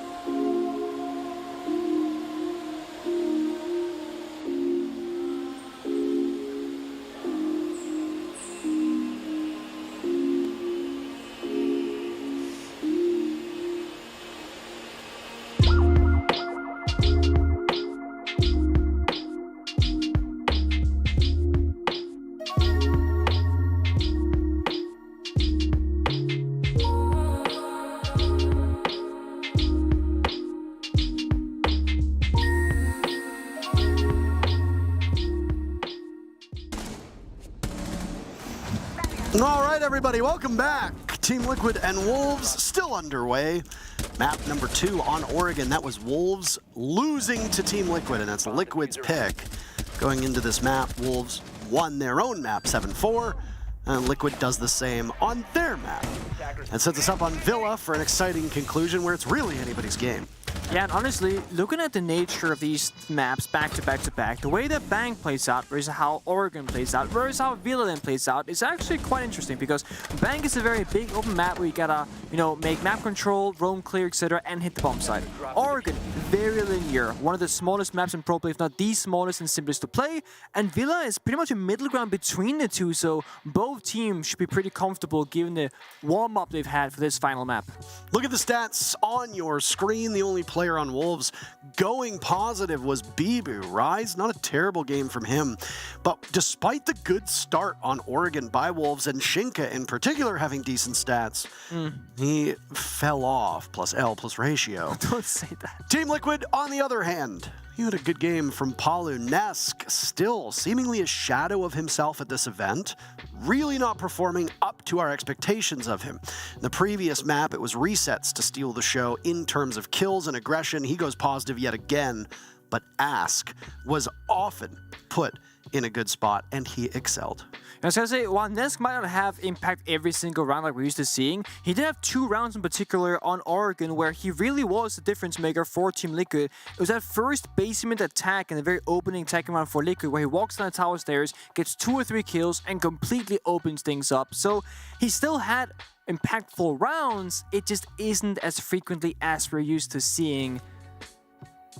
Wolves, they are missing Rise, the #1 brain power, and it almost looks like Helby is just waiting for him to return to share this information on the laptop to say, guys, this is the game plan. Because remember, Wolves, they had a long time spent watching that laptop talking strategy and preparation for this Oregon match to come, and it didn't get them the result they wanted as they lost 4-7. Liquid, they already look pretty ready. Headsets on, in-ears in. They want to get going. Oh, of course they do. I obviously don't know where Rise went. Probably a bathroom break. That would be my guess. Got to take the time to go when nature calls. Yeah. There you go. Fist bumps. Everybody here. Helby to try and pump the team up with Lilu standing behind the team. The way you say her name. Lilu? Yeah. That's how you say it. Sounds weird. Call me Milos because I'm pronouncing it as it should be. Yeah. You and Milos are very correct, if you will, in that area. Not on pronunciation. Milos has me beat. Oh no, Milos has everyone beat. Let's be honest. Especially with that beard. It was much larger before the event. I don't know if you saw it, but he posted a photo on social media of it. Oh, wow. I don't know what that means. Oh, just a big yellow bar. Okay, well, it means someone's going to win, and I agree. One of these two teams will indeed come out ahead. Starting with operator bans. The previous map, I gave some commendation to Wolves for how they banned the operators that they did. They took out Ying on attack, didn't slow Team Liquid down. They won 4 rounds in a row. Then they took out Valkyrie on defense, didn't stop Team Liquid either. They won 3 rounds on defense. Target bans not proving to be as effective as a solid strategy. And indeed, Team Liquid were the better and more practiced team on Oregon. So far, a Dokkaebi and a Nook ban, and then a very long time for Liquid to ban their defender. Yeah. And they're going to get rid of Solus. That one is pretty suitable. Solus has been banned out on all 3 maps, so the newest operator added to the game will not be accessible for either of these teams. Valkyrie banned out by Wolves yet again. They don't want to deal with black eye cams on Villa. Another big map. Another way for Team Liquid to be able to use and abuse that operator by getting those cams in tricky spots, especially off-site where you might not be expecting them, just as Team Liquid did on Bank. Doesn't matter. You don't need to bring an IQ. You don't need to worry about it because there will be no Valkyrie. That's the thing I love about best of 3s versus best of 1s, that you can play that initial map, and, you can only ban 1 attacker and defender each in terms of teams. So you're gonna, be like, okay, we don't want to play against this. Great, whatever. And then, Valkyrie, for example, is left open on Bank, and, both teams kind of recognize that Valkyrie was problematic for both of us. And ever since Bank, it's been banned out on both Oregon and now as well on Villa. So both teams kind of getting to understand one another's play styles and what it's like to play against their opponent. That's why we see information being a very key part of this. all 4 operator bands in one way or another are all playing around information, right? Valkyrie literal cameras that sees you. Dokkaebi makes your phones ring, which makes them able to hear you. Nuke is to deny information in a sense that your cameras, you know, they show you a true image. That means that if you're holding a default camera and it's clear, it's clear. Whereas Nuke can sneak past them. Solus, same story. You can find out information, deny information by finding drones, etc. So that has been the focus of both teams, respecting each other's capabilities of gaining that knowledge and using it to their advantage to build a lead for themselves. Liquid starting on the attacking side. I think it's a good look for them, seeing how well they did on Oregon, especially when it came down to that bomb set execute. And as I pointed upon earlier, the way Bang plays out versus Oregon, very differently, but Villa, almost a perfect middle ground between the two different playstyles. Both teams are warmed up and ready for this kind of approach to the map. They're playing that middle ground nicely. Liquid holding that rotate, but misses an opportunity for free kill there. Wolves get back to bomb site undamaged. 1 EE, 1D burned. If you can't bring a Dokkaebi, bring a Lion. In the hands of Ask. I like the lineup being brought from Liquid. There's not really anything missing at this point. Palu on Ash will be fascinating to watch. It's taken a little bit to get into this matchup. It was a rough first game for both Nesk and Palu. Palu was better on Oregon. Nesk was still a little bit behind our own expectations. The role that Nesk plays as team leader and his ability to get into the bomb site and get into that first engagement is usually unparalleled. But something's been a little off so far at the 6 Invitational for Nesk. I don't know. Again, if Nesk does find whatever is ailing him in the game and can overcome it, this Liquid squad definitely has what it takes to go to the finals. Yeah, we've seen that very recently, so... Well, they were just in the finals against BDS. Exactly. The most recent major. Nice shot from Shinka. He had the Azami of P4 with him as well. All that said, Rise was the first casualty. It was traded back very fast, and of course it's Nesk who dies from Liquid. Again, not a great entry for Nesk. No, Reset's trying to get off his control. The Banshee stops him though. Paolo finds the comes a P4, but the bomb site's still in favor of Wolves. More damage going out. Wolves also low on HP. This is not a good look. 45 seconds left, with Wolves being reduced even further now. Mowgli and Shinka on a tiny bit of HP, but as long as you've got a gun in your hand, you can do some serious damage. Resets, hops through the alibi. They know exactly where he is, and what was a 4v2 is now a 2v2. Liquid, though, have the advantage in terms of HP. If you combine Shinka and Mowgli, you just get to about halfway of a single operator. That means that one of these bullets from either the guns of Lion or Ash are enough to kill you. Shinka tosses out the very last toxic canister. Knows the Lion is pushing from this angle, does a bunch of damage to Ask, but not enough. Now in the midst of the gas, Palu's been downed. Ask is on low HP as well. This is chaos for both of these squads. Ask needs to grab the diffuser and go for a plant, but he can't accomplish it. And the clock will give Wolves the round. The Toxic Babe is the MVP of that round, and I think a question mark has to be raised in chat here, because what exactly was Team Liquid doing in that 2 versus 2/2 versus 1? Running into a Toxic Babe with less than 50 HP in hopes of getting a kill perhaps, but at very best, you leave your teammate in a 1 versus 1 off the bomb site with 1 HP because of the shotgun pump earlier on from Shinga. That's not a great position to be in for any 1v1 ever. And to make matters even worse, it's the person with the diffuser that got injured inside a vault as well. There isn't time, there isn't health, there isn't map control, there's no information. That's not the Liquid that we saw in Oregon. They started off greatly, and then things really start falling apart. Long map to go, Nick, so... Oh, we got miles to go. We do. That Sonic's Direwolves game was over in no time, so Stream A, you're stuck with us for the next little bit. We are on a fixed schedule, and it's roughly about an hour from now, almost exactly an hour from now, that the next set of matches are to begin. You and I will have a break, of course, but then the other duos will come in to carry that load. That is correct. That is correct. Technically correct, the best kind of correct. Nesk again will likely be on entry on this Yana. Actually very curious to see what Nesk's entry stats would be. That would be something fun to have numbers get pulled on the desk. Apologies to the desk if you've already pulled those numbers. I didn't see it. We're often doing prep work during the desk phase, and we're also listening to some of what you have to say. The valuable insight that comes from the desk is helpful for us and for the viewers as well. Liquid showing off their classic Monty pick. It worked incredibly well previously in Oregon. They only played it one round really, however, despite that success. Villa, a fantastic map for the Monty operator, played by many teams in the past. Mowgli finds the cross onto Palu on that office balcony. That now means the entire push from Team Liquid is coming from the same side of the map. There's no pinch any longer, but Ask downstairs gets an easy kill into Rise. It wasn't looking in the right direction. You consider that a trade? It was 10 seconds later. Yeah, that's a tough one, isn't it? I think so. I think it's a trade if you don't gain a distinct advantage, and I don't see an advantage there from that very first pick. Bibu down below. He removes Ask from the equation. Still got the Monty of Lagonas, but only 2 players from Liquid to help him out. That's Resets and Nask. Resets down below. He'll go hunting. There's no roamers down there. Nask and Lagonas rebuffed by that gas canister thrown out by Shinka, still sitting on the same deployable shield, staring towards the bathroom door frame. Resets to ascend the stairs. I don't think there's a Banshee, and I don't think there's any barbed wire, so Resets might just be able to walk up and get this pick onto Shinka, or at least try. Shinka under fire, and Wolves will need to bring in some support, so they call the cavalry. It comes in the name of an explosive, but Resets is a little bit too far down the stairs. Doesn't die to it. Nice shot from Resets. Wary of somebody flanking him.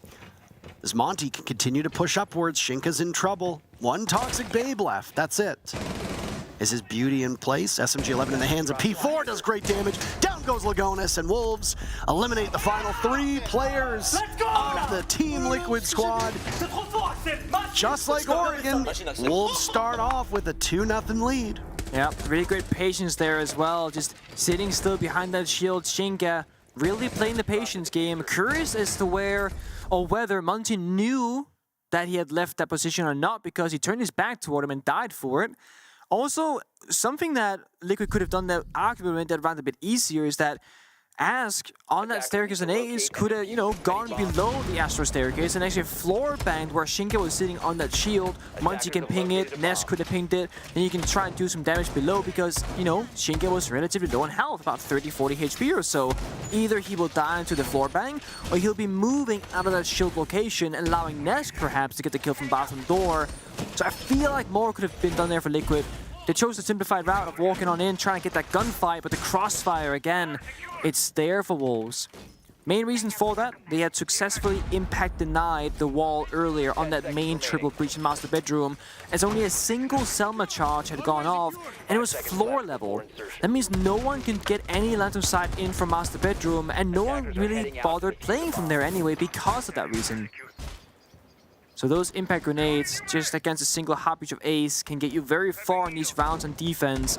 And it's why we often see teams play Hibana on Villa over Ace. You also get flashbangs if you were to play Hibana, whereas with Ace you get the, claymores or secondary soft breach, which isn't that valuable for most of these bomb sites. Very correct. Comes out the 417 on the Twitch. That thing will hit you like a truck. Could have had 2 of them on the board, as that's also a gun that Ask can carry with the Lion. Ask again off to a great start. It was the top frag on Oregon. It's top frag on Liquid right now. And while this isn't a trophy statuary defense, as it's been won by Wolves, they're still going to defend it very similarly. We're less than a minute into action, and Ask has already used 2 of those 3 EE1Ds. I gotta question that value, because there has been no contest with any of these Wolves players through those 2 EE1Ds used. Now, maybe they were used to gain map control and push the Wolves players back, but not that I've seen. Big question is whether he holds on to the third for the execute, or if that also gets spent early, because ideally, when you go for that bomb plant, or when you go for that initial engagement on the bomb site, that's when you want that Lion scan to come on through to assist the execute itself. As he's playing the pinch, holding down this hallway, assisting his teammates, but he can't cross this line. Charge goes out, execute right here. And there's Ask to walk right in, very first pick! Ask Ask is just getting it done. He's an inch away from his monitor, but he sees everything.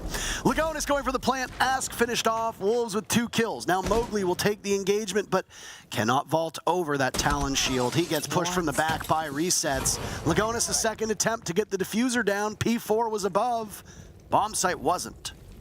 Down below he goes. And he gets slaughtered by resets. 3 kills from Ask, 2 from resets. That's enough. Team Liquid gets on the board. Ask had no business getting the second or third kill in that 1v3. The first one is pretty free. I mean, he's not even looking at it, but this, he's punching a barbed wire. Then the next one, same story, shooting a frost mat. Beeble, bit of a whiff on his end, but of course, you know, you whiff, you hit your shot, you win the gunfight instead. But that simple 1v3 pretty much takes Liquid, or gives rather, Liquid the round. Talon shield from Osa, walked on in, planted it down, could stop planting, realized there was no cover. Mowgli on the flank, trying to deny the plant. They recognize that, they leave the bomb site. The flank comes through again from pantry stairs and shuts down Mowgli. Even just one member of Wolves alive, could not get the round. Liquid again, some of these rounds, they just find something out of nothing. It looked like Ask's job in that round was to sit in that hallway, hold down that rotation so that no backup could be made towards the bomb site. He became the entire entry playmaker for the team in a very confusing position at that, in a crossfire. Wolves playing far apart, the Lion charge worked out, made them unable to move when they had to trade one another out. Attackers must locate and defend. I again question that Lion, but it seemed to have worked. Perfectly, right? Yeah.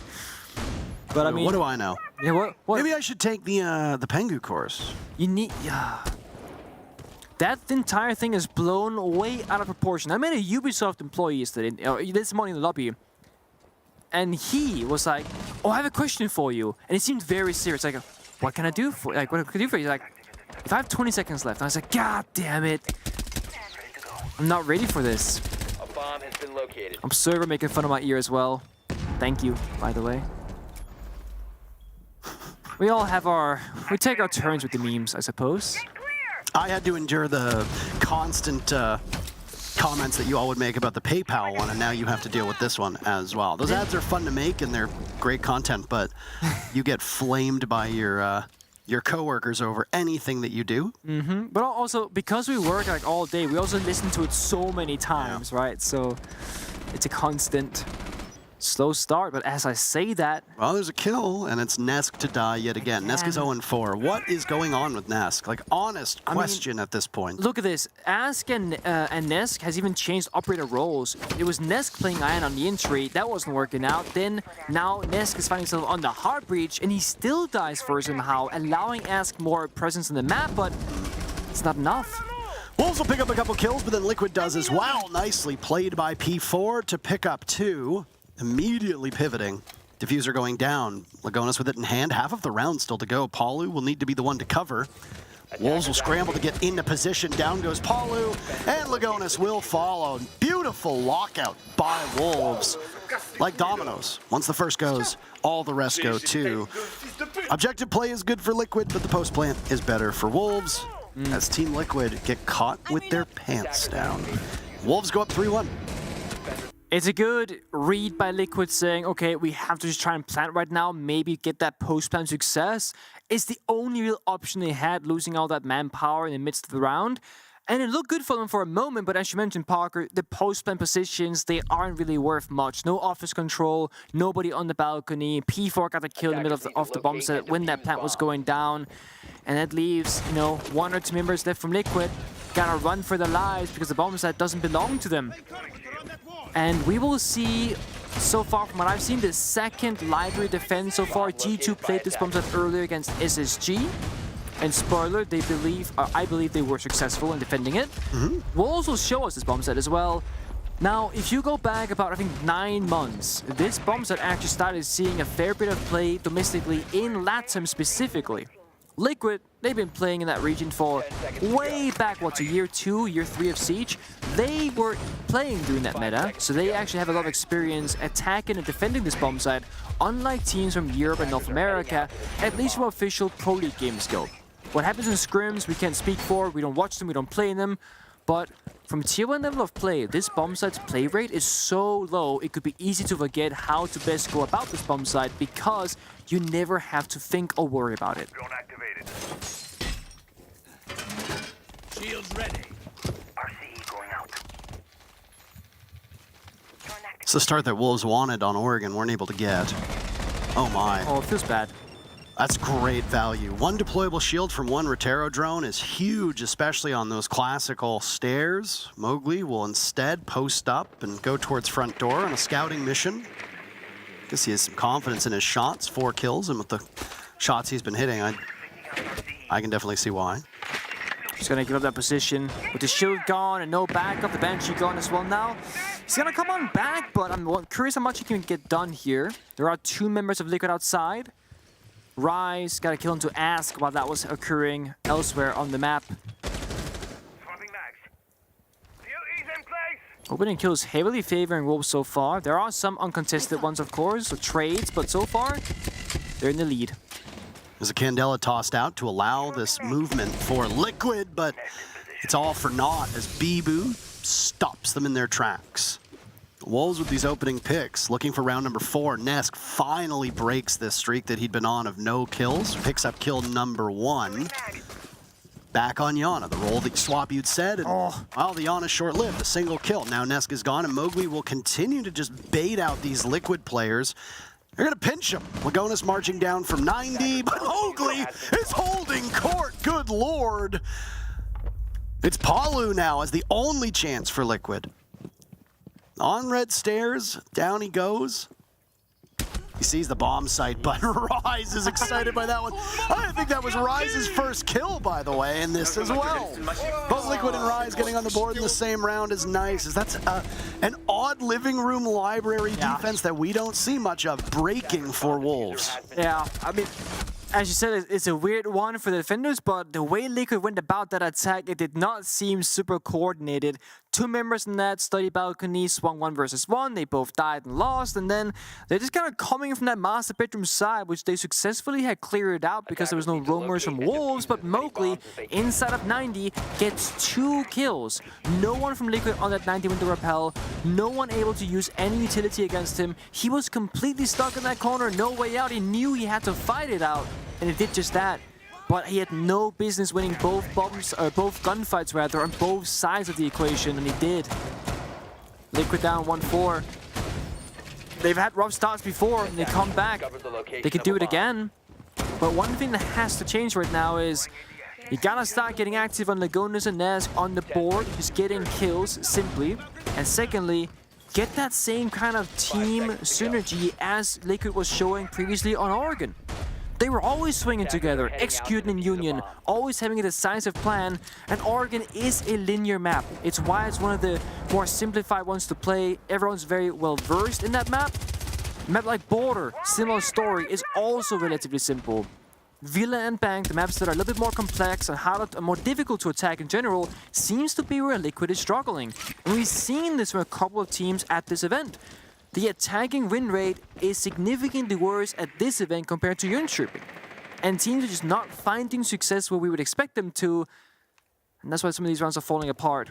Now, good news, it's the last attack for Liquid. Then they go on defense. Things can just flop right then and there. Another early EE1D used. No dough can be available, so your anti-roamers are going to be in the hands of Jackal and Lion, one of which has been on the board for Liquid almost every single round. It's Palu now to take on the Lion instead of Ask. Ask taking the Jackal, a C7E, a great weapon, but that's the PDW that we're going to see instead. A lot more bullets than that PDW, so why not? Nesk still on Yana. He played ace for that single round, I think, when they tried to swap things up, and then was still the first death for Liquid. That was actually Rise's second kill that he got in the previous round, so he got 2 kills in that round. Yeah. He entered 0-4, he left 2-4. There's another EE1D to go. Palu is so close to the site, just looking down red stairs, trying to draw him out. It's a good read. But Rise is patient enough. Whether he has any idea that somebody's going to be above him. Oh no. Rise is looking the wrong way, and Ask comes in on a reconnaissance mission, finds the target. First pick goes to Liquid. 1 minute and 10 seconds on the clock. Now they've got control of these stairs. They don't have to worry about a late flank, as Rise is no longer a problem. But the thing is, from Liquid, there's nobody on that master bedroom balcony, so it's all from one position right now. Scatter Repel, though, might make the difference. Oh, there's resets upside down. P4 stops him. Lagonis with diffuser in hand, but he's swiftly removed by Shinka. It's the SMG-11s to the rescue for Wolves, and there's only 2 of them left. The Nitro Cell does the rest of the job. Ask is on a sliver of HP. Palu, who's been standing pat for so long, he's still full HP, but he'll need to engage and gets Shinka on the drop. P4 from below, finishing off what remains of Ask. 30 seconds to go for Palu to get the diffuser down, and he'll attempt. P4 up the stairs, make noise. Palu's sticking this, and he finally gets off. P4 missing. The shotgun in hand, he thinks that Palu's a little bit closer. This is going to be a standoff between the teams. Palu creeping up. Does he know that there's a shotgun there? He does, and he softens up P4 and wins the duel. How does P4 lose that? And more importantly, how does Palu win it? That could have been a 5-1 half for Wolves, but Team Liquid salvage a second round before the side swap. They do. And I mean, massive play from resets, down that Scatter Repel. I mean, that's something that you do not expect in this level of play, but it worked out great with that double kill. A beautiful attempt at clutching out the round for Wolves, but I have to question P4 in that 1 versus 1. So many options. They had information, 15 seconds, enemy cannot plant. And then you play close with a shotgun, but both shots missed. That happens. It's gonna suck for Wolves, though. And Liquid, despite winning that round, will choose to take that tactical timeout to perhaps talk about the next rounds on this side swap. How they want to defend and how they expect the Wolves to attack. Sort it out right now, build up those rounds, get back to a 4-4 even scoreline, and then fight it out neutrally from that point forward. Ô, 4-2 aí, man. Ô, só de defesa, velho. Tem que pegar rápido, porque os caras têm 2. Aí a gente vai ficar aqui, já vai ajudar. Pega aí, man. Tira, man. Tem que ser rápido, hein. Ai, homem! Ai, não consigo ficar... Ô, sério, velho. Pausa muito troll, velho. All right, well, that's the first half, and even though we don't speak Portuguese, at least you get to hopefully get a sense of what that timeout was for Team Liquid. First half in the books. The diffuser, by my count, Nick, only got planted a single time, and it was not a win for the diffuser planting team of Liquid. It was Wolves who ended up winning in the post plant. In terms of opening duels, round number 1, it was a trade. Round number 2, it was a trade. Then after that, Team Liquid got 2 opening duels. Wolves with 2 first bloods of their own. In terms of bomb sites, all 4 bomb sites were played because we saw Wolves in round number 5 go to Living Room Library, which is a rarity on this map, but it worked. Liquid had some difficulty pinning down those roamers and then trying to pull off and execute. Their numbers got narrowed and ended up breaking in favor of Wolves quite decisively after they'd gotten that first pick in the round. Oh no. I hate this position to be in. Rappelling up on that balcony, it is scary. The C4 spawn peek, the bathroom window jump out, and what we just saw there is just swinging your head inside that master bedroom window. You're never truly safe trying to get to that balcony as an attacker, but somehow, still with that swing, both members of Wolves, they get up at full HP, and no one takes any point of damage from either side. Liquid aggressing early on to slow down Wolves' approach, make them more careful as they get closer to the building. But then again... Nesk, how about that? That's the kind of stuff you need from him. Grenade cooked by Mowgli, tossed out, perfectly timed. That's the mirror window now given away by this Liquid team. Mowgli has that control, and he knows there's one over towards Astro Stairs as well. Nesk, meanwhile, has found himself by Stag, or Buck, depending on what you want to call it. Deer. Deer is what other people call it. Any form of that animal. Venison. Delicious. Rise took some damage, I think, from what could have been the window? Mowgli, an easy pick. Didn't expect Nesk on the follow-up. Down he goes. Liquid keeping numbers close. Like, that scenario right there, like Liquid double swinging, that's where they excel. But look at Wolves, 3 members fighting this member. Yeah, and Lagonis under fire, still searching for his very first kill, not gonna get it. Resets, picks up 2, it leaves Bibu as last man standing. Liquid trying to claw back this round, claw back this game at the moment as they trail to Wolves. Onto a Rotero drone he goes. Flores will be quite vulnerable for this, but he'll have information at the same time. A small opening into the wall that leads into the back of the bar. One player close on bar, the other of Reset's inside a vault. Reset's searching for his 10th kill. Would be the first player in the lobby to break double digits. Oh, the duality it would be with Lagonis on 0 kills. He doesn't get it though, Ness does, and that is the round in favor of Liquid. Liquid, the double swing inside of Astro is just beautiful to watch, and it's very simple and it's easy to miss, it's easy to praise, but there are teams that will be in the same position as Liquid, and they will swing that member of Moke inside a master bedroom, or inside a bathroom rather, alone, and they will die. And then Moke gets another 1v1 against Nest afterwards. Liquid, they double swing it together, and they trade 1-for-1, and they pretty much knew that was going to be the outcome. That's the expected outcome for Liquid. Like, you just say, okay, this guy's a problem, we gotta clear him. Hey, you come with me, let's swing him together. It doesn't matter if I die, if he dies as well. And they do that, get back towards the bomb site. Nesk is there in the opening of the round, and he's there at the end of the round. He finds 2 or 3 kills for himself.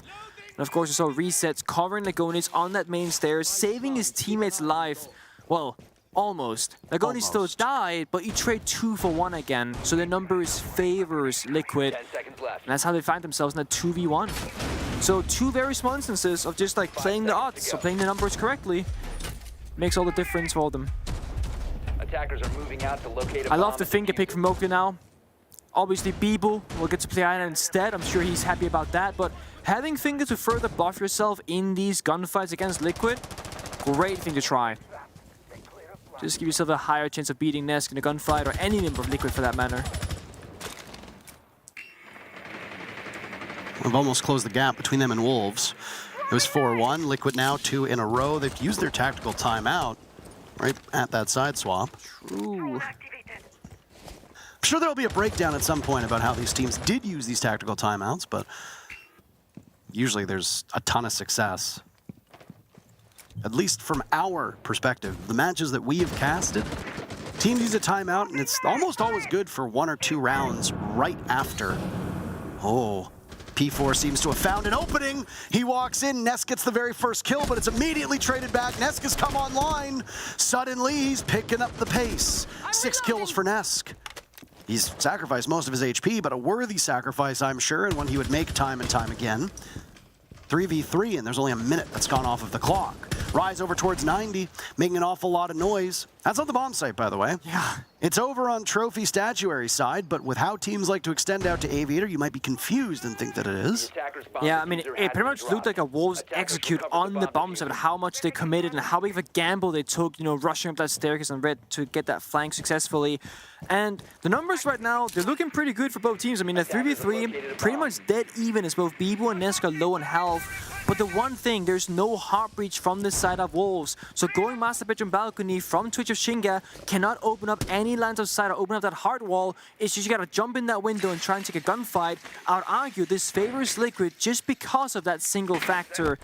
If that was a heart breach on Master Bedroom Balcony, arguably attackers would be in a better position. Still got time though. Nade's coming out, clearing those corners. And Wolves gotta just walk on in and take this gunfight against Palu. 1v2. Just creeping up. The nade goes way past Palu. He answers back with a nitro cell. There's multiple players from Wolves jiggling around this door frame, and Palu's good enough for one. Down in the process. Rise allows the meat shield of Bibu to soak up all that damage. Nesk is still on this tiny point of damage, or tiny point of HP from all the damage he took, just leaving Lagonis, who still, again, does not have a kill. Diffuser going down by Rise. Shinka covering at 2v2. Rise taking a bit of damage. You really rely on Shinka to cover this. Through the wall, there's Lagonis. Ness cannot peek out unless he wins this duel. Lagonis creeping up. He might get his very first kill. No, he doesn't. Earlier in this map, Wolves were cheated out of a close-range shotgun kill, and now it's Liquid's turn to be cheated out of it as well. Say a beautiful read by Wolves. I mean, when Shinga is on the balcony in that scenario, I'm always thinking you gotta jump in, you gotta get in the building, but they read it perfectly. That a flank cam top red that saw the flank so that, you know, member top red could safely plant down the diffuser of Bibu. Shinga on the balcony praying that it works out, right? And Ness, if he had had more health on his meter, he might have swung the last bit on balcony and just outright won that gunfight, then Bibu dies right after. But because Ness had a single HP left, couldn't even afford to take that gamble, had to wait for his teammate to flank instead, didn't work out, bomb goes down, and both members of Wolves, they win their individual gunfights, and therefore get the round. Attackers have located the bomb. It's nicely done. Wolves get that 5th round. They're building this lead slowly, and these attacks are going to be intense because tag and Villa is not easy whatsoever. But the confidence early in that round to that mini execute on towards the extended roam, that's what they needed. Now, operators locked in for Wolves, and these are 5 fragging operators that can do a ton of damage. Everybody on Wolves has picked it up. There's not really any player that, if you look at, is well below the standard. It's a good team effort. Cannot say the same for Liquid again. Lagoatness, as they call him, 0-7, and we're going to keep calling attention to it. Yep. Just as we called attention to Ryze's, performance issues, just as we did the same with Shinka in a variety of his games. When one player refuses to show up or is incapable of showing up, that's enough. Yeah, it's important to talk about because it matters. I mean, Liquid, in terms of kills, they're playing 4v5. Lagone is still bringing a lot of value, both being alive, positioning-based, gadget-based, etc., leadership-based. But the kills, they are so impactful in these rounds. And Bibu, he opens up against Nesk, who keeps falling to that opening kill time and time again. Oh, there it goes. Yeah, my goodness.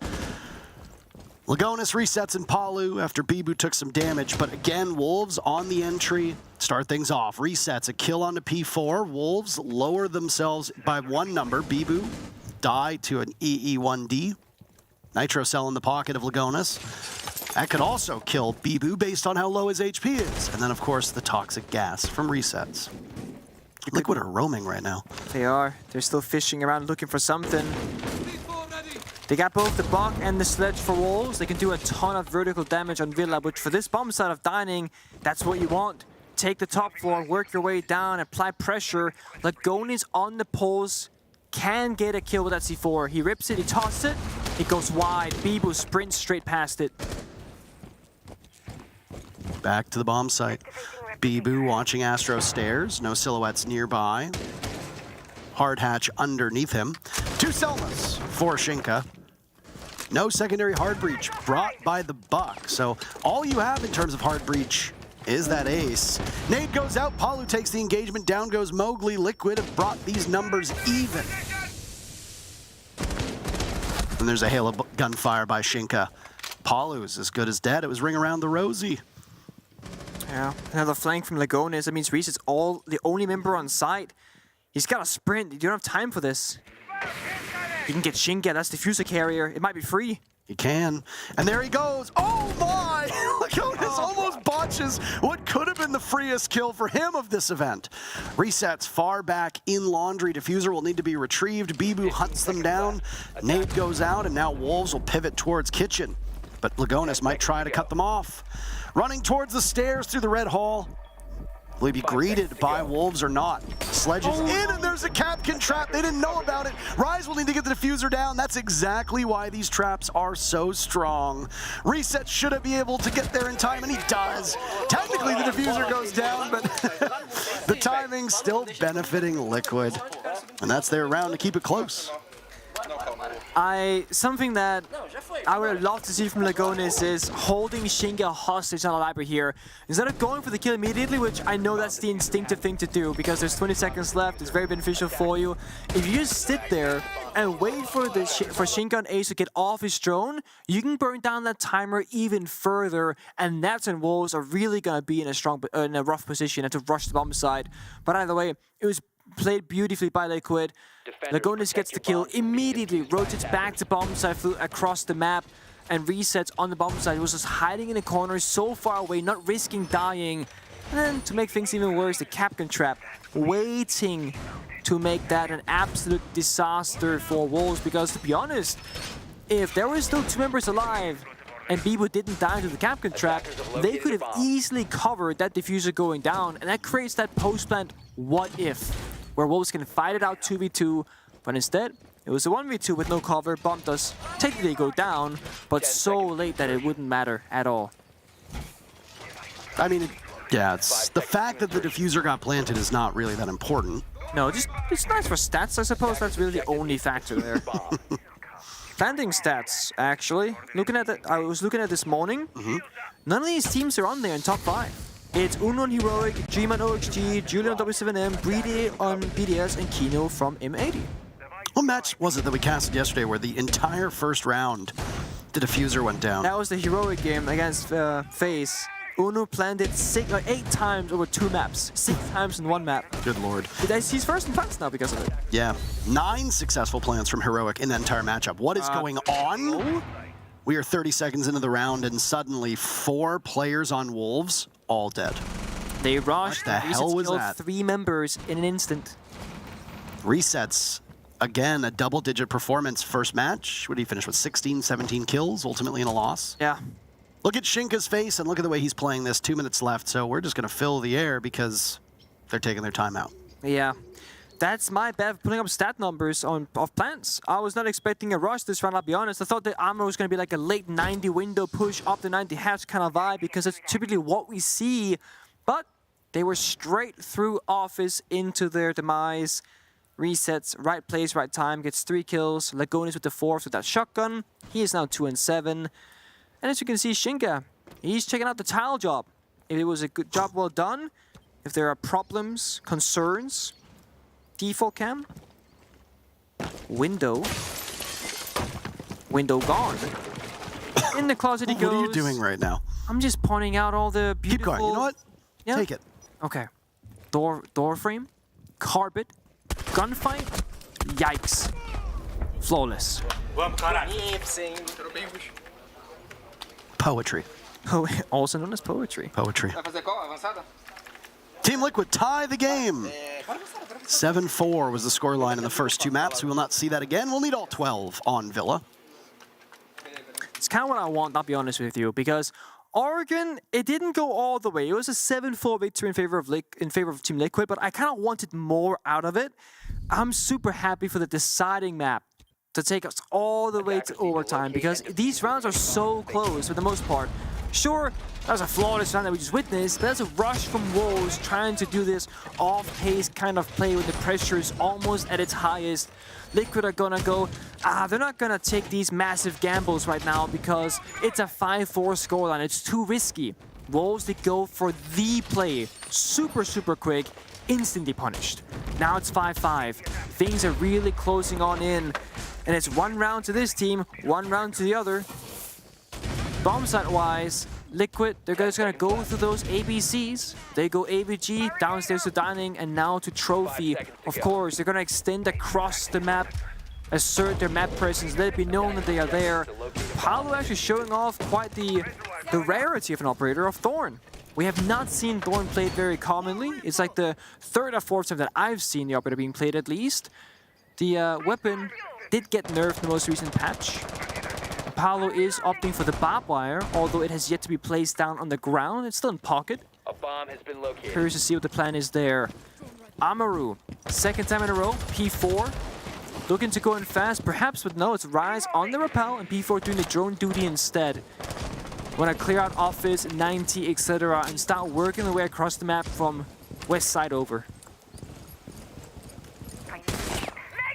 Upside down rappel by this 90 window. We find anything with the proximity? No. Thought that maybe one of those projectiles would give some information. And P4 gets some information when he decides to kamikaze through the window. Ask dies. So Rise did find something for his troubles from that spot that we saw him on earlier. Clear out the roamers, then push towards that trophy statuary bomb site. But speaking of roamers, that's a Gemini. Nice to see a Thorn on the board. Not a huge pick rate for this Irish lass. And has one of those Razor Blooms in the back pocket. Will it get expended? Because Palu's being focused on by several different players. And Mowgli will secure. Bibu drops to Lagonis, so they trade at least. Lagonis still over towards 90. Wolves just inching away as they continue to trade. Half of the round to go. Lagonis, who's managed to put up a couple kills since we called him out for that 0-7. Survived 2 rounds in a row. He's got Mowgli and Rise. It'll be breathing down his neck. The benefit for Wolves is that the action happens so fast that there's plenty of time now for them to work with. Yeah, there's not a single member on the bomb side. There's a 5v5 brawl in AVG, down to a 1v2, both members top red. Drone goes out. We gotta trade this player for Gonis inside the master bedroom. Can he do it? No, he can't. Wolves! Series point! Another big round. Looks like an AVG defense, but you would be wrong. It just happens to be with all the action happening. A bit questionable from Wolves to start things off. The Amaro flying inside 90 window, dying for seemingly nothing. But the follow-up, what happened after that? Capturing Paolo inside of that bar.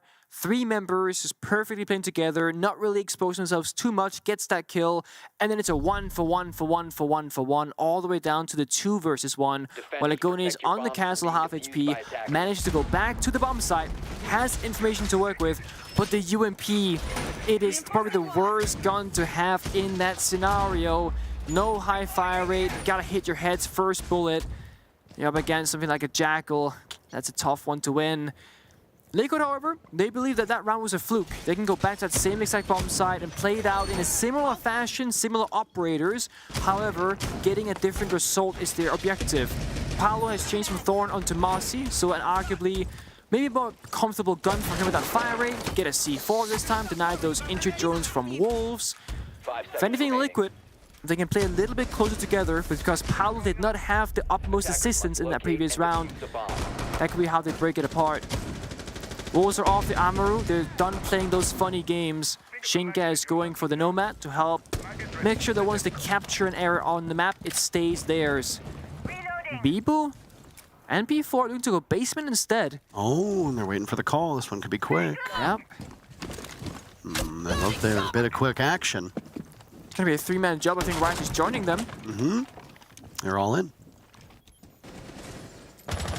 Is there a distracting play somewhere else? That's not the case, no. So this could be read by Liquid fairly easy. There's nothing happening across the map, so yeah, they've stopped the push. Nothing's gonna come quickly from this. They think elsewhere of it. And yeah, Liquid, they read it. They know something's up. Not enough is happening on the map. Shinka's on the balcony with his teammate hand in hand. They're gonna start making some noise, open up these windows, put those air chips down the master bedroom door. That means that the hard breach can start going through. The only problem is there is no hard breach from Wolves. If they take master bedroom control, they cannot gain anything with that. They cannot breach the walls. Look at this super shorty of Lagonis. This thing can pack a punch, and it does indeed. P4 gets rocked by that secondary shotty. They know that they've got him trapped in this position. But Mowgli can't push up because of a cross that could be over towards Astro. Sidearm still in the hands of Lagonis. Let's switch out to the UMP whenever he'd like. He's just giving calls for the rest of the team to potentially get into place. You think somebody from Wolves is going to come from that same angle downstairs, but no. That's not what they want. 15 kills on resets. He'll be in an engagement. Softens up Mowgli. That's 12 kills from him on Wolves. Those are the 2 star players. Mowgli is so patient, but he could just very easily walk in, get the kill, and walk out. He's got Bibu down below if they want to go for the pinch. They have smoke in it as well. Could smoke off the line of sight from the crossfire, walk in, take that 1v1 against a shotgun, but no, so far. Wolves waiting for something to happen first. Liquid, they're happy to match it. Both of these teams know what's on the line here. This advantage for Team Liquid has really not been used at all, and it's going to come fast and furious. Down goes Mowgli to Palu. So all that patience from Mowgli inside a bathroom, it doesn't work out at all. Now it's Rise to take the head off a reset. Shinka goes a second from Rise. The leadership is all that's left for Wolves. Bibu and Rise in a 2v3. Liquid want to secure overtime. I want it as well, Nick. Are we going to get it? Not a lot of time for Wolves to work with. They need the diffuser. It's just inches away from Rise. And there's Bibu called into action, but Lagonis is going to keep peeking with this super shorty. Nesk secures overtime for Team Liquid. Man, Wolves could not deal with a single player, and it cost them the entire round. Yeah, and to be honest, they didn't even really try, right? I mean, Ash walks from downstairs first, no trade. Member of Bibu has grenades, 2 of them in pocket, and dies. And Bibu waited for over a minute straight on that basement brown stairs, waiting for something to happen. Maybe Lagonis runs away, but he knows better. As long as Lagonis stays on that Astro staircase, he is causing so many problems from Wolves because they cannot walk into Astro, they can't walk up the Astro stairs, and nothing's happening, so it's not like Lagonis is needed elsewhere. No members of Liquid are dying, so all the spots are covered, the crossfires are there. It didn't matter. Wolves not applying any actual pressure in the round made that way too easy for Liquid. And we've got ourselves overtime. Now it's a best of 3 in terms of rounds. First win 2, they take it all. And this is where the pressure is at its absolute highest. Now, what are they playing for, you might be asking? What are they playing for? 3rd/4th seed going into the next stage of the Invitationals. Oh, wow. Now, the difference is, starting in lower bracket, that's seed 4, right? That means that if you lose any best of 3, you are out of the tournament, you're going home. By getting 3rd seed, you will start in the upper bracket. However, seed 2 will pick amongst the 3rd seeds who they want to play against. So your opponent will choose you, essentially. You have no say. But if you lose your best of 3, then you go to the lower bracket where you have 1 more life. That's a pretty nice advantage to have. Yep. That's what they're fighting for. Desk will talk about this surely in post as well. First nade, hucked in by Mowgli. Wolves will spend 2 of these rounds on attack, 2 rounds on defense for Liquid, and then obviously you'll have those swaps that will come in. Diffuser in the hands of Shinka. Do you think that the loss of the grip on the F2 is why we've been seeing so many 417s or 417s, depending on how you want to say it? I'm sure it's a factor. And I was watching the G2 game earlier. Alama on the Twitch whiffed a very easy kill because that grip was removed. So when these changes happen so quickly, right before a tournament, it can be difficult to adjust, even for professional players, because you play so many hours with the grip. One day, it's gone. It's not easy to adjust to. 417 packs a punch on LAN. No ping, perfect hit direct. 2 bullets will drop most bodies. In terms of map control right now, Liquid on the peripheries of the bomb site. They don't have anybody over towards 90, which should allow the hard destruction from Wolves to open up a small line of sight. No? Is there not a Selma that went over there? Did I miss something? I believe it did. Ask likely shot it. So he might not be actively playing on 90, but take a look. He might get the Selma yet again, and he dies. He loses his life in the process. Wolves picking up 2 kills and getting open that wall from 90 into Vault. That's about as successful as you can get. That's a heist and a half. Shinka still scanning with that Twitch drone. He got the Goyo canister, which means, they got 1 of them. There is a second one popped now by Lagonis. It buys 20 seconds, but there are 60 seconds left to go. That was not necessarily the right time to do so. Wolves can wait that out, get in position. Mowgli rotating towards that office balcony for the pinch. Otherwise, all pressure from the same side. Wolves have a good read on this location, or on this bomb site attack, rather. 2 players from Liquid sitting inside of the A bomb site. Resets goes for a challenge towards 90 because they know at this point having a disadvantage in numbers is bad. Down goes Rise to Palu, and Palu will creep up towards Study. It'll be Mowgli the next one there. You gotta watch out for Capcan traps. It's already cost you before. It might cost you again. Bibu takes some damage because of that. 20 seconds to go. Lagonis guarding this door with a shotgun. Palu down. Lagonis could get killed by the pinch. He takes the engagement. Not with the shotty out, and Resets falls as well. Almost a flawless round for Wolves to move to series point again. Such a hard defense to break for Wolves too. Lagonis in arguably the perfect position. Doesn't find anything for Team Liquid. Up to this minute 11. Goes to the swing aggressively. The worst timing possible. Unknown to him. Because at the same time, Wolves, they're ready to go. They pushed forward, so the shotgun would have been great there. But you don't know these things when you're in the heat of the moment. You're gambling the odds and you're making your own decisions with what you have to work with. It comes down to Paolo dying top main. That snowballed things out of control as Liquid lost that precious map control of Office, which meant Lagonis was likely dead a few seconds later as the members of Wolves would be knocking down the bomb site door and then seeing him standing in that default corner. ABG for both teams, first choice. Liquid starts it, Wolves, they might look to finish it. In terms of kill count for Wolves, look at that board. 8, 9, 8, 8, and then 14 for Mowgli. It is very, very even between the 4 members of Wolves. A little bit of a different story for Liquid. Resets with 15 kills again, just like in the first map of Bank, he had 16 before they lost the map. Then you got a long way to fall, all the way down to 5 on Legonis, and then 8 on the most of the other members of the squad.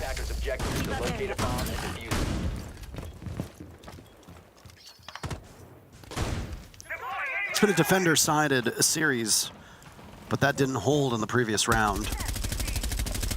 Liquid hoping that it will. Again, they burn a very fast Lion. Entry through Art for Palu. Activate one of those Banshees. He walks right back out. Loading back.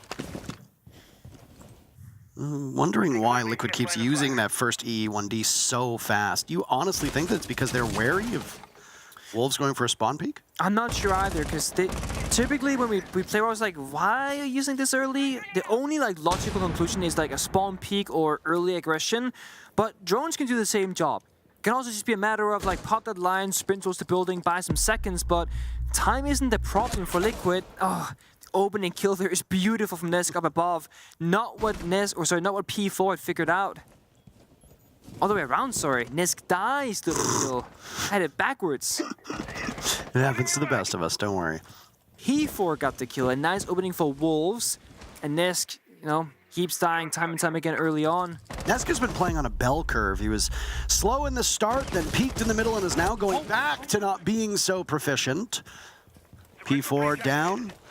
No more. Ask walks right in, and that's just bad timing for Wolves because P4 had been holding that angle for so long, and the moment that he looks away, that's when he perishes. Nesk, in particular, on attack, has been very poor. Yeah. On defense, he thrived. Again, for Liquid, the good news is that you only have a single attacking round. This is it. You win it, you get to go back to defense where you have looked more comfortable, though not in that first overtime round. Ask gets peeked by Mowgli. He's feeling really good inside a vault. And cashes that check. Mowgli's taking a lot of damage in the process. Rise now on the ground from resets. Can he be secured? Palu will enter from below. He come down from Art before, and he can't secure Bibu. This is a bit out of character for Palu. Usually good enough to secure that kill, losing a lot of HP in the process, but finally getting it. Rise behind the Kiba barrier will be picked back up, and Palu cannot get either of the players from Wolves in this spot. Legonis holding onto the diffuser as resets, looks to shut them all out from getting back in. He does so successfully, and now the clock will run. Shinka doesn't have any toxic canisters left, so he cannot conceal his entry back to the bomb site. Rise on the flank. Legonis taking damage. Rise will be watched by likely Palu on those stairs. Now it's Rise in a reverse position from where Palu was before, trying to draw him out. Wolves are wasting time. Rise, a beautiful shot. He goes for the pre-fire, but oh, he times it poorly. Shinka for the clutch, and he gets the boom with plenty of time. What a hero play from Wolves. They silence Team Liquid, and they win the match.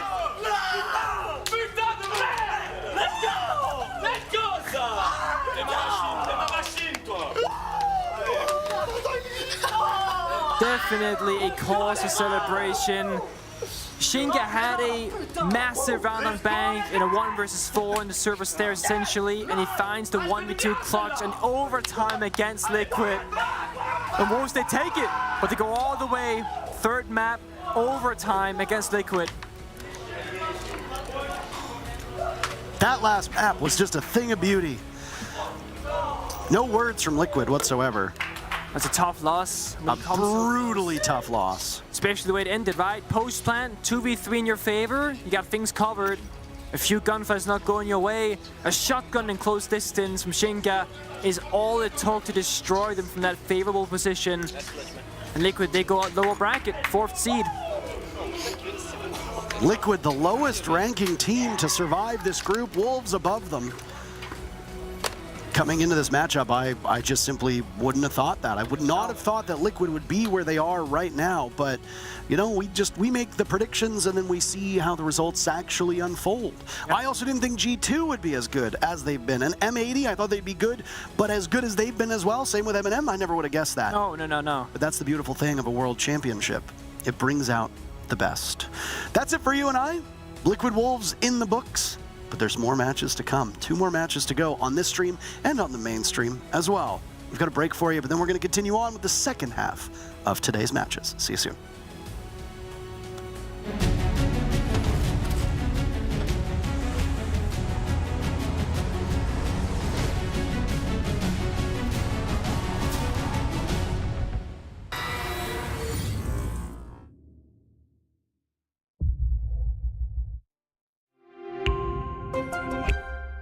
I'm Nicholas Mortson, but you know me as Pingu. I'm a 2-time Rainbow Six Siege World Champion and former top Rainbow Six Siege player in Pro League.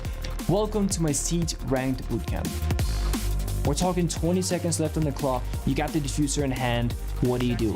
Play the way that you're comfortable with, because you have confidence when you're in this position. That is when you're gonna be at your very best. Good luck.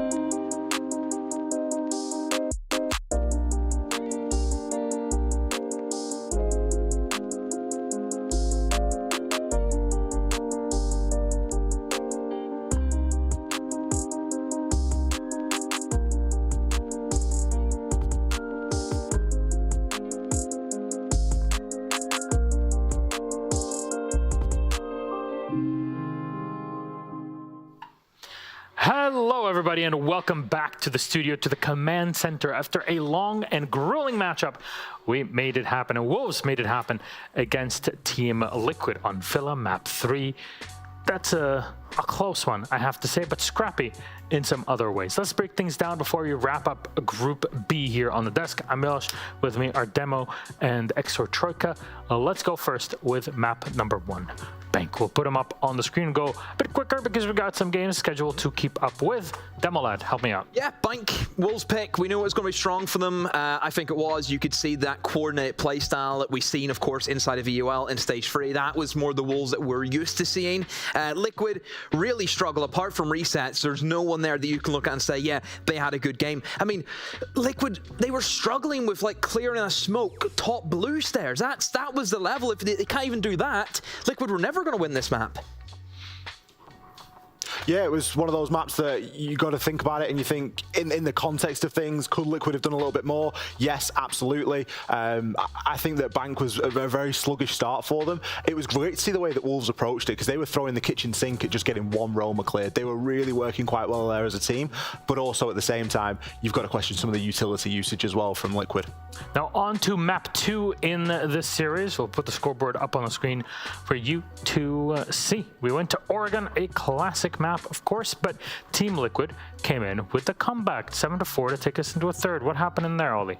Well, Wolves got off to a pretty shocking start, honestly. They won the first round, and then after that, everything really went from bad to worse. Liquid's attacks were incredible, and it was great to see because we know that Liquid can be that aggressive attacking team. Ask had a great time here. Resets, of course, had a great series overall, and the stars of the show really were Team Liquid here on Oregon. They were coming up with a lot of mini games. Wolves can be a team that are extremely slow to attack. You know, we used to give them the sort of meme and nickname of they always attack in the last 10 seconds. They always execute in the final 25 seconds of the round. So when you set up a lot of mini games to solve in front of all that, you do a great job at wasting a lot of time. And the Vitality Core memes continue on. But what if we went to map 3? You just saw it on Villa. It was definitely back and forth to kind of solidify how close this game was. 8-6 as went to OT. Demo.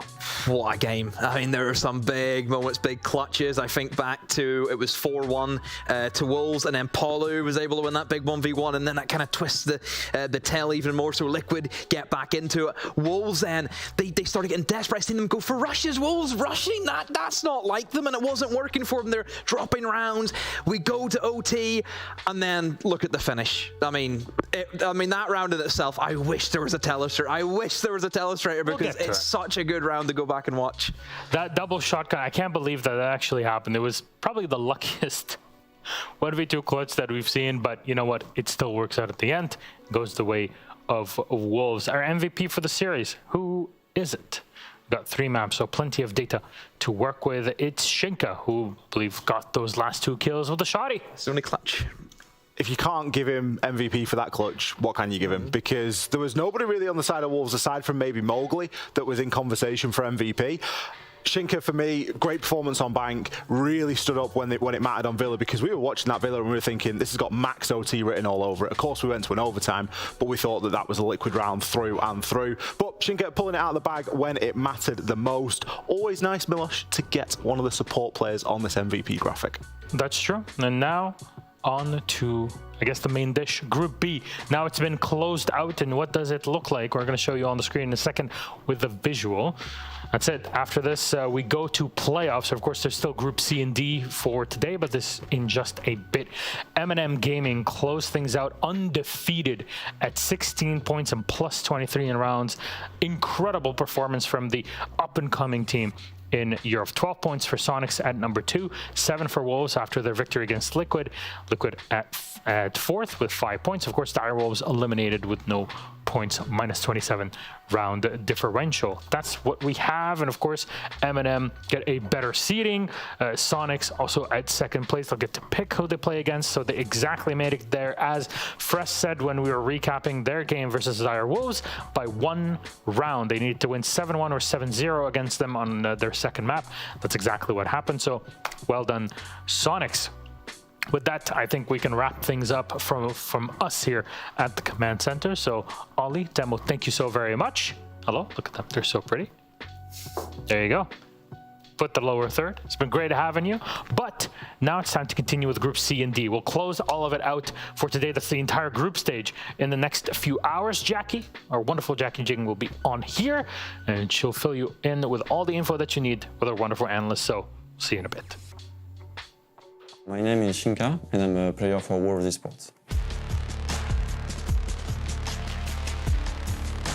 I first heard about R6 Esports in 2018 by watching some streams on Twitch, and I liked it.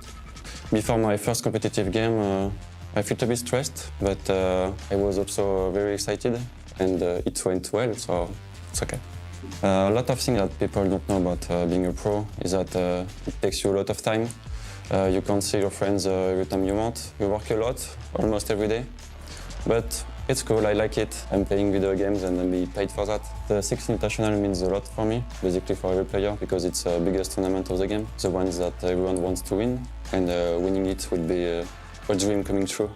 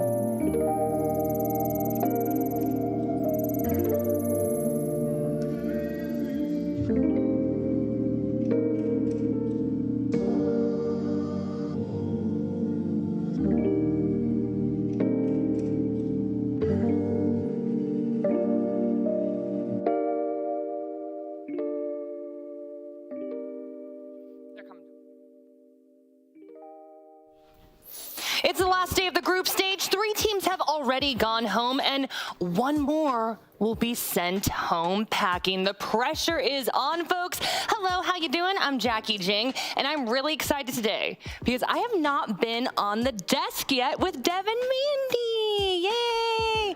Hi. Oh my gosh. Dev, it's been a while. Yeah, it's been on the desk together. I'm super literally excited. a year, Jackie. I know, and Mandy, this is our first time on the desk together. Yay! Yes, I'm so excited. Yay, I'm so excited too. But you know what I'm really excited for? This matchup that we have ahead. So let's get to it. We're gonna zone in on this Group C Stream A matchup. Lost One and OXG fighting to see who comes out first. And Dev, real talk, lots of eyes on this series for sure. There absolutely is. And in fact, these teams have played each other on 5 different maps in the course of the last year. They encountered each other in Sweden at Six Invitational last year. And that was a Team 1 2-1 victory. And then in Charlotte, Oxygen got their revenge and won both of the BO1s in their groups match. So there's a lot of fire behind this game. The stakes are very high, and it's a bit of a grudge match to settle the score and who is the leading the head-to-head between the two teams. Ooh, I love a grudge match, but let's start with Lost One. And Mandy, you've actually really enjoyed watching their fluid style. They are tearing up Group C right now. Absolutely. Lost One, they were the team that came through the last chance qualifier from the BR6, and they've, like you said, been tearing it up through the group stage. The way that they play is just super fluid. Maya has been really going off, especially on this roster, and it just feels like they have a very strong tactical grasp of the game. They have this really scary probe-like play style. It's very unpredictable in the server when they go into it, and they have these really amazing universal ideas that work between every single map and just really play into the individual strengths of each player. I mean, I'm going to be real with you, Dev. Mandy's hyping them up. I feel like everyone's hyping them up when I'm ever in the green room. I saw you on your spreadsheets. You've been doing your homework here. Do they have a weakness? They do. Look, this is the second ever global event for most of these players, so you would expect them to be unfavored. Like you said, they're an LCQ team. And while they are one of the best defending teams at the tournament, the 4th best, in fact, with a win rate of 58%, if you look over to their defense, they're actually the 7th worst attacking team, down at 46%. So really, I'm looking at their attacks, and if they can manage to pull through on a lot more of those than perhaps they have in the tournament so far, I think they will do a little bit better, but it's hard because OXG are really good on the defense as well. Okay, let's talk about Oxygen now. And Mandy, we saw a great collective effort from them last night. They were playing Cyclops. We're talking about a whole different beast today, okay? So everyone needs to show up and turn up today on the squad. I actually really like this Oxygen squad though. I'm really happy with the roster changes that they've made throughout the year to build this roster of very rounded skills. You've got all your leadership in FaZe, you've got a really solid support in Dream, and then the front lane of Newers, amazing. I'm sure you have a lot to talk about from that. Everyone has got a lot to say about Newers, but overall, Oxygen have just come to be this team that have a person for everything in the server. If you need something done, there's someone that's willing to pick up that utility, learn that skill set, and it's something that they've really developed super well over the last year. Yeah, and Dev, I mean, Mandy just said this, Newers. Everyone talking about Newers, but I want to pick your brain about this because he's a crucial reason why they're getting W's, right? 100%. And a lot of OXG's success comes down to, in my opinion, the opening kills. They actually have one of the best opening kill records in the tournament so far. You can see here that they have an opening KD ratio of 1.25, which puts them ranked 3rd in all the teams in the tournament so far, despite when we've got teams like W7M and BDS having Shaiko. These guys are still right up there in 1st place. Thing is, Newers is single-handedly inflating his team's entry stats. If we have a look at the breakdown between Newers and the average of everyone else on his team, have a look at the number of opening kills there are. And the really interesting stat to me is the opening kills per round. 24% for Newers. That means on average, every 4 rounds, Newers is getting the opening kill. That is unbelievable. That is wild. But you know, Mandy, you were saying when this squad comes together, this is a well-tuned machine. So we got to get the other 4 going here, right?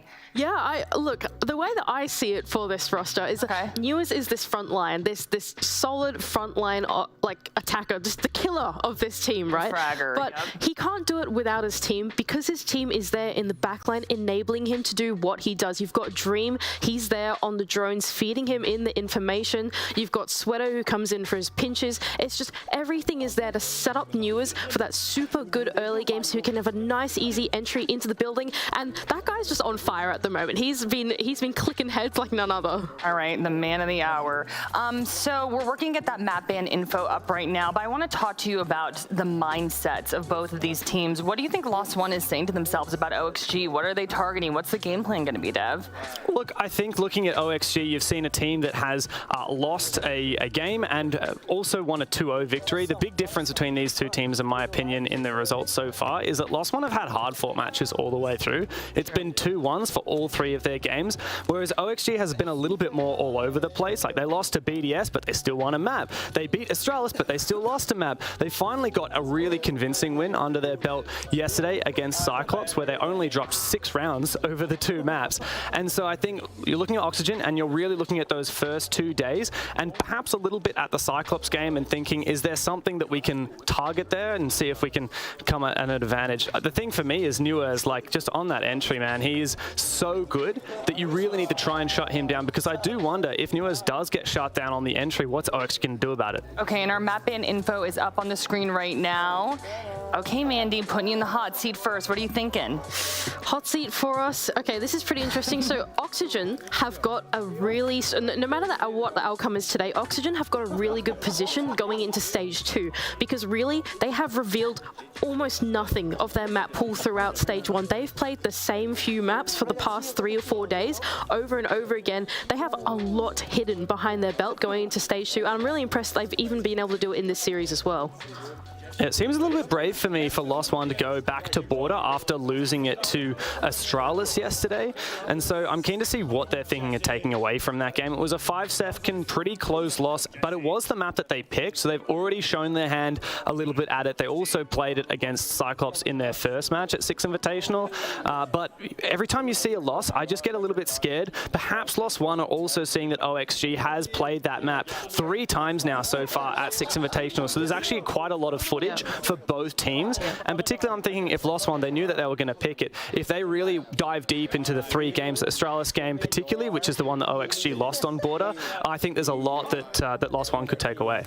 Yeah, I think the thing about Lost One is that to me they're a little bit different from Oxygen in the way they can play, because they have so many universal ideas. They have a very diverse map pool. They're keen to go to whatever it is, and I think they're going to feel comfortable even on Oxygen's maps. I think for Oxygen, they're playing it safe. They're hiding their map pool for stage 2, and I think it's a really advantageous position to be in. Okay, predictions time. Y'all are giving me mixed signals here. Yeah. Andy, I'm feeling like if Oxygen comes out, whole team's popping off, right? OXG could be successful here.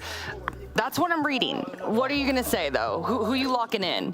I think I'm actually going to agree with that. I think Oxygen, the way that they've been playing is really consistent. It has a really good flow to it. The team is on fire. They're all feeling themselves in their roles. And I think when they find their place in the server, in that flow in each round, it's really hard to shut down. But, Dev, Lost One is Lost One. Lost One is undefeated in their group so far, the only team to do so in Group D. And so I do have some concerns for Oxygen. Like, Lost One have been on fire. Border is a good map for both teams. Lost One picked it. I feel like they'll start strong on that map. I do wonder if Oxygen will have what it takes to come back on Cafe, even if, regardless of what happens on the first map, Oxygen have quite a good Cafe, especially their attacking win rate is way up at 58%, which is extremely good for Cafe.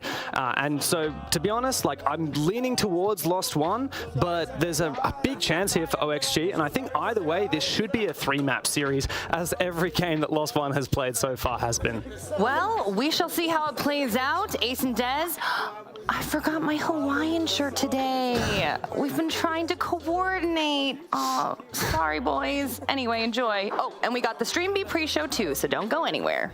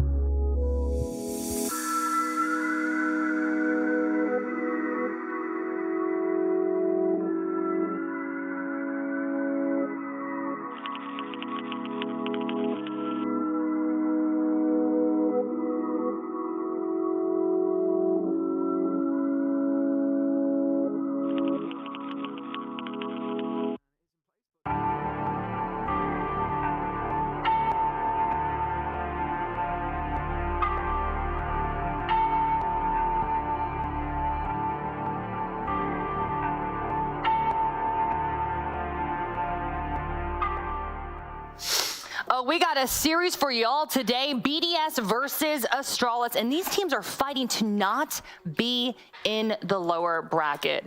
It's the last day of groups, y'all. It is heating up. I'm Jackie Jing. I'm with Jesse. I am with Jacob, and we are particularly excited about this face-off.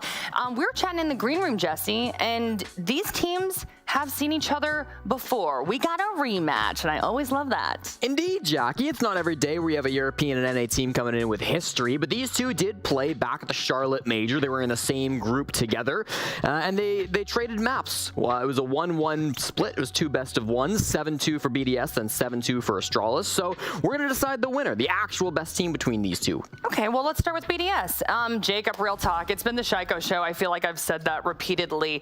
We know that.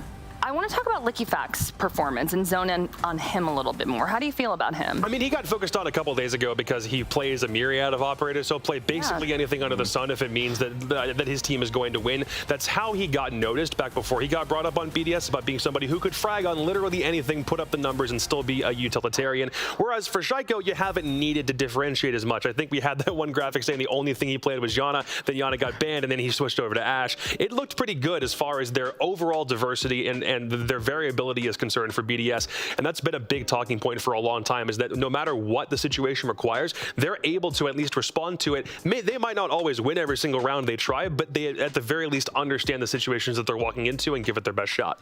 Okay, real talk. It's been a rocky start for them. So is BDS broken? Well, or are they bouncing back, Jacob? Be real with me. It's been rocky by the standards of a team that we expect it to be at the very top, and I think that usually happens when a team wins an event. There's always been a trend about them not doing well, you know, as the events were to roll on. Like the period of 3 months following an event win so far haven't been great since TSM won the Invitational. Take a look at this. TSM wins SI, and then they're not present at the next major, and then the trend of the winner of an event not going to the next event persists for both DarkZero and Koi. BDS won the major in Yongshiping, and they are here, but the record is not what they would like. That's already 2 losses down the tank, where a lot of people are beginning to wonder how much of a target do you have on your back. You paint one on yourself already, because teams who want to do better than you will be looking at precisely what you did in that major event to win, but BDS are still looking like they're having to overcome some of the things that they did to win that event in the first place. I think the curse is very much a real thing, and it's something that BDS got to be scared of, but I will say in their defense, I think they are a bit better, just as a generalization, than the other teams that came before them, right? BDS have consistently, for years now, been towards the top of Europe and towards the top of the world, so I'm hoping maybe that can help them elevate themselves above this winner's curse, but you're right, it has been a bit of a slow start for them. Jesse, you're being quite positive here, so we shouldn't jump ship yet? Well, Jackie, if we look back to the Yongshiping Major, we can see that BDS have struggled before. They're not a team like W7M, for example, who like to come into every event and just dominate game after game after game. Of course, they would like that, but that's just not what happens. We go back to day 2 of the Yongshiping Major, and that was when BDS were at their lowest. You can see overall, they were minus 22 on KD that day, really poor cost, weren't getting any clutches on. And then you look at their worst day so far at the 6 Invitational, that was yesterday, and it wasn't as bad. Yeah, BDS have had their low points. They've certainly struggled at times, but they've clawed back bigger deficits than this. They've leapt out of greater holes. And so I still have a lot of faith in BDS. A lot of people are counting them out, saying that, oh, maybe M&M's going to win the event, maybe Sonics are going to win the event. I still have BDS as my favorites. I still have faith in this team because we know that they're capable of coming back from big deficits like this. Okay, we got a BDS believer over here, but I want to talk about Astralis now. Jacob, you know, I don't think we write off Astralis, to be honest. They are 1 and 2. Off, really. Yeah, but their losses have been hard-fought battles. I mean, they've been close. They definitely have been, but I think there's usually 1 or 2 different like weird decisions that come up in Astralis matches that really give us an idea about whether it was a good game or a bad game. It feels like it's really like one specific thing that we can nail down, and I think the fact that we went to Clubhouse as our decider for last night is the one deciding factor, or the one defining factor for that whole series. I had the opportunity to talk to Call Out since then about exactly how that went. He said that definitely it was a gamble, but it very much was. The option was open, and it seemed like it was was the most statistically viable thing that we could have done. It just turned out that it wasn't something that we really had prepped for nearly as much as we wanted to. Back when they played it at the Charlotte Major Grand Finals, that was a case of it being a best of 5, and you can't escape every single map that you want to ban in a best of 5. But in a best of 3, you're going to give it a much different environment. As far as I'm concerned, though, still, everyone on Astralis feels like they're really continuing to push this team in the right direction. I'm not worried about Spiff's integration. I'm not nearly as concerned as I was about what they were doing in stage 3 and whether there would be a pretty massive fall off or difference from what they've done so far in this group stage. And honestly, as much as people might want to rag on them because they aren't the exact same firepower powerhouse that they were in stage 1 that got them to a major grand final, again, we're still looking at a team that absolutely can move mountains. Okay, Jesse, I gotta talk about this. You told me a stat earlier in the green room and it made my heart sink. Yeah, unfortunately, Shuttle is the lowest rated player right now at this event, and he has had a bit of a tough time, yes. Whoa. Shuttle's been struggling a little bit, and I think it has to do with the roster moves that they've had to make to integrate Spiff into this team. I think Shuttle's had his moments this event, but he ended stage 3 with a 71 pick rate on Sledge. This time he's played Sledge a singular time through the entirety of the tournament. He's still playing up some of their buck, but he has to go on some more of those kind of soft support or flank watch operators instead. Ace, Thatcher, Dokkaebi, Lion. It feels like he has struggled a little bit in adapting to his new role. I don't want to rag on him. I don't think he's been playing, awfully. However, he is stats-wise at the bottom. So I'm hoping to see a bit of a better game from him. He is enabling Spiff and the rest of the squad to pop off, which is nice, but I'm hoping today it could be his time to shine. That was one of those big questions we had, was Spiff coming in. He was a Sledge player, and that was always a Shuttle hard stuck operator. He was never going to play anything else. In SCS Season 7, that's what he did play, and Spiff was moved on to the role that he's currently playing. But Spiff has continued that acceleration towards the player that he is right now, and to see Shuttle struggling that much, I actually didn't check that prior to jumping into this game, so I definitely am hopeful that he's able to have a bounce back. Okay, our teams are almost ready to go, and I believe that map ban info is going to come up on your screen any second now.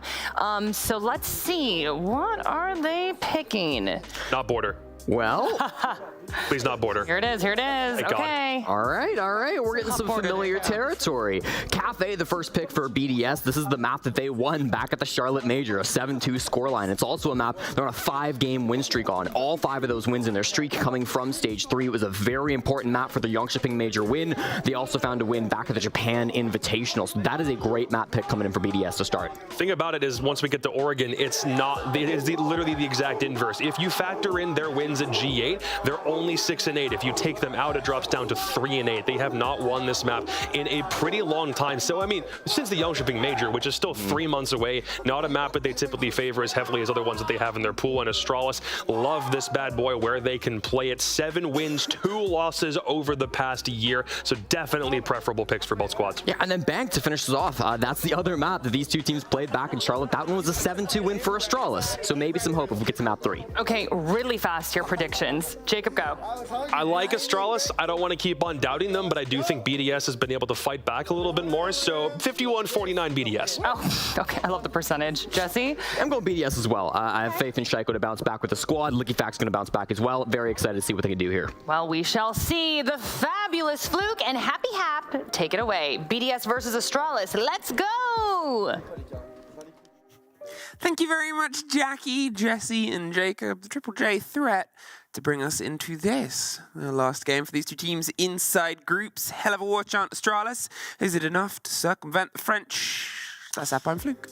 Yes, and there is quite some history between these two. Actually, if we look at these maps, both of them, or 2 of the 3, have been played already, actually. The first one is Cafe, when BDS's way to Decider Bank, when Astralis. But that's a long time ago, almost 9 months. And it's been a very long year, and as they pointed out with the graphics in the pre-game, sometimes things don't quite work out after success was found. Astralis had such a fantastic run at the tournament that these two teams hit heads. Yep. Then they've unfortunately had a tumultuous year that sort of culminated in a bit of a resurgence. And I'm not going to say entirely because of how well they played in Charlotte, but it is some of the best international play we've seen from a team that was so exciting at that major where they did such a good run. BDS, a more recent return to form, but here, however, they have not quite been able to find the same rhythm. They sit in 4th. They're confirmed at least to escape groups. Astralis sit in 3rd. Is this where they'll remain? That's a big question.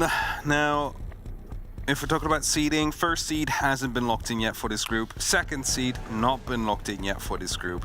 Neither is third or fourth. So what it's known is that either Astralis or BDS becomes the fourth seed, depending on who will lose this one. And yeah, then depending on the other result as well, all that kind of stuff, all the kind of funny stuff comes into play to find out who will end up where. The bans will start, and Floors is the first to be removed. It's an operator that BDS is knowingly, within their arsenal of weapons that they really like using. When the operator just came out, they even went as far as saying this is the strongest attacker currently in the game due to the versatility. Of course, not going to be allowed now. Ying to be banned, Mira as well. Nothing too out of the ordinary there so far. And it remains nothing out of the ordinary with a Valkyrie to close it out. Yeah, we're sort of looking at, I guess, I'm not going to say it's a grudge match because it's been such a long time. There's obviously been roster changes since that time. But the fact that we're going back to 2 of those maps, the fact that we're sort of having a return towards a battlefield that's already sort of etched its mark in the history of these 2 teams, there's a little bit of a tingle about this game. Yeah, of course, and then there is still, something to be gained here for both these teams as well that truly, ups the amount of odds and, well, not really grudge, but the will to win it, which is, of course, that upper bracket that is up for grabs, whoever will win this match. As we get started in the bottom floor, no basement on this map. It's one of the only few that does not have a basement. It is going to be the bakery. And there's usually a couple of approaches you could go from here. Or I have to say kitchen rather, but bakery is part of it. So either a attack from there you go, the bakery comes through, or we are seeing one from the freezer. That's usually the main directions that get taken by the teams. If it is a freezer take, you need to clear out a VIP, you need to clear out a bit of top floor control, etc., etc. Oh, too early there. Couple steps too early. Almost put a bit of damage down there. They fire back, but it's sort of a statement. This game is going to start itself 5D, and it's probably going to end the same way. The top is rebuilt just a little. They're going to see if they can try and protect Bakery from the pressure across the board. They've got these Echo drones running out that outside intel from the side of the hatches. You can catch windows, catch motions, but BDS aren't handing anything as of yet. There's at least the pings on that player, but again, pops its way back in. Alems, caught out, and what a perfect use of intel to gathering. Yeah, we've seen this many times, especially in the European League from Rogue, for example, and more teams are starting to use those yokai drones now in a way where you can just drive them out. Brede catches a shuttle as he rotates down the white stairs, not quite sure what the idea was there, but get caught off. So the trade is, or the entry is instantly being traded out right here by BDS. They've lost Dokkaebi though. It is quite some utility that you now have to do without. No more phone calls, no more hacking of the cameras to come through. That will make sure you lack a little bit in the intel game. Iconic, talking about intel, knows exactly when the drone comes around the corner. He's not going to be able to pick it up. Has to rotate out quickly because he knows he's being chased. But decided to back in. Liquefac on the Jackal will be able to pick up that kill. Now the man advantage is here for BDS. Well, can they try and build behind it? You still got to do the work on the site itself. There's a lot of hefty structure around Kitchen, around the sort of construction of the site. Manchuro is going to see if he can smash his way through, shepherd the players, force them into uncomfortable situations. Still, with the pocket hard breach, they're able to get themselves open with the Habana and angle towards a plant on the back end, but you got to deal with the shield, and as we see, the Echo drone is just causing problems. They're getting themselves set up to try and stop the plant on that end. Spiff, in the meantime, he's getting a bit of protection from the swing. It's a big restructuring here. You can sort of tell that they're expecting the fight elsewhere. Efac's able to win it out. He's not expecting the next, though.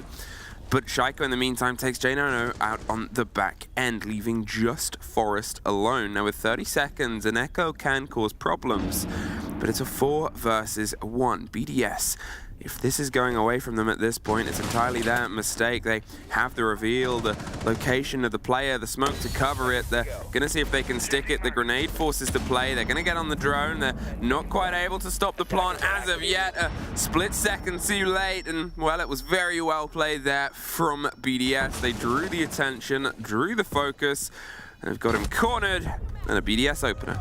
Good luck out there in the end, and also was a beautiful entry kill from Astralis, we have to say, using the Yokai drone for the information. The communication comes in as well, and the instant shot from above. In the meantime, we have Bride watching the White Stairs for 2 minutes straight, and then the use of the Jackal as well, of Liquefact to isolate some of these players, kill them as well. BDS able to regain that numbers advantage early on in the round. Take the first. And we're headed one flight of stairs up towards the reading room and dining room. Now, in terms of hold, verticality from above is often important here. There is a big area of the map that leans directly into the site in terms of sight lines. And that's why often the attack would like to go for it. That's what Rinchiro is going to be doing on the sledge. That's why Jackal is going to be bringing a secondary shotgun, most likely, just so they have the opportunity to open up as much as possible. That will dislocate the players that are being, situated inside the site towards outside the site, which makes it easier to take the area, go for that plant, and play the post plant right afterwards. Astralis, of course, will try and stop that. Now, Mirror's an operator that was often used for that, but that's banned. So they're going to have to try and find a different way, and most likely the Izami will be key in that. Will Astralis try and lean into the fire a little bit earlier? They went with the adaptation on the defense, set themselves up with the stretch on the side, but it's always remembering this is, BDS's sort of play space. This is where they wanted to bring the heat and the aggression, and attacking it is something that they can do quite well. Cafe can lend itself well to creative attacks and driven ideas, and we've often talked about BDS's ability. It's just that they sometimes struggle to prove it. You see his keep a barrier there. That is going to be hurting J9O's opportunity for survival just a little bit. Gets one tossed up. That angle, he's not going to be too happy with that one, because that's going to be basically forcing him to fall back a little bit, because that's not going to be safe. Forrest takes huge chunks of damage underneath, can't quite slip away. EFAC. It's a gun that we sort of, said at the beginning of this, he was at least firing even, whilst the rest of the team was a little bit under. Since then, they've stepped up, and he's just sort of stepped up alongside and become more and more dangerous as that superstar player that was the big step in for their run at Jönköping. Astralis, once again, off to a little bit of a back foot, but they have a little bit more and similar amount of time to work with here. The pressure's going to start coming its way across the top, and BDS still need to clear the top. They still need to try and force the structure of the map. But getting in a good position to do so. They know exactly one person that just rotated out, so the flashbangs will be forcing them to relocate. Spiff coming up these white stairs. He might be shot in the back. Oh, again. Player on BDS just letting himself to be known earlier. A bit too much. He's going to get swung on by the Jaeger here. If he's not too careful, needs to fall back. Bride takes a gunfight on the other side. It is going to be Liquefact that saves his life. And then suddenly a strike all across the board. J9O gets one back. Attempts to swing into the next. There's two over the shoulder. Can't quite get the connection. Lost between pings. BDS. I know. Okay, so what he said is, we're doing very well, we're doing super well, let's go. That's basically what they went at. Said the communication's very good. Yeah. And Astralis, no, Astralis have taken the time out. It's very... Let's listen in.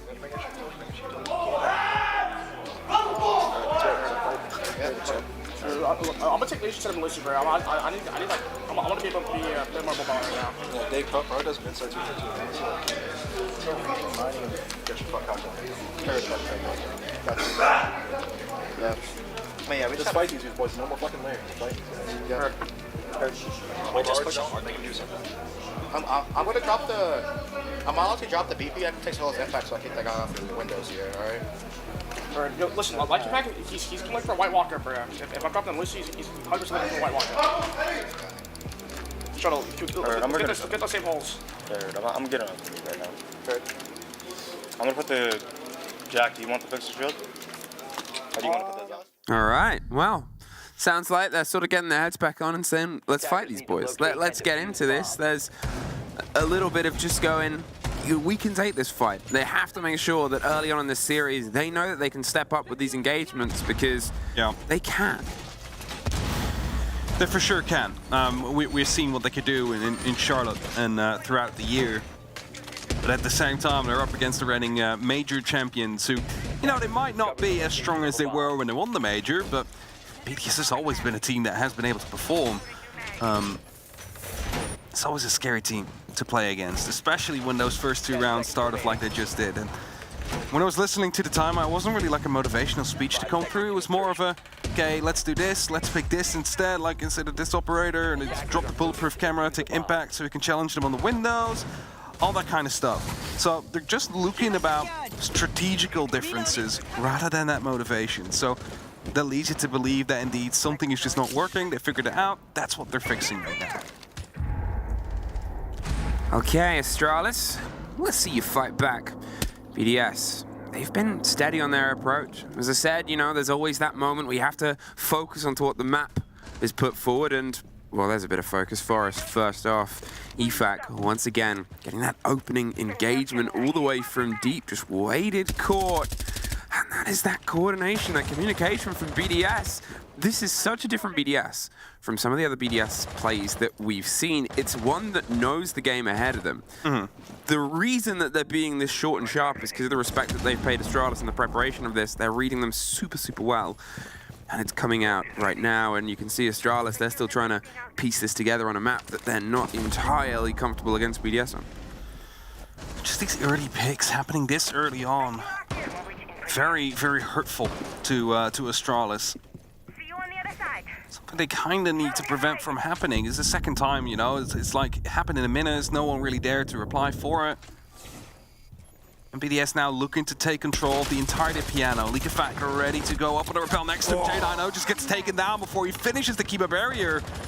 And Leakafak, he was aware of the fact someone was coming from Garage, but you know, as the kill already came through, there's no real point stucking with that anymore. Yeah, at that point, you know, when the kill's confirmed, as you said, they've got the motion, they're hitting the Kiba barricade, but you know then if you run out, they'll know there's only 2 people on site. It's a long rotate, there's the run out. Iconic does go for it, but Lems pushes at the same time. It's just Shuttle. He's got to win the engagement, cannot. Iconic has a long set of stairs to scream up, sprays down towards the Lems, cannot quite get the full finish.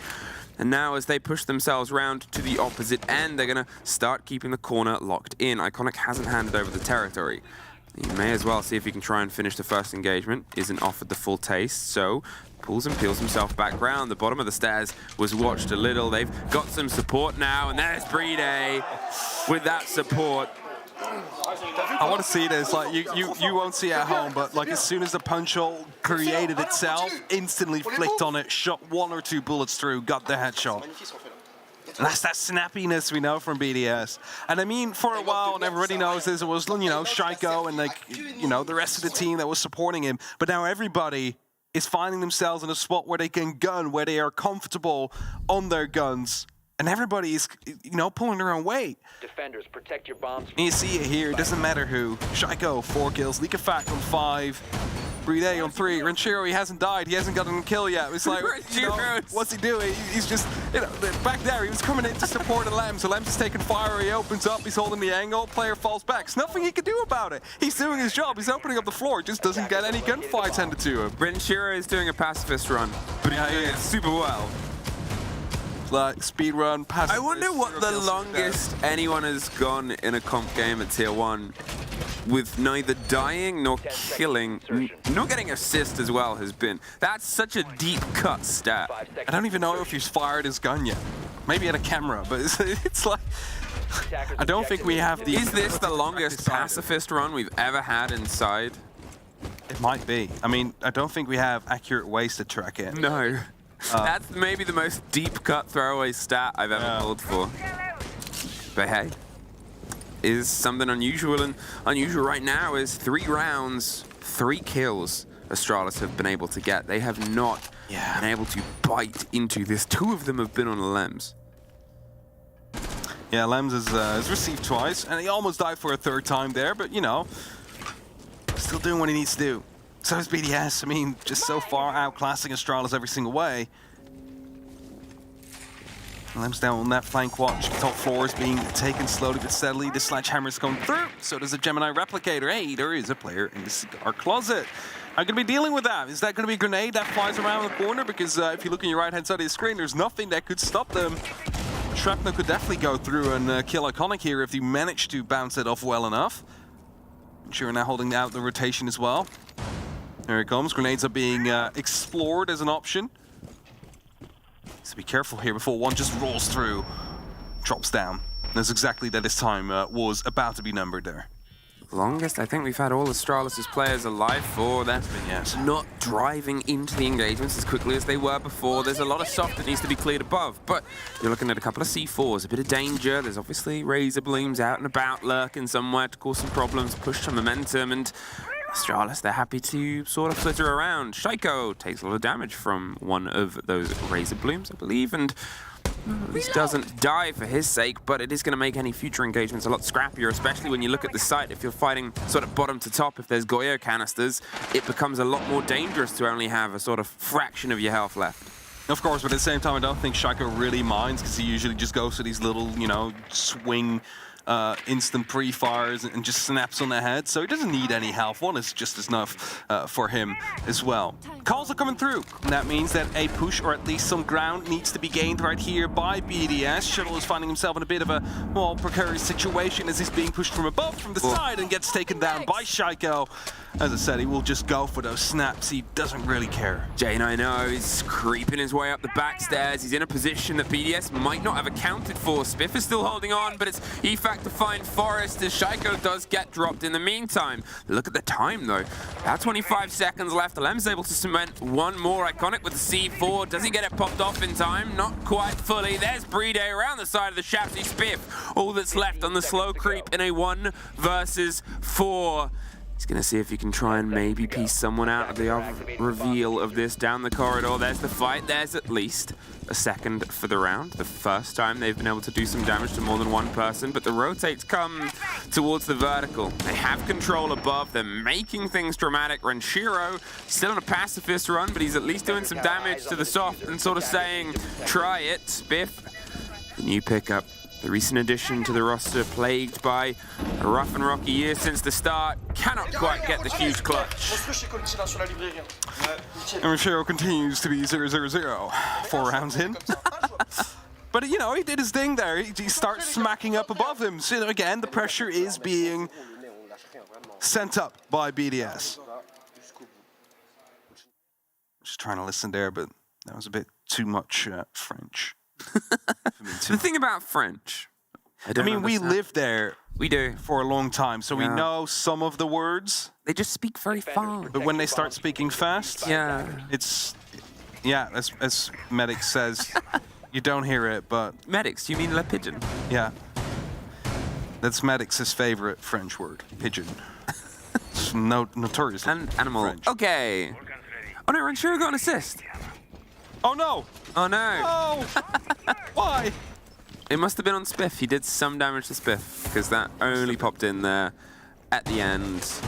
I mean, you know, it's still technically a pacifist run. He didn't kill Spiff. He just tickled him a little bit. That's what he did. Now this isn't going to happen. Imagine if he did get through the whole game without killing or dying. That would be, I would say, a first. Locate a bomb and defuse it. Especially in SI, that never happened before. All right, Brede with the Monty, the air jabs, a little bit of a different tack and take here. You've got the cover of the smoke canisters. The hard breach is going to come from the pockets. You got 4 of them. You can give yourself the angles and ideas, and you're pushing a flat floor. What you're doing is this, the pace. They're going to push away from the game that Astralis has on the rest of the building. The Keeper barricade's pretty good because it isolates the Monty, and it buys Spiff a second to maybe rotate back. He's got himself in a slightly more favorable position and gets a kill on the way out the door. Huge play. Shaiko's got it back. They have a bit of control in small bake on the opposite side to make sure no one else rolls in to support them. The risk might be the hold above. There's also a couple of the Goyo canisters. They're watching and waiting. Iconic, he's not revealing himself to the angle because he knows likelihood is it's going to get pre-fired if he does. So they'll pop the fire. They'll pop the... They'll pop the fire. And then they'll sort of wait for that tick out. They've got control of Bakery, smash and grab style. Now they have time, as the French like to do, enjoy the pastries, have a cup of coffee, and then formulate step 2. Yeah, they just wanted to take that as quickly as possible, no matter the cost, and they've managed to do that. And now up to the next point of attack. J9 now might have seen that someone has came in there. The default camp just got shot. Didn't really respond to that. He's not aware of where the actual player is. Now he is. Likafak taken down. Astralis will be finding themselves with man advantage right here with Brede is inside. And he's going to try and find himself a nice little spot to go for a bit of a plant, I believe. Yeah, he's probably going to tuck by the bomb chassis. There's pre-fires going through, but Iconic has the glasses to stop it with the turtle from above, give enough protection, especially with the cross angle of red that J9 has. Without the man advantage, BDS are in a very tricky situation. So instead, they go a bit closer. It's held from above. Can you make the distance here? Iconic, he's going to try and find the person. They just get it out. J9 has that cover and support. Great bit of movement there from Astralis. And now, with that kid in the middle of the kitchen, it's going to be so hard for the 2 remaining players. Renshiro, he's got to start getting some kills on the board. Shaiko, well, he's got a lot, but cannot get any more this round. And it's a 3 versus 1, a flicker and a tiny bit of health in the bar. Renshiro. Save your kitty. Don't do it, no! He's died now, and Astralis, they will find their first round. They try to go quick on BDS's side. They almost managed to get away with it and get that plan down, and it would have been a different round. But Spiff, he threw some spanners in the work there by going aggressive on that Monty. Finding that 1 kill, crucial. You lose a lot of utility, of course, with the Capitao gone. You lose an extra gun that could have been used to get rid of players from staircases or up above. Astralis, they'll be creating a bit of a buffer for themselves, you know, having that 1 round. That means they can afford to lose a round when they're going over to the attack later, but still not looking too good for them. They need to get this next round as well. All right, Astralis, it was the start of something. You get a second one, and then, well, you've still got to try and tack it. It's a lot of momentum. Reminder, they've used their timeout, they've used their conversation, so if things start to go off, well, they can only really play the game ahead of them. And, yeah, it's BDS's map, it's the start of a long series, but, you know, getting your heads in the game when things start to slip away, it's not always easy. You sort of look at the previous showdowns that they've had. The first map for BDS has often been quite tight, and then it's a bit of a back and forth, and you know, it's usually on the side of Astralis, it's quite a strong showing in the first map. It was a 7-3, a 7-3, a 7-4, and then it turns into a bit of a series here, so it would be the first time that Astralis have not got on to the winning start in the sort of first foot. Yeah, for sure. BDS. The thing is, then, the first 3 rounds, I managed to get entries quite quickly within the first minute. Someone on the other team, or also rather someone on Astralis, already had died, even if the trade came through on the side of BDS. Last 2 rounds, it was a bit slower. Especially, of course, round 5, where it was Astralis that actually managed to get the entry frag. That means that they're starting to grow back into that game, as you just mentioned. They are starting to match the pace a little bit more, but they need more than just a little bit. Phone calls come through. Grenade! Oh. Just bounces the right way, and that's going to be an injure. I mean, they're going to be dropping down. Avoiding that. The second one doesn't get the pickup, and they do get themselves to some safety. And look at that, the pressure's come underneath on pillars as well. Efax gets in a fight, somehow finds one. Oh, and that is a heck of a take there by Iconic, against Iconic even, just sort of fired in the right way. And if I'm going to say the grenade was hard to miss, so was that. Here it is. Shuttle steps back in and suffers the same fate. The DMR tearing that corner, and at this point avoided Astralis. There's something about a DMR on land. It's just a completely different beast. It's going to be another one coming through from League. In fact, that's a triple kill from him, all from this same room. He knows there's a 4 for Renshiro, takes him down. Over the shoulder cover coming through. All right. Only Spiff left now. 1v4. Took down League. In fact, can he take down the rest? I mean, it would have to be an ace clutch here for Spiff if he was to try and pull this round back.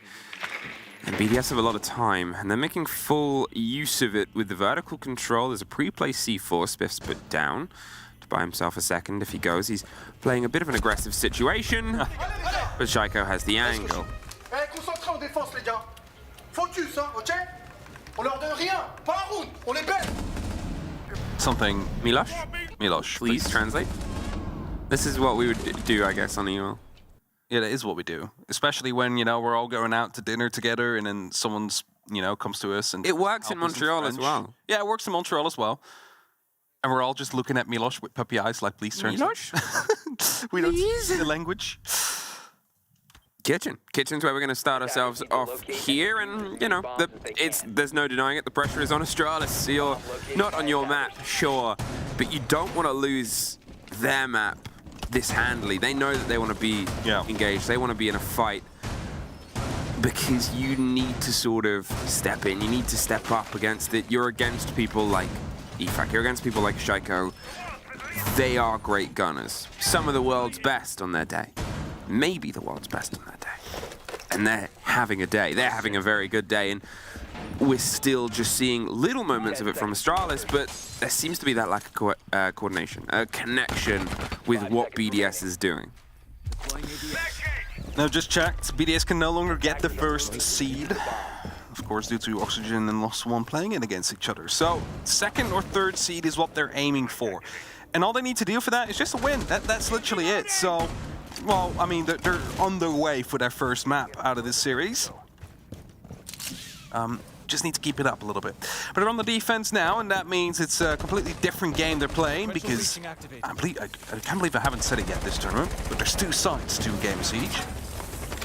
What? Yeah, attack and defense. Okay. And BDS is now gone over towards the defense, which is, historically speaking, more favored in any given way. Let's see if they can sort of cut themselves in. Spiff, he's getting the work done. The drone on the back end, checking dining room. You know the power position of this shield, and Bride's on the wrong end of it for Spiff to be able to do some damage. There is some protections there as well from the ADS, so they're not quite going to go for the single take. Alems is actually going to step in, and will they see Alems? Thankfully, yes, because if he was able to get into coat check unchecked, that could have been pretty deadly. Pre-fires the window, obviously saw the drone himself, so he knows pressure's coming from that end, and Forest is actually going to take damage in J90 getting rid of Shaiko. The Warden's gone. Bakery is under pressure. They're going to guess which side to trick, and no, they're not. DarkZero couldn't quite get the right maths and instead didn't want to pay the price. Got a little bit of a crouch peek there. Spiff takes down Alems as well. Suddenly it's all starting to fall apart a little bit here for BDS. Bride was the next one on the chopping block, but he manages to survive, at least for now. Only one person left on the side, and Spiff, he could be huge here, but DarkZero takes down Forest first. It is going to be Iconic that takes down League of Facts. Spiff finds another, only up to Bride now, but he's not on the side. He's back in VIP. He needs to find himself a way back in now as the plant is going down. It seems like Astralis might have themselves around on the board as Bride comes in, takes down Spiff. 45 seconds, though, for a retake. He's concerned about the rotate being watched from above. He's hitting barbed wire, and he's so concerned he's going to smoke it off and move elsewhere. But it's being watched on the opposite end. The kit is so far away. The players, they're not overextending as well. You have to give credit to Astralis' approach here, because this is kind of what you wanted to see from them. They know what they're capable of, and we know it too. And here it was demonstrated. It was a very good, even-handed strike from multiple different sides. And it left BDS sort of wondering just which hole needed to be filled as the boat sunk. Out of time, but a great take nonetheless, as he's still going to try and fight his way back into his own site, but Astralis demonstrate what they can do on their first attack. Managed to break through on Bakery. Well done there, and as you mentioned, they show what they can do. They open up that wall quickly. BDS, they fell. Nothing really they could have done at that point. And if your last man standing is not on the site itself, the clutch is becoming very difficult when the diffuser is going down. We're headed up one floor. Headed towards the reading room and fireplace. Protect your bombs from being defused by attackers. So, just like Astralis, after losing out on that first site, heading up, trying your luck elsewhere. And of course, BDS, they have a pretty big margin in rounds already won. They have to, well, basically do half of that over the next half. Can slow down a little bit, but the bigger the advantage is, the bigger the blowout this game is, you know, the better that will be for your mentality and the more hurting it will be for your opponents. 5 seconds to go. In terms of the attack here, Astralis, they had one idea, and they've entirely swapped it out for a plan B, whether it's a different site they expected or not. You know, it's quick adaptation, a thinker. It has obviously dropped off a lot based on the changes that she's gone through. But to be honest, you couldn't have been there more when she was in that position. There are some moments where the downs come through, where the pressures happened in this game alone. The ability might get some usage, but otherwise it's the connection of the gun and the drive behind it. You can offer yourself some pace in otherwise not quite pacey situations. Will they focus across the top first of all, see if they can try and force it out? Or, to be honest, with the previous take, it was all over the map, and it seems like they're going for something a little bit more direct here as well. Force holding J90, just putting up some of these air jabs on the flank watch. Grenades get tossed in, might take care of some utility, but no player of BDS is themselves caught off by it. A minute has passed, and Chaco gets the first kill. Force taken out, I'm not quite sure from where. Lems takes a bit of damage. It's just BDS holding on tight right now. They're trying to make sure that Astralis doesn't really have anything to work with for now. A lot of them are just repelled up on windows or on the roof.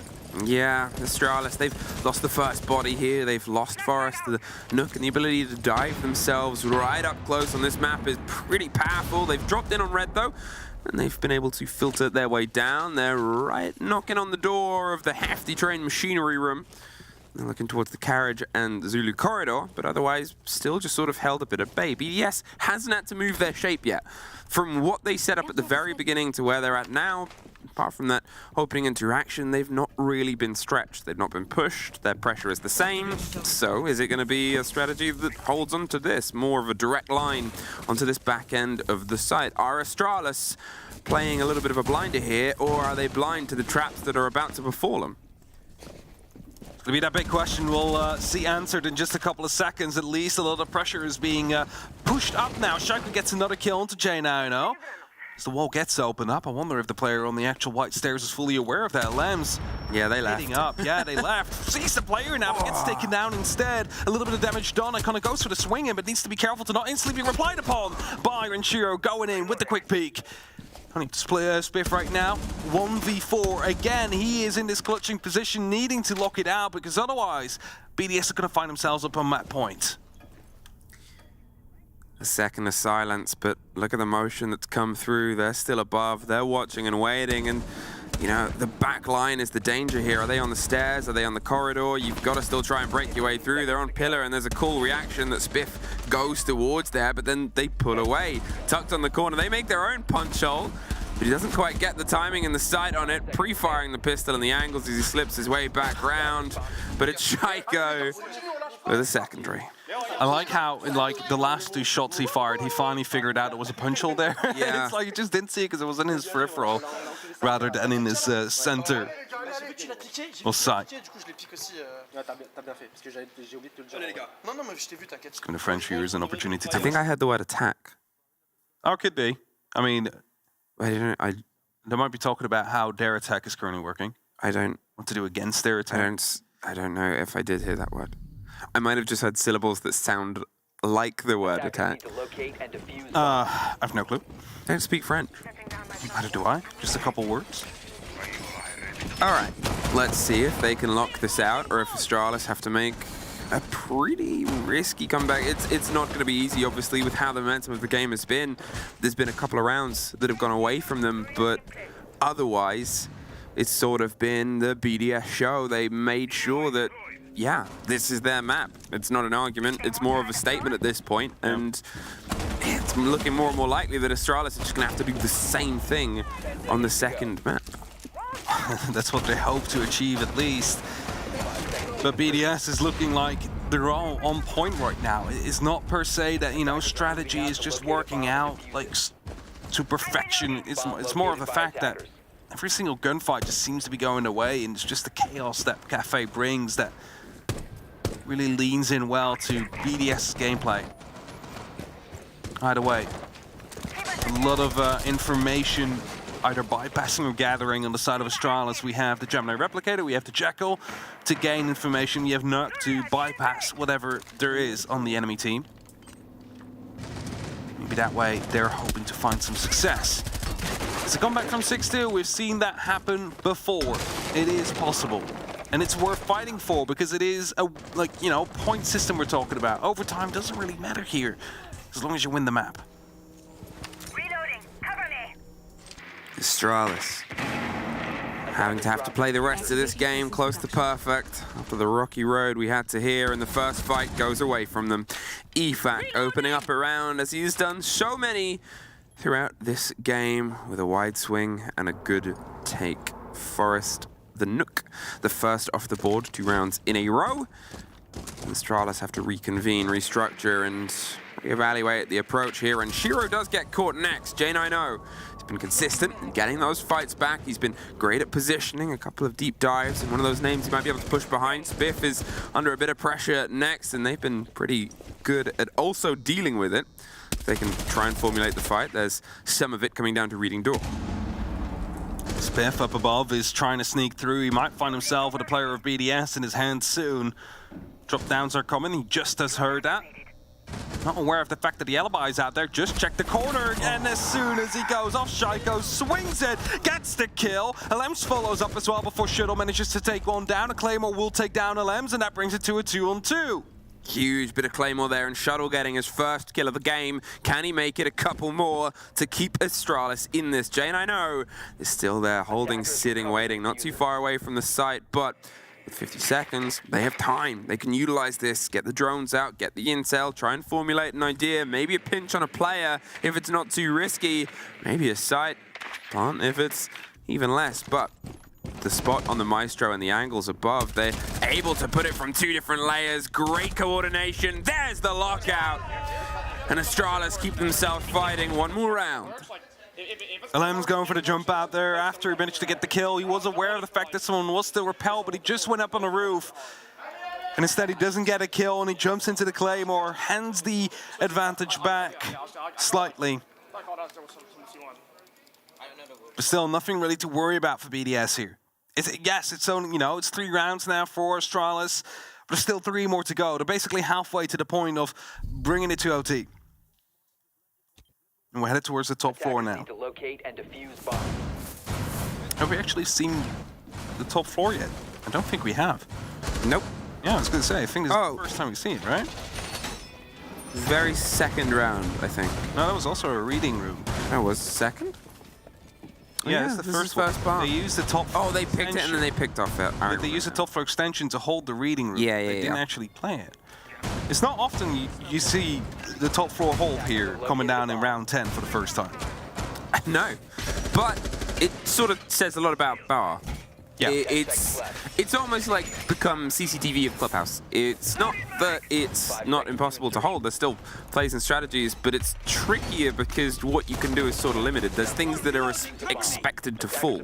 You're playing against a couple of direct hatches. You have the skylight, which you can't really alter outside of an Azami, which Alems might be able to do some restructuring, and it's not the easiest to hold from underneath as well. You've got awkward ground to cover. There's a lot of places that if you're going for the rotates to catch players, it can be watched by a single gun of Astralis, or the attackers. It's not easy. So, how do you build around it? Well, chances are not too many jump outs and run outs, which used to be how it would function, unless they come much later on in the round. Potentially a cost, there's claymores, there's preparation for that. So far in the tournament, Bar Cocktail has had a 62% defensive win rate, so statistically speaking, there should have been a reason that we had seen it before already. It depends. It is... the less you see something, the more sure people are of it. It's very true, but it did get played like it's the second most played site. Wow. Either way, Eon D goes off, usually an indication of the next push to come through, or at least some ground to be taken, and it happens in the bottom floor. It's Forrest to be entering himself towards VIP. He's going to be heading up towards the white stairs. A drone goes right ahead of him, so they should be aware of the fact that a player is out there. Spiff as well, holding for the rotation that might go upwards, but I believe Likafak has got himself towards the washing machines and is going to get himself into the reading room to escape his certain death. Oh, there's a little bit of motion. Forest, look left. Somebody's creeping around. Alems, he's just able to get the first out as Forest tries to find the next, but it's Shaiko to find J90 and Efak to find the head of Forest. All down to Spiff and Shuttle. And a 5 versus 2. Shuttle, the slow creep down white. The slow reveal of the Azami's one that he can win. Almost finds the next as well. The quick swap. Lumber's going to get replaced. The Selma gets caught out by an ADS by the sounds of it. Won't pop the keeper barricade as Spiff comes round to offer some support. Doesn't have the grenade to give anything more, but they might try and get a catch on a player. Efak was tempted by the angle, but was not offered it. Yeah, they also remember that if they would have gone for a jump out, that could have been potentially a 3v2 at that point, and then suddenly it's very doable for the defense to attack to get back into it. So just save your numbers. Don't take any big risks right now. Use those little angles you've made with those keeper barriers to your advantage. And as Astralis is trying to do the same by opening up some of these walls, the smoke canisters are starting to come through, grenades and C4s are being tossed out by the defense as well. Oh, only a matter of time here before the first one falls, and that's going to be Shuttle. Only up to Spiff now for a 1v4 clutch if he wants to live, but BDS take map number 1 in convincing fashion, 7-3. Yeah, it was a very solid performance there from BDS. They sort of set the pace quite early on and never really let Astralis quite catch into it. And, you know, as I said, it's not always that you see somebody say this is our map and they prove it, but they have here. Shaiko and Efak, 26 between the pair of them. If they can keep this gun game up and Astralis is slow to warm into it once again, this could be a quick series. We'll go to a quick break before we're back with map 2.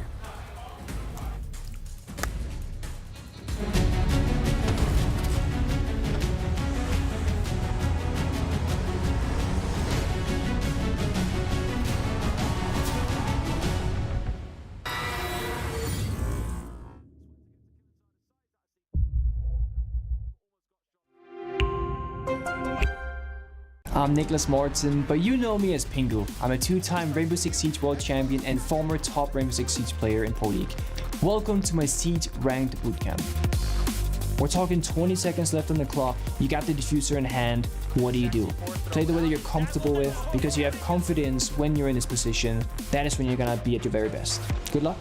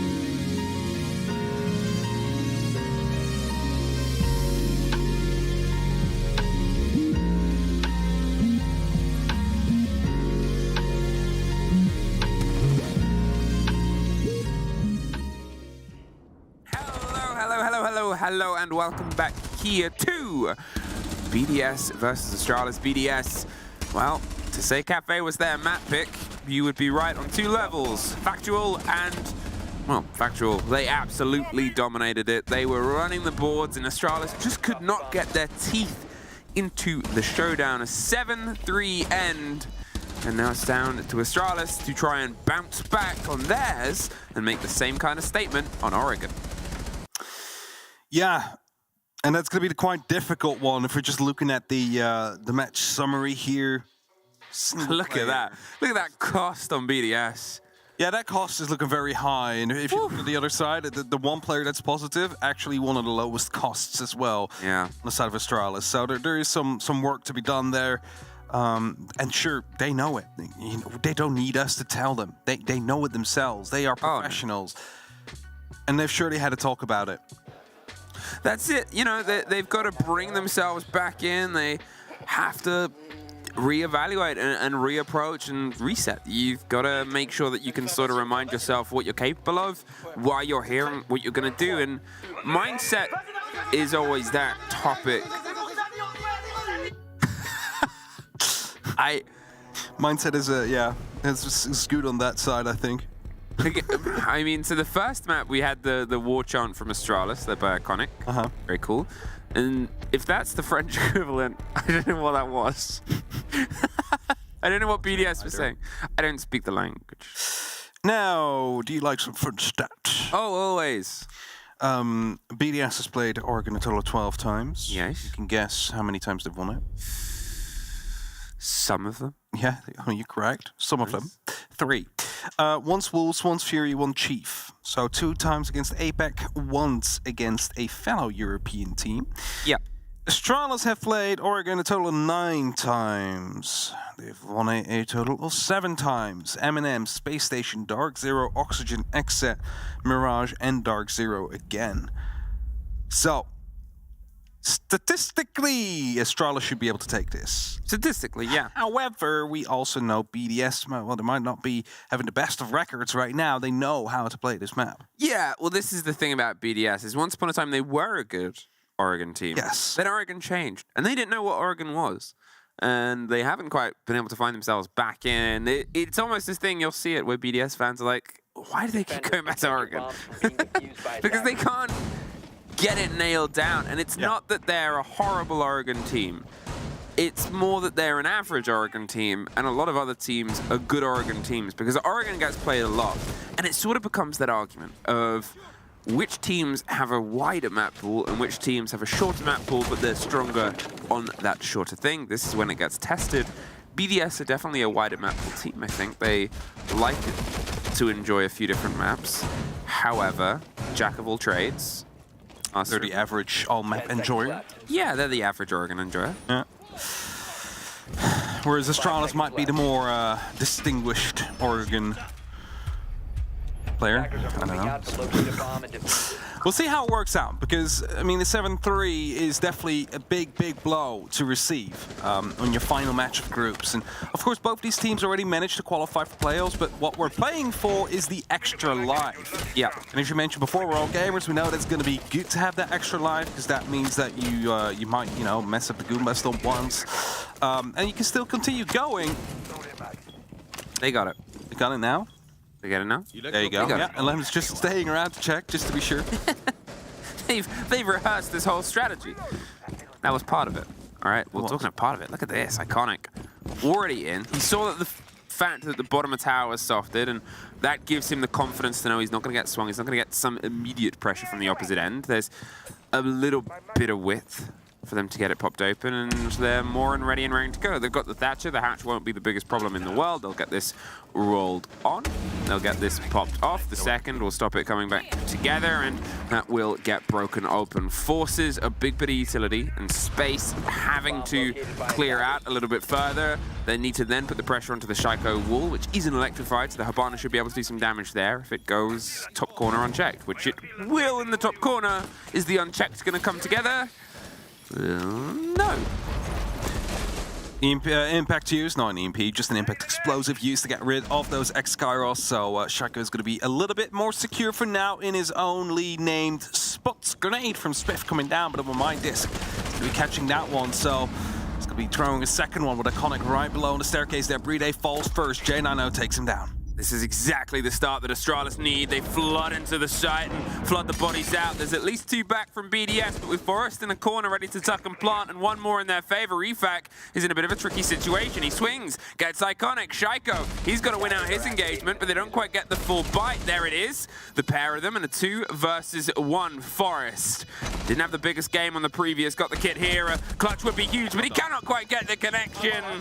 And I said the danger is these 2 guns from their previous map continuing to pop off. They said we. For those of you at home that do not know what it means, that means yes in French. It's just clarifying here. I'm traveled. Well spoken. But they did exactly everything right there on the side of BDS. You know, Liquefact swings out, takes down the one on the cover. Then they realize, hey, there's someone still in blue. They work together. They swing at the same time. And after that, they stay together but with a meter between themselves. So it isn't just a quick spray transfer. It isn't just a lineup in case they do swing that hallway. They find the clutch. BDS working together is what basically gets in that first round, because I was going to commend Astralis. Really well done. They open up the hatch very quickly. They take first floor under control quickly. Yeah. They use the Flores drone to get Elbow under control. They push Elbow right afterwards and get the entries. Everything was going their way until Shaiko and Liquefact struck back. It's the very strange, frustrating thing here is Astralis did that. I'm not going to say perfectly, obviously, but close to. It was so good. And you want to say, just do it again, because you'll more than likely find success. It's one of those things where, as you said, all of the structure take was fantastic. It was some of the best attacking that we've seen from them. It's their map, you expect it, but that was so well played. It was exactly how they needed to be. They needed to bounce back into this game, and they did. BDS have Shaiko and EFAC, 2 of the best guns in the world, and as you said, they know how to go for retakes. The way that they're able to manipulate the space, they didn't quite double up, but they were always supporting each other. That stuff happens, but even then, that was them pulling it back from your guys' great work, Astralis. Try and go back to that. Yeah, exactly. Like, strategically, nothing done wrong there by Astralis. Just the gunfight's not really working your way, and oh, damn, coming back at you like that. Double teaming. Shuttle taken down first. It's the entry kill for BDS this round. Shaiko will take him down. That's going to be the Flores off the board. It's going to be a huge loss considering 4 RC Retiros no longer to be used. Think about all the shields that could be out there. Zalems takes down Forrest as well. This looks like BDS might just try and continue on their old habit that they have set up on Cafe.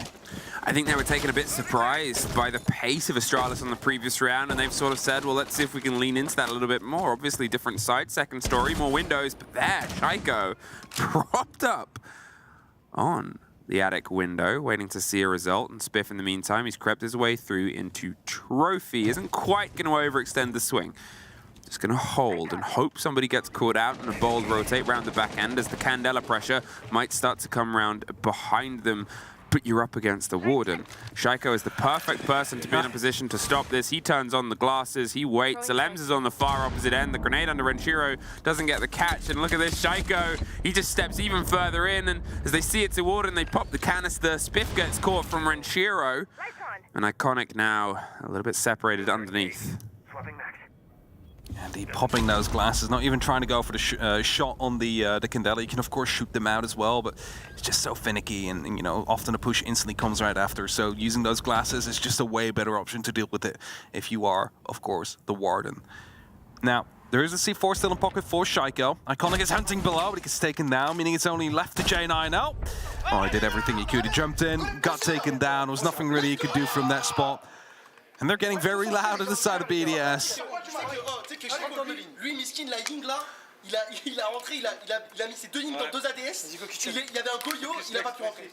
Something entry, Goyo, and gets you an entry. Goyo gets you an entry. Something like that. I mean, my French is by no means perfect, but I heard entrée, which is entry. Is, entry or entry. And Goyo seems like Goyo, but you know. I mean, I ain't no. You hope that's a flat translation. But I hope that's a flat translation. You hope that's a flat translation. Otherwise, I might have just sworn. I mean, not the first time one of us has sworn with French broadcast accidentally, right? Okay, well, the first round was great from Astralis. That was unfortunately great from BDS if you're an Astralis fan. For BDS, you couldn't have asked for a more perfect return. To go from how quickly they were overwhelmed and swamped and taken a little bit by shock and awe in the first round to just running the gauntlet the second time there, as they were sort of saying and alluding to, they were in positions to get the first step in. They were pushing and pressuring and manipulating the space. They were confident enough to go for roams, rotations, and try and find the approaching players, as well as still having all of their structure. By the end, the site itself was entirely untouched.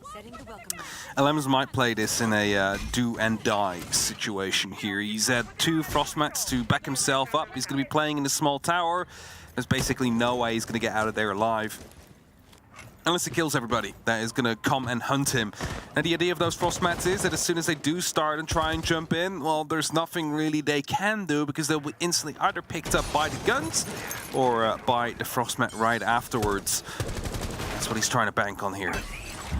Forest going around the back end of LMs. The shuttle is on the front. They're going to see if they can probably pop some grenades, and they're going to see if they can get some support just from around the side. The Florist drones are a great bit of kit for this exact break.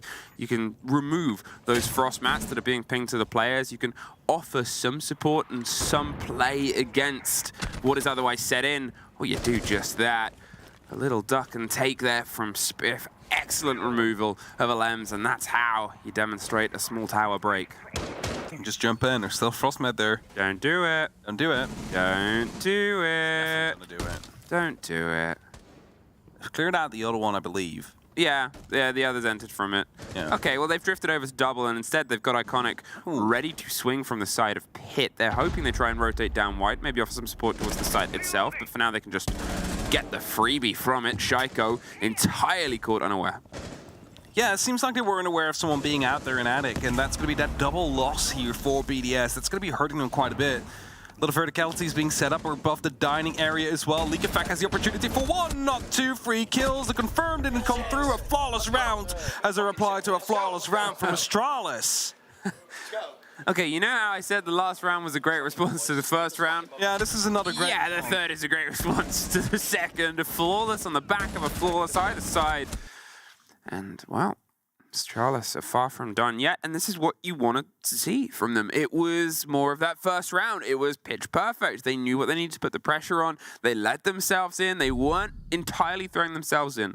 Yeah. The setup was there. The break, as I said, the Florist drones removed parts of the hole. The Lems was entirely cornered, and then they focused on what they needed to put pressure onto next. They didn't get lost, as they seemed a bit on Cafe, where they were trying to piece together where BDS were.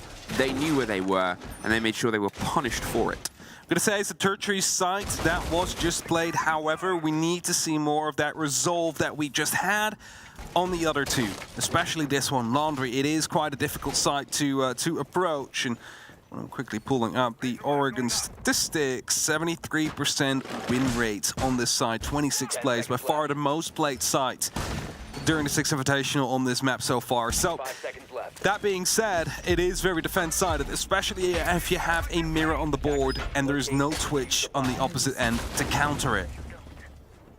That's going to be making things even more difficult here. Similar sort of approach. Not going to double-check that call this time. He's confident. Yeah, got it. Hey, oh, he still double-check. He still went back at the end of that. I mean, the hatch was able to be opened by the Thatcher last time. It'll at least take some utility and means you can maybe move those claws elsewhere, because chances are if that hatch does get popped open, that claw will still be collectible. It won't get destroyed by the impact. No, that will definitely not be destroyed. There's indestructibility on the other side. Spiff. It's going to give away his position right there. Takes down the cam, fires some shots over the G36C. There's no real need to worry on the side of BDS because there's a mirror window right next to it. So, need to get a grenade on the other side to clear out set player. There's no way for them to shatter either that glass or to break it without attacking from the opposite side. But the other one is in a small office watching the laundry staircase as well. So, basically both unusable. Put a little punch hole in there to make them a bit cautious, and they have the camera watching it. For now, they haven't decided to swing their way up. Here comes the pressure onto the hatch, and look at that, Astralis actually have a player watching it. The second one will get caught out. The claw gets recollected. Now they pull themselves back in as the Flores does the work we talked about before. It's just the perfect operator for attacking this site, and this hold specifically can roll its way on through, gone with a slightly different angle. The ADS is catching some of the damage. That one will get it forced around. Shaiko's still in a position where you can play against the wall. The break comes. Renshiro pre-fires. There's a pre-fire right back. Drop on the hatch itself. They swing around in close. Renshiro gets the scrape onto one, and with EFAC getting one more, Forrest gets the double and drives through, but Renshiro catches one, and there's Forrest with his third. Alems, suddenly, all that's left in a 2 versus 1. The kid hasn't been planted, but with all the time that they have here, Astralis, with a little bit of side control, can maybe try and formulate the fight. Alems is going to see if he can get at least one engagement first. They were holding Pillar. He was a little late to the party, but there's the grand reveal on just where he's stacked up. So they can maybe move towards the default plant spot, although the C4, if that goes over the top and he gets this first engagement, they're going to stick the plant. You got to see if you can get the lead in, but J90 has the cover. The kill was there, the cover was there, otherwise that C4 definitely would have been dropped and taken care of. The diffuser. So good stuff on the cover there. A bit of chaos coming through. I mean, the hatch drops and the rotation as well back into blue from the first person dropping electrical was made possible by Floors using the R0, creating that rotation.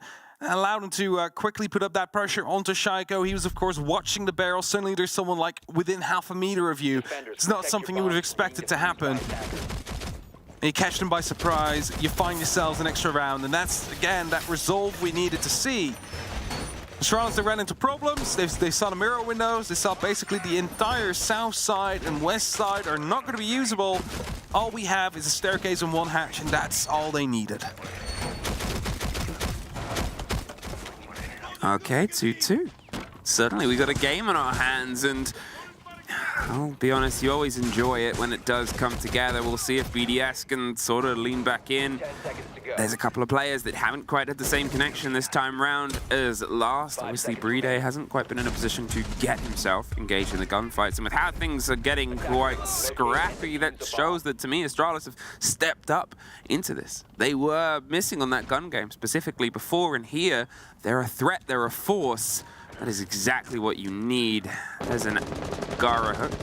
A chance at a quick play and plant here. Iconic, you know, you'll often either see this to get to the top of tower, but the fact that they're not doing that makes me think it might come in for a big risk towards the bedroom window.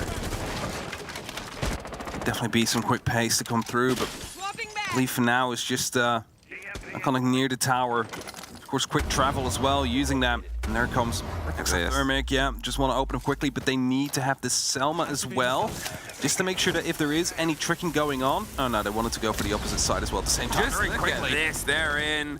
Forest going straight to the plant. Iconic in the bedroom window. Brede and J90 kind of able to get a couple of Lems is underneath, but they do get the planter. EFAC, he's looking for the fight. Spiff's holding off on the top of white stairs for the rotate and gets the catch perfectly. Lems, everything to do up the hatch as the check. Has it been checked, and will they find out? They're watching. There's the drone. They know where he is, and he is 40 seconds, but it's an easy close down for Astralis. Good fucking call, bro. I think so. Let's get back down, bro. I thought you meant the Gen 1. No. Let's go. Good calls coming down on the rush call coming through. Just all these openings happening at the same time and just instantly running through the breach. That is always something that catches defenders off guard. Same with the Amaru just repelling in. So I called it. As you called it, yeah. And that means that, you know, you catch BDS by surprise. There's only a couple of people left and they're offside. There's not much they can do. And now they're headed back towards the basement, hoping to find themselves with a 3-3 half. Astralis has been so sharp these past 3 rounds. And you kind of wonder what is going to blunt them at this point. The pace has been phenomenal. They are a great Oregon team, and they're proving it. And as I said, you needed that. You wanted that from them, the same way BDS did it. Because the third map is going to be a bloodbath if we end up there. And at this rate, we probably will. But it's a game of 2 halves, and I won't get too ahead of myself. BDS they've struggled to get a connection with the players of Astralis. Just the motions that they're making as well. They always seem a bit surprised that things are coming at them as fucking heavy and hard as they are. Yeah, for sure. I mean, BDS did look quite surprised there, and you shouldn't be with the openings happening. Someone should be watching them. Someone should be ready to instantly reply as they walk in. And, you know, of course, Briefars came down from Astralis, and one of them instantly did get a kill. But BDS should be more ready. For now, they're showing that Oregon isn't one of their best maps, and they'll be struggling with that if they continue throughout this tournament, if this is what their current state of Oregon looks like. J90, he was sharp in the first map, and he was a big name screaming through the last side. Iconic has stepped up massively as well. To be honest, my eyes are a little bit drawn to the Blitz, though. Where is Forest going to go as their point of ingress? You'll often see a Blitz push onto blue. It'll move behind, drive towards the shield, and just put a lot of stress and pressure on the player, but it's often combined with maybe a Gon 6, some pressure from around the sides as well, because you're forcing yourself against a smoke and a shotgun. There's a quick play and break onto the hatch itself to make sure they don't get electrified, and focus towards tower once again. Forrest is having himself ready. He's bringing his own drone towards him. He is just going to be that one bit of pressure needed from blue. I think we're going to see a similar kind of hatch drop strategy coming through, but this time there is going to be that one shield to provide some support. The Samus go off. That is going to be putting Shaiko in a bit of a more difficult position if it were not for the impact grenade they just used. As Brede is for now just using his smoke canisters to stop any push from coming in. There's only 30 more seconds he can do that with before Forrest is free to walk in. No, as I said, pressure around here onto blue, led in by Flores drones. Will he make the motion? There's the drive. He's concerned about Shaiko swinging, but J90 has the cover, and there's the Blitz trying to get it. There's one, there's two! Locked down on the elbow swing, and Astralis blindside BDS. Let's go, baby! Put your hands in the air! Put your hands in the air! Just having a party already. I haven't even won the map yet. But they're definitely on the way there. And that was one of those classic 3, 2, 1, execute moves coming through as they just went for it. The double kill with the Blitz. The other players as well, just doing what they needed, picking up their fights. The cover on Shaiko as well, perfectly placed. Now BDS over to the attack. On the defense, they seem lost. Let's see if they can pull something together on the attack right here to bring it up a little bit closer. Located by attackers. Because those first 2 rounds, that was great. Everything else afterwards is not major champion material that we've seen. It's not what we're used to be seeing from them. No. They're going to try a play of their own, though. What? How do you fight fire with fire, fight Blitz with Blitz? 10 seconds to insertion. Can you blame them? Not really. Ranchero isn't the first name that I would tie to Blitz.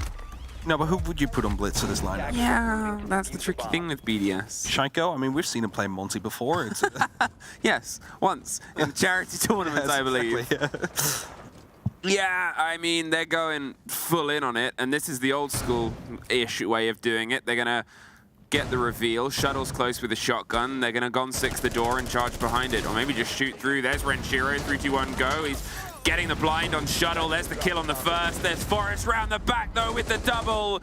They're inside the side, EFAC down, buried inside Laundry. The rotate onto Freezer are the 2 remaining players. J90 opens a bit of the angle. There's one coming down on the back end. Iconic has some of the support, but without the diffuser, who knows where it's sat. The first reveal is the big one. Shaiko's looking for the fight, but it's Iconic with the break, and Shaiko with Spiff.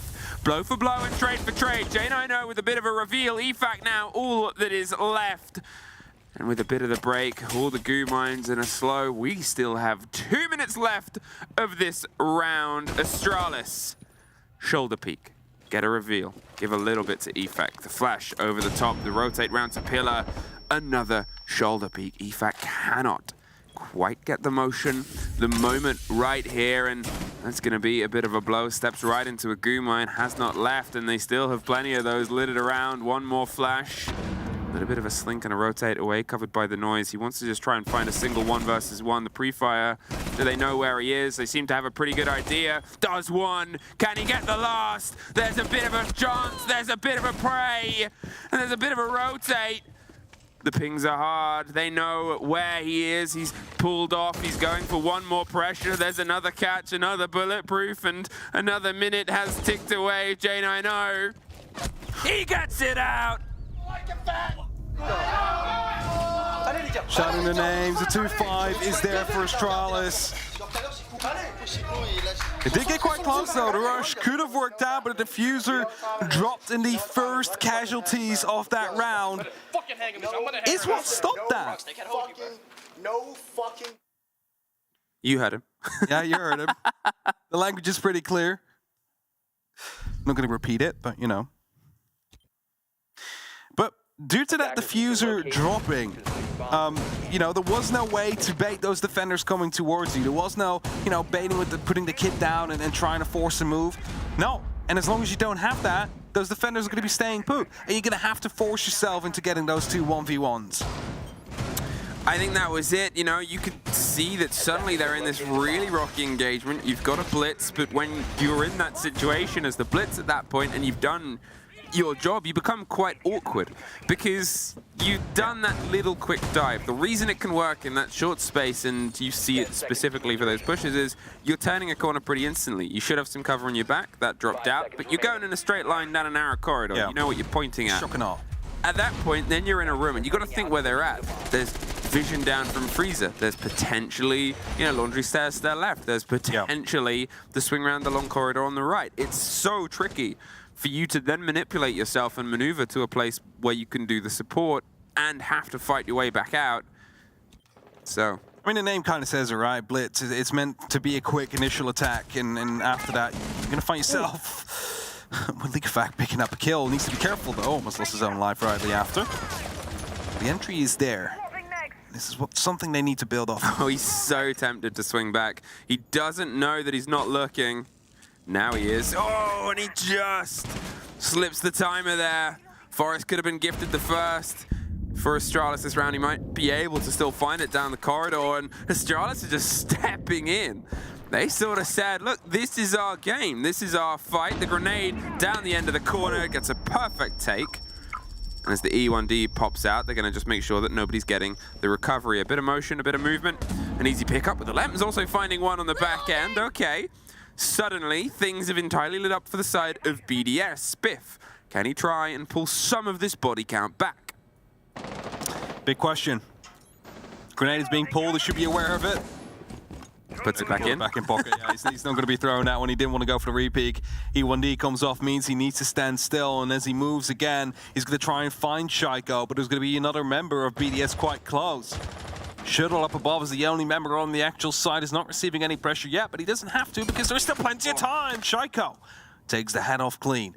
Only have to Shuttle now in a 1v5. An ace-clip situation needs to happen. Is it likely? Well, not very. They're inside by the double window. A plant surely is coming down soon. Not even a flawless round from BDS to put them up 3-5. They are still in this game, even though Astralis is ahead. Third flawless round of this map. 2 of them have been BDSs of their 3. That's the secret. You just need to get a flawless round to win it. They're like all or nothing. Yeah, definitely are. They're like, we all survive or we're not taking the round. You know, it's just a team mentality. Like, we win together, we lose together. It's worth sort of looking at that past round as well in terms of Astralis. 3 of them were on peaks outside. You had the double door, you obviously had Iconic called out, and then you had the bottom of white stairs. Yeah, they were, you know, I'm not going to say they sort of played that one to the wire, but they went for an aggressive strategy and it fell away from them. They still have a lot to play for there. You take a risk. Because if you win that round and you get yourself into map point 6-2 off of the back of 3 people peering out the front windows, that's a huge mentality thing. All right. 10 seconds to insert. Let's see if the mentality continues.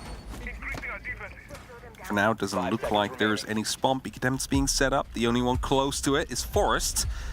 He's still putting down some of the Banshees, so doubt he's going to be going for a cheeky look towards the outside world. Just wanting to stay alive now. Do the best he can. Drones coming through. Spotted out the ADS. Brida instantly exerted his drone as well. It's going to be rotating it around to a different part of the map. It is going to be a mirror window taken out quickly, though, by Leakfax Twitch. He's on the hunt for an XPC utility. Might actually be trying to hide that drone in that bookshelf for a bit of utility and information later on. BDS still on the back foot. Still going to have to try and pull this away. It's obviously a slight difference in terms of the site. They didn't want to double down with dorms. Instead, they're going to go for their tertiary. They're going to go for a slightly different approach here. And, well, it's a slightly different approach. As I said, if the previous one was full guns blazing outside the door, this time they've gone, okay, let's not lose our heads. Let's go back to a bit of this control and play against the time, because they've done that very well throughout this Shaiko. He's looking for an engagement both up and down the stairs. Slight rotate and support coming through, and with that mirror window open, Forrest is playing it a little bit more of a dangerous angle. Luckily for the player on the drone, they were behind the solid shower wall. Grenade be tossed in, no one in security. At least, according to that grenade. I believe a rotation might have just came through that actually makes sure it is now manned. Lem's just holding Spiff as well from above. They're all trying to provide some cover to one another. As the basement in the meantime is being entered by Leakafak, as you just saw. He's going to go on a bit of a, potential flank, see if he can sneak up anywhere without making too much noise. BDS still trying to figure out where they want to go for it. Looks for now like it should be a kitchen push, and Leakafak coming up right here, and Freezer should double down on that. Hoping that he might be able to catch one off if they rotate down.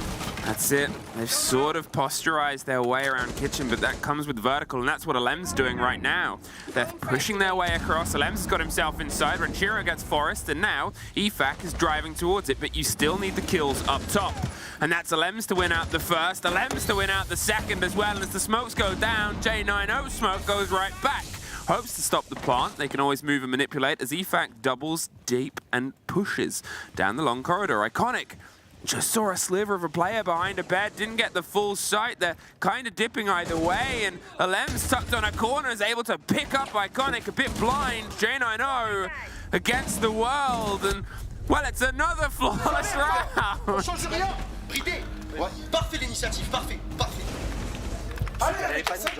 Brida did something perfectly. So did BDS, another flawless round coming through. I can't believe that the majority of their rounds that they've won have been flawless. Yeah, it is insane. 3 out of 4 rounds. 3 out of 4 BDS rounds have been flawlesses, and they're still losing the game. For now. That might just turn around, We're headed back towards the laundry. It is a failed rush attempt that we saw here in round 7 to come through.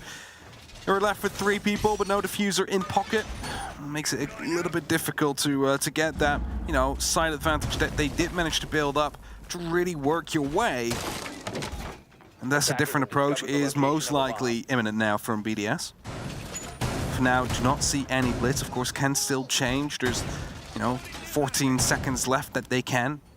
Operators only lock at 2 seconds left. But it seems to be a very standard kind of take that they want to be going for here. You see soft breach capability in terms of Zofia, Buck, Sledge. You also have the hard breach in terms of Hibana, but also Buck. And you have the entry, but also a little bit of information coming out from Shaiko and Iana. So it's all round. It's not made for a rush. You can rush with it if you really want to, but it's more of a default kind of take they want to go for.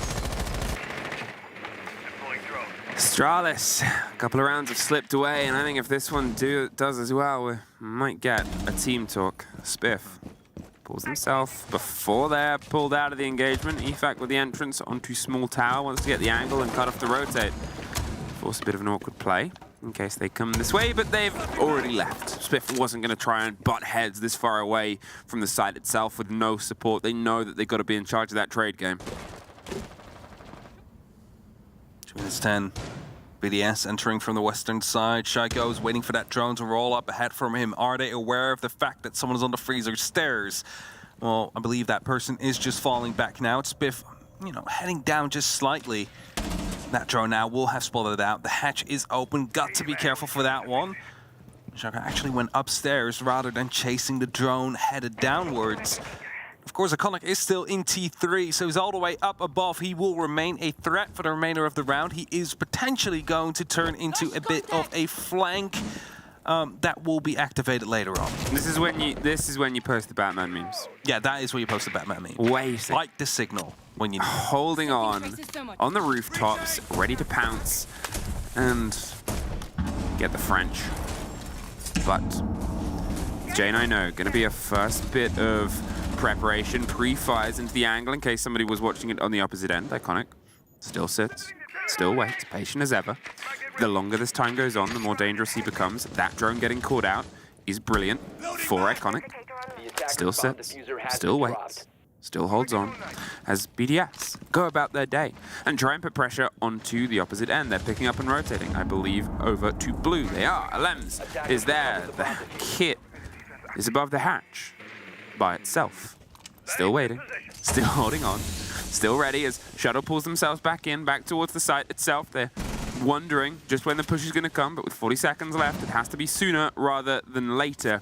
More drones proposition, more drones get themselves set up. They're trying to piece things together. The break finally comes, 30 seconds. Oh, they're aware. They know. They just found out at the end there, and EFAC, he was holding onto the angle. The rotate goes above. There's the break on the hatch. They're looking for the fight, and he's got to look up. He's got to look down. He's all alone. Spiff gets Shaiko, and Shiro gets damaged, and there is Astralis getting themselves a huge amount of bodies. Pre-day all that's left. But without the diffuser, we're on that point. We should consolidate the room here, bro. And we should try to play forward towards like. I'm kind of shouting Yeah, so you guys remember the setup for fucking. the enemy's name. Attack break. 4-6, logical to call it now, of course. If you lose this, you're headed towards a map number 3 again. For those of you that are wondering. Sorry. Et quand on exec, ils sont 2 ou 3 BP, ok? Là, on a tenté autre chose, on a laissé un roamer au top, etc. On a été puni derrière, ok? Là, on est en 6-4, on est en 4-6, ok? Là, si mettre le round, la map, elle est finie, d'accord? Mettez-vous un truc dans la tête, les gars. C'est le 6 Invitational, ok? C'est qu'une fois dans l'année, les gars. Donc là, les gars, il reste quelques rounds, on peut revenir, les gars, ok? C'est pas perdu. On y croit, on le fait, on joue ensemble, on continue. Ce que vous avez fait, c'était bien, mais punissez-les. Punissez-les, les gars. C'est des merdes, ok? Allez, les gars, vamos! Allez, les gars, là. On y va, on les punit. En vrai, les gars, je vous le dis, en termes de duel, on est au-dessus. Mais genre largement. Genre vraiment. Donc je pense qu'en vrai, quand on fait nos attaques depuis le début qui sont passées là, je pense que ce qu'on a fait, c'est bien. I understood a couple of those words. What do you understand? One of them I can't repeat because it's a swear. Of course you understand that word. But I think a lot of that was sort of saying, this is the 6th Invitational. We know how to play this game. We know how important this is. There's a lot of passion there. There always is with the French team. Yeah. Also heard something along the lines. This is 4-6 now. We'll make this 8-6. You know, something like that. 4-6. They'll be able to lock it off. If they really believe in themselves, of course, that would require them to go back into the defense in overtime, which hasn't really been kind to them. It requires some improvements to be made, but you know, better to try than to give up now. Changes coming through. Line, Twitch. Those are still tentative, but still change. Of course, to take care of the mirror windows that could be brought by Spiff and are being brought. They've been proven troublesome for both these teams, and that Twitch should be a way to deal with it. BDS, will the team talk prove the necessary missing ingredient to driving it back? It was a missed moment there. They obviously got the intel of the roam, of Iconic, but they got it super late. EFAC gets that mirror window super early.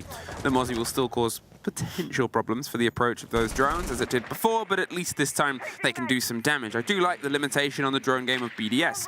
Astralis obviously picked up on just how good it had started to turn into. He's acting like he's one of the drones right now. He turned his back to them as they opened up the wall, so forced, you know, that his drone wouldn't be spotted out as being one of the fakes. Is that 2 drones that have fallen? No, they're able to get that Mozzie past. I thought they'd been able to get 2 of them there. He's just spotted out Shaiko. He's letting them know. His second person just entered. Also, no clue that that's a taken drone. They should really be aware of the fact that one of them is not their own. Both mirror windows popped open, and the suspicious drone with the fake moustache is still happy to drive around and pretend that it's one of the gang, but Forrest actually almost gets removed from the opposite end, and there's two drones getting the full read on the player. That one gets sprayed down the cover, and Shiro is going to bounce this grenade around the corner off the open mirror window and push behind it. Cannot get the tail. They've slipped on Bayer, and Shiro, he's able to win out the engagement. Does he know the second? They're able to slip themselves off. Shaiko, he's tucked. He was hoping somebody might try and swing their way back round onto that, but they're otherwise not making their presence known as of yet. Tony Forrest actually was the one that got picked up by that grenade, as he was the one that was droning it and seeing it happen as he was standing there when I just forgot where he was located at that point. Got saved, but Spiff lost his life for it, so a life for a life in that matter for Astralis, but they can still go for those drones. They are still in play. As Shaiko has in the meantime put himself up towards the bottom of the white stairs, looking to push up. They're aware of someone on Armory. Forrest goes for a run out, takes down Leakafak, and that brings it back to a 4-4. LM's holding off on the window. Passionate words from the man that you need to have.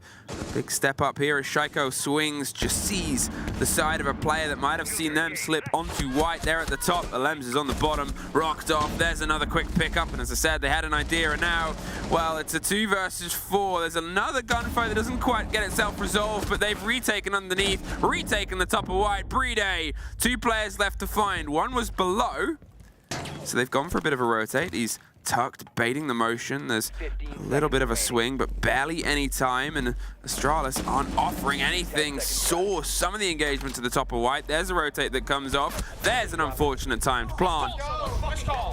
And we are going to map 3. Going to map 3 indeed to decide which of these two teams is going to be finding themselves in the upper bracket and which is going to be down into that lower bracket. It's going to be a tough fight going up towards that last map. They played there once before. It was the Charlotte Major as well. I believe back then it was in favor of Astralis with a 7-2 victory. Let's see if that is going to remain, as we head to a quick break before breaking down this map and heading into the next.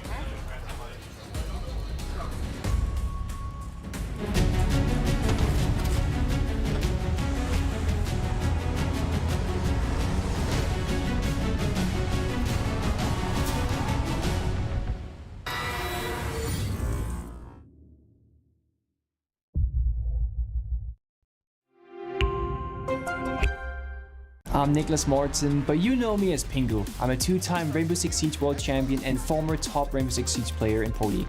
Welcome to my Siege Ranked Bootcamp. We're talking 20 seconds left on the clock, you got the diffuser in hand, what do? Play the way that you're comfortable with, because you have confidence when you're in this position. That is when you're gonna be at your very best. Good luck.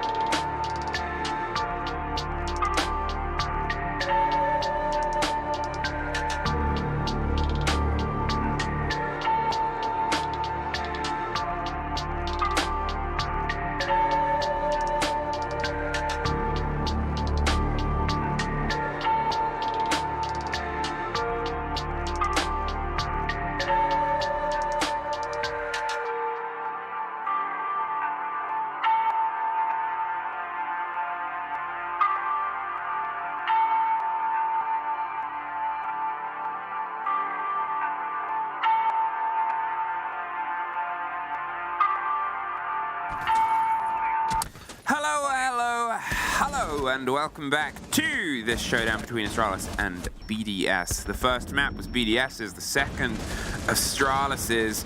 Who is going to break this deadlock? Well, that will be settled at the bank.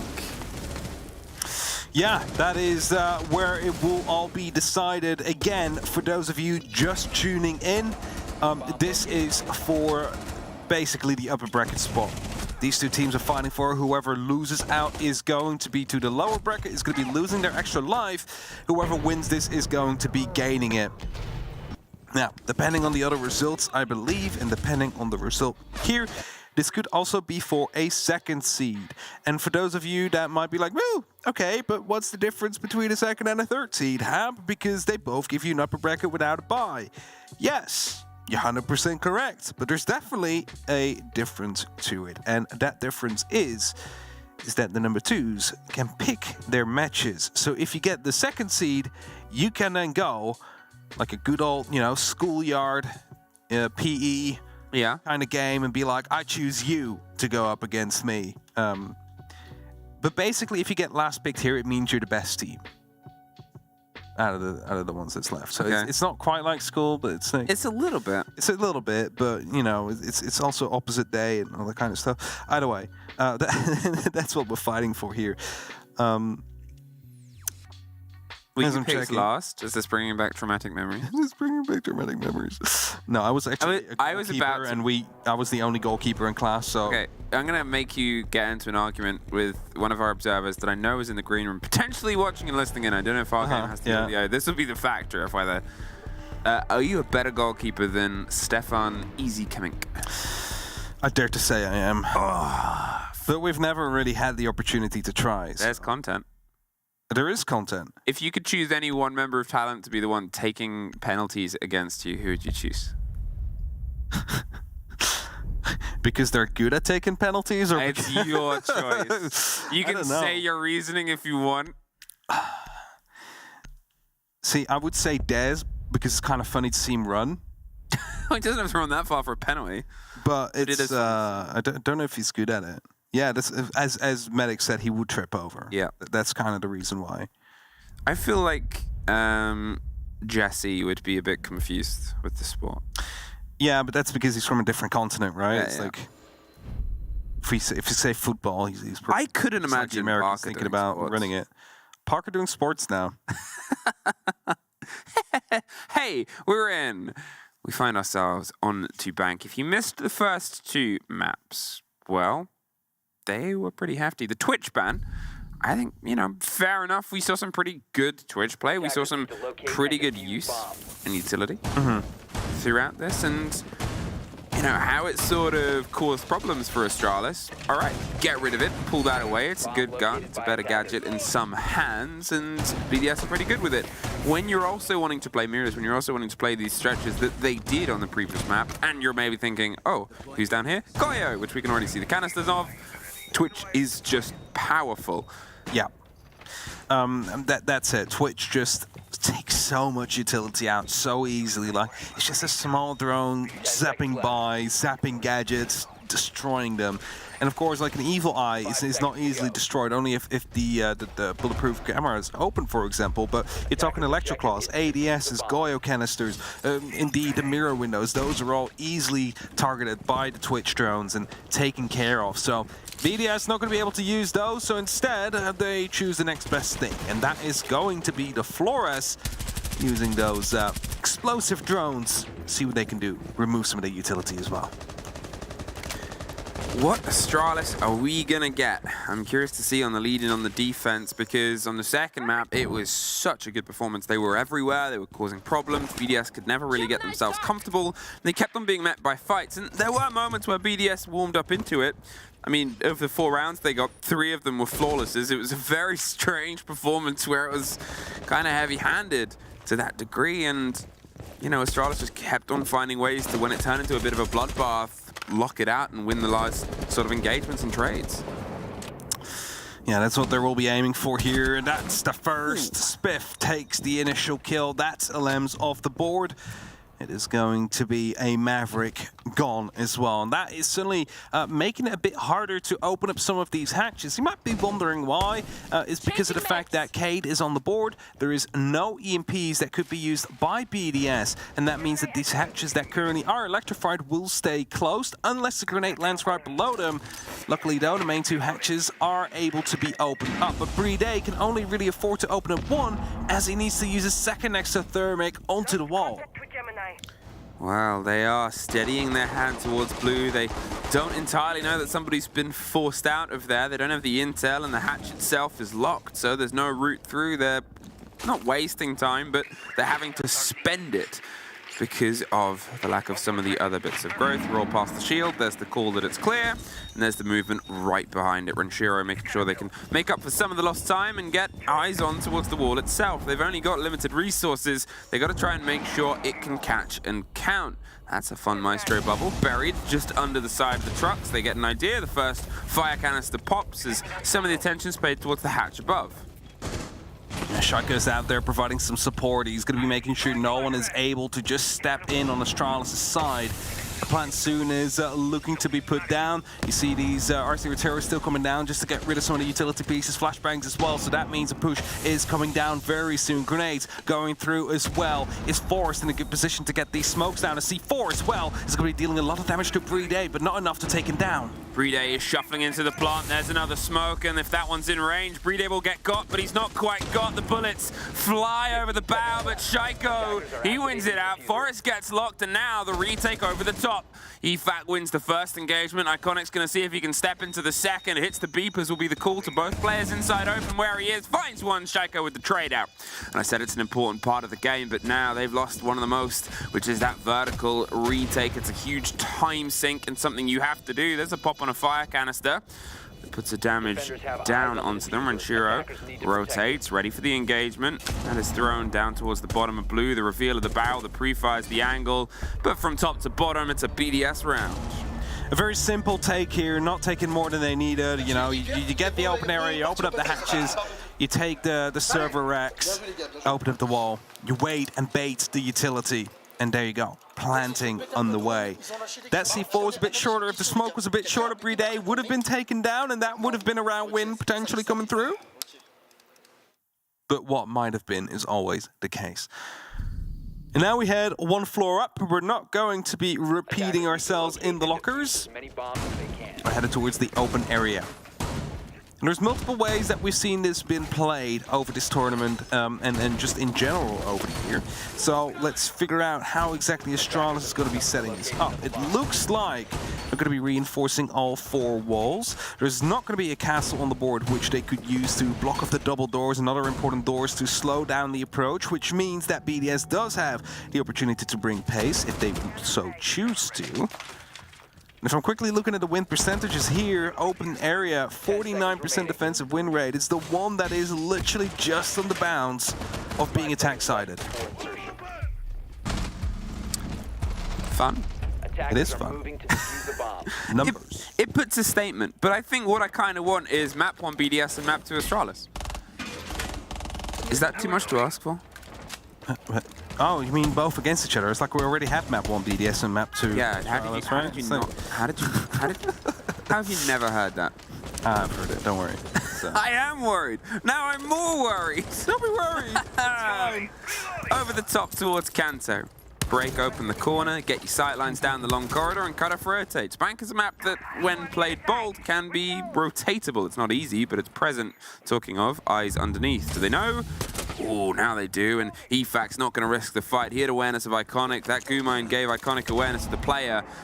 Good decision to pull back. Brede has the pings on the camera. Now Iconic knows he was being watched, and how long do you stick around? Not that long. EFAC's not going to risk it. Fair enough. It's a 1 versus 1 engagement. It's a 50-50, especially if the intel is now at that point in the favor of the Legion. That was it. They had the ping. They knew exactly where it was. They went for the attempt. Got stuck by the Legion mine and thus had to pull off. So, you know, that's your opportunity gone. Still other opportunities to be gained. Shark already in Janitor. There's 2 rotations he can watch if there is just a little bit of pressure being put on any of the others.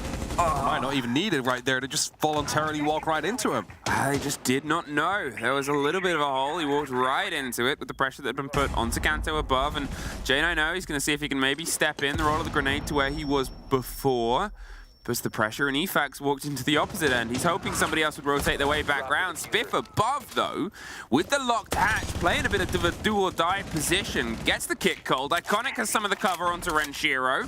Where's the fight going to come from? Well, around the side, and it's scrappy. Shaiko does get the down, does get the confirmation, and can get the kit back, but Efax, in the meantime, wants to try and cut his way through the site itself. Suffers from the side, loses out in the end of it. J9O will get the confirm on the kill as Shaiko's still doing business, finds Iconic. It is blow for blow in separate areas. The grenade pings its way around the corner. They're going to try and hit Beepers in the hatch potentially at the same time. Alems is tucked onto one side, but somebody else is tucked with him. BDS, how will you break on through? This is like a default deadlock, right, that you're usually in. Both those players on those cubicles now, they have rotated slightly to provide themselves a bit more security as a Razor Bloom, I believe, was about to explode near Shaiko again.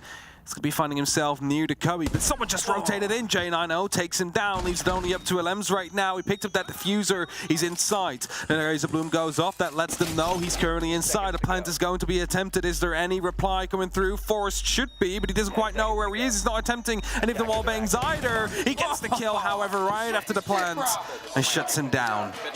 I can't hear y'all. Dude, Alems is fucking elusive, bro. Listen, Dave, I think we're back server. He's just not on server, bro.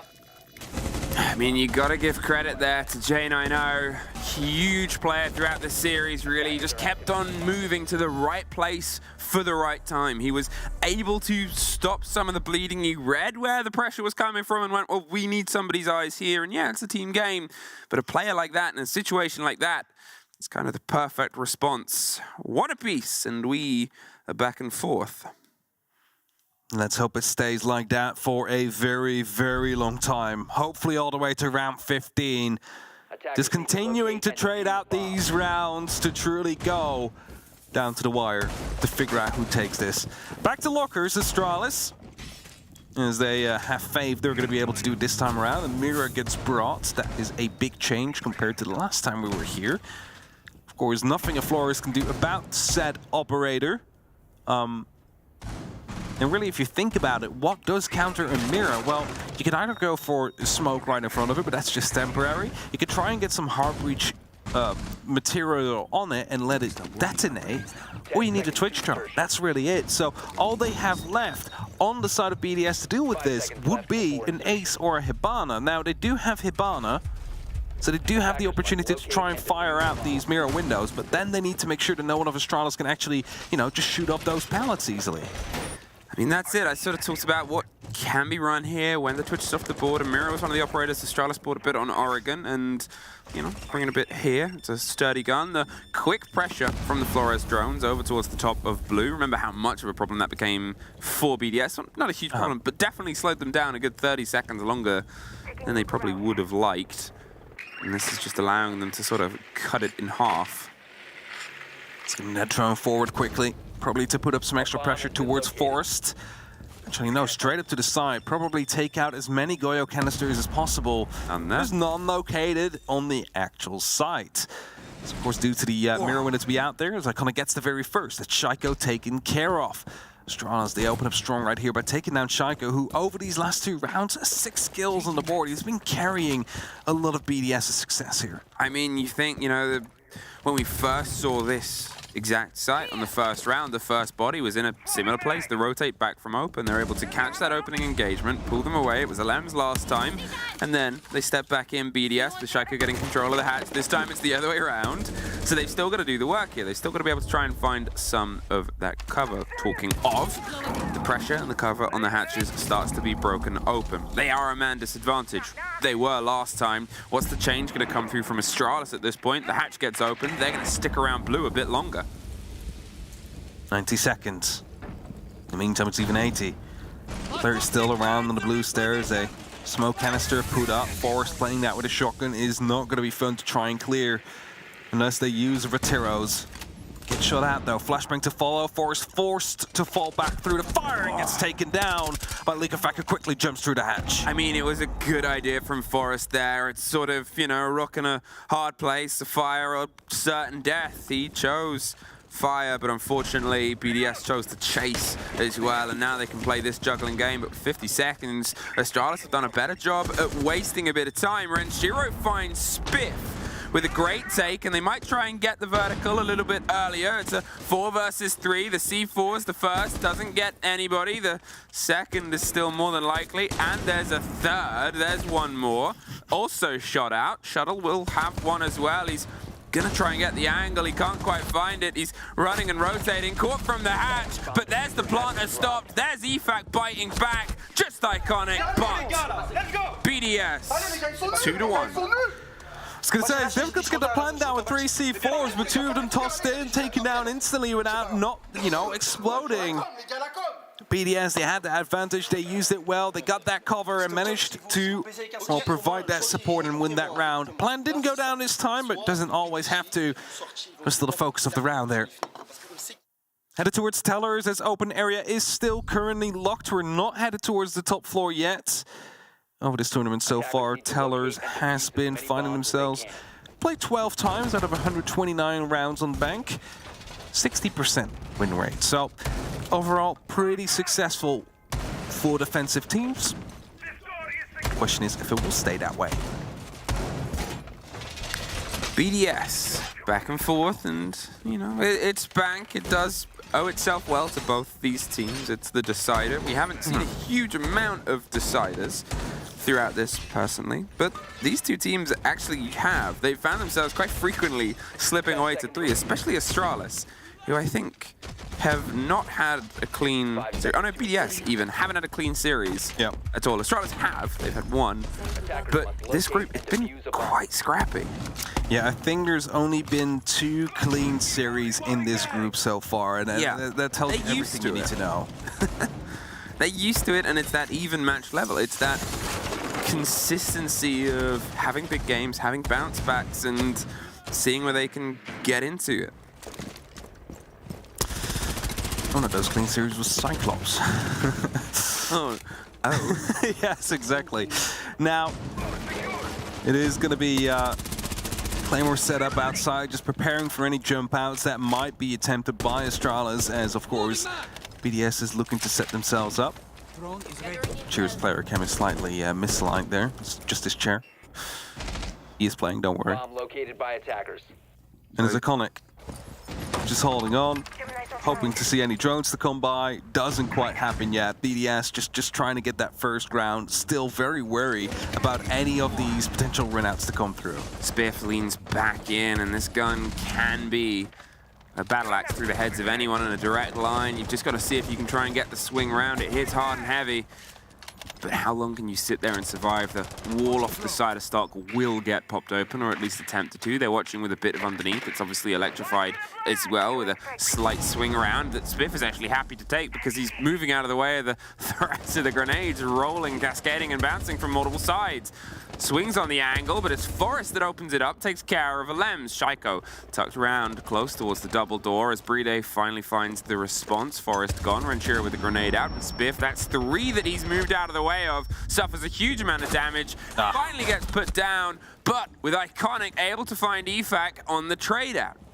Instant trade coming through again, yes. And, you know, they were trying to find Spiff with the 3-man pinch and eventually lost one as a result of it. Quite unnecessary, but Shaiko finds himself a return as well. Brings it to a 2-on-3. Iconic is now forced to jump up one of these hatches to get back to the side. I believe that is going to be the blue one, I think.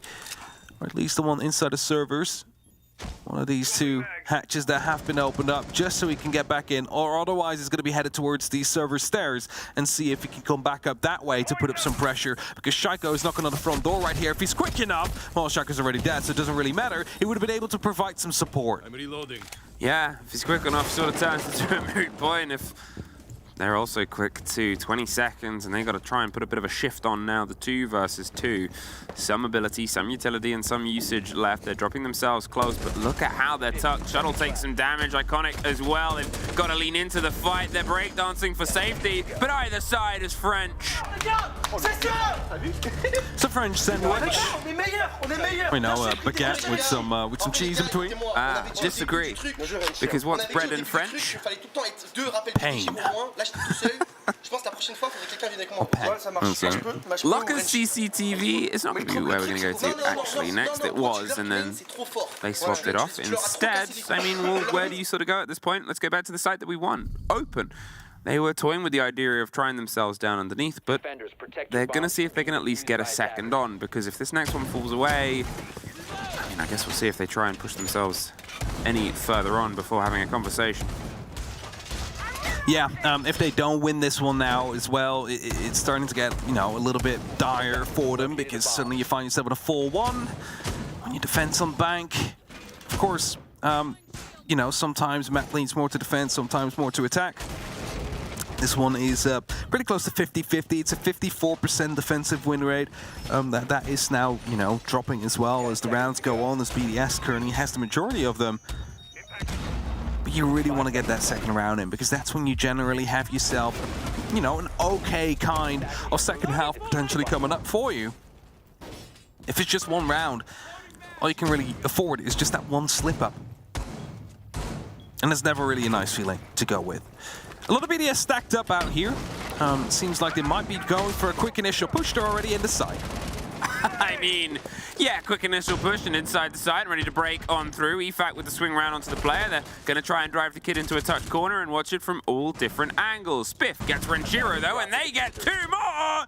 Spiff goes huge, saves potentially the round. It's just Alems left.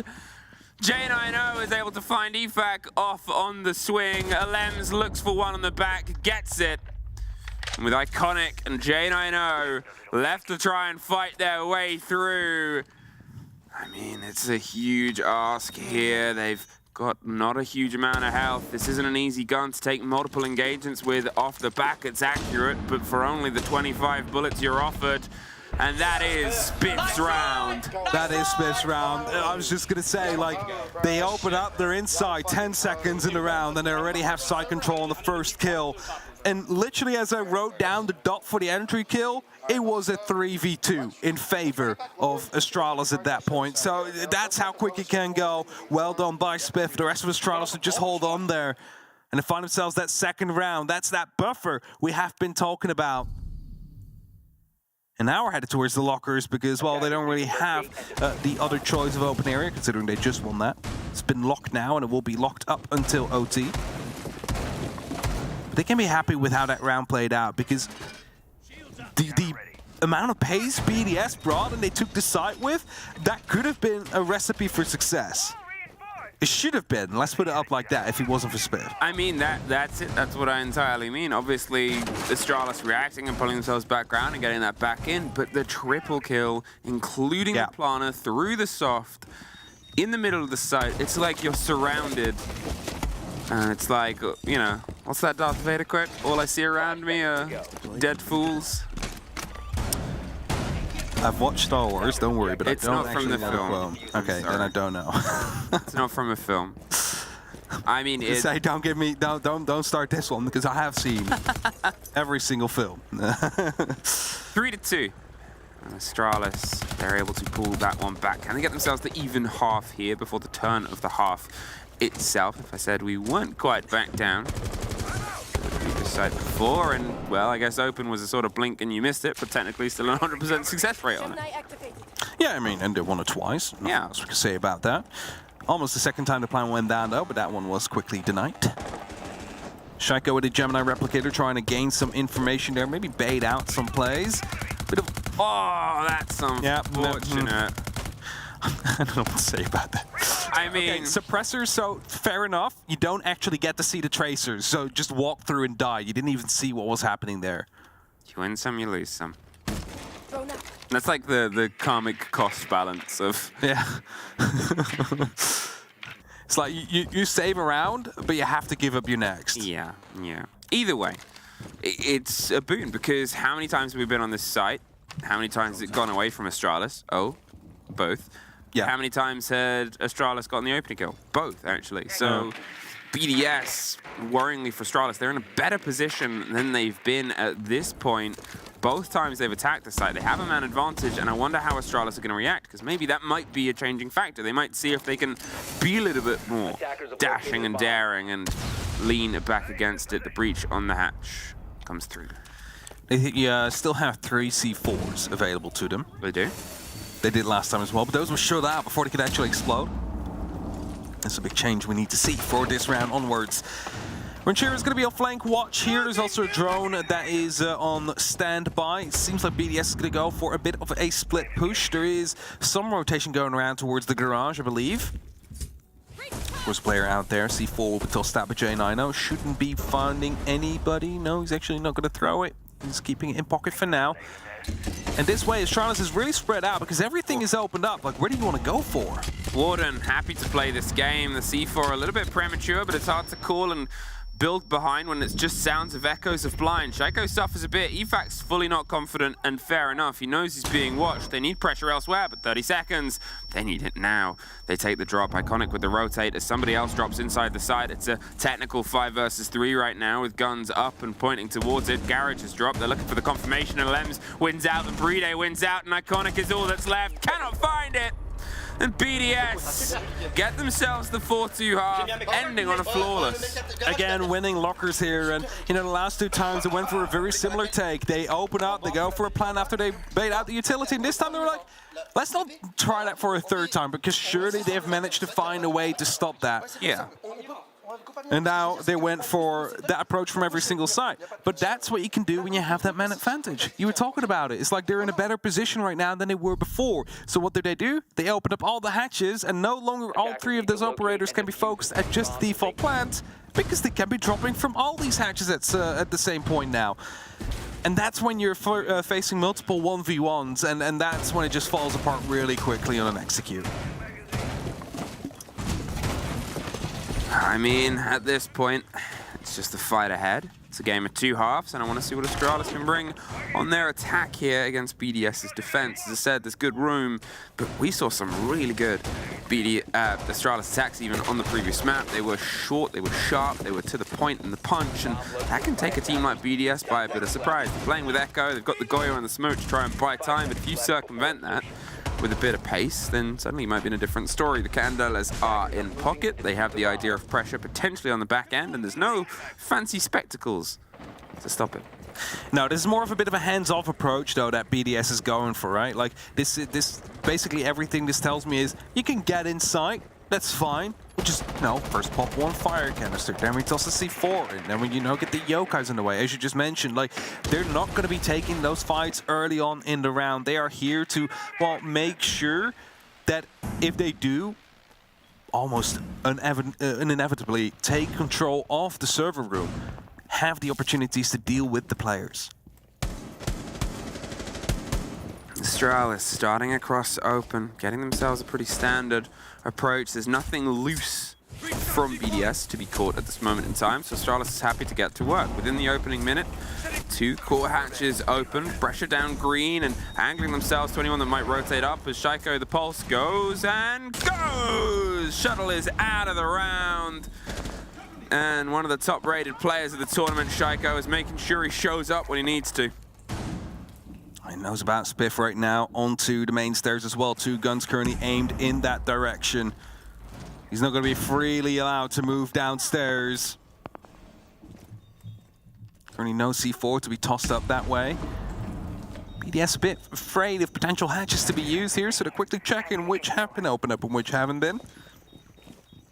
90 seconds. Drones coming through. Shaiko has been spotted out. Swaps over to his UMP. Grenade coming through as well. He needs to be moving out of that position. Yep, and the fire canister will sort of double down on that idea. It buys them some time. The smokes come through. There's a bit of a blind on the back end. Alems, the first camera gets caught, and he almost does as well. Forrest, he's suffering damage inside the plant, but he's able to make sure he sticks. Actually, not enough to stop him. I thought he was caught in the smoke, but they just drifted on by. J9O watching from above, and that was a perfect pinned execute from Astralis. What's the retake here, BDS? The first is another kill there for Shaiko. J9O gets Renjiro. He drops in the site because he knows they're coming up for him, so he's able to get a kill, buried down. There's one more! J9O is tearing the vault up right now and brings it back to a 2 versus 2. Waits for the swing. EFAC finds one. This could be all his round. He tucks in. There's barely any time. Bride kills EFAC in the fire. And there is J9O! Holy shit, Jack! You are fucking nasty! Jack, you are nasty!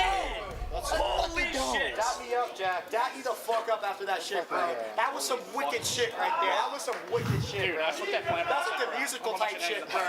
That was the musical, bro. Oh my god. That was the musical. J9O the musical coming out soon. Where's the photoshopped poster? Yeah, we need a Photoshop poster right now for J9O the musical. Henry. The cube. Red cube. Bring out the poster, do it. 15 minutes is what you give. I mean, what a clutch it was, though. Hell of a round. There's no two ways about it. He dropped. He knew that they were coming from him. On top, you said it. He somehow gets 3 people in the matter of like 2 or 3 seconds. The remaining amount of fire still takes down Likafak. If that wouldn't have happened, again, I don't know what was going to happen, but it could have been a 2-on-1 fight at that point, because Shaiko was chasing him down through the offices, through CCTV. Oh, just a bit too hasty there. But that brings it back to 4-3. Keeps us a little bit closer on the scoreline. The execute was very well put together there. And although it was obviously a huge clutch round, you always have to include that as part of the story. He wouldn't have been able to have himself with the pressure if the kid hadn't been landed, the movement of the rest of Astralis there.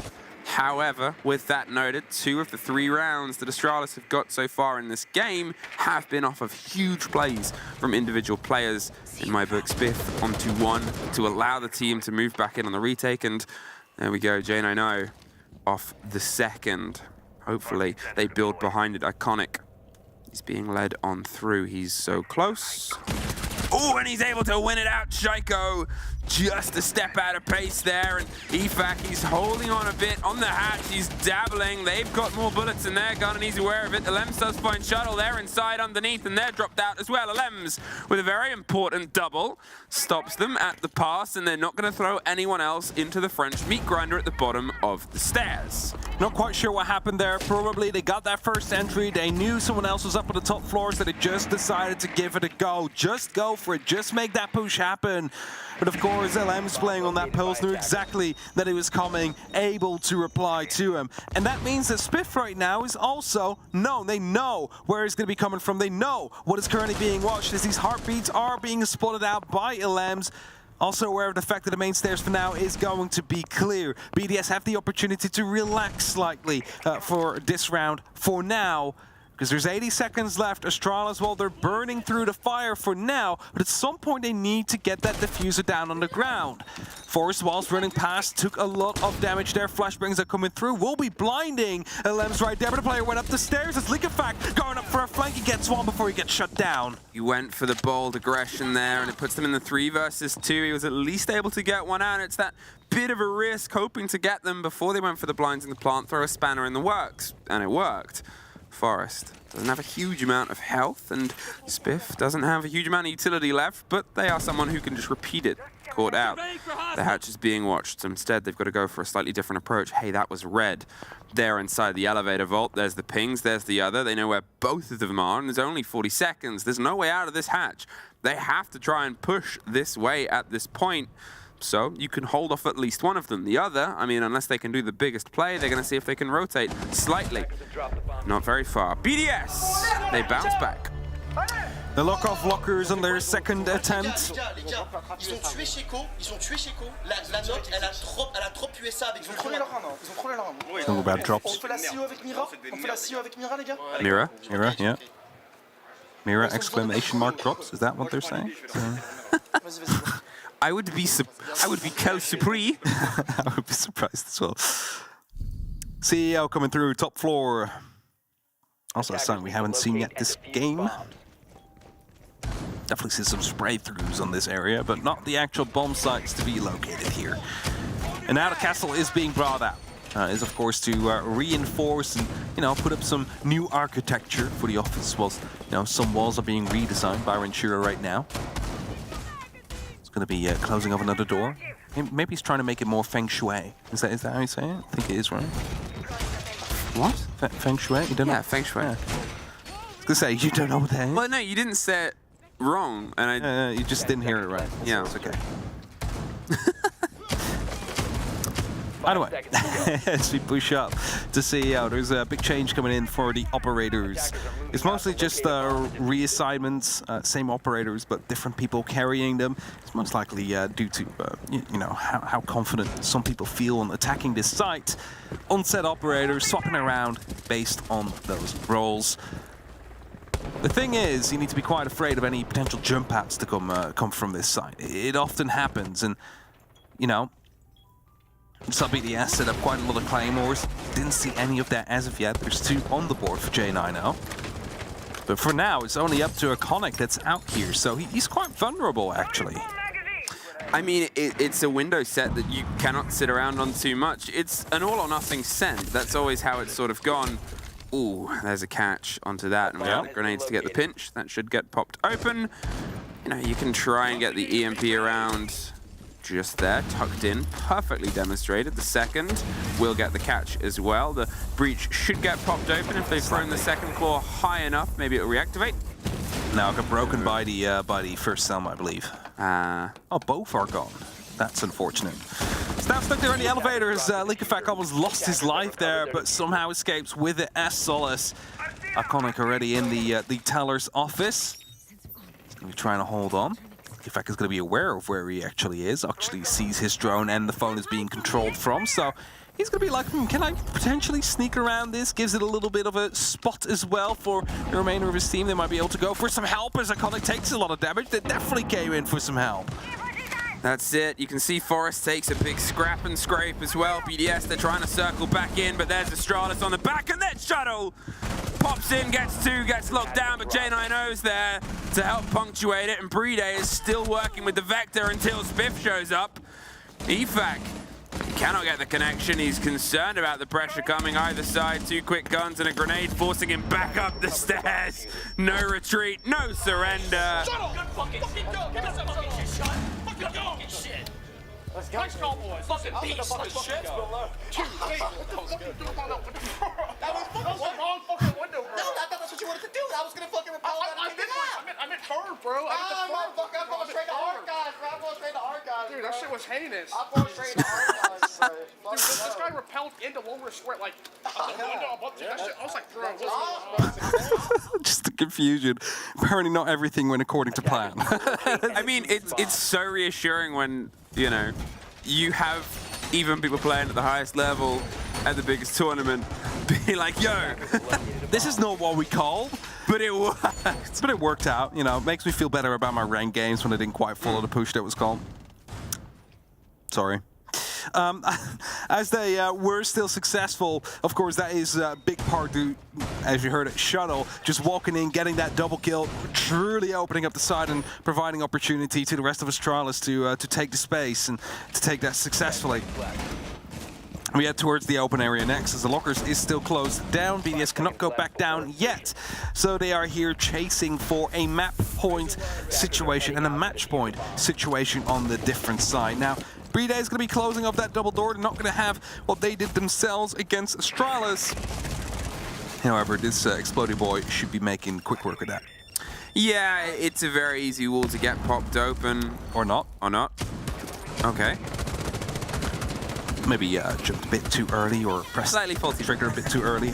Okay, I mean, the thing is, you'll often see teams break it just from breaking open the soft wall on the side as well. Gives you that little bit of extra width, but they're trying to batten down the hatches. Astralis is applying the pressure on the top floor and trying to drown the site a bit.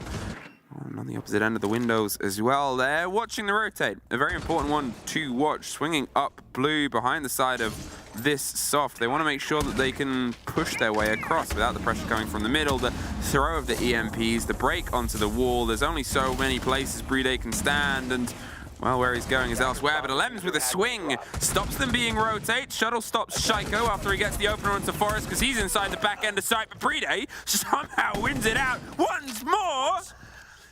Pulls the head off of J90 and Spiff inside. Gets the down, gets dropped. Brede doing huge work, leaving just Iconic in the 3 versus 1 with Alems still down. Probably won't get picked up, but actually he's crawling closer to safety. So please pay attention to me. It's like a risk. I want to help. Yeah, of course it's a risk, and I don't think they're going to go for it. He might just be a living drone at this point. I mean, it can turn a 2 versus... It can turn into a 2 versus 1. Yeah, that's it. If Leak Effect goes for it, you suddenly lose the entirety of the north side if they actually do... Okay, they're going for it. But there's Iconic.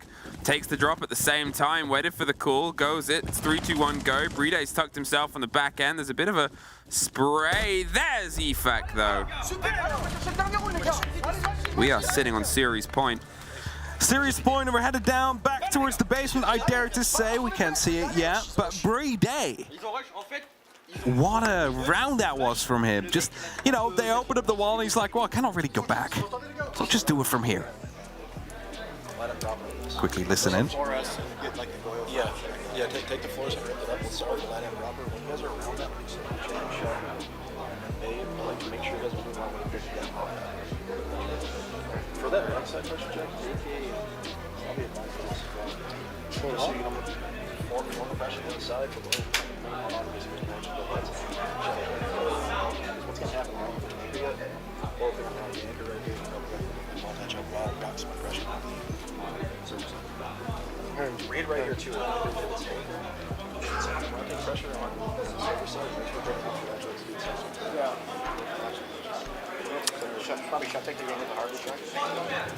Very calm. Yeah, very calm. There's very not really the hype, you know, that we get from European teams a lot. Well, I mean, it's you know, different more strategical. Coaches, different coaches, different coaching styles. There's more than one way to cook an egg.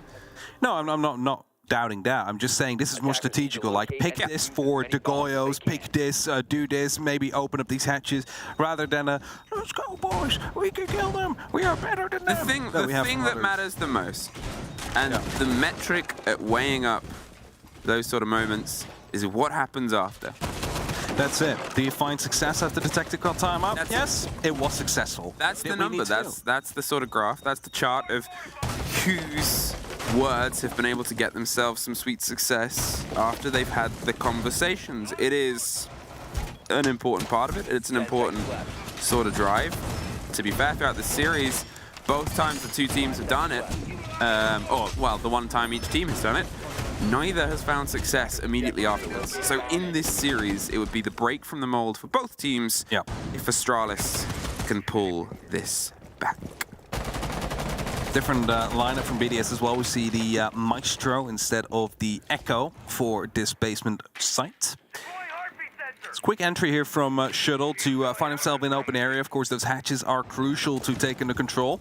But I don't think anybody's currently watching his drone, so there might have just been Leak Effect rotating up slightly without Shuttle fully being aware. And as he starts opening up, the call's coming through. Leak Effect is going on a bit of a hunt right here as well. He's hoping to find that kill and the early entry. Oh, do they know? They know! Shuttle watching and waiting and had the cover ready to go. It was a big risk there for Efak. He wanted to sort of step in and break the mold on the back of it, but that allows them one extra body, Forest, inside the site, pinging the players. They can utilize those canisters and they'll start to get those popped off. Hold them at bay. Stop the move and come behind it because they know what Astralis can do. And that's often pace. There's still pings. There's still reads Shaiko on the pulse on the far end, hoping to get another catch, but it's Spiff that gets the next. Renshiro caught out the pulse, trying to fight the way up towards the blinds, but there it is, the engagement, the C4, it's caught out in Forest. They're getting that kit locked down, more blinds, post-blanc. Forest takes a little bit of damage going out the door, but the shield still stands. And a 5 versus 3 with a shield and with the fire buying now Astralis time. That is the longest 15 seconds you'll ever look at in this game. And they're aware of the fact that someone is still above. Someone coming down from the main stairs as well. J90 looking to clean up. Gets one.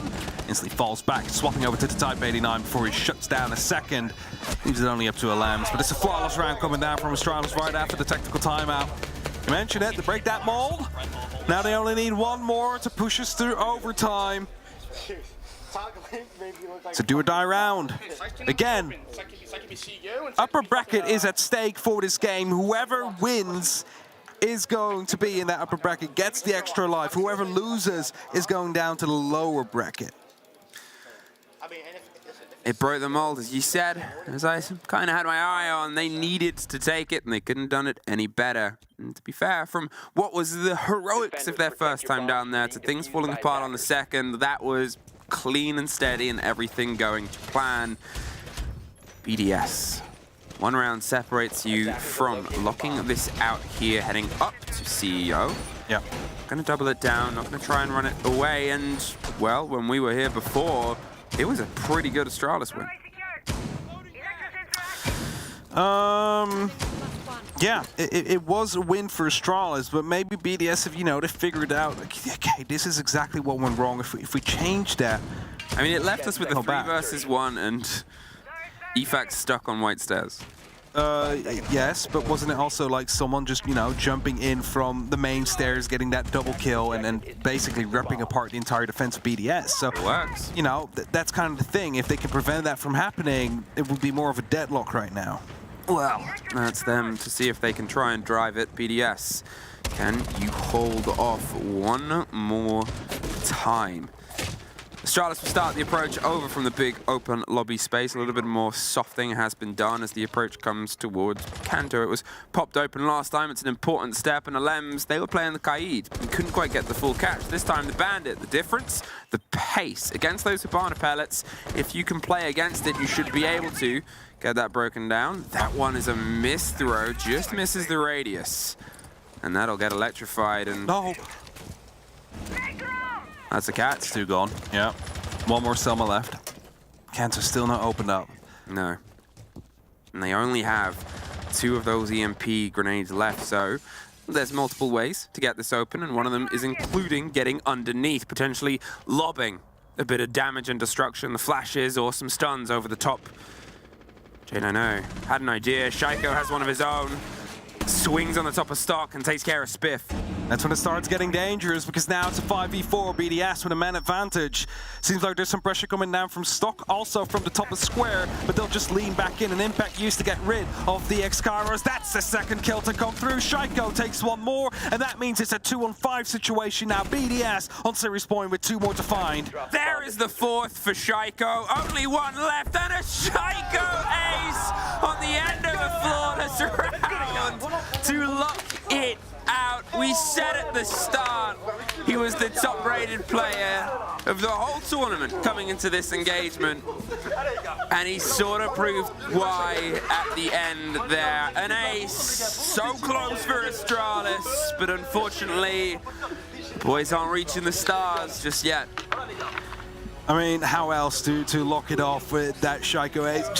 This is the reason, what you just saw there, why he has positions, areas named after him, because he likes being in a rough situation where he's being shot at from multiple different directions, just so he can play like that, take them down one by one. But it was a very close fight, we have to say. A 7-5 victory on map 2, but Oregon very rough for BDS. It is a map they will be struggling with as they continue throughout the tournament. They do need to quickly get some extra experience in that. Yeah, it's a sort of blind spot. It's a mark that is frequently on their record. I think you only need to look at BDS fans to know that when it comes with oh, we're going back to Oregon, you expect it goes that way. However, thankfully for them, they have enough on the other maps, and thankfully for them, they have a Shaiko. I believe that is going to be the 3rd seed confirmed for BDS. That means they can be chosen by any of the 2nd seed teams from the remaining groups. But most importantly, they have that extra life that Astralis now will not have, as they come in at the 4th seed here in their group. So with that said, that's this group all taken care of as well. BDS victorious in the end. We'll throw it to a quick break before we're back with the desk to break it down.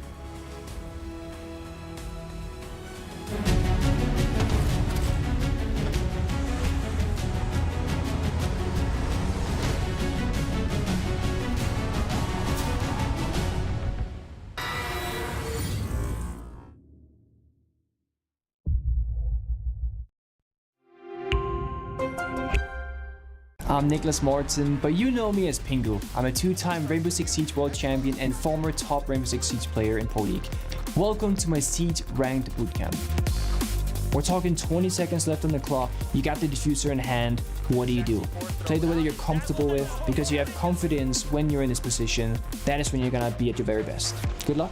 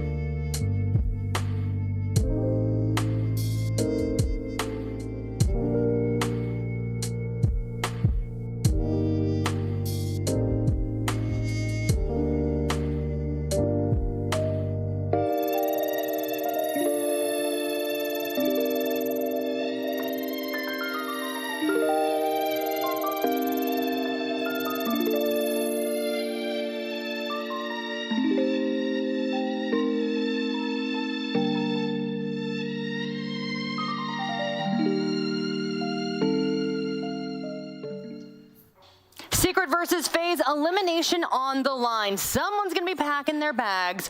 Who is going home? That's intense, right? So you know what? I decided let's start off on a positive note, and it is Mandy's birthday. Happy birthday to you. Happy birthday to you. Your pie is cute and tiny, like you.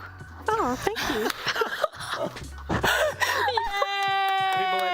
I was hoping you were going to chime in. I was like, is she going to sing the whole song? No, but I mean, no one was helping me. Crew, come on. You're always singing back there. That cameraman's always singing. Nobody chimed in. It's fine. Okay, but happy birthday. We adore you. You're doing fantastic. And I'm working with you for the first time, and I'm having such a blast. So I just wanted to show my appreciation. Dev, Jackie. you're okay. Just kidding. Love you, Dev. Dev, I'm sorry. You know what, Dev? Let's just move on to this match. Back to Secret versus FaZe. And Dev, real talk, this is a tall order for Secret, right? This is the game everyone has been waiting for. It is simple. Secret lose any map and they are eliminated from the 6 Invitational. Secret needs a 2-0, otherwise they are out. And conversely, FaZe need just one map and they make playoffs. And we're talking about FaZe, Jackie. Yeah. The Yavle major champions, the Berlin major runners-up. Imagine if FaZe gets grouped by some bottom-tier EU team. Yeah, I mean, Mandy, let's start with Secret. And in ways, he ain't wrong, right? FaZe is a storied Siege program. Secret, kind of the complete opposite. I don't want to say anything mean, but real talk, right? Yeah, look, Secret, they've had to battle their way through the midfields of the stages throughout the entire of 2022, right? They've just made it through the last chance qualifiers, and really, there are a lot of emotions, and there's a lot to learn that comes with international travel, being here in the LAN environment as well. It's just a very, very new place for them to be in and for them to get used to. Yeah. And I think that, yeah, we've definitely seen that come through in the server as well. Yeah, I think at times they're showing off some rookie behavior for sure. But Dev, we were chatting about this. I mean, they have the coach Twister, and then they have Kendrew. These are two names who have been in the scene for a while. That's it. Kendrew is actually one of the most experienced players at the tournament. He's played over 400 maps during his career, and he can be a great leader, which is, of course, what the team needs. But it's no secret that Kendrew is a very emotional player. And when things get tough, you really need a leader that can step up, keep their cool, keep the team together. And what I was thinking is when Secret are losing, just keep an eye out for the cameras and see whether they're talking, whether they're communicating. What is the vibe looking like? Are they arguing? Because that is going to dictate whether they're going to be able to come back or not. Yeah, they do not hide their emotions at all. Whatever they're feeling, you see it on their faces. But I do want to talk about FaZe a little bit, and we're hammering this home, right? Like, they have Siege history, Mandy, and you got the feels for FaZe. I know you were a cameraman fan, so. I was a cameraman fan. I love FaZe. Their brand of Siege is, like, in my opinion, none other. These guys, in my opinion, coins the whole problem-solving, round-by-round, flexible operator sort of play style, and I think there's no team that quite did it like the original 5-man of FaZe Clan, especially the Sub 2022. Now they've lost cameraman and they got Vidiking in, and I think a thing about losing a support is that you don't realize that you've lost a support until they're gone. You don't realize what value they bring to the server, and then until you start playing scrims and you go, hatches aren't getting opened. Why are walls staying closed? That kind of thing. I think that cameraman being able to just get the necessary things done in the server actually enabled a lot of the other FaZe players to do their thing and to be flexible. And I think right now as a 5-man, they're sort of struggling to rebuild that flow between all of them at the moment. And in my opinion, I think that's what's putting them here, somehow fighting away elimination from the groups at the moment. It just feels like they're not quite there yet, not quite together as a 5-man. I think undoubtedly they're working through some things for sure. But Dev, they just need one map. That's it. Just one map. That is all, right? Yeah, absolutely. And that really makes me think about, I mean, we'll talk about it eventually, but when it comes to picking the maps for FaZe, they just need to really focus on picking a map they think they can win, because they can completely ignore secret maps. They can completely ignore the decider. At the end of the day, they just need to win the one map, and they will guarantee that they will not be eliminated. They will make it on through. Now, there is technically actually a possibility that FaZe can make it up into 3rd place, and therefore the upper bracket, but they'll need to get quite a few points in order to do that. Okay, and we're working to get that map ban information up. Our players are getting ready and into their spots, but I mean, I cannot emphasize this enough. The pressure is on, Mandy. Mandy, how do you think these teams are feeling going into this? I mean, without a doubt, they have to have nerves. I think to be realistic, Secret, look, they came through the last chance qualifier.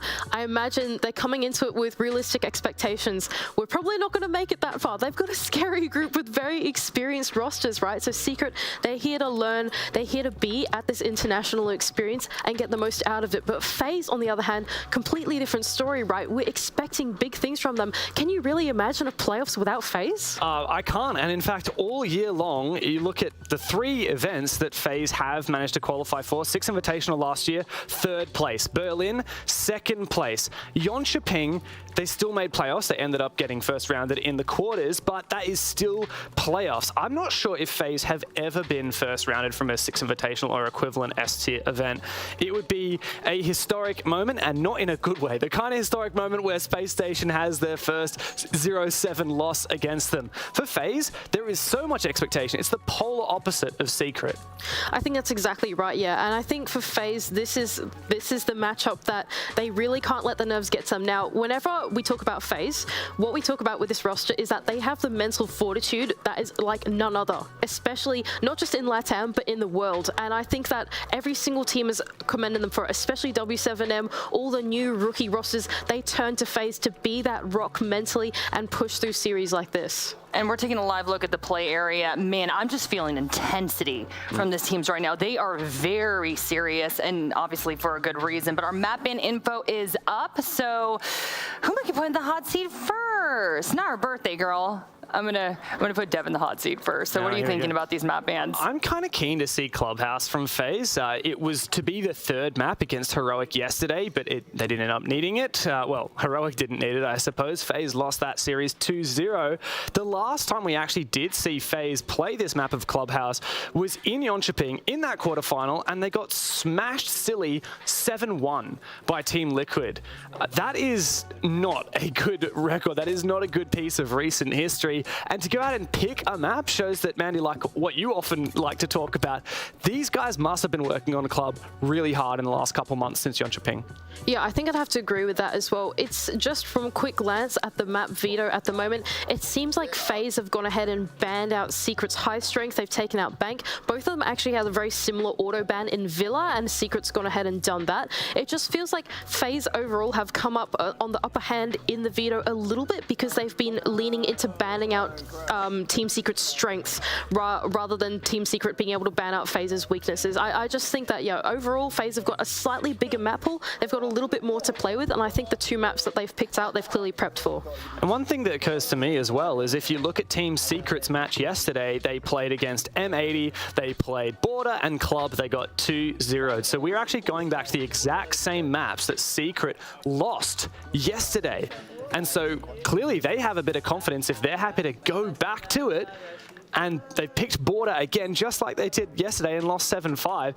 And FaZe as well have clearly identified that Secret have actually already played Clubhouse twice at this event. They lost it to M80, they lost it to Heroic, though the Heroic game was a very tight one. And I think FaZe, with a lot of VODs available on Secret and themselves having reinvented their Clubhouse, no doubt, since Jönköping, I think that that will be an exciting map to see. Okay, really quickly, predictions. Birthday girl, who's taking it? Who's winning? Predictions, I'm going for FaZe. I like the philosophy in the veto. They've gone and they've targeted Secret's weaknesses, and I think that's a really strong and mature sign of a team. Okay, that was a very serious answer from Mandy. I was like, she's getting down to business. Okay, Dev, what you thinking? It's a really tough call, Jackie. Yeah. I'm going to go with FaZe. Okay. They absolutely have more to lose. There is no doubt about it. Will they be able to handle the pressure with the rookie on their roster? I can't wait to find out. All right, I am excited for this one. Secret versus FaZe. Who is going home? Who is surviving? Whose SI journey will continue? Pengu and Intero, take it away. And we also have some post-match analysis for BDS and Astralis coming up. Do not go anywhere.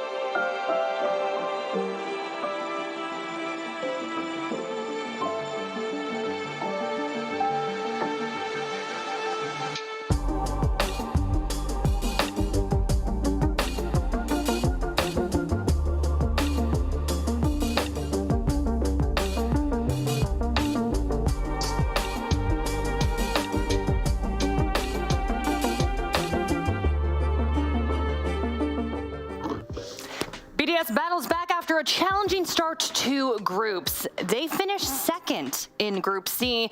Astralis finishes fourth. They are going to be going to the lower bracket. Technical difficulties behind me. Ooh. That's hurt my head, so let's go to a 3-shot. If we cut to the wide, what's it look like? Is it all? Yeah, I don't know. Or we can stay on me. Honestly, I want to go back to the beginning. So map 1 Cafe, BDS 7-3. Jacob, you know, we mentioned LickyFack in the pre-show. His ears were burning. He really came through, though, on this map. That phrase to me is still actually kind of foreign. I'm not really sure where that came from. However, I do think that LickyFack was doing fantastic. He was a big reason for why BDS were winning those attacks, mostly because everyone on BDS was locked in on exactly where these flanks were supposed to happen. They were corralling roamers in different locations on site constantly, and they were doing fantastically because all it took was for them to win a couple of those initial gunfights. They didn't even have to worry about objective play. The one time BDS tried objective play on map 1 was the one time they lost an attack on Cafe. Yeah, I mean, the biggest thing is LickyFack was just a homing missile for Forrest, right? Yeah. Every single round, I felt like he was hunting that player out and making sure that Forrest could get nothing done on the defense, whether he was trying to rotate back from a roam, whether he was inside the site. LickyFack always had a read on Forrest, and it ended up being the worst performance that Forrest has ever had on Astralis for a single map. It was an abysmal start for him, and we talked about kind of in the green room on the desk how Forrest was just every single round struggling to find any impact at all, and a big reason for that was because of LickyFack. I mean, this is a pretty dominant showing from BDS on map 1. Do you think this really set the precedent here, Jacob? Do you think that, you know, they were like, okay, we're going now? Didn't think it was too bad because they came back on map 3 and it didn't seem like it was nearly as much of a problem. Map 3 just felt like it was the scrappiest and the sloppiest of all three of them, which isn't to say that it's necessarily bad siege, but I do think that when we're trying to pick out like these individual moments that are super interesting to give individual highlights to, there wasn't too much on map 3 that really stood out. Maybe other than that one time in round 7 where J9 gets a clutch because LickyFack burns himself to death. That was probably the one time I noticed anything necessarily super out of order with how that game was played. And Bank was supposed to be relatively even, and that ended up being the closest map of the two. It's a very classic case in this series of you winning your own map pick by a pretty dominant stretch, and then you go to the decider, and it can be a back and forth slugfest, and that's the kind of classic siege we like to see. Okay, I want to take us back to map 2, though. Oregon, Astralis, they get their map pick, 7-4. Jesse, let's hone in on BDS's defense in Oregon. Astralis was able to capitalize off of their struggles there, for sure. Yeah, 2 attacking round wins for Astralis down in the basement, usually the best site on Oregon, and I think the struggles really did come from Shaiko, who has a spot down there named after him. He was playing around it. Shaiko spot down into the basement around bunker, around where the basement comes in for a back take, and very often it felt like through those last 4 rounds, Astralis were doing a really good job at using their flashes, blinding the enemy, and Shaiko was on the warden. It felt like he should have been able to stop some of that in its tracks before it got going, but it did feel like every single time Astralis, other than that first round, were able to make the executes work down there on the basement. It was actually Forrest himself who I criticized map 1 in a bad map 1, came back and was able to contribute to a lot of those basement pushes, either using the flashes or even the blitz one round to blind the defenders, get in, cause havoc, make it messy, make it chaotic, and make those round wins work. So it started off with really good attacking half from Astralis and then kind of spiraled out from there. Okay, now let's go to map 3. Bank. Jacob, that was a close one. It was. I mean, just because the scoreline said it was 7-5, and I think a big part of this is Shaiko continues to be the top class player we all know and love him for, and it's never going to change. The man averaged usually like a 1.26 over the course of the first couple of games that he played, and he ends this one at a 1.37 because his rating in this one was 16-9, and he was a 1.5. Like, nothing about Shaiko ever is ever in the negative category from a numbers POV. Liquefact is right there, continuing that same progress that he had from map 1, even if map 2 was definitely a little bit quieter. I think the one thing we talked about mostly for BDS was the fact that Alems hasn't really seemed like he's needed to show up as much. He was a super big commanding force and the big reason for why their Youngshipping major win happened in the first place. And he used to be a frontline fragger while at the same time IGLing, and it feels like a lot of that calling responsibility, since it's begun to shift towards a combo of Alems and Liquefact, means that Alems doesn't have to be nearly that statistical fragger, that super heavy guy at the front end of a game. And games where he goes 5 and 7 aren't really the biggest thing in the world. So again, if you're looking for reasons to be concerned about BDS, you don't have to look at Alem's stat line too much. Okay, Jesse, I know we wanted to talk about this for map 3 as well. Defense, again. Astralis is dropping the ball here. Well, I thought Astralis did a good job attacking the basement on Oregon, and they did kind of a poor job defending the defense on Bank. It felt like they really did struggle with that plant denial. The C4s looked like they were getting tossed out at random to stop the plant rather than waiting for the actual kit to go down. Brede did a really good job of stalling that out, not planting until he knew that the coast was clear. And there was also the one round where I keep saying his name this desk, but he really was the most important player for me. Forrest missing one of those smokes. You were let just the kit go hating down. on that poor boy. Well, map 2 he played well. He did a good map 2. Okay, that's 1 and nice. 3. I think there were some stumbles though. Okay, you know who nobody's hating on? Our MVP. Do I even need to say Shaiko? It's DarkZero. Oh, wait, wrong guy. Yeah, great map from Shaiko. But yeah, we knew it was going to be Shaiko. Yeah, of course. I mean, popped off, as Jacob said, very consistent player, always in there for BDS. I thought that he was pretty consistent throughout the 3 maps in general. I don't know if there was kind of one map where he dominated. It was just sort of, he's the fragger for BDS. They never banned out his Yana. He kept on fragging on that op. The Warden showing off there. I actually think his Warden play was kind of poor when it comes back down to Oregon. But in general, a good map from Shaiko. Okay, now to DarkZero versus M80. Yes, we are getting to this next series, folks, because will DarkZero steal first from M80? I feel like that's the big question here. Will they take down the kings of Group D? Jesse, you're smiling at me. You're just grinning at me. Why? Secret fanboy, man. I'm the fanboy on this desk, am I? Yeah, the secret fanboy. Okay. We'll see about that.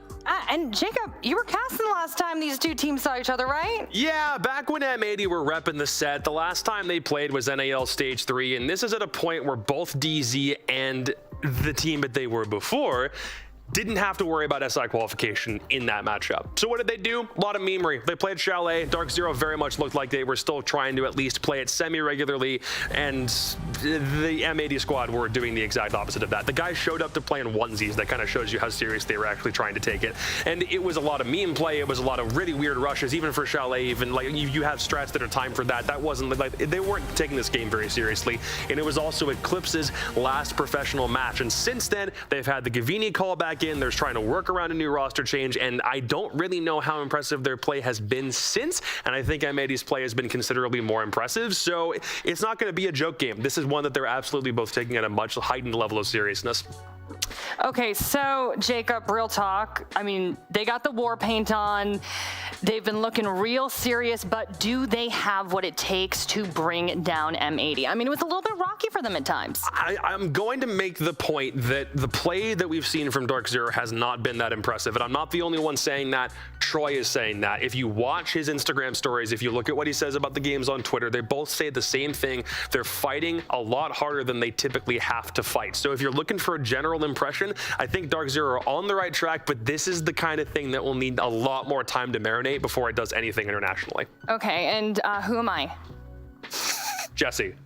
Right. We're playing charades I get here. bullied so hard on this We desk. love you, Type Jesse. like this. Yeah, you really do hammer How am I the keyboard. supposed to type? I mean, like softly. With my toes? toes. Yeah. No, not with your toes. That'd actually be entertaining. Can we film We're that? teasing, but he is always on his spreadsheets, and you were going real hard. I was like, what is going on here? There was just so much data, I didn't even know where to begin. Jackie, I spent all of last night researching every single game that DarkZero has won 2-0 over the last 2 years. I'm so sorry. And I've come up with one. A singular match that DarkZero have won 2-0 through the last 2 years. It was against Furia at last year's 6th Invitational. And this is important because 2-0 is what they need today to secure that first place in the groups and move on to get the bye through the first round in playoffs. You can see their complete record of best of threes. They've gotten a single 2-0 win, plenty of 2-1 wins, a couple of losses, decent range overall. They are positive when it comes to BO3s. But keep in mind, 2-0 is what's important here. And this includes a lot of big tournaments. This includes 2-6 invitationals. This includes 3 majors,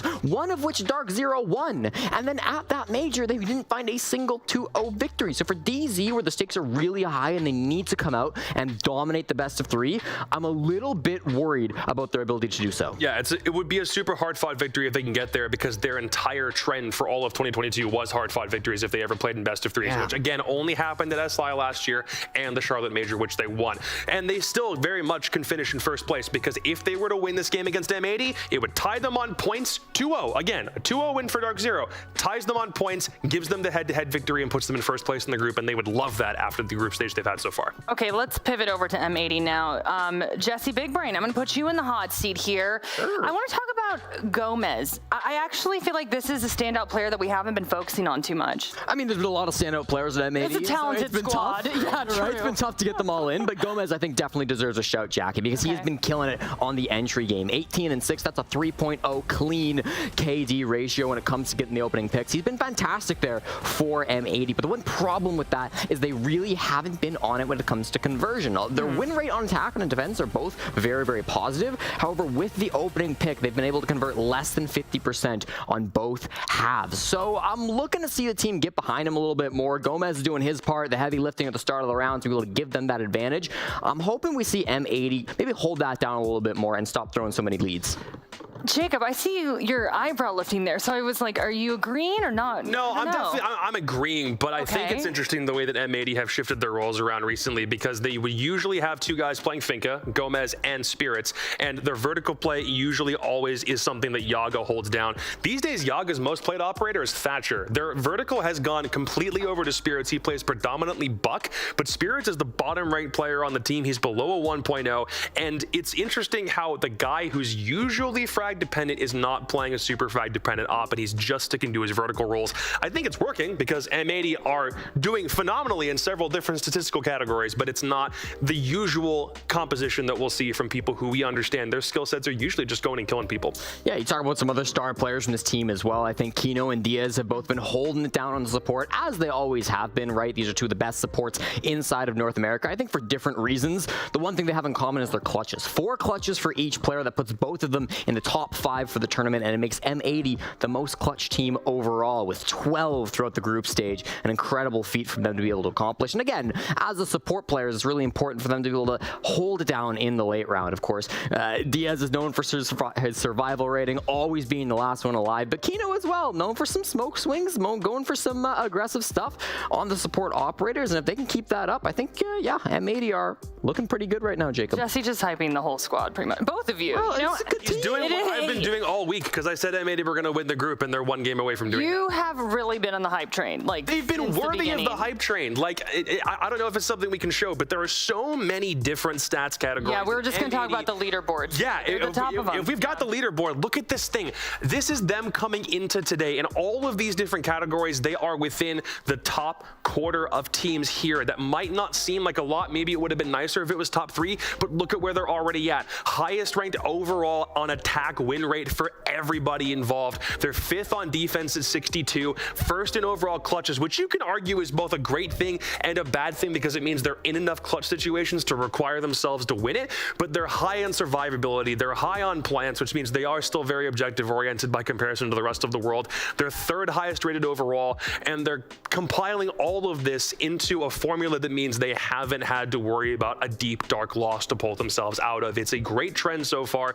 For an Invitational Invitational that didn't really have any other question other than, are they going to still be the same team that they were in Stage 3? And they haven't been that same team. They've been taking everything seriously. They've been doing a fantastic job. And again, they really only need one map secured to ensure the group is theirs, because Heroic is tied with them right now, and Heroic don't have any games today. Okay, so our teams are almost ready to go here, and I believe we have the map ban info up. So, gentlemen, I want to know your thoughts. We're getting that information up on your screen right now. And look at DarkZero. They got their war paint. They're ready to go. Okay, so what are you thinking? All right. Does he want to be in the hot seat first? Yeah, okay. You know what, Jackie? This almost looks like a little early Valentine's gift, M80 to DarkZero. Because listen up, DarkZero need the 2-0. Their map 3 really doesn't matter for them. They do still need to avoid that 4th place. It seems unlikely to look at that, but it is possible, so it doesn't completely not matter for DarkZero. But really what they care about is the 2-0. And DarkZero, very happy with Theme Park and Chalet. Now, don't get me wrong, Theme Park is a map that M80 can do extremely well on. It's a great map, 4-game win streak for them. But DarkZero also have a 4-game win streak on Theme Park. They have a 6-game win streak on Chalet. These are probably the 2 best maps that DarkZero could play. And not a bad pick for M80 by any stretch of the imagination. It's going to be comfortable for both squads.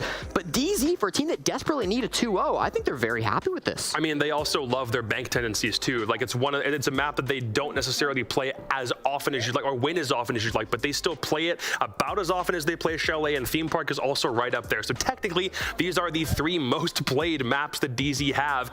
That's also going to be their kryptonite if you're M80's coaching staff, thinking that because there's so much film on them, they want to find things that are easy to take advantage of. And for a team like DarkZero that is so dead set on doing the same strategies, their game, their way every time, if M80 can throw a wrench in that plan, they're going to do it. And if they do, they're going to win this thing. Okay, predictions time. I don't know. Jesse, what are you thinking? You don't have to know it. That's our job. I know, but I'm just saying, I'm Switzerland over here, but I'm on the line, so I want to hear what y'all think. Well, Jacob's going to pick M80 because you confused me with Jacob. That's an issue. All right, my apologies. Thank you. Jacob's the biggest M80 fanboy in the world, so he's going to pick them here. But I do think DarkZero have a really good shot of taking this. Again, I think the maps favor them pretty decently. Whilst they're not really a 2-0 type team historically, I think that they've got it in them for this series, and I think DarkZero as well were one of the best looking NA teams coming into this event. Have they fumbled that a little bit? Sure, right? They haven't had maybe the perfect tournament, but they're still 2-1 on the record, right? They've only lost to FaZe Clan back on play day number 2, so I'm liking DarkZero. I know they've got a minute to come close against M80, so I'm going to pick them for this game. I'm going to make this short and sweet. If you struggle against Secret, you will struggle against teams that are better than Secret, and DarkZero struggled against Secret, therefore M80 take the series. And that's not just as simple as that. You could extrapolate that in a whole bunch of other ways, but I love the way that M80 has been playing. They are fantastic in several different categories stats-wise, and they're playing an opponent that they are very, very well versed against. This should be an M80 series, and if not, I'm eating my laptop. Please don't. I'll do it on camera. Okay, moving on. Again, will DarkZero steal first from M80? That is the big question here. A lot on the line for this one. Blue and Stokes, take it away.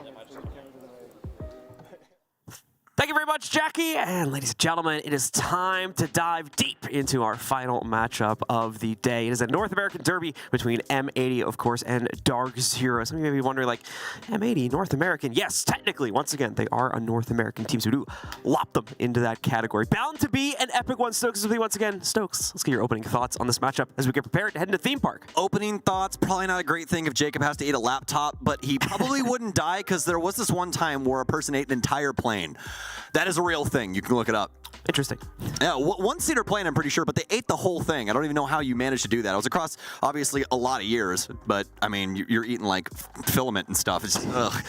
Either way, though, bound to be a burner between these two. You and I definitely excited for this one. It's a North American gauntlet to figure out who's best. M80 up against DarkZero, John. It starts here on Theme Park. The folks at home feeling like the analyst desk, 53% in favor of M80 in this series.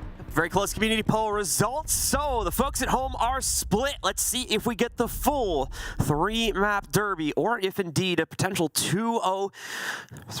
Specifically, DarkZero would be helping them out the most here. M80 can certainly try to lock in first place by going for a victory of their own, of course, but already in a pretty secured position. Mainly just going to be helping out with seeding, even if they end up getting bumped down to second as a result of the other game, and they end up losing this one. Bands well on their way, though. Jackal being the more interesting one so far. Aside from that, these are things that we have seen already plenty in the tournament. Yeah, I think it's just a smart ban here from M80. DarkZero, always been a team that if they're going to go for something like a roam clear, they're going to bring the proper tools in order to do so. So Jackal, not a bad spot ban there. Solus also going to be banned out by M80. Loving this across the board, especially with the 2 defensive bans. Be leaning into a lot more traditional siege ops for these defensive ends. And so, into the round we go now. Initial picks as well. We're going to be heading down into Armory Throne. M80 obliging into the normal expected first off site here, and a usual expectation of utility to defend it. 1 utility mitigation operator, 1 operator to try and double reinforce the walls. That'll be Kino, of course, with those electric claws, and then a bunch of more individualistic operators aside from that. The smoke being played by Spirits for the ultimate delay inside of the site for the late round. Yaga and, of course, Gomez to continue doing so. Yaga will be out and about on that Valkyrie. Gomez, we can expect him to be deeper into the site. Well, it's going to be Armory Throne. We'll have what I thought was a Legion there for a split second, but it's not. It's going to be the Warden there of Gomez. I was like, why is Legion climbing on top of this thing? No, it's a person with a shield. Makes a lot more sense now, doesn't it? So, I mean, breaking those things up, they're not going to have a zombie due to the bans, so not going to be as easy to try and seal up some of these doors or make some more pivotal positions around the site. And speaking of pivotal, M80 sending it to the sky. I want to try and go for the roam game here. See how successful that will be. They've cleaned up a couple of cameras around the area as well. DarkZero going to apply pressure, especially with the Monty play coming in. See how this works out for them, as it's more than likely going to be a clear and a duel up against M80's top floor hold. We'll see Skies on the Montaigne here. A big first player to start working his way forward, but not going to be messing around too much with Dragon or anything in that area just as of yet. Still need to gain a lot more intel on the DZ side before they feel the confidence to move forward and claim those areas of the map. The Montaigne should be interesting here going upstairs first. It's more likely to be used to kind of bully out any of these extensions from the M80 roster. You can see, though, M80 trying to play things a bit more horizontally this time with that additional presence over towards Lab to potentially fend off an arcade-sided push, but with, of course, the additional players also reinforcing things upstairs by the dorms and the cafe areas around the arcade. You can see all these angles M80 have set upstairs, although they are mostly to the western side.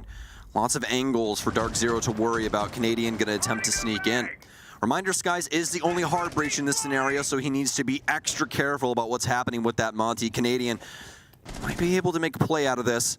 You know, there was an M80 player in the vicinity. It's actually going to be Kino. He's like 5 steps behind right now. A little bit back. It's going to be Kino that actually gets that big pickup as well. M80 finding some duels on the other portion of the map. Finally, DarkZero be able to get something back in their favor. Nice little entry point here from Skies. He didn't even open the actual physical site just yet. He's going to get this plant down. They know there's one in split. Monty's not going to have too big of an issue with this. Some nitro damage off onto Skies, but not going to be what they need. Going to try and pressure him down. No, the players have to be coming in from the rear. One doesn't get the second. Gomez now has 2 to deal with. No nitro cell, practically impossible up against Monty here unless he gives up the goods. Gonna slide the shield down. Canadian still right around the corner as well. This is looking like a DZ round here. Just that very unsatisfying slap against the shield. Gomez tries to make a last-second desperate play, just baiting him out yet again. We are going to be officially past the null timer point here in just a second for Gomez. And there we go. He's officially out of time. Round's over. Even if he were to suddenly kill the 2 remaining players, he can no longer get the counter defuse off. So that will seal it. Round number 1 goes into the hands of our attackers as DarkZero takes it. Fantastic drone game there from Canadian and the rest of the gang. You guys saw how quickly they were able to designate what was going to go on with that. Didn't have to breach a single thing. Canadian sneaks his way into Drug, and then everything's set in motion. They start applying pressure in towards Throne, get the plant going at the back of the actual site, and then that's when the rest of DarkZero strikes. Able to take down so many M80 members will make your head spin. Eventually able to work that out, especially for Sky's sake. Such a fantastic play there for him. He was off on his own island, and he had to try and get that figured out, and still capable even with that shield in his hand. So very well done from him. M80 not able to get things done on their roam strategy. Not keen on the replay either, so they'll immediately rotate up, I believe, into initiation now for round number 2, and indeed that will be the case. Very similar operator lineup, the Mirror, of course, being added into it along with the Legion, but aside from that, things are going to remain identical to the lineup from the previous round. Attackers as well, going to look very similar with just a few adjustments. The big play pieces, though, are still going to stay in play from the looks of it. Most notably, that Montaigne for Skies is going to keep itself rolling, considering how well it worked in the previous round. Definitely see why it's a hot commodity when it comes to a map like Theme Park. So many angles for the defense to work, and Monty can practically walk through all of them with not a cause or concern. Really just do whatever he wants with the map. More than likely see Skies constantly playing something along those lines. So some logic bombs in the pockets here for Gavini as well. So we'll be bringing the Dokkaebi in. Should help with this clear here. Didn't have too big of an issue with that the last time. Able to identify things out very quickly. Reconciled with that. Able to get the plant down. I'm going to try and do something somewhat similar to get these hatches open on the top floor here to start, then transition down low. They got NJR still on these Roteros as well, so plenty of utility abound for DarkZero to use to break up this site. They're going to continue to play out very, very slowly, as you might expect in the DarkZero game here, though, as they want to double, if not triple check all the pain points of their next move forward before really committing themselves to it. Specifically, we're going to see one of the players from M80 hiding out on the inside of break room here that's slowing them down at the moment on the rappel. Drone going in, immediately shot out by DS. I think 2 of them, in fact, potentially being taken down right there by him.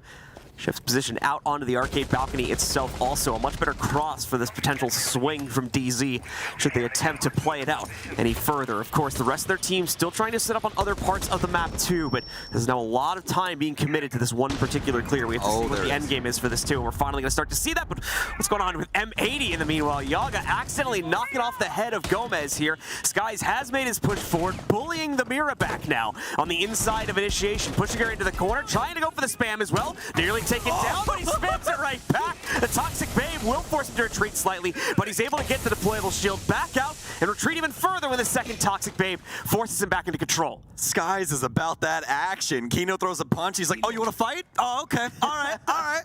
Watch this. Equalizes, able to stay up and on.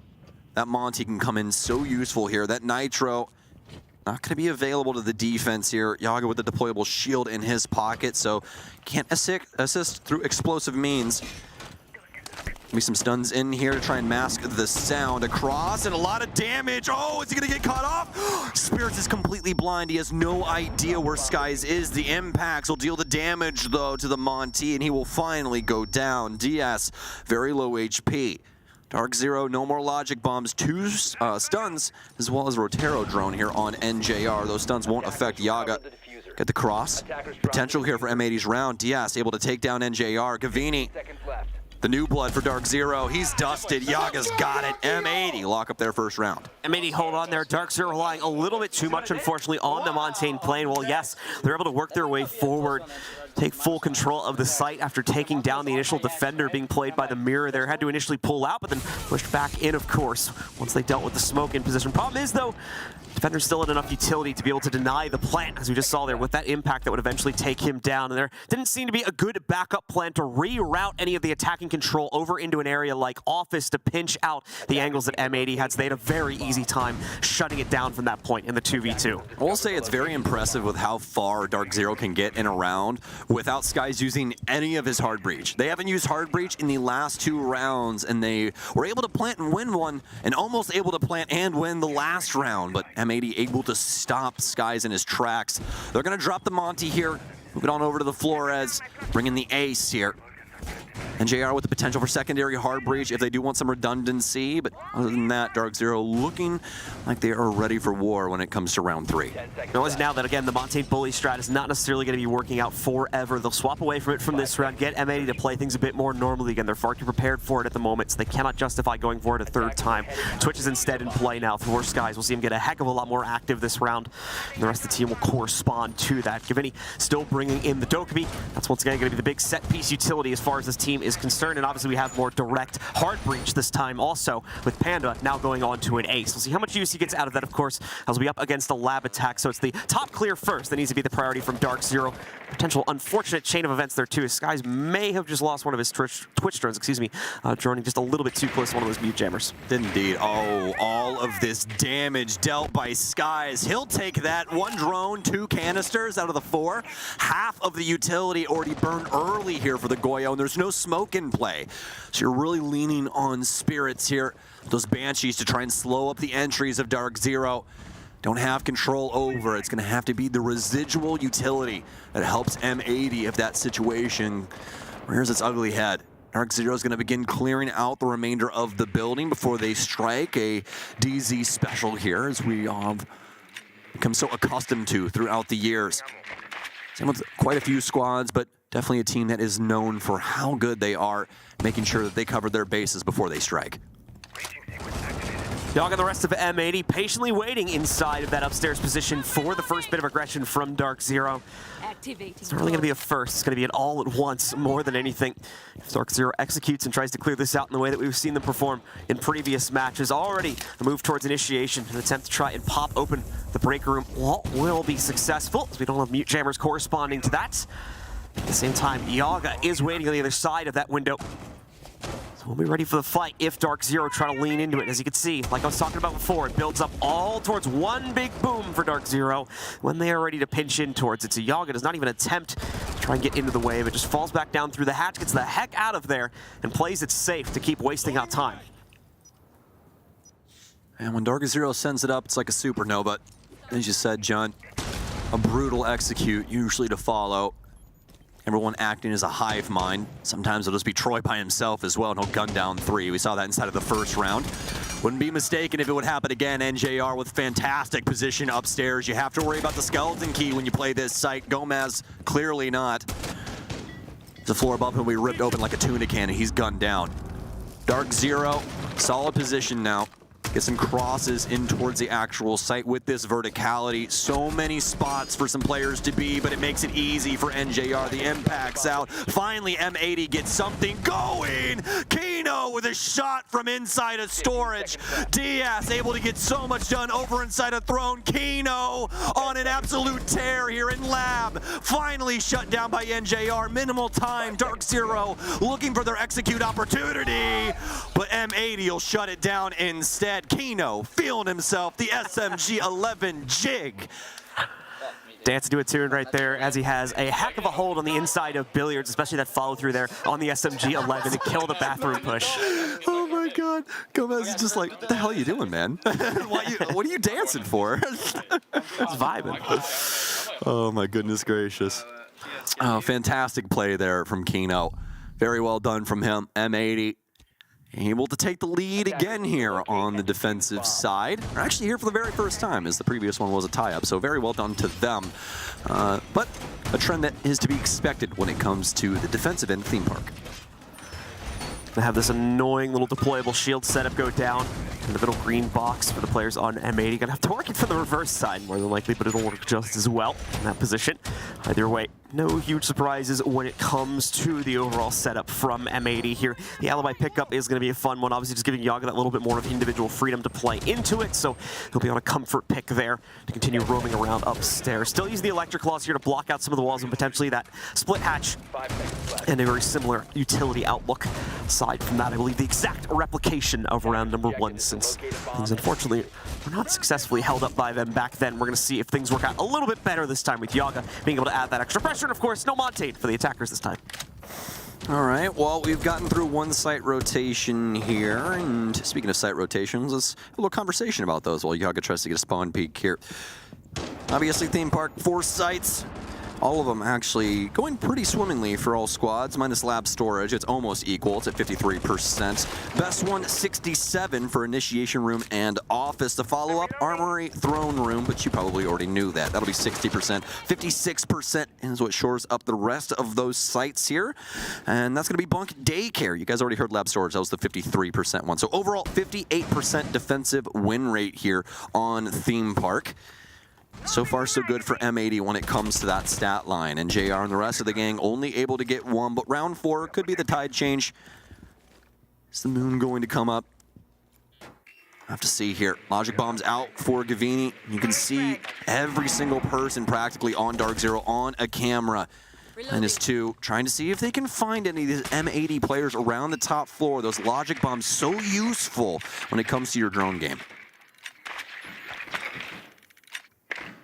So we see relative inactivity across the map, though, considering we are back in the throne. M80 not taking any risks, and DarkZero as well, not being baited in to any type of setups from our defenders just yet. Half the round still to go as well, so plenty of time for both of these teams to adjust as necessary, but it's obviously DarkZero needing to make that first big move, and we're going to see that as they successfully pop open the hatch upstairs here. Shouldn't have been able to electric wall trick that one out. I believe both the electricals were already used by Kino anyway, so there we go. The split hatch open for the taking, and we can see DarkZero use that, potentially not as an execute route, but a supporting route for their execute when things get started here. Definitely going to need to try and pop open the primary walls along with it, however. Yellow going to be a bit difficult due to that electric wall we just saw going on to it a moment ago.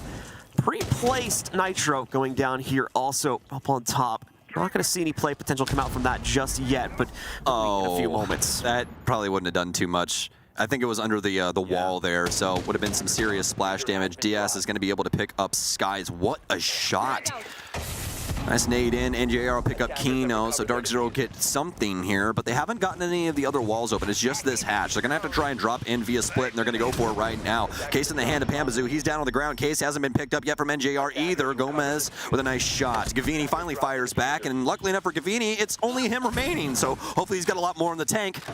Stuns in his pocket, no drones, 15 seconds, and they know exactly where he resides. We're coming to your hood, and we're taking your cookies. M80 with some rounds. A little bit too straightforward at the end of the day, once again, there for DarkZero, along with the fumbling of the actual diffuser as they tried to work their way into it. Things got a little rocky, and it was way too easy for M80 to shut it down because all the pressure was working its way in through a connector there. Just had to have proper angles established to cross onto that one, and it was an easy shutdown for them. DZ's going to come in now with the tack timeout. I was tremendously awkward for the positioning that DarkZero had there, especially for Yellow. So we'll see what they have to say.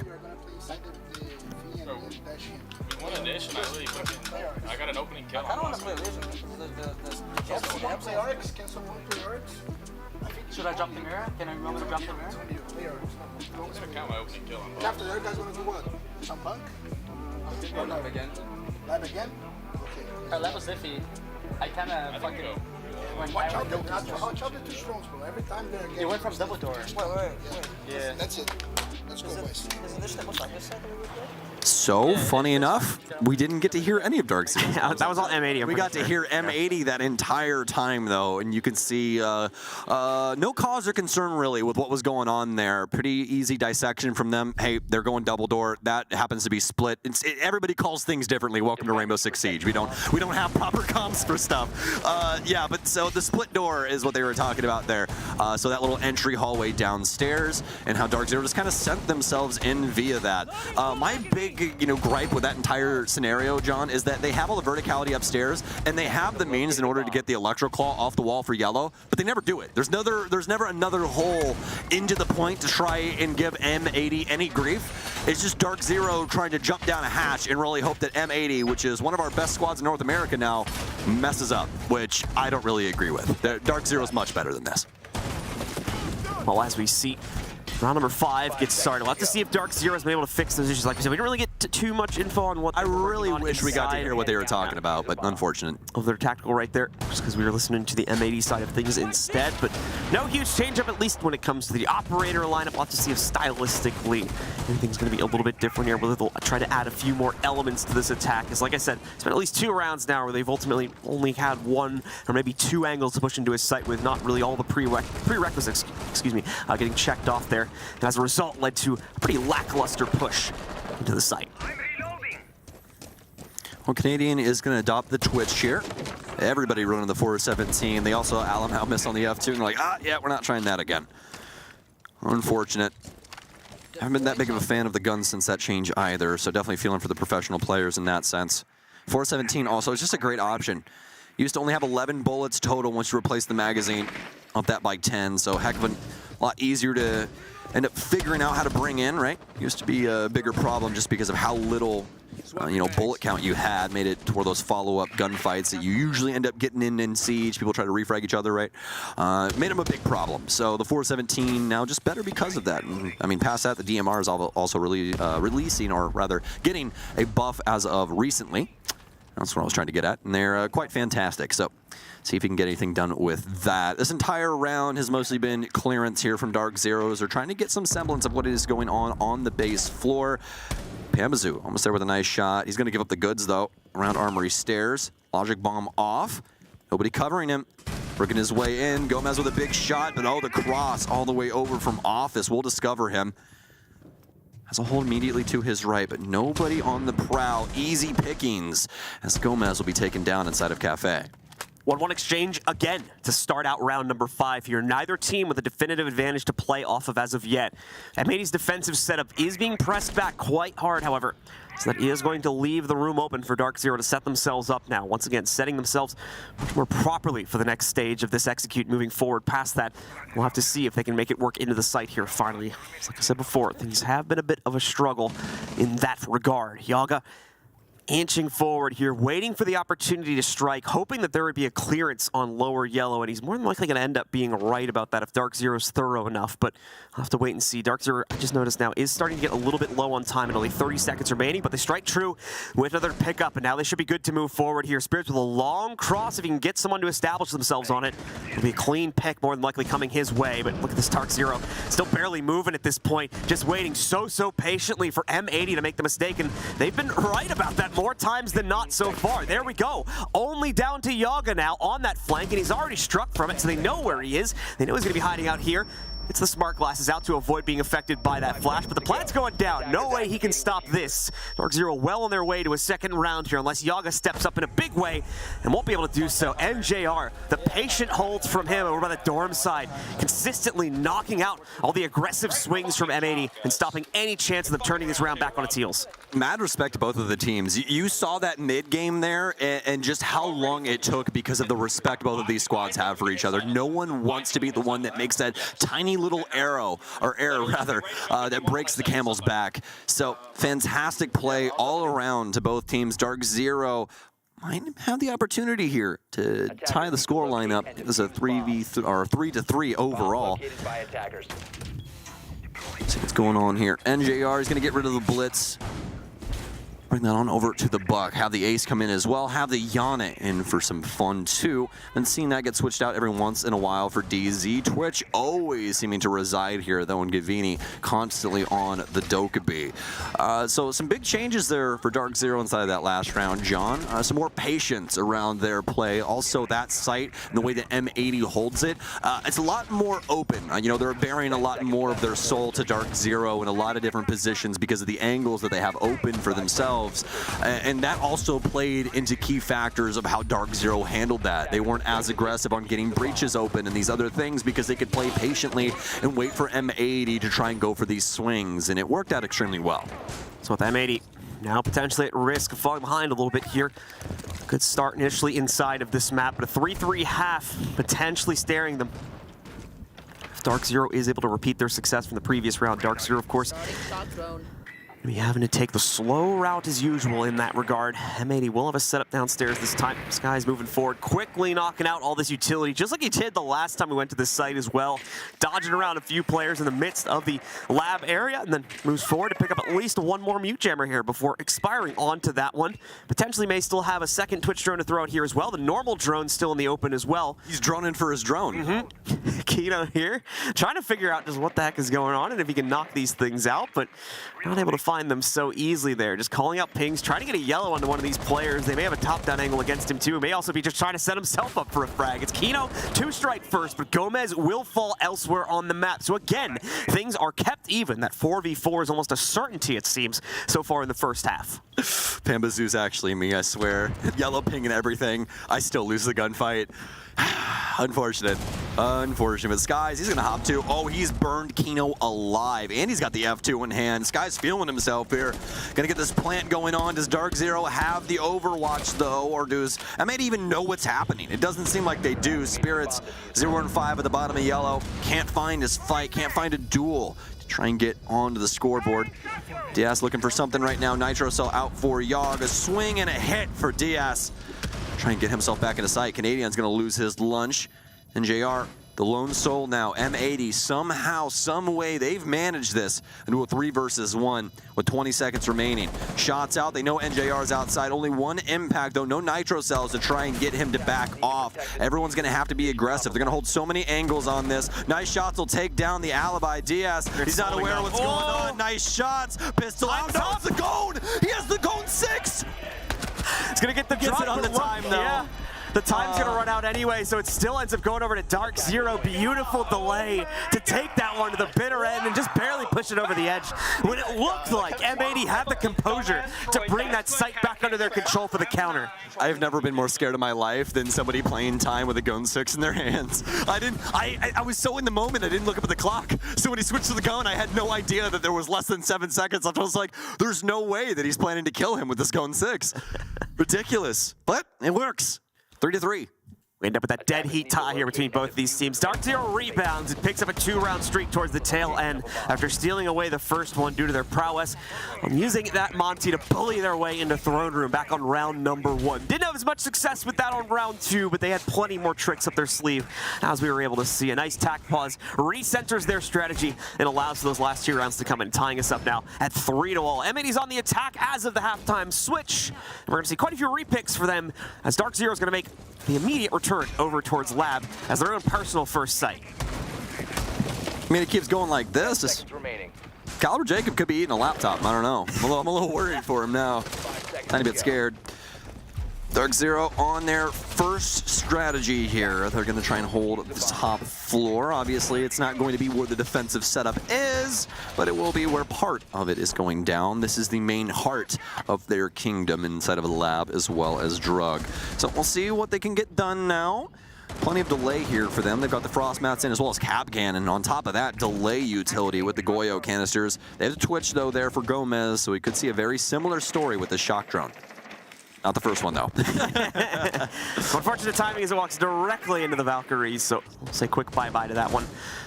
Oh, DZ is on it. Our Terror Drone getting denied as well as it tries to zoom its way into Billiards, not making it an inch further than that, unfortunately. Someone from DZ is pretty much immediately waiting to shut that one down. So M80, utility-wise, not the best start here, as a quarter of the floor reses and half of the Twitch's utility just gets gobbled right up. Gomez did just throw out the second Twitch drone, so we'll see if he'll be a little bit more successful this time around here as he begins the pursuit from the inside of Gong instead. Going to go for the default here. Just knocking out defaults, it seems. He's going to try to position this one a little bit closer to himself to continue using it deeper into the round. That's Theme Park. It's like Clubhouse. There's seldom a thing that happens before minute 30. You got to get drones going and get some semblance of what's going on inside the actual building. Make your life way too hard if you don't. I mean, like, there's just really no way about it.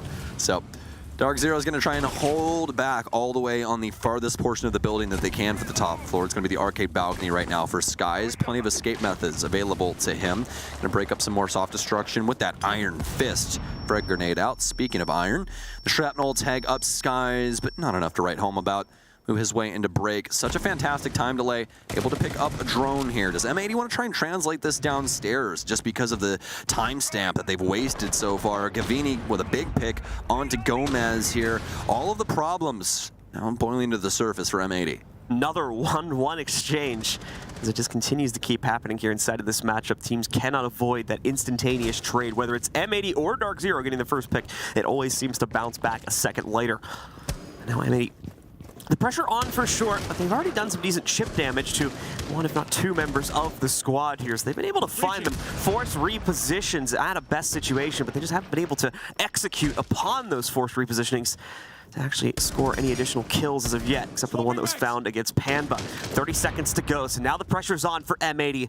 How's the hot drop going to work? How do they get themselves down to the first floors? There's still 3 and a 4 stacked up here by Arcade. Diaz is working it on his own in the meanwhile through that billiards window. Chucks in the flash to burn things out on the Aruni gate, and still has at least one of those Rotero drones to potentially hop in here as well. Blow up some things, but never mind. He's using it for intel here. Gaveni gets the first strike back as the push comes in from M80. A second one going to be found by him as well, even though he has a teammate go down a few seconds prior to that. Yaga, though, starting to get some revenge, gets Canadian, but again, Gaveni picking up and holding on consistently. Yaga putting that case down just before zero timer, but indeed not going to give his opponent the opportunity to trade him out. Just hops off of it. Is unfortunately no way to win that out there. Just crouch and shoot that shit. Just hide. You don't need that shoot that shit. What, the fire's gonna pop for 1 second? It'll kill him. Yeah, he's dead. Troy's almost pulled a Pangy from earlier. Almost said, well, he's crap talking him about. Yeah, but he's just messing with him about him missing effectively every bullet, I think, on that Goyo canister. I mean, I say effectively all of them because some of them didn't even like ting off of it. Some of them were like way off to the right. So I don't know if he was aiming at that portion. We'll have to see though. Love that Troy, even in the moment, they might be winning around, but he's like, what the hell did you do that for? He's like, bro, there's 1 second remaining. And Gavini's like, well, it would have killed him. And he's like, well, it happens when he pushes behind you and shoots you in the face. You know. Gomez, in the meanwhile, making the smart choice, re-picking off that glass and going over instead towards the Amaru here to see what can potentially be garnered from that in the midst of this round. It'll be interesting to see it used specifically for Throne, of course. Probably will be used to get the hop on one of these extensions from DarkZero if we see it deployed upstairs. Quickly try and knock that one back out with a surprise hop in. Gomez is going to have the hard breach here as well. Let me double check. Yeah, Kino's going to have hard breach here too. Okay, this is making plenty of sense. We at least have double hard breach. I was a little worried there for just a split second that Gomez was the only hard breach available to the offense, but no worries about that. Kino has brought that to the table as well. And speaking of Kino, he's actually had a heck of a game so far. He's died every round, but 7 kills.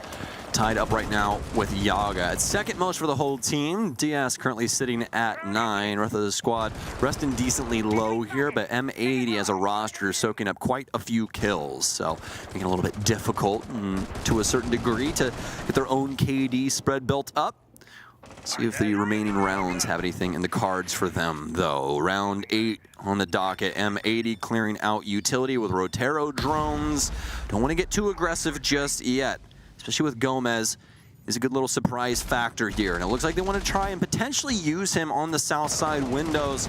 Could fly in from any portion, really. It looks like he wants to go for break this time around. Potential for somebody to be on arcade balcony, and they'll have to worry about that. Spirit striking first. Gomez prompted to actually hop out after that's picked up there. May have wanted to stick around considering the downing of Skies has now been completed. Gaveni hoping that there would have been a round over to revive his teammate, but it's not going to end up happening here. Panba as well, finally winning out the first engagement. Oh! Make it 2 as he clips the head, just barely there off of Diaz, over by arcade window. Equalizes us now down to the 3v3, and DarkZero going to potentially try to take the advantage, but never mind. Kino and Yogg, both with pickups here. Gomez did get dropped, but I believe the players that dropped them are now dead. NJR alone here in the 1v2. Gomez is going to stay alive. Stun grenade out. You can see Kino still actively playing with this as well. Knows that since they don't have a read, NJR could effectively be anywhere. I mean, you can assume he's on site, but what happens when he's not? That's the key thing. So, NJR, though, he's going to keep this one close to the chest. Expected out of DZ. Routine, you could say. No stun grenades in just yet. Still the one on Kino. So a frag on Yogg as well. And a double hard breach in the back of Gomez's pocket, but really no way to try and write this up just yet. Frag grenade here, and JR easily able to circumnavigate that. Moves onto the far side of Split. Gonna get droned out. They know exactly where he is now, but M80 still not willing to risk it. Gonna hold the angle here for the cross, but this might be NJR's time.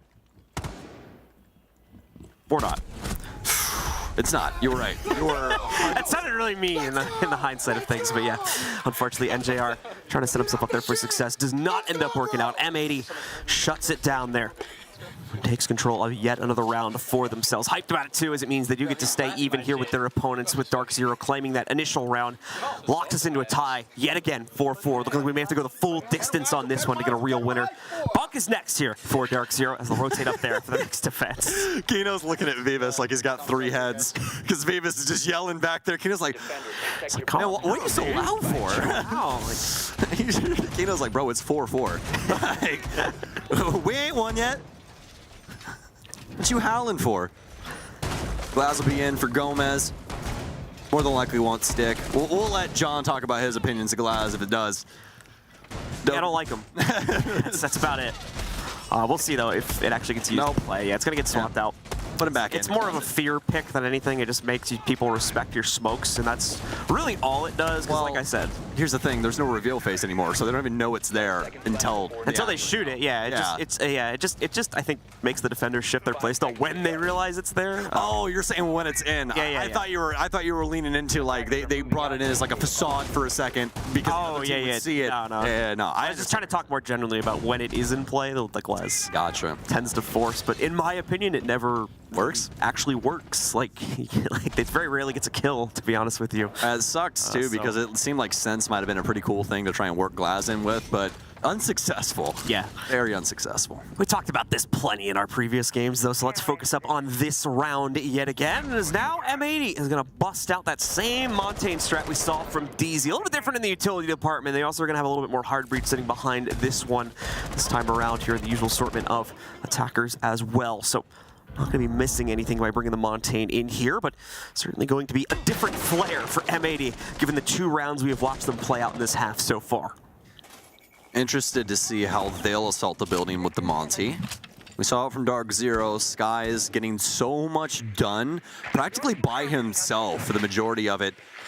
See if M80 will do something similar. We could have more forward assault with that deployable shield gone here for DarkZero. Mismanagement on the Rotero drone as it gets in the room. Those things so difficult. Got about a split second to notice. As soon as they start, you cannot destroy them. So very well done so far from M80. So accurate. Look at the drone work. Look at the moves.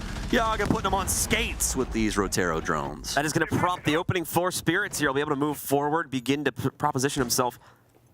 Eliminating these players waiting and break, but Kaveni more than ready for the challenge here on the inside of it. Catches the first player. Montaigne now going to try to make his positioning more awkward. Tries to go for the melee fight, but Kaveni gets it instead.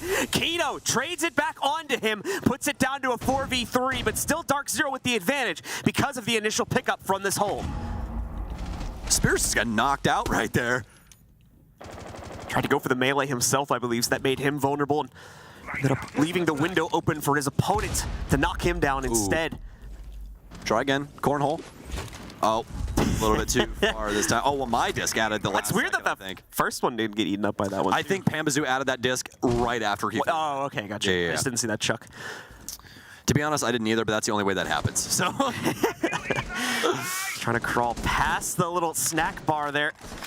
May have gotten seen in the process, but either way, can't really do anything about it at the moment here. Poor Canadian. Diaz trying to wait for the hop up, but as you said, Canadian just sitting on the other side of this one, patiently waiting it as well. He's fine with this. This is more time being bled off the clock as far as he's concerned. He'll sit here all day because Diaz doesn't want to just 1v1 challenge this one. Moves forward, does get his legs, but he can't kill him. And NGR's now taking down his team on the other side. Canadian eventually will go down, yes, because he's in a very awkward position. He can't really fight from there. Surprised Diaz didn't try to push it sooner, but only had that security in the final moments of it. Skies with the re-peek, trades out for that first pick, and then to the M590 for the single final pump to end the round. Dude, I slapped the Montaigne knife, and I somehow won the knife. Oh, dude. Did anyone know that DS Lucas was a sledge? Here I'm talking about the knife fight there with the Montaigne. Definitely was a little weird. Second time that's happened now. Yeah.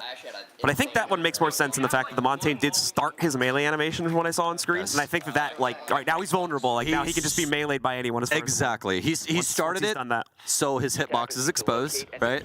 And then obviously contact immediately after that. So actually, funny enough, Gavini starting his melee after Monty is what killed Monty. Yeah. Timings, baby. Fighting games. Welcome to it. Got any Tekken lovers in chat? Huh? Anybody? No?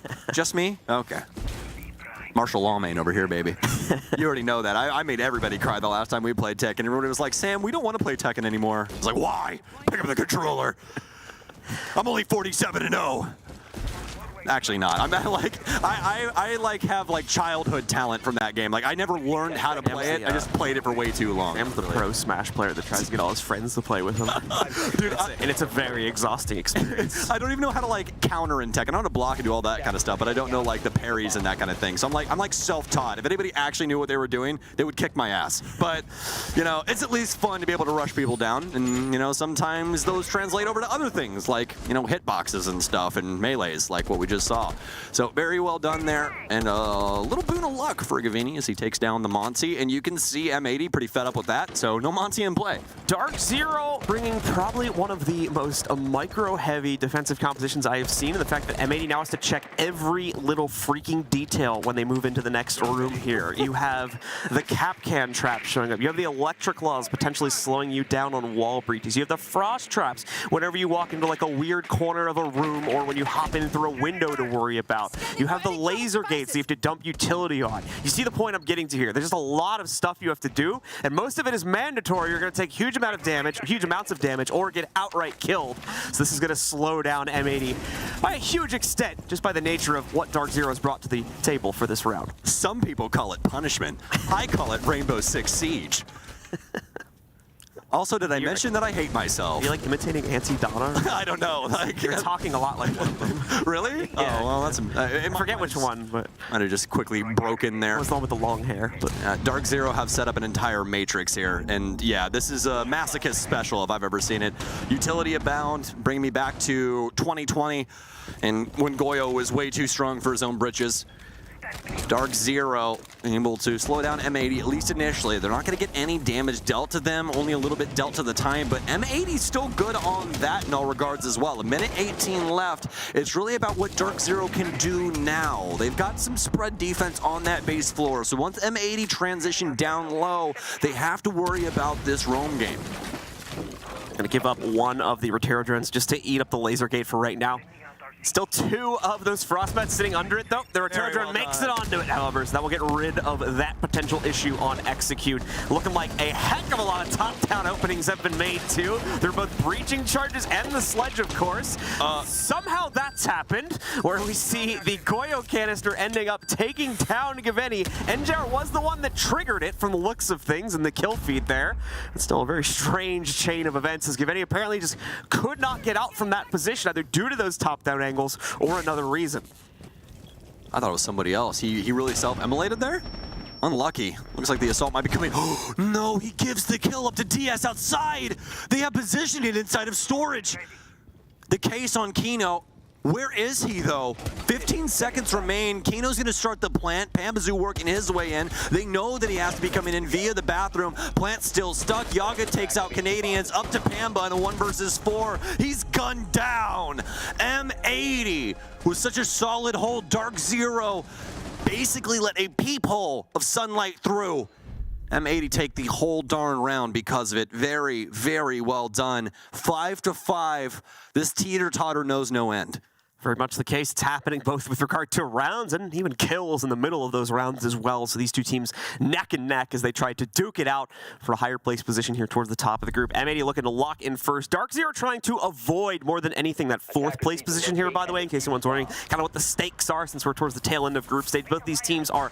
This is the tail end of the group stage. This is actually the last game. That's very true, yeah. Correct. Sorry.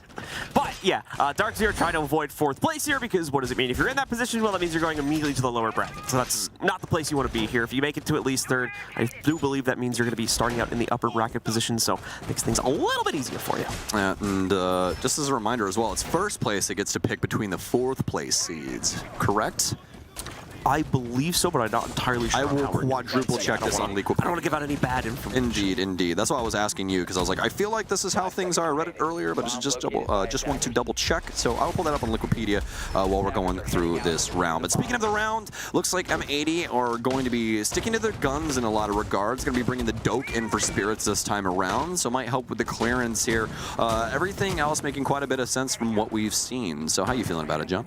We're going to be seeing it all unfold over the next few moments. Defensive setup should be working out quite well. Yet again, the Castle Barricade specifically hoping to slow things down both with regards to the site clear, and as you can see here as well, just the overall roam clear, forcing the hard breach to use a little bit more of their efforts to just get things started, really. All right, so we got it here, so I'll explain it while we're breaking through utility and everything. First place team from each group advanced to the upper bracket, round 2 of the playoffs. Second and third place teams from each group advanced to the upper bracket, round 1 of the playoffs. Second place team in each group will pick their first opponent for the playoffs from the third place teams of any group, and the pick order will be determined by comparing the scores of all second place finishers. So it's second place. Yeah, because first gets a bye, so that makes sense. There you go. Yep, making quite a bit of sense indeed. So good thing we checked up on that, so all of you at home are as educated as we are. Canadian gonna make it to where Spirits has a lot less sense, and so does Gomez. Their IQ now lays on the floor. Nice little pool. 2 down already for M80. DarkZero in a good position now to set themselves up for map point first, but M80 still gonna look for some revenge here. Yaga, instead of taking the painful route there through the laser gate, takes the one less traveled, opens up his own rotation to the top of yellow stairs. So I'm going to try to see if there's any roam game being played out down below on the inside of lab, but nothing to be found either there or billiards. At least not initially, however. I believe he spots it. The dash from one of the members of DarkZero down below. This is going to be Canadian on the other end of it here. It's already caused some real problems for M80 in this round, and is going to continue to, once again, waste out that time by maintaining this position here on billiards. Great movement there as well to jump up just when he thought he was going to get peeked in the prone position over to the shotgun. This will be such a clutch play if it works out. The nade is on old intel. That's some big damage, but it's too long range, unfortunately. Keep in mind that shotgun normally used to knock out paneling. It's not the best inside of a gunfight there. He just took a risk on it because I think he was running low on ammo for his primary, and it just didn't really work out this time. Unless your name is Newers. That one worked out earlier today. Probably just favoring that because it was assuming that he might have been pretty close. Also, like you said, low on the ammo count. Oh, wow, Kino, what a shot. Skies will clean that up. Assumption there from me. Clean out. Now I got a 1 versus 3. This is the one that's going to be a little murky. Nobody going to give him a look.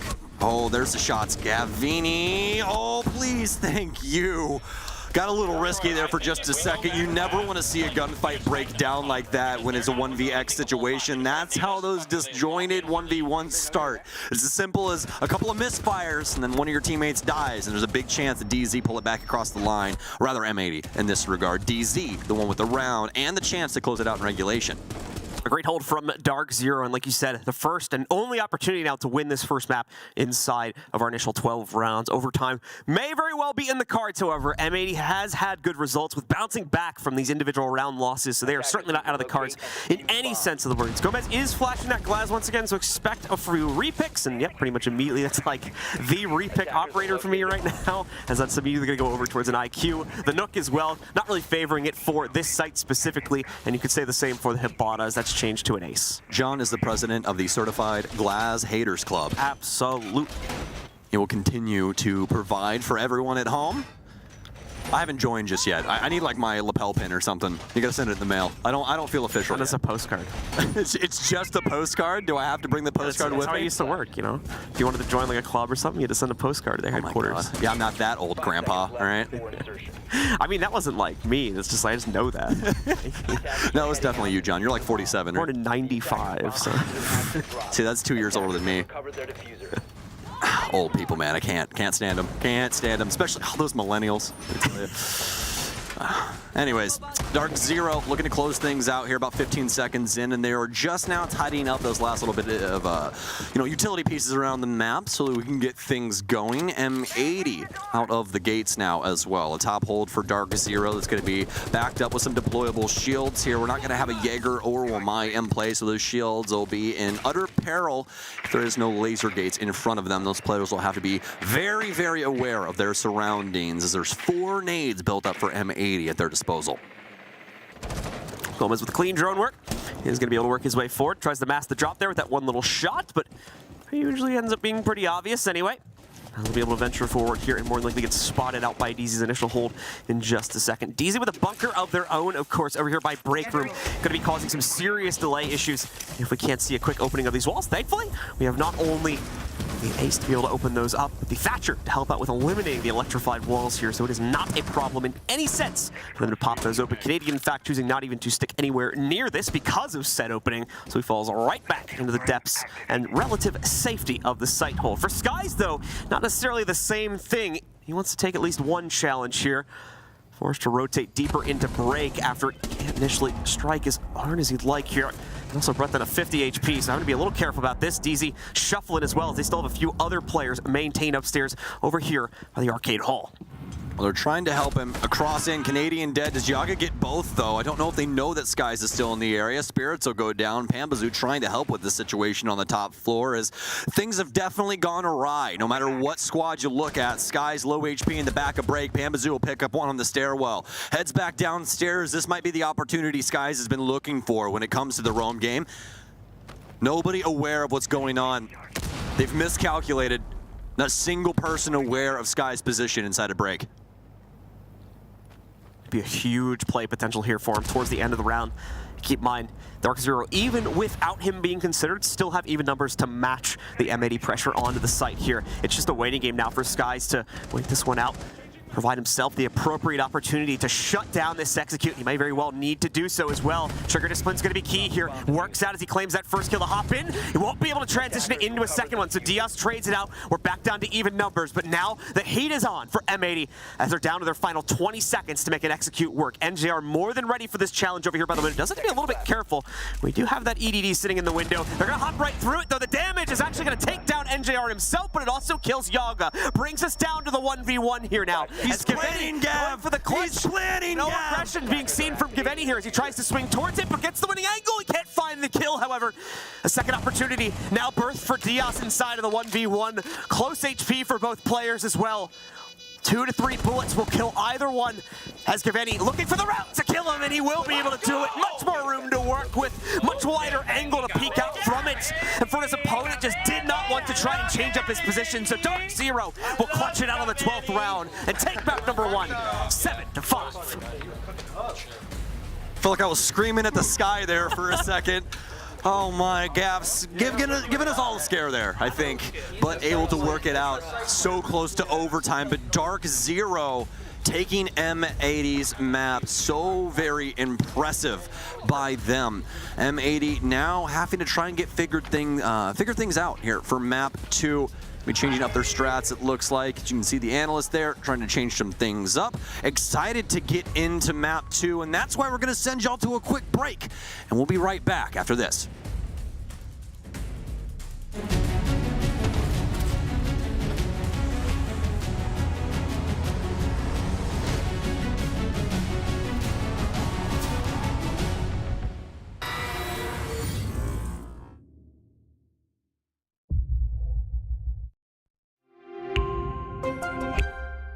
I'm Nicholas Morton, but you know me as Pingu. I'm a 2-time Rainbow Six Siege World Champion and former top Rainbow Six Siege player in Pro League. Welcome to my Siege Ranked Bootcamp. We're talking 20 seconds left on the clock, you got the diffuser in hand, what do? Play the way that you're comfortable with, because you have confidence when you're in this position. That is when you're gonna be at your very best. Good luck.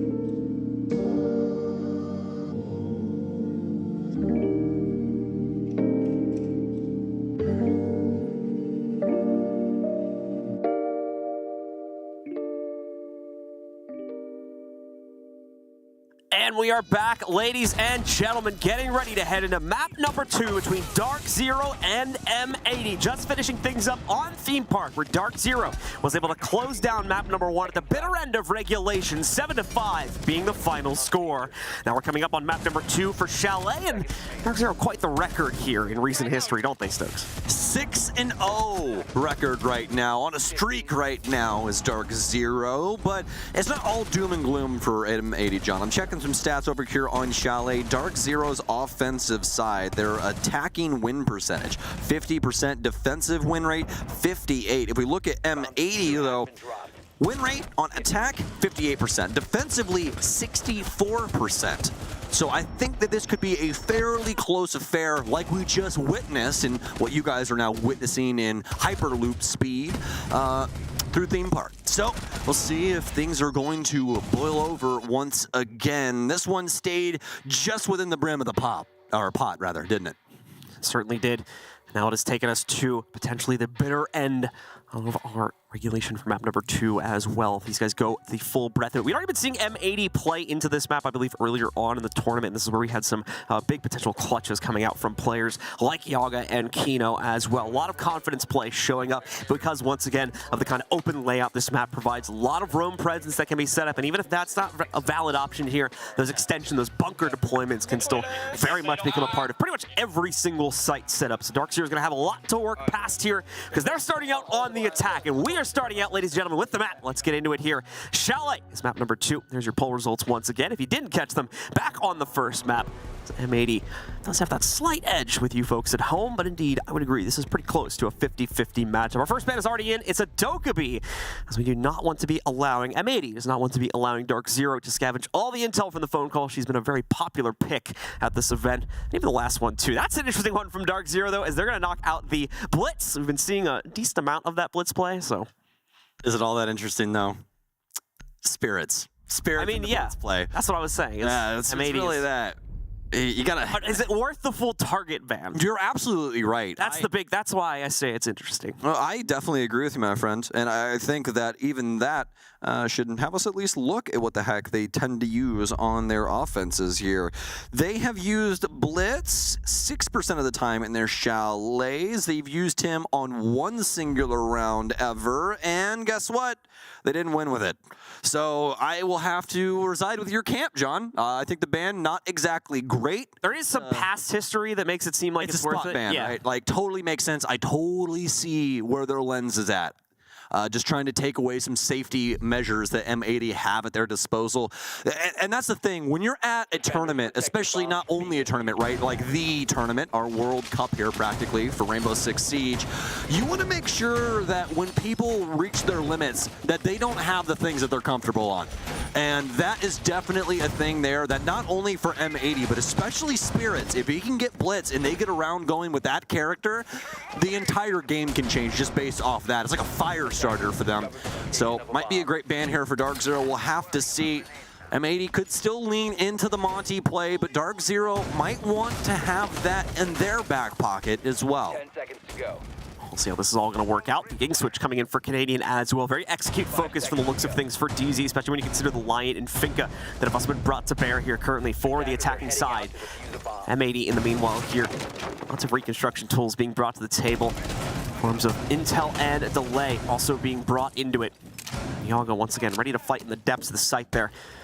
Picking up the Warden, seeing what could potentially be brought out from that one. Once we see the breach bait into office, he can still peek out directly into that when DarkZero are ready to go for their own execute. Speaking of which, they are on the board now, so we're starting to see them swing their way up onto that bathroom balcony and begin to take some early bits of control. Where exactly they're going to swing that control, we'll have to wait and see for a few moments. As once again, as we already saw back on map number 1, and anyone who knows DarkZero will know at this point, they are an incredibly methodical team, not want to take any type of risk necessarily in the early rounds, so they want double, if not triple confirmation. Okay, I'm dead wrong because they're going for it right now. In they go. I knew something might have been up when we had the stack on bathroom, and they're indeed going to follow through with the execute Canadian with the most recent pickup on Nikito. Gomez has been dropped as well, but there's been some heavy damage fired back at the DZ roster. It's held things up in Solarium, and we have additional pressure starting to work its way forward from the inside of the master bedroom as well. NJR with the most recent pick. That's going to allow for the plant to end up going down to the ground. Panva pushes it one step further by eliminating Spirits. Also, Yaga now down to the 1v4.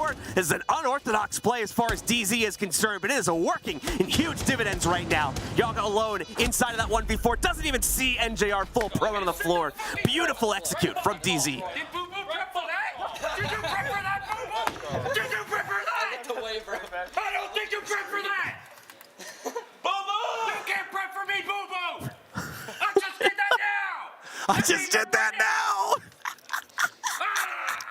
Great fucking job. Good entry, Gav. I absolutely love Troy Drarslowski so damn much, man. This guy has made my job for the last 4 years one of the most entertaining things to do in the world. And so has a lot of the... He makes a good point. He does. He does make a fantastic point. And not only that, a loud one, but that is a hallmark of a good IGL. I made that up on the damn spot, and it worked, my boy. And I was talking about it as it happened. Like, look, DZ normally doesn't do this. They're a super slow team. They're like 20-second executors. That's their hallmark. They very rarely do anything hyper-aggressive, and literally, as I'm in the middle of saying it, rushed execute directly into the site. It's like, whoa! This is not the DarkZero that we are used to seeing on a round-and-round basis. And M80 certainly getting surprised by trying to hold back the tide, slow things down a little bit in that Solarium to bedroom transition, but unfortunately still too weak of a defense ultimately. And DZ was able to still forge their way past it and have a pretty easy post-plan. Yeah, and here I was, going to make a point about how Mint reached all the way back into his dark little black book and found that strategy and was like, all right, guys, it's the time. But no, Canadian just felt it. He's like, all right, this is what we're doing. And I respect that way more than having the strategy set up already. Absolutely love it. Got to play the chess game, baby. That's what separates the men from the boys, the greats from the goods. While Canadian happens to be one of the GOATs. DarkZero up around off of his efforts, at least when it comes to the strategy. The deliverance, the rest of the squad, and that's nothing but trust. Very well done from them. 40 seconds in now, not nearly as aggressive as they once were, but that's the beauty of a situation like this. Now M80 has to sit and wonder, John. They're always going to be thinking in the back of their head, do they just push? Do they swing us? What happens here? I don't really know. Can't guess exactly what DarkZero is going to do now. You're noticing a lot less of a stack from M80 trying to directly challenge initial entries, that's for sure. They're sticking much more heavily into their actual bunker setups, as well as the site itself. So DZ going to make their first bit of entry with Skies taking full control of the car garage. A little bit worried about there being a roam down here, but he'll ultimately be all clear as far as the current setup is concerned. Panba beginning to work his way down there as well for another pinch again. So we actually do have someone from M80, I'll correct myself, toying around here, but it's pretty far detached from both of their positions. It's going to be the Solus played by Gomez, currently at bottom of blue, so the direct polar opposite where the current two DZ players trying to push him are playing from. He should remain safe and be able to escape here unless he overstays his welcome, which is a possibility now that he repeaks this. And yeah, there we go. Gets baited right into that fight. Panba, no problem at all taking him down with the advanced intel. I wouldn't even say baited. He fully wanted that. And Panba's just like, all right, cool. If you want to fight, we'll fight. DZ picking to pieces M80. They finally get something back. Extremely relevant as well as they pop off for 3. This is the one thing about M80. I mean, try as you might to try and take another gunfights, but I mean, they can swing with the best of them, and it works out yet again here. Canadian's going to go down to the frost mat. Stuns in here. Oh, actually a nade out. The window's not even open. They'll pick him up, and it seems like these frost mats, especially on Chalet, constantly nipping big players in the butt. So another one bites the dust as a result of those frost mats. Those here. HP bars, though, for M80. Just about to talk about that for M80 here. This is absolutely winnable for Panba. That's why you probably saw him trying to rush so hard to get to his teammate on the inside of there. A possibility that maybe he could have brought him back up. Realistically, probably wasn't going to happen, but maybe he thought differently at the time. Panba just tapping away. He certainly knew that those players were low with the way he was trying to peek that there, but just could not get the intel in time in the right spot there. So M80 holds on just barely, as Stokes is mentioning, with those health pulls, but they do indeed forge their way into a second round, or first round overall for the map, as they tie it up at 1-1. 1-1. DarkZero with a lot of opportunity there, just a literal misstep from Canadian as he ends up walking into a welcome mat. And then, wouldn't you know, they're not very welcoming, actually. Attackers need to locate and A name is such a lie. What are you talking about? They give you a big hug. I think they should rename those things ankle biters. That's what they should call them. Bear trap hug. Bear trap hug. Yeah, the worst kind of hug, actually. Well, M80 gonna throw it into bar game after that successful defense. DarkZero having a lot to say initially in that round, but some big kills from M80 and a misstep yet again from DarkZero. Ends up leading us to this scoreline. It's going to be a top floor defense along the lines of what we were talking about with M80, and you have to when it comes to this site.